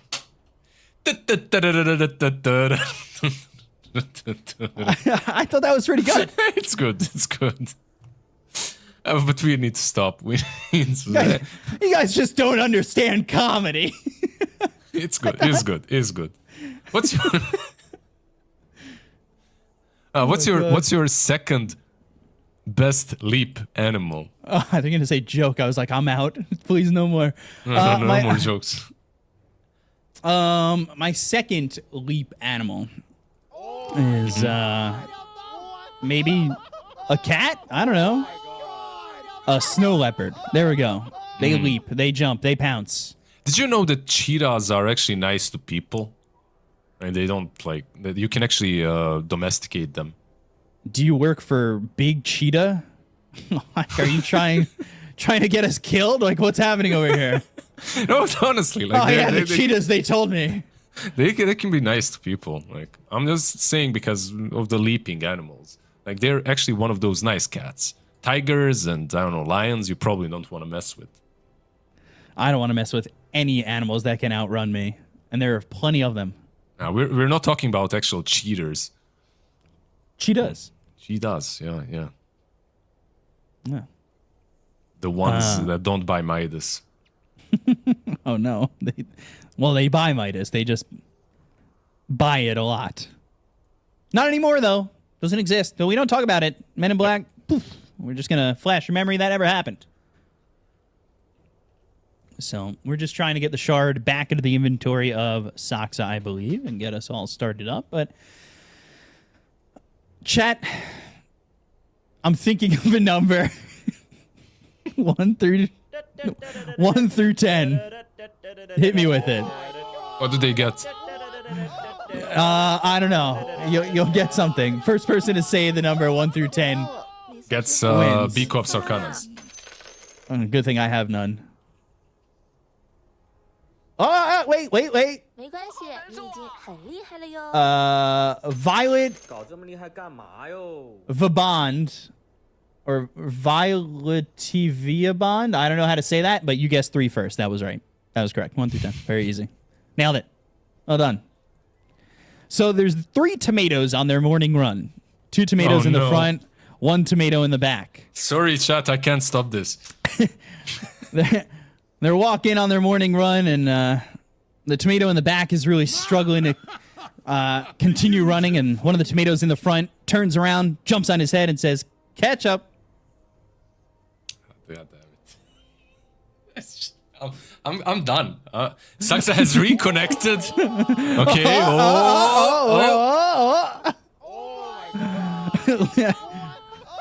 I love.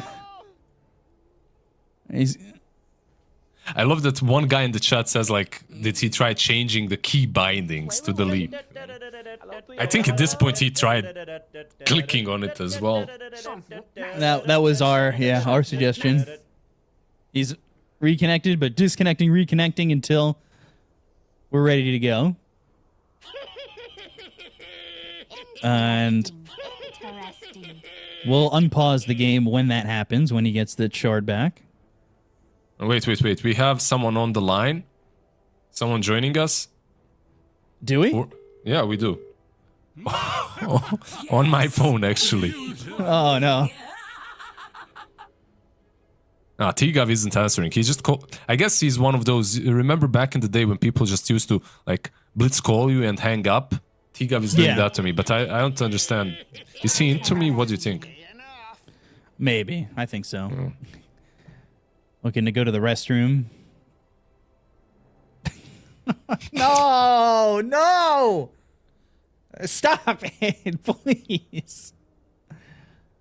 Oh, gosh. What do you think the players are talking about right now as I look up ways to tell jokes in front of a crowd that's expecting something funny?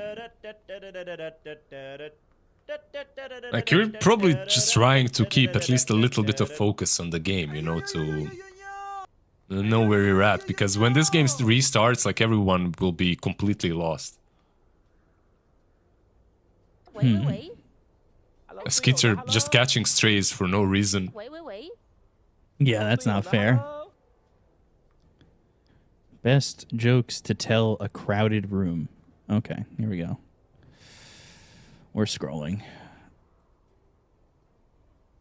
We need to make them spam some more Jenkins and Slacks. Yeah, we need to allow them not to have a cooldown on spamming those voice lines. All right, Lizard, I got one for you. All right, hit me. I expect a lot, by the way. My expectations are this high. You might. Good thing I can't see that. So hopefully you put your hand my really hand low was to the really ground. low. Thank God. Go. 60k people in the chat waiting for your joke.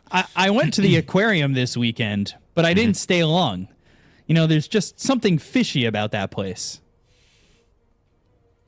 I'll give you a solid 6 out of 10.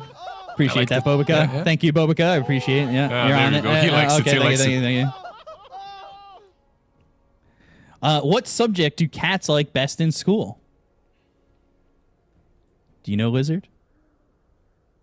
I don't really. Oh, no. It's history. Because it's at least it's on like topic. Mirana having a cat and everything, I guess, but that one is a -2 from me. Okay. I'll try for a +2. Humpty Dumpty had a great fall, and he said his summer was pretty cool too. Yeah? Yeah, sure. Are we doing it? Yeah? Sure. All right.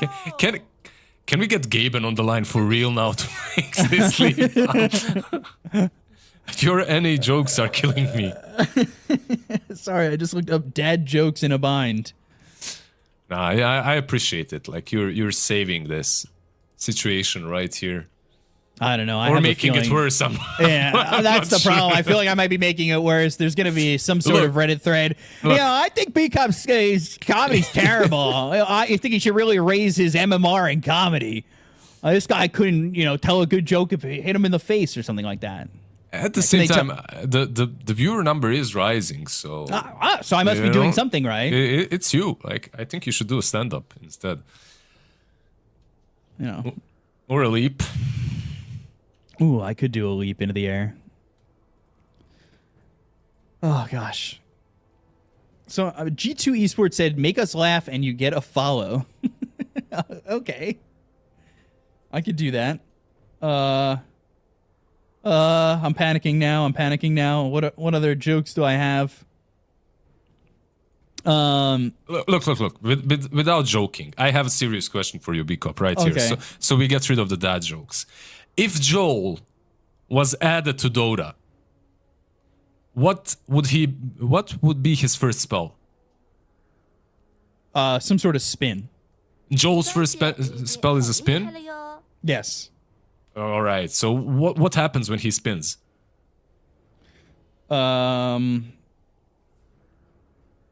He creates a wave of water that he shoots forward after a quick spin that pushes heroes away. All right. All right. Second spell? He jumps under the map, his fin only showing, and if he jumps up and hits you, you're rooted in place and take damage. Okay, we're actually getting somewhere with Joel the hero. Yeah, I like this. What's his ultimate? Does he answer any Skype calls? Yeah, he presses ultimate, and all of a sudden you just hear do do do boom boom do do do. Right? All right. You know the old Skype sound. Don't leave me hanging like that. That's all. Come on, I just can't. I can't. Can't imitate it as well. So a duck walks into a bar. Wait. Before you continue, just finish the hero, please. Give me Joel's third spell. It's a passive where with each kill on a hero, he puts a hook in them, permanently slowing their movement speed and being magnetized towards Joel a little bit. Yeah, Joel the savior. At least he doesn't have leap, I guess. That's good. Yeah, that's good. I think it's all right.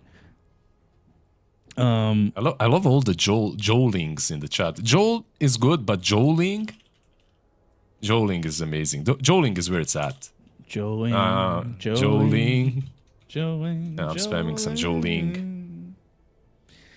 So a duck walks into a bar, hops up onto the bar and asks the bartender, "You got any nuts?" Bartender says no.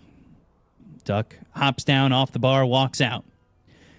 Next day, the duck walks back into that bar, hops up on the bar and asks the bartender, "Dude, you got any nuts?" Can I just stop you? Like, this dad's joke has been used in Bosnia for like 50 years, and my dad used to kill me with it. It's like literally the worst dad joke. Now continue. Okay. Bartender says no. The duck hops down off the bar and he walks out. Next day, duck walks in again to the bar, hops up on the bar and asks, "You got any nuts?" Bartender says no. I don't have any nuts, and if you come in here and ask me for some nuts again, I'm going to nail your webbed feet to the bar, and that'll be the end of it. Duck hops down, he leaves the bar, he walks out. Next day, the duck walks back into the bar, he hops up and says, "Hey, bartender, you got any nails?" Bartender says no. Duck says, "All right, good. You got any nuts?" God damn it. It's not even the same one. It's very similar, though. I still hate you. I'm waiting for Lacoste. I'm waiting for Lacoste to message me. I'm sorry. And say that was a funny one. I just joeled the whole time. I was just joling in the chat. I thought that one was okay. It was good. It was actually good. It's my brother's favorite joke. Yes. So I got no more jokes. I'm sorry. I hate to start it off like it sounds like I'm telling another joke, but I got nothing else.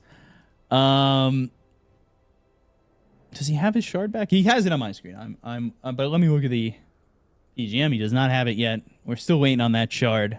It's interesting though. I've checked other streams and they all see the shard. Like everyone sees the Aghanim's shard on him.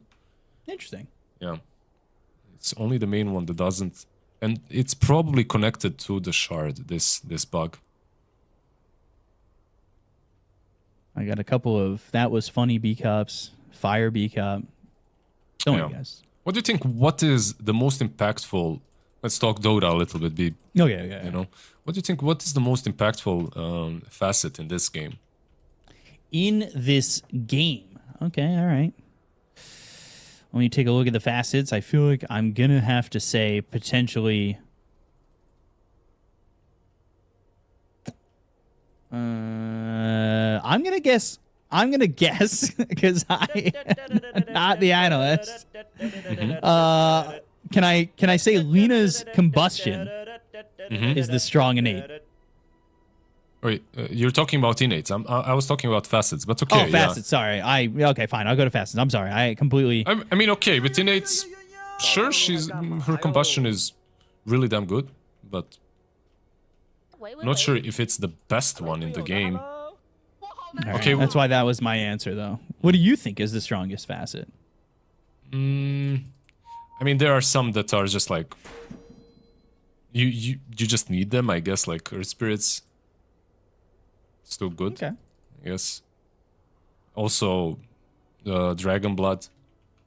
But yeah, I'm fine with combustion. What about the facets? JT, can you teach me Chinese? I'm sure JT will oblige.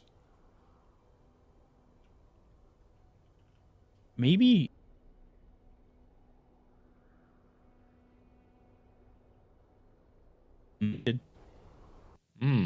Everyone DC. That could be a good thing. We could be getting the shard back.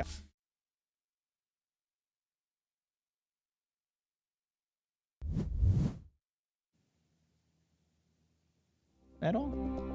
I think a shard back. And we might be getting a shard back. I said Tidebringer facet, by the way. Tidebringer facet? Tidebringer is okay, but Solar Flare in this game, I think, probably the best. Yeah. I was trying to not say the most obvious one, but I tried. I'm a little worn out with all the jokes. Yeah, we're hoping. Everybody's starting to reconnect here, and the only person I'm really looking at is Marana at the moment. That's it. Yeah, he's still DC'd, but should come back in a second. Also, speaking of Mirana, I think the facet on her is the main one, the strongest one. If anyone even cares about the facets anymore, I think the shard and the leap is where it's at. It's the only thing that anyone worries about. I'm going to ask you a question here. There is a person in Dragon Ball, or well, I guess multiple characters can use it. But can you name me 3 people who can use Solar Flare in Dragon Ball or Dragon Ball Z? That's the one anime I don't consider anime, and I don't think it's weebish to watch. I think Goku can use it. Yeah, that's right. Okay. Yeah. Wait, is Solar Flare Genkidama or not? I'm not sure if because I think I watched it on Japanese, so I don't know if is it the. I don't know what it is. Needs to summon for. No, that's the Spirit Ball. That's the Spirit Ball. What's Spirit Bomb is where he does this. It's the one where they go like this. He gets Solar Flare, and that's it. Yeah. All right, I'll embarrass myself. Chat's got a lot of them. I'm real happy with chat. Chat knows. I would say Goku, Vegeta, and I don't know, Krillin. Vegeta is not right, but Goku, Krillin, they're all on the list. Okay, Goku, Krillin, and you're in the right. So saying Goku and Krillin. That Tenshin Han guy, is he from DBZ? Is that a name? I need to Google that. Do you mean? And I'll try to help you out here. Do you mean Tien? Wait, Tenshin Han is a fictional. No, the guy with 3 eyes. That guy. Yeah, Tien. Yeah. Wait, what's Tenshin Han then? Why did I Tien-Shin? Oh, okay, that's his first and last name, I guess. Yeah, Tien. Okay. Yeah. Nailed it. They all work close together. They're all great. 1v1 X Nova. No, not tonight. Never mind. I'm not going to read all that. There's some spiciness happening in the chat, guys. Well, good thing the camera's here. Yeah. So, yeah, those are the 3 people. I don't know what I was saying. Cell's also on this list, but I don't know if I remember him throwing Solar Flare out before Gohan becomes his only impressive time ever. You know, I actually didn't mind the anime until I started playing Dota. And then you see this enemy profile picture, and it's black and white, and the guy has some emo nickname, and you know you lost if you're playing with him. That's the only problem. That's fair. Besides that, I have nothing against them. Somebody said Cell definitely did Solar Flare. Also, Master Roshi's on this list. Android 18 does it. Android 21 does it. And Captain Ginyu. Who is your favorite Ginyu Forest member? If you can name me any. What's a Ginyu Forest? Let me just tell you what my DBZ life was. I loved that series as a kid, right? Yes. But post-war Bosnia was really poor. We had this like DBZ series that was on Japanese up to the point in which, you know, the episodes where he's running down the snake's path? Yeah. And he gets to the end. So basically you're watching that all, like, I don't know, it's like 200 episodes. He gets to the last path, like to the last place, he jumps off or gets to some place, I can't remember. And then they didn't have enough episodes, so they just redid it. So that's all I watched. Anyways, I hope it won't last as long as this game right now. Yeah, so my answer is Jace, but with that answer, we're going to throw it to a quick break. We'll be back hopefully soon. We'll see you guys in a little bit. Think of some jokes.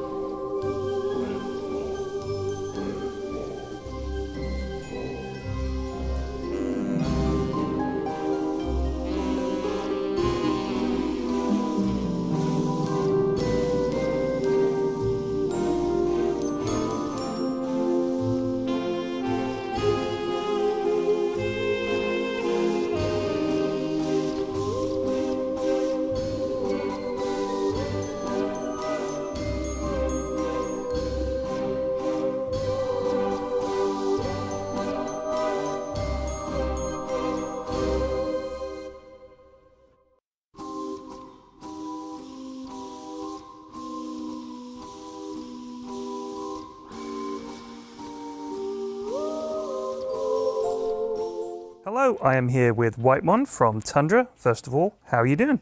I'm good, thank you. Now, I know that you've played in 3 different regions. You've played in C, NA, and now EU.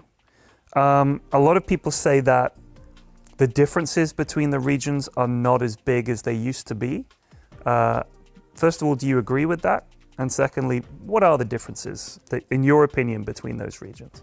In SEA, it's like they playing kind of slow, so everyone just want to farming. They farming to buy items to play for the late game, mid game, something like that, to play for the team fight. So they don't really like know how to close the map or like play to snowball the game, like close the game early. So they just play for the team fight and late game. That's what I know. Okay. And then in NA, they playing like more objective. So it's like there's a pattern.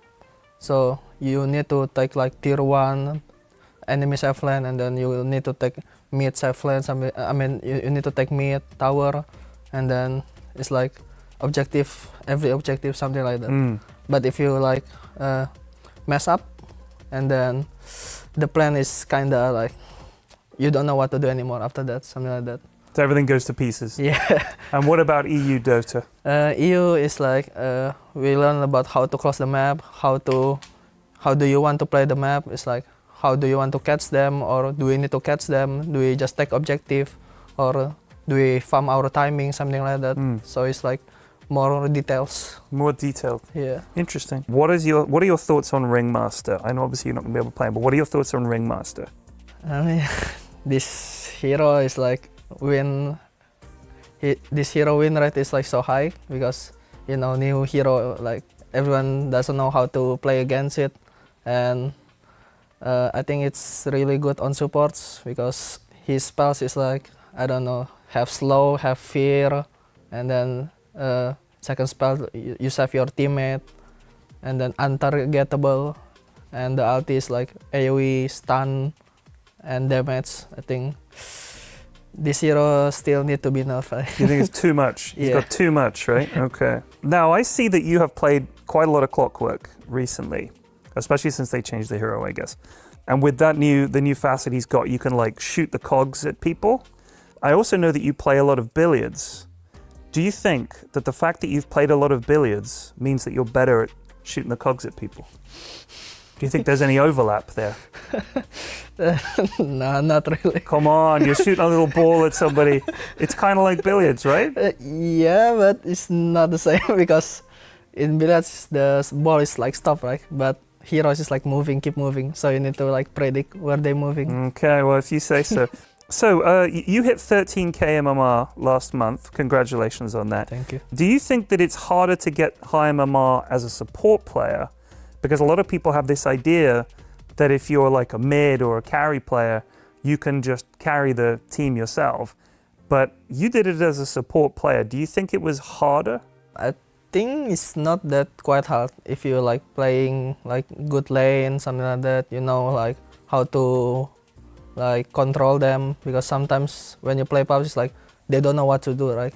They just want to like farm. They want to do their own things.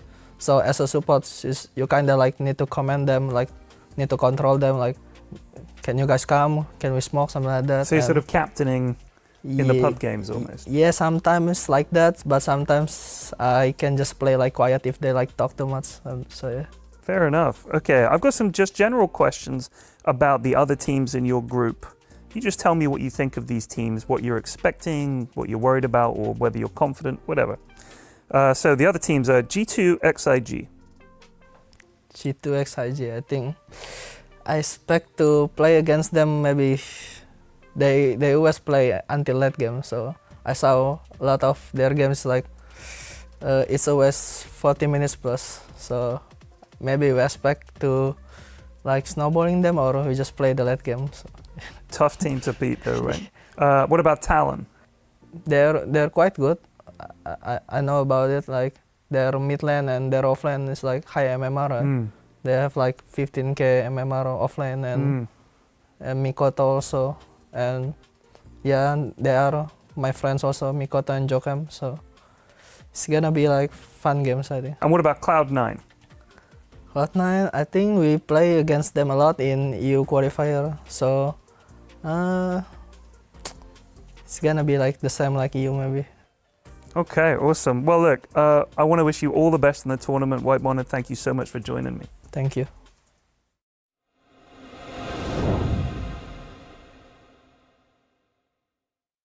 Hello, I'm here with JT from G2XIG. I want to start off by first saying welcome to Denmark. Have you been here much before? No, I never been to here before. This is my first time. First time, Yeah. okay. And how are you doing today in general? Feeling happy, confident, jet lagged? Feeling good because we came from Berlin. Uh-huh. Yeah, we boot camp we having a boot camp in Berlin. It's G2 Esport over there. Right. And then we fly here like within 1 hour, and then Easy. so no jet lag. Yeah, All that's good. nice. Yeah. So I think this is your second TI. Is that right? Yeah. It's my second TI. But do you still feel, obviously this is 13 years of the international, do you still feel like it has a special place for players? I mean, as a player, you deserve the win more than the prize pool, actually. So, I mean, the title is more than everything, like, as a competitive players. Interesting. So Team Zero almost cost you a spot at TI this year. Are you guys looking for revenge against them? Of course, they're just lucky. They shouldn't be here. They talk at us lot. Oh yeah? Azure. Azure should be here. Azure should be here. The Azure fans are loving that, I bet. So you're a position 3 player, right? That's my favorite position. What to you was the best time to be a position 3 player? And what was the worst time to be a position 3 player? Like, I don't like this, but on tournament games, I like to like maybe more like on personal, like solo. I'm having like much fun, but you have to win. But this patch I don't like it. But on rank game, I'm okay because it's more easy to like for the team to keep going. Yeah. Yeah. You can just have fun and play a little bit more relaxed. Yeah. But in general, I don't like it. All right. Ahead of the groups, I want to ask you what you think of the other 3 teams. So, Talon. Talon, they're high skill. They are they're high skill potential skill players. But in like as a team, I'm not sure that they are that good. But they're high skill player. That's all I can say. Maybe they can make a miracle. Like no one knows. Yeah. So you think individually very skilled? Yeah. In Talon. Yes. Okay. Interesting. What about Tundra? Tundra. They got Thompson, of course. Maybe Thompson can lead them like a good way to win the games. Yeah, because Thompson has more experience compared to the 4 of the players. Right. So, yeah. And what about Cloud9? No comments. No comment. No comments. No opinion. No opinion. Yeah, interesting. Okay. So, briefly, you don't have to give away too much. What do you think about the current meta of Dota? What does it look like compared to previous metas? Like, what's important? What's not important? Because this doesn't feel like it's just auras like it used to be. It feels like it's something else. So what is the meta? I think current meta, they are more like the landing stage are more serious now. You have to be more details like on everything, like small camp, last hit, denies, all are important. If your lane get crushed and then enemy gonna snowball from your lane, maybe it's affect to mid, top. It's very serious problem, I think. That's interesting. Which teams do you think at TI here, and you can include yourselves, which teams do you think are the strongest teams coming into the tournament? Maybe GG and Falcons, 2 of them. GG and Falcons? Yes. So if you could sum up the season, your team's season up to this point, give me a sort of rundown of how it went and how happy you were with it. I wouldn't say I was happy, and it shouldn't be satisfied as well because the result, it wasn't that good like for all the tournaments, I would say, because like so many good players on my team, but the result wasn't that I expect. So I just hope like maybe this TI can do better. Fantastic. All right, thank you so much for talking to me, and I wish you all the best in the tournament. Thank you, JT. Thank you.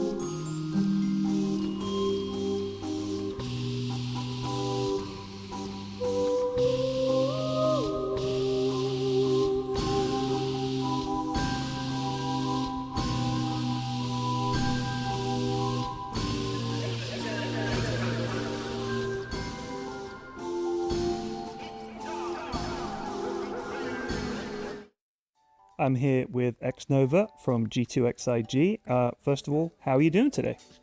I'm feeling pretty good, I guess. Have you been to Denmark before?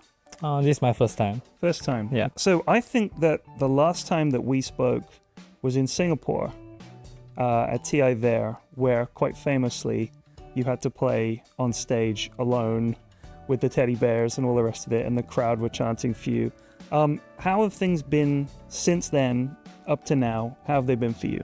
It's been really rough for me for the past year, since I never really made it out to any tournaments when I'm back in Boom. And yeah, it's really refreshing to be playing with G2IG right now. When you join an organization like IG that's got that big history, does that make you proud, or is that extra pressure? It's definitely an honor to be carrying the name for IG, to be playing this on the stage. So yeah, I do feel pretty proud playing with them. It has been 8 years since a team from Chinese region lifted the Aegis. A lot of the teams have come close, a lot of second places and third places and stuff like that. What is it about a grand final that has made it so difficult for a Chinese team to win the Aegis again? It's probably nothing related to the in-game stuff anymore. It's more on the outside game. Like you can see Team OG and Team Spirit.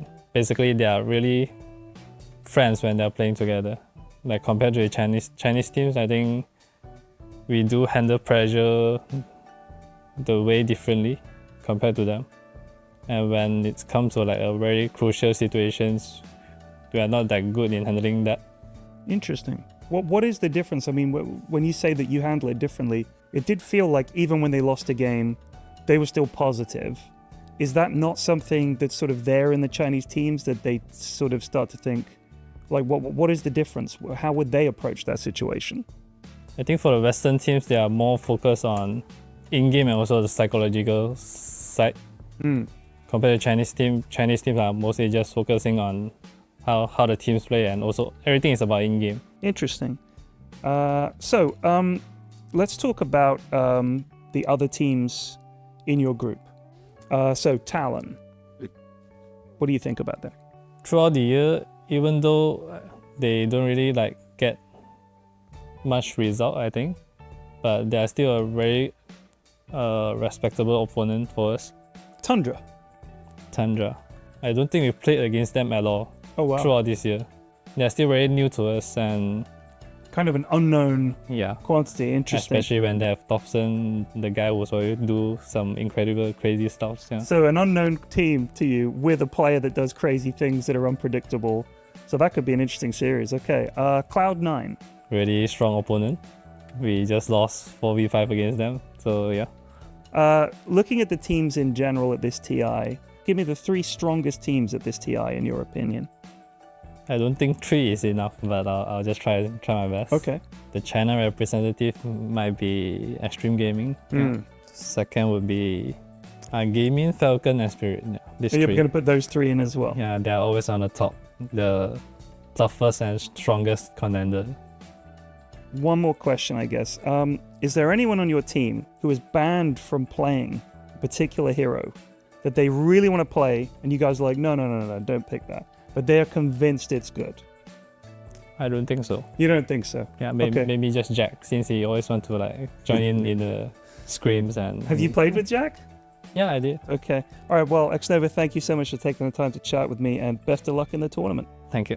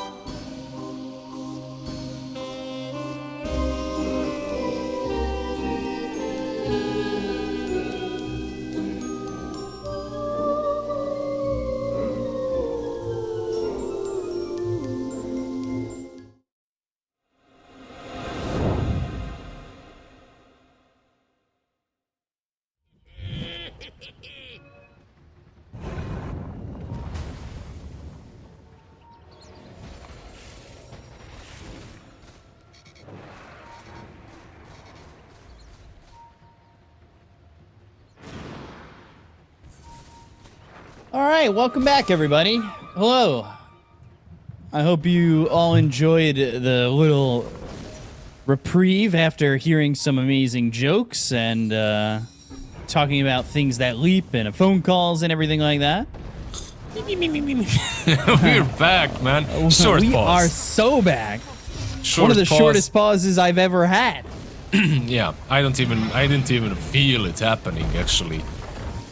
Yeah, we had a couple of lobby reconnects, everyone, but we are back in it. And G2IG, nothing has changed, really. They still have the Aegis, and they're in a pretty good position to perhaps threaten this high ground. That is the truth. We'll see how long this game lasts, because I find that those situations usually happen about 3 minutes before the game's gonna end. Well, let's see.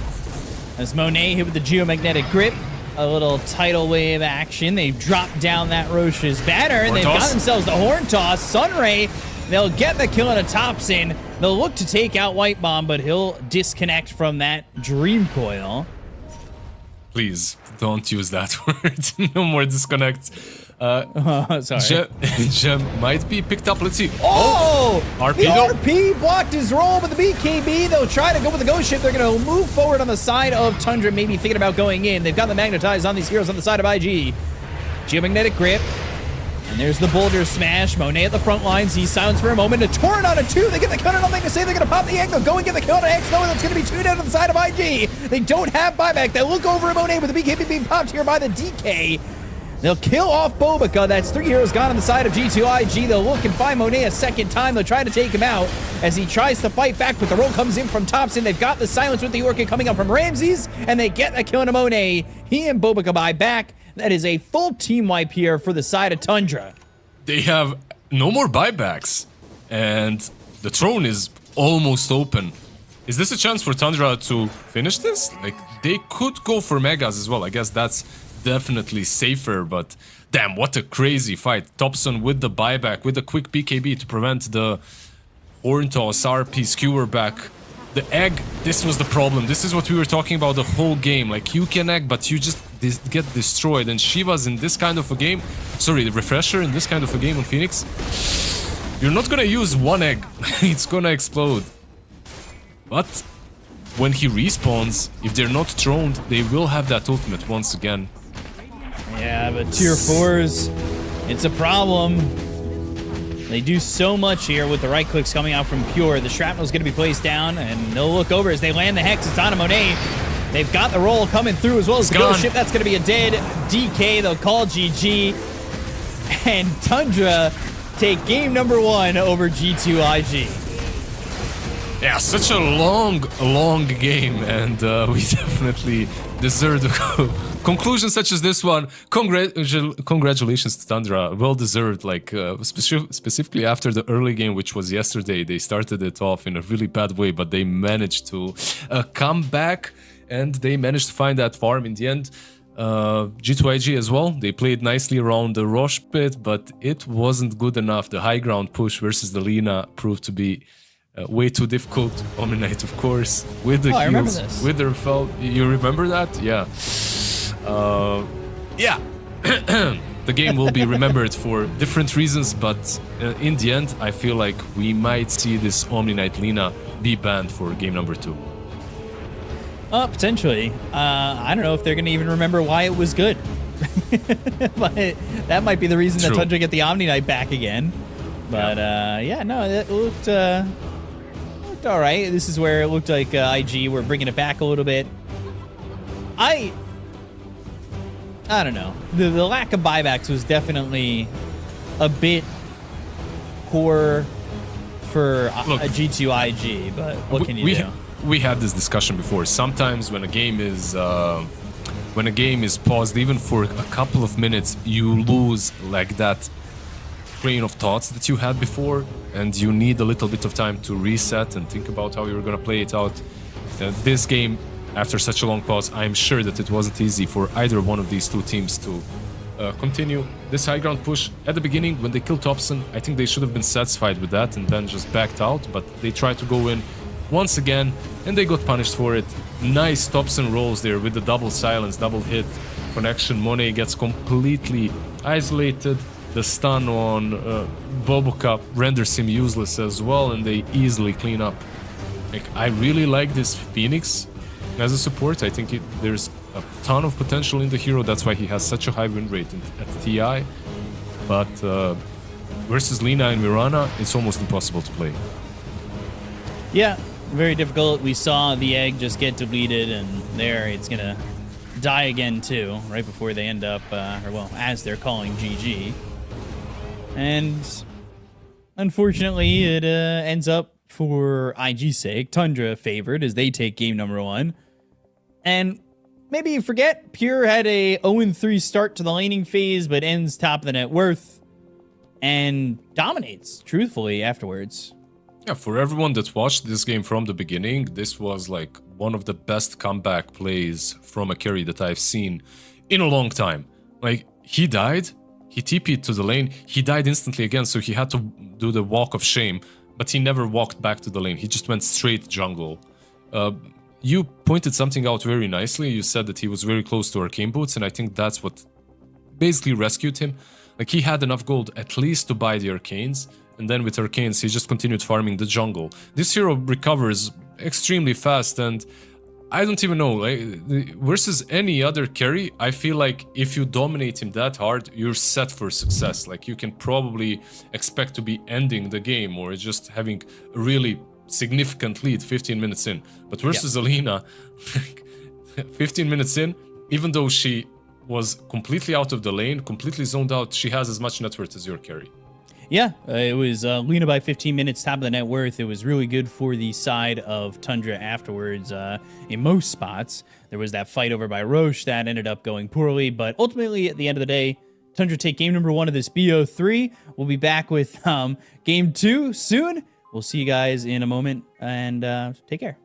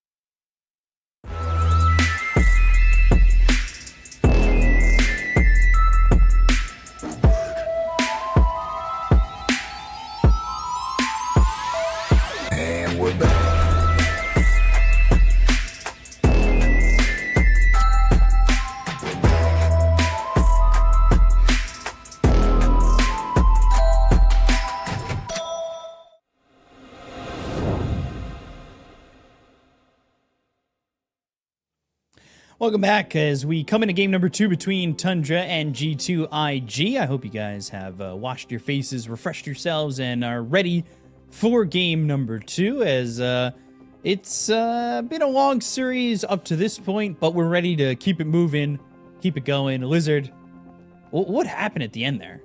Did IG rush it? Did they just get too impatient after a long pause? Maybe, you know, like they were rushing it a little bit, but at the same time, keep in mind that they had the refresher on Magnus. They had that shard. They wanted to use it, and it was like just a millisecond that played the biggest role there, right? Like if you jump on top of Thompson, if you get him with RP before the BKB, before the repel, you win the game most likely because he dies back there and he can't contribute to anything. But unfortunately, Thompson kinda known for being good mechanically, so he manages to pop everything fast enough. Also, Whitemon just on point, really saving his hero, saving everyone with that Omni Knight. Yeah, the Omni Knight proved to be very difficult to beat. The shard made things even worse. It was the repel with the purifications and everything. It was just...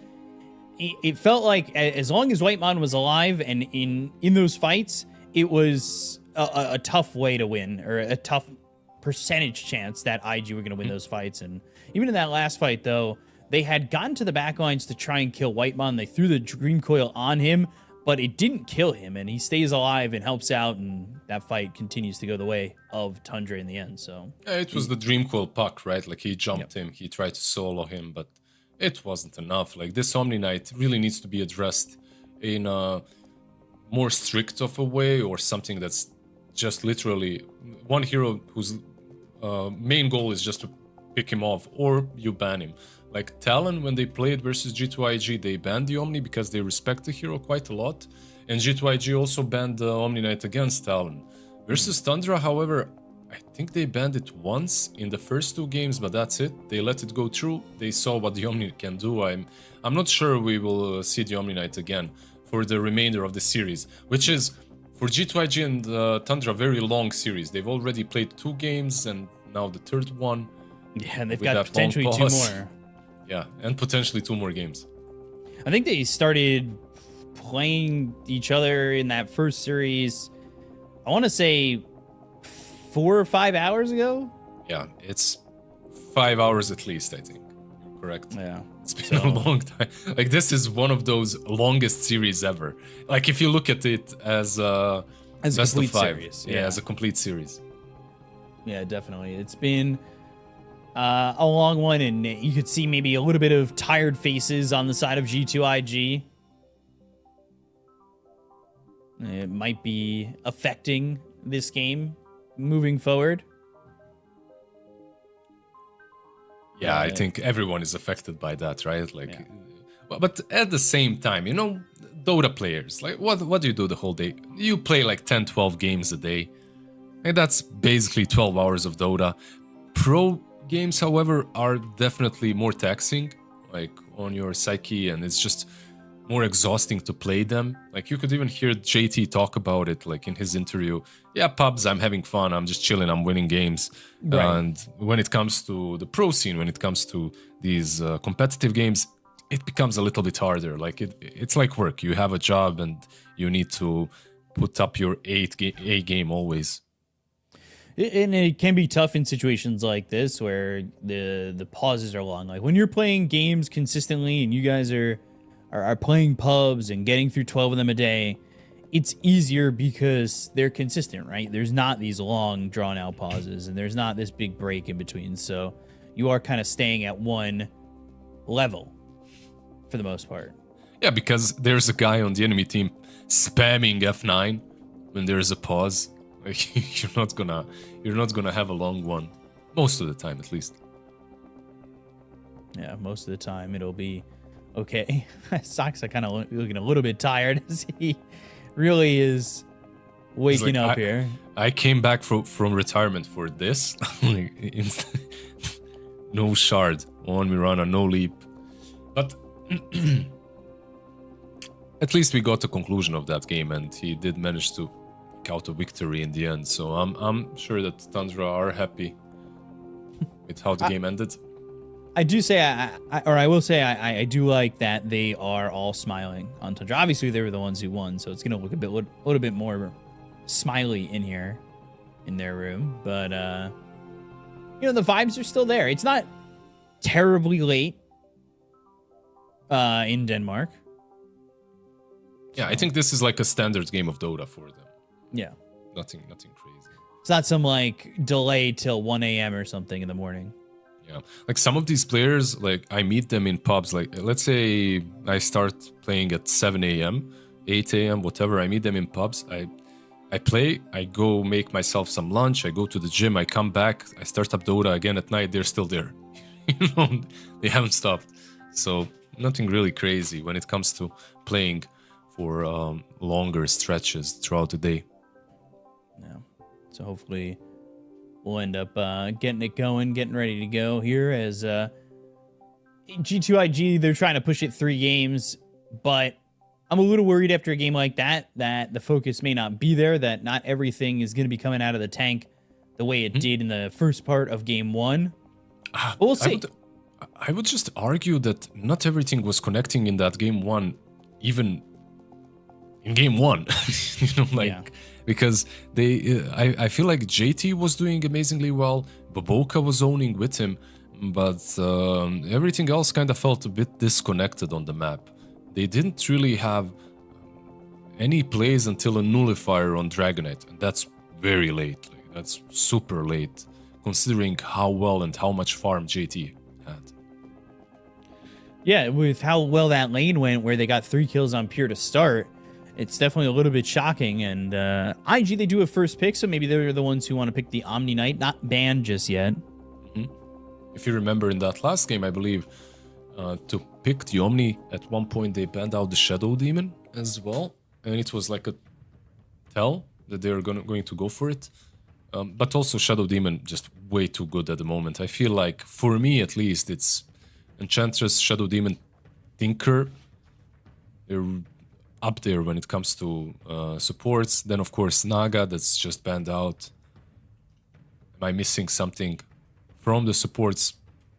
I think that's it. Like, those are your tier 1 subs. By the way, just to add to the statistics, Sniper lost again. Is he below 30% now, or is he still on like 30-ish? I think he lost 29. the last. Yeah, it's... He's 29. Did Liquid win? Like, no, Liquid they lost, I think. They lost as well. Okay. Yeah, this hero just isn't winning. And it's crazy that teams still believe in him and they still continuously pick Sniper, even though the stats... I mean, stats can lie, sure, from time to time. Oh, I just felt somebody get angry. But with this amount of games, it's very difficult to make a case for Sniper. Like 24 games and sub 30% win rate. Yeah. I think the case can be closed on whether or not Sniper is a working hero. Yeah. It works. All of his spells work. It's just that they're not that great. This shrapnel is amazing in the early stages of the game. Like, you just blow a target up, but then you're just a shrapnel for like the next 15 minutes. Maybe you buy a 4-staff. That's your impact. In any case, one hero that isn't like that, that's absolutely broken in my eyes at least, or at least strong, triple S, is the Windrunner. Windranger, the Nature's Prophet as well, but we won't be seeing them. They're banned out. The next up, for in my eyes, is Lina. We'll see if that's something that they take care of. Surely they don't give this Omni Knight away again, right? Maybe they pick it up. There's Omni, there's Tinker, there's Lina left in the pool. There's a lot of really good heroes. There's also Sniper, by the way. Mars. So going for the JT Mars first pick. Wanting to prioritize it enough to the point where they want to first pick it here, because it did get banned in the second phase of bans last game. It's like you're getting a very good hero for yourself, a staple for JT, but also you're taking Ramses, this Mars away from him. Ramses has been performing really damn well on Mars today. I mean, he's playing, even this Kunkka in the last game, he had a really good, like, MVP performance. But on Mars, he just wins games. So taking it away from him does make a lot of sense. Also, if you want to go back for the X-Nova Phoenix now, it's much easier to set things up and to make that hero work.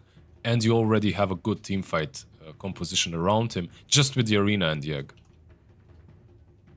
Arena Egg, we talked about how strong that is. You're, reiterating that point here, and I wonder if they will go to the Phoenix. I'm truthfully worried that they just go Omni again. Omni Lina? Yeah. Lina into Mars maybe isn't Not as great. great. Yeah. You lose a lot of those right clicks in the Arena. Bulwark is also pretty good against her in the lane itself. Like, if you have something like Mars Rubik, you can't punish her. I'm not sure if I like it too much. Instead, they go with the Sand King, for starters at least. Keeping it open a little bit. Can be played both on mid and off lane. Probably a JT hero though, right? Sorry, Ramsey's hero. Yeah, Sand King doesn't exactly go elsewhere, right?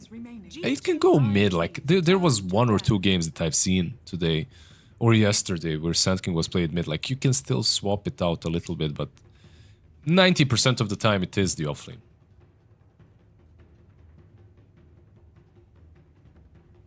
So let's see how it goes.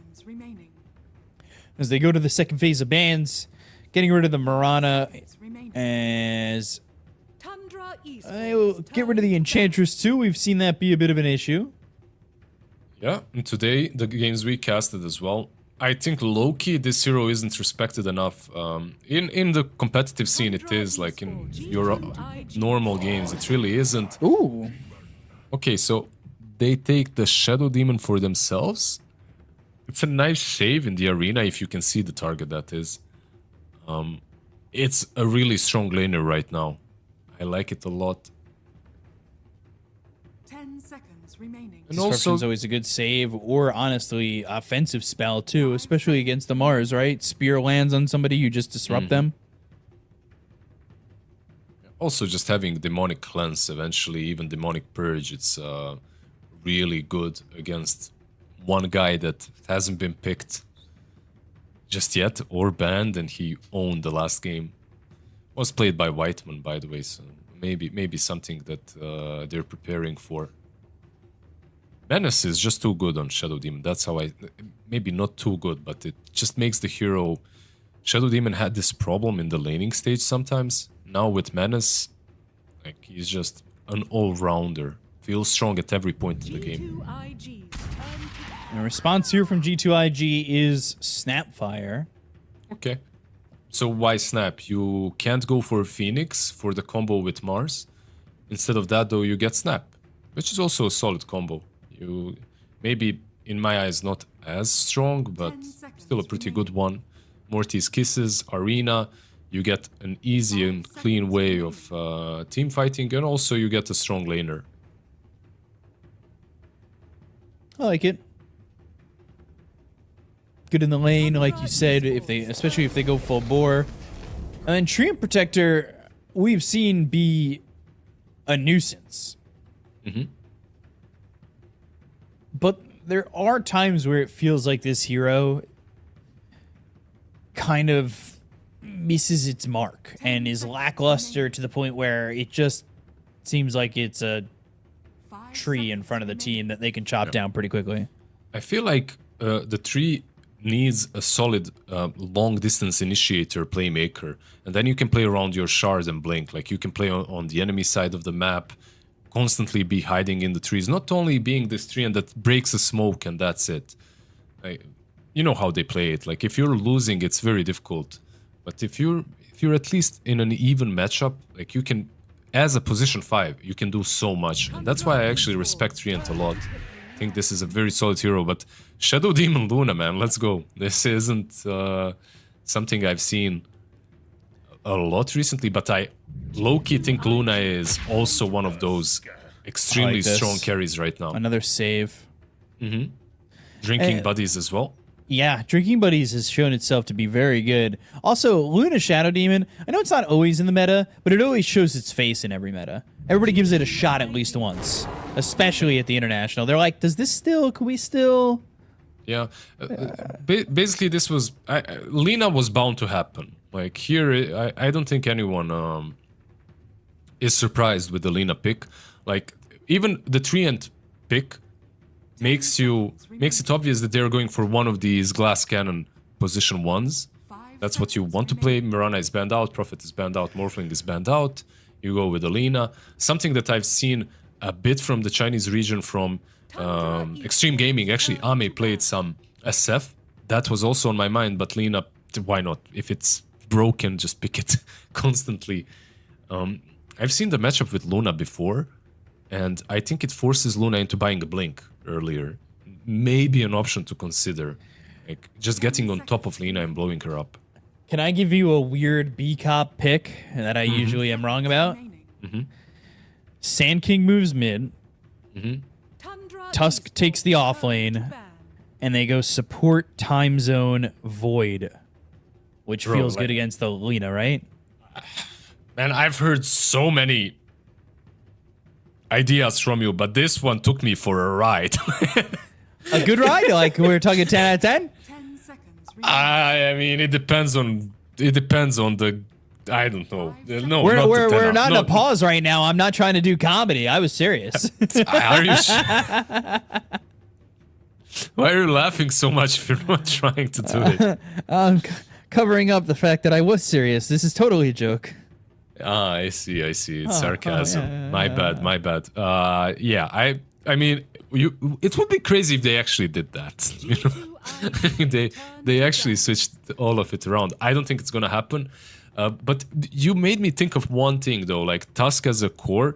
I know it's not gonna happen. It will be a support, but getting that Ags versus Lina might eventually allow them to close distance with her. So maybe something to look out for if the game goes really late. But at this point, I'm not sure if either one of these two teams is thinking about that scenario. It's a little bit down the road.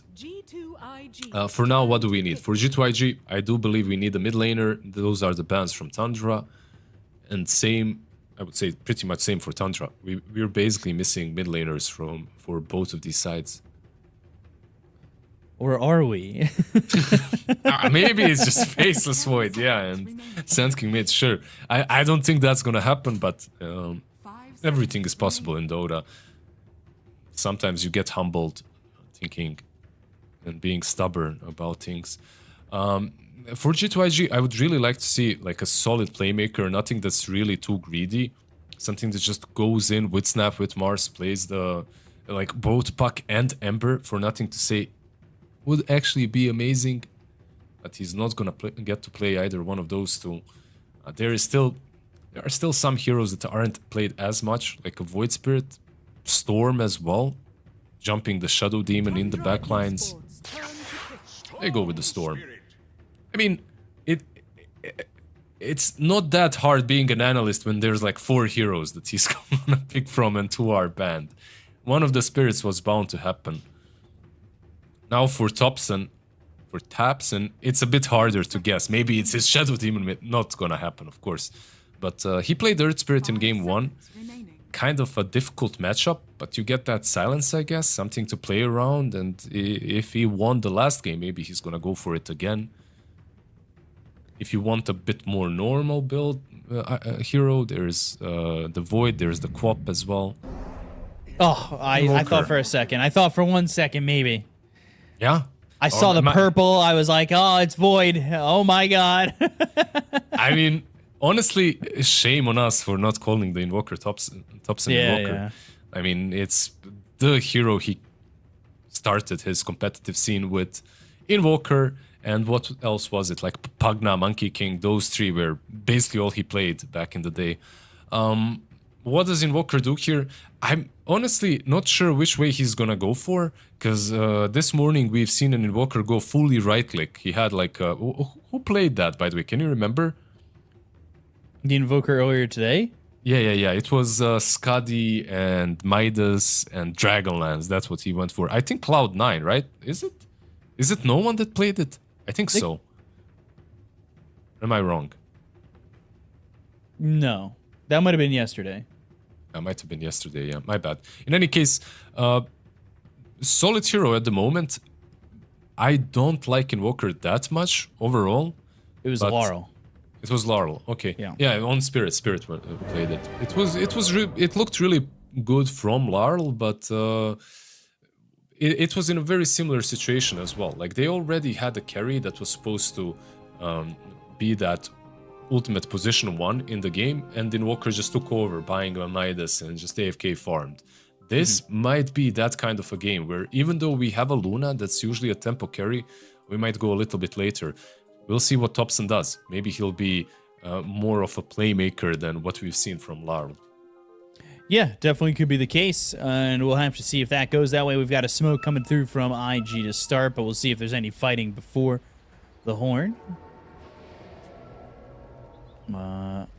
So far, we haven't really seen much fighting before the bounty runes.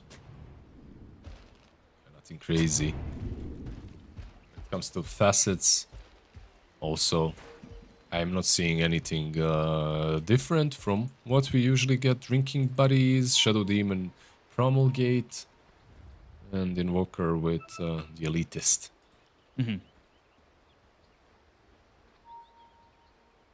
Is that the always go-to for Invoker these days, the Elitist?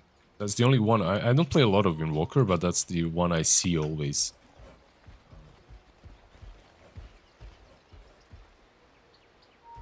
Let's see if they're going to fight here. Bobica holding the high ground. They are smoked on the side of Tundra. Kind of hard to fight this on the high ground against Tree and Lina. Even though they do have a stun from Shadow Demon and Disruption here. Let's see. Oh! X-Nova's still moving forward on this a little bit because he did throw that Leech Seed out there. If the LSA was just a little bit later, they managed to take that one bounty, but all 4 bounties going Tundra's way. Look, losing 3 bounties isn't that big of a deal, but 4... It stings, you know, like you get quite of an advantage on all your heroes. You start the lane, let's say, without tangos, you're thinking, okay, sure, I'm gonna buy the set. Then you get into the lane and you can't buy them. It's just the little things that end up getting stopped by losing all 4, right? I mean, it's not so little. Like, your lane becomes much, much harder because of that. Losing all 4 runes isn't something that should happen. Whitemon working with those drinking buddies, and it's on his courier coming over, a salve and a sentry. Yeah, this is, I feel like, a kill lane on both sides. If you're out of position with Snap, like, you can fall. Same goes for Luna and Tusk. Like, you do dish out a ton of damage. Bot lane, I feel like it's Lina Treant. Look, Lina is... Like, we've seen what they did to her last game. We'll see if they can repeat that. Put some early damage onto JT as well as Bobica, using the drinking buddies. Going into the Lucent Beam afterwards. Bottom lane, there should come a point where Ramses is just free to farm here, right? I'm not sure. Lina and Treant are scary for me, but this is a really good thing that they did. They cut down all the trees on the left side. Lane, JT. Spear to survive, but the shards were well placed. Again, a little bit of aggression coming out from Tundra, not getting them the kill. I just have to say, I'm happy to see a lane such as this one, because we've seen so many Kunkka Tinker lanes today and just a few resident sleeper lanes. This one is just constant fighting. Whitemon, he's got shards again. Yeah, I might want to go and then pull over with the drinking buddies if they do find the right opportunity. And honestly, level 3, when you've got the trio of combo there, as there's the drinking buddies, there the shards, good cookie, but JT's still gonna die here to Pure, and Tundra's got first blood. They just had a lot of stick charges. Wand on the Luna, a lot of sticks on Whitemon. They just never had a chance of fighting them there. Yeah, stick on Snapfire. Not really doing much. It's a really good stick lane, like you're playing into Luna. But it wasn't enough. When it comes to mid lane and CS, Thompson 4 CS behind. Not the end of the world, a little bit behind the Storm, but doing all right on the Invoker. What I do want to see is just how much he'll be able to accomplish as this Invoker in the mid game. Yeah, we've seen Invokers have decent lanes, find a Sunstrike here or there, but then they end up kind of falling stale in the mid game. I definitely want to see whether or not Thompson can kind of change the way we've seen that line happen. If there's a player that can do it, it is probably him. And if he is picking Invoker, it probably means that there is a place for the hero. We've seen a couple of Invokers picked. Like, late game potential is much higher on the hero, I feel like, than before. Top lane, again, Ice Shards. Again with the shards, but they just don't quite have the damage, though Bobica doesn't have a lot of mana to work with. He does have that clarity and a Lotus, if need be. He didn't want to use it immediately. Snova did leave Monet, and I guess they're just happy with farming, right? Like, Ramses is pulling the enemy wave into the small camp, just getting as much farm as he can on the Sand King, going for phase boots, actually. Yeah, keeping it pretty efficient for the Sand King as they're going to try and pull the wave all the way over for the side of the Dire, and next Nova and Monet are moving in. Just have to be a Shards and drinking buddies again. As Bobica, he does have Cookie. He's going to actually jump behind. They'll land the spear afterwards. Whitemon, though, not dead. He pops his stick. They'll get the kill on a Bobica. Now they'll look over at JT. Whitemon, he was level 2 in the Drinking Buddies, so no Snowball.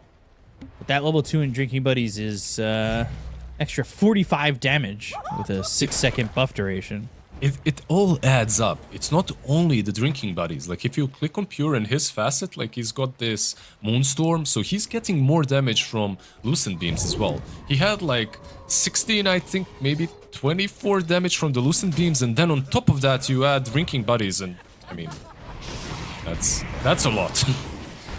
Ramsey's getting run down here and pretty low. Has 4 stick charges of his own. Saxa maybe even thinks about going in onto X-Nova with a Burrow Strike of some sort. Saxa lands the 5th stack and he'll get the kill there on X-Nova. Not needing really a lot of help from Ramses overall. Yeah, that's like, what, 10% added damage from Menace? And then 5 Shadow Poison stacks. He lost like 50% of HP. JT top.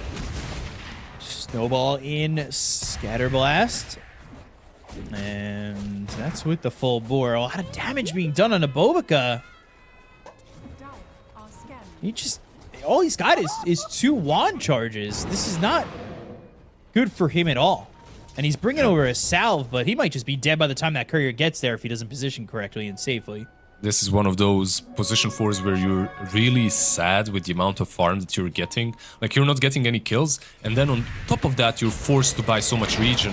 JT might die regardless here.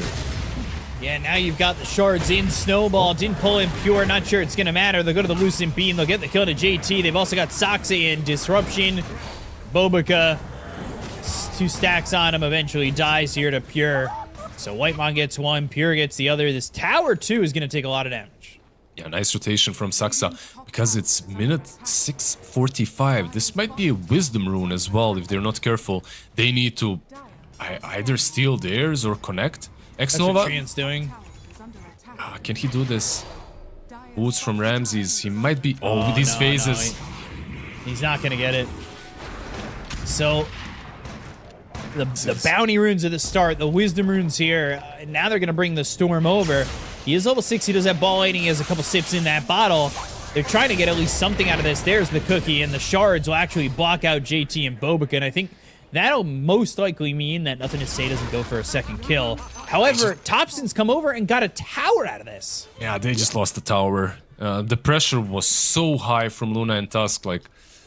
I said this was a kill lane, but I didn't expect it to be this potent from the 2 of them. This is a disaster, I would say, for G2IG, losing both the Wisdom runes. losing the Shadow Demon, you're happy with that. SD for 2 Wisdom Runes, that's a really good deal. For sure, yeah. Invoker at level 7. Nothing to say. They didn't really have any mana to work with there. They might even go here. They have DD on Invoker. Tornado lands, trying to cookie up onto the high ground. Bobica will do so, but the shards are there to get the vision for the snowball, and now they're all locked up at the top, but all 3 come over. Thompson is thinking about going into tower range. Like, he's going mid. Nothing to say. Doesn't really have a lot of mana to work with. Has to be careful.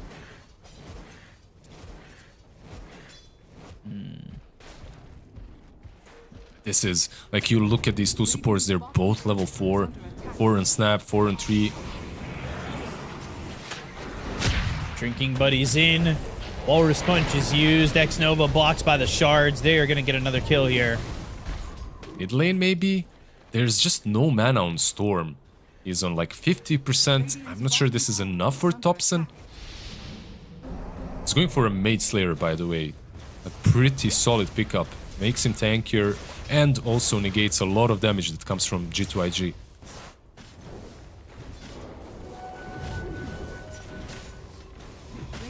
A storm is brewing. Like, once they get a singular item on Ramses, they'll be able to completely control the map, it feels like. Yeah. And Ramses is going for that aura build on the Sand King. No Bloodstone, Shivas, nothing like that. He's going straight for the pipe. Maybe even a Crimson after to negate Lina's damage, we'll see. This is moving pretty quickly, and you said aura build here for Ramses. We've seen some Sand Kings get away with not going aura, but going right into the pipe seems like a great idea. Again, no bottle charges for Nothing to Say.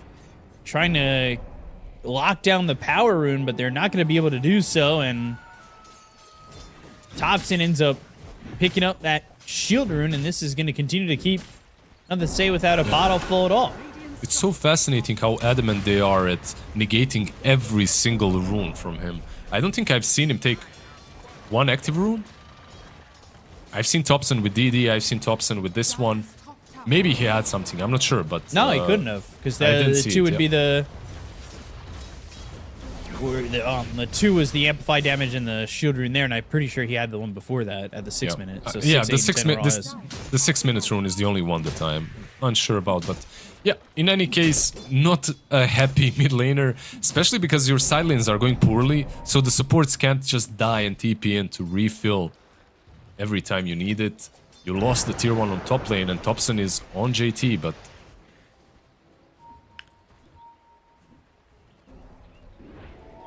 gonna happen. Pure's been up here top, just doing anything he wants. This is... And Thompson and Whiteman have been attached at the hip. It's really cool, right? Because Invoker kinda... You can find yourself struggling to make plays in the mid game with Ghost Walk. You just want to go across the map, find hero kills. But if the Tusk is following him, then it's a bit easier. What G2IG need, though, is Boboka's level 6.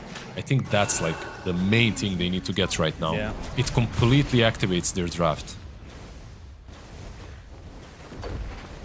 So with what was that? Alacrity and Drinking Buddies, I want to see next time what the damage is for Thompson. Pure not afraid to even make the rotation here either. And their map is just shrinking so hard. There's a pipe on Ramses now. Even with the Mortimer's Kisses. Hey, look at this. They're just taking your triangle. Minute 12, 5k lead. This is already looking really rough. It's just such a quick lead. It's such a quick pincher of the map, and I don't really know where your answers lie, because look at this. They're gonna get Bobica again, and he just can't get level 6. We're 13 minutes in. We talked about it last game. There were supports that were level 5 at 14 minutes, and it was a real bad time. It's like, you're really sad if you're getting your level 6 with the 14-minute Wisdom Rune, you know? It's one of the worst feelings right now in the game.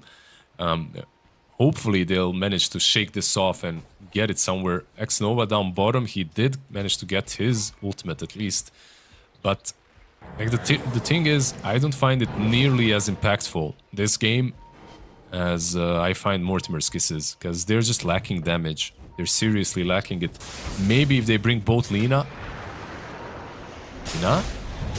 Growth Strike, Overgrowth, and there's the Laguna Blade onto Ramses, but they've got that pipe. They'll go to the Walrus Punch, and they will be able to kill this Lina. The arena's down, but it's just too late. The ball lightning in, and they just don't do the damage at the moment. Good God's Rebuke, but the Eclipse comes through from Pure. They'll get themselves a second. They'll look towards the rest. The chase is on to catch one more. X-Nova on the run, throws out that Leech Seed. They do have shards, which will get in front of X-Nova. It's an alley-oop from the Cookie to the Punch, and a kill for Pure, as he's now unstoppable. They also get themselves that Storm as they chase Nothing to Say all the way down, and Thompson will get the finishing blow. This was under your tier 2, by the way, that they fought, and it was still impossible for them to take the fight. Not a singular kill. Invoker is just doing massive amounts of work in that engagement. Ramses as well. All he needed to do, honestly, here is pop the pipe, and that's it. His job is done. Meanwhile, on the other side, just not enough. Boboka only hit his level 6 now. Maybe if you had Mortimer's Kisses in this fight, maybe then you can take it, but without it, it was just forced. Certainly rough. That fight completely one-sided, and this smoke again, like they're really trying to make something happen, but no. Whitemon, Imbiz, another power rune that benefits them. He's pretty tanky, but he ain't tanky enough. Whitemon, though, breaking that smoke, he's happy because Pure was sitting up there top. They go through the jungle, maybe they get the kill on the Luna, and things start to go IG's way. Sand King, though, he is TPing in. He's got Vanguard, by the way, going for that Crimson with the pipe. Is a really difficult kill to make, but maybe doable. Mortimer's Kisses, and he is still alive thanks to the disruption. They've got the arena down, Pure off to the side. The damage onto JT, the Lucid Beam's going to be there. They'll get themselves at least one. They're going to look over at Monet. Cookie in. All right. Well, that's going to cost Monet his life. They'll go to the Eclipse. They'll look over at Bobica. They'll at least get another one with that. And they call GG. They tap out 15 minutes in, and Tundra will take the 2-0 and the tiebreaker over G2IG. You called one game shellacking today. That wasn't it. This was it. This is just rough. And you could see it, like Tundra, they outplayed them in the laning stage. All the rotations, the rune control were on point. Thompson got every single one. And this game, it was won there. Like, the laning stage, sure, but your mid laner just never had resources to connect to anyone. Yeah. This was a really big issue for them. And he never had resources because you couldn't control the runes because you were losing the side lanes. A really rough performance from G2IG. That first game obviously did leave a dent in their morale, as a 15-minute game at TI is not something that you expect. Especially the last game coming out of the group stage is really not something you want to really have under your belt going into the seeding matchup. And, you know, you're still fine. You win the seeding matchup, you're happy, right? But I kind of said it when we started, that a pause like that and the way that they lost that first game might affect them here, and it felt like it did. But I'm not trying to take away from what Thompson did and what these guys on Tundra did at all. Oh, this was just amazing from them. Like, the performance, the laning stage, all these micro moves, stealing 2 wisdom. Like, first, stealing 2 wisdom runes is illegal. Like, you should always get one. I know it happens, but it just puts you on back foot so hard. Like, it's very difficult for the supports to come back. Unless you're crushing the lanes and you're already over leveled, then it's like, okay, whatever. But when you're like level 3 on 2 supports and you lose 2 wisdom runes, it's really hard for you to find that farm. It's really hard for you to find, for both supports at least, it's hard to find space to get level 6, especially in this game because they really didn't have damage going into the arena. Like, when you look at when you look at Mars and when you look at Treant, when I see these 2 heroes on the same team, I see literally the same hero twice, with one having no farm, usually. Like, Treant is going to use his overgrowth in fights. Of course, he's got some heals, some armor, but it overlaps with what Arena does, right? with Mars, you want a lot of damage, and that's where Boboka came in. It was a nice idea. We have Snapfire, we have Alina, we're gonna have a lot of damage in the arena, but you need to get there. And sometimes you just never get there. You just lose in the laning stage, I guess. Yeah, and I also want to shout out Pure. He had an 8-0-2 game. His Luna looked great. It's Whitemon and him that just played that lane aggressive to the brink, and it really looked so good. He's going to be the MVP. Totally deserved. I mean, he is truthfully my series MVP because of how he brought back the Lina in game number 1 and just the aggression here in game number 2. It's a 15-minute game. It really is difficult to kind of just be like, all right, one person, because everything has to be rolling on all cylinders to end up being a win this quickly. So it's definitely more of a 5-guy MVP for me, but he played so well. Absolutely. Like the top lane, I would say the duo of Whitemon and Pure, like you mentioned, these two, they basically dominated Boboka and JT. The game, I believe, was broken in that lane. Sure, the wisdom runes and everything that we talked about, discussed, the active runes as well played a big part, but Luna and Tusk, they won the safe lane so dominantly that there was little comeback from JT and Boboka. Like, if you remember, even Thompson rotating top and just finishing a tier 1 tower, they killed them under the tower, they stole the wisdom rune, and then they took their tier 1 tower as well. It's too many, I wouldn't call them mistakes from G2IG, just too many good plays from Tundra, actually. And I think Tundra here in a series like this, you're watching everything flow so well. It's something that the panels have talked about, that, like, yeah, you look at teams like Falcons and Spirit and Gaimin and XG, and like they're in front view as being the strongest teams here. But I will say, I think Tundra is making a point with a series like this. I think they're that, not Dark Horse, because I feel like Dark Horse has to have like a lower chance than what Tundra had, but I think they're a really solid crew right now, and they look, especially when things run like that so fluidly, perfect. They look good. Oh, for sure. Like, when you look at Tundra, I feel the same that Fishman feels. Like, you could, if you were watching one of the interviews, I believe it was with Nomad or Flax, I'm not sure, but he said that, he said that Tundra is one of those teams that if they're in the good mood, they can even take the full tournament. They can win TI. If they're not in a good mood, they can bomb out very early on. Right now, they're looking like they're in a really damn good mood. I believe they dropped that one game versus Talon, if I recollect correctly. And Tundra, are you talking about Cloud9? Yeah. So Cloud9 dropped one game to Tundra, and then Tundra went 1-1 with everybody in the group. Yeah. So Tundra 1-1 with Talon, 1-1 with Cloud9. It's like one game they just stomp absolutely, and then the second game it's a completely different team. Oh, it was a little bit different in the previous matches, but this game, by the way, on the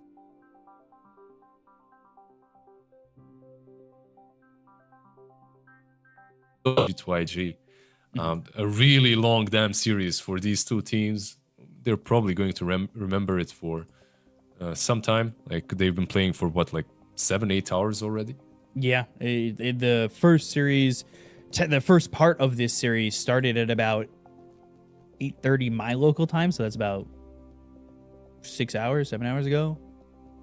So it's been a long day for them, and it's one that IG are obviously going to want to look past. Whereas Tundra, they took the tiebreaker. They end up in second. They want to continue with this domination. I know there's that long pause in between, but you take away the greatest parts of this matchup, and I think Tundra, you put those pieces together, and they are a real contender to take everything for this tournament, for sure.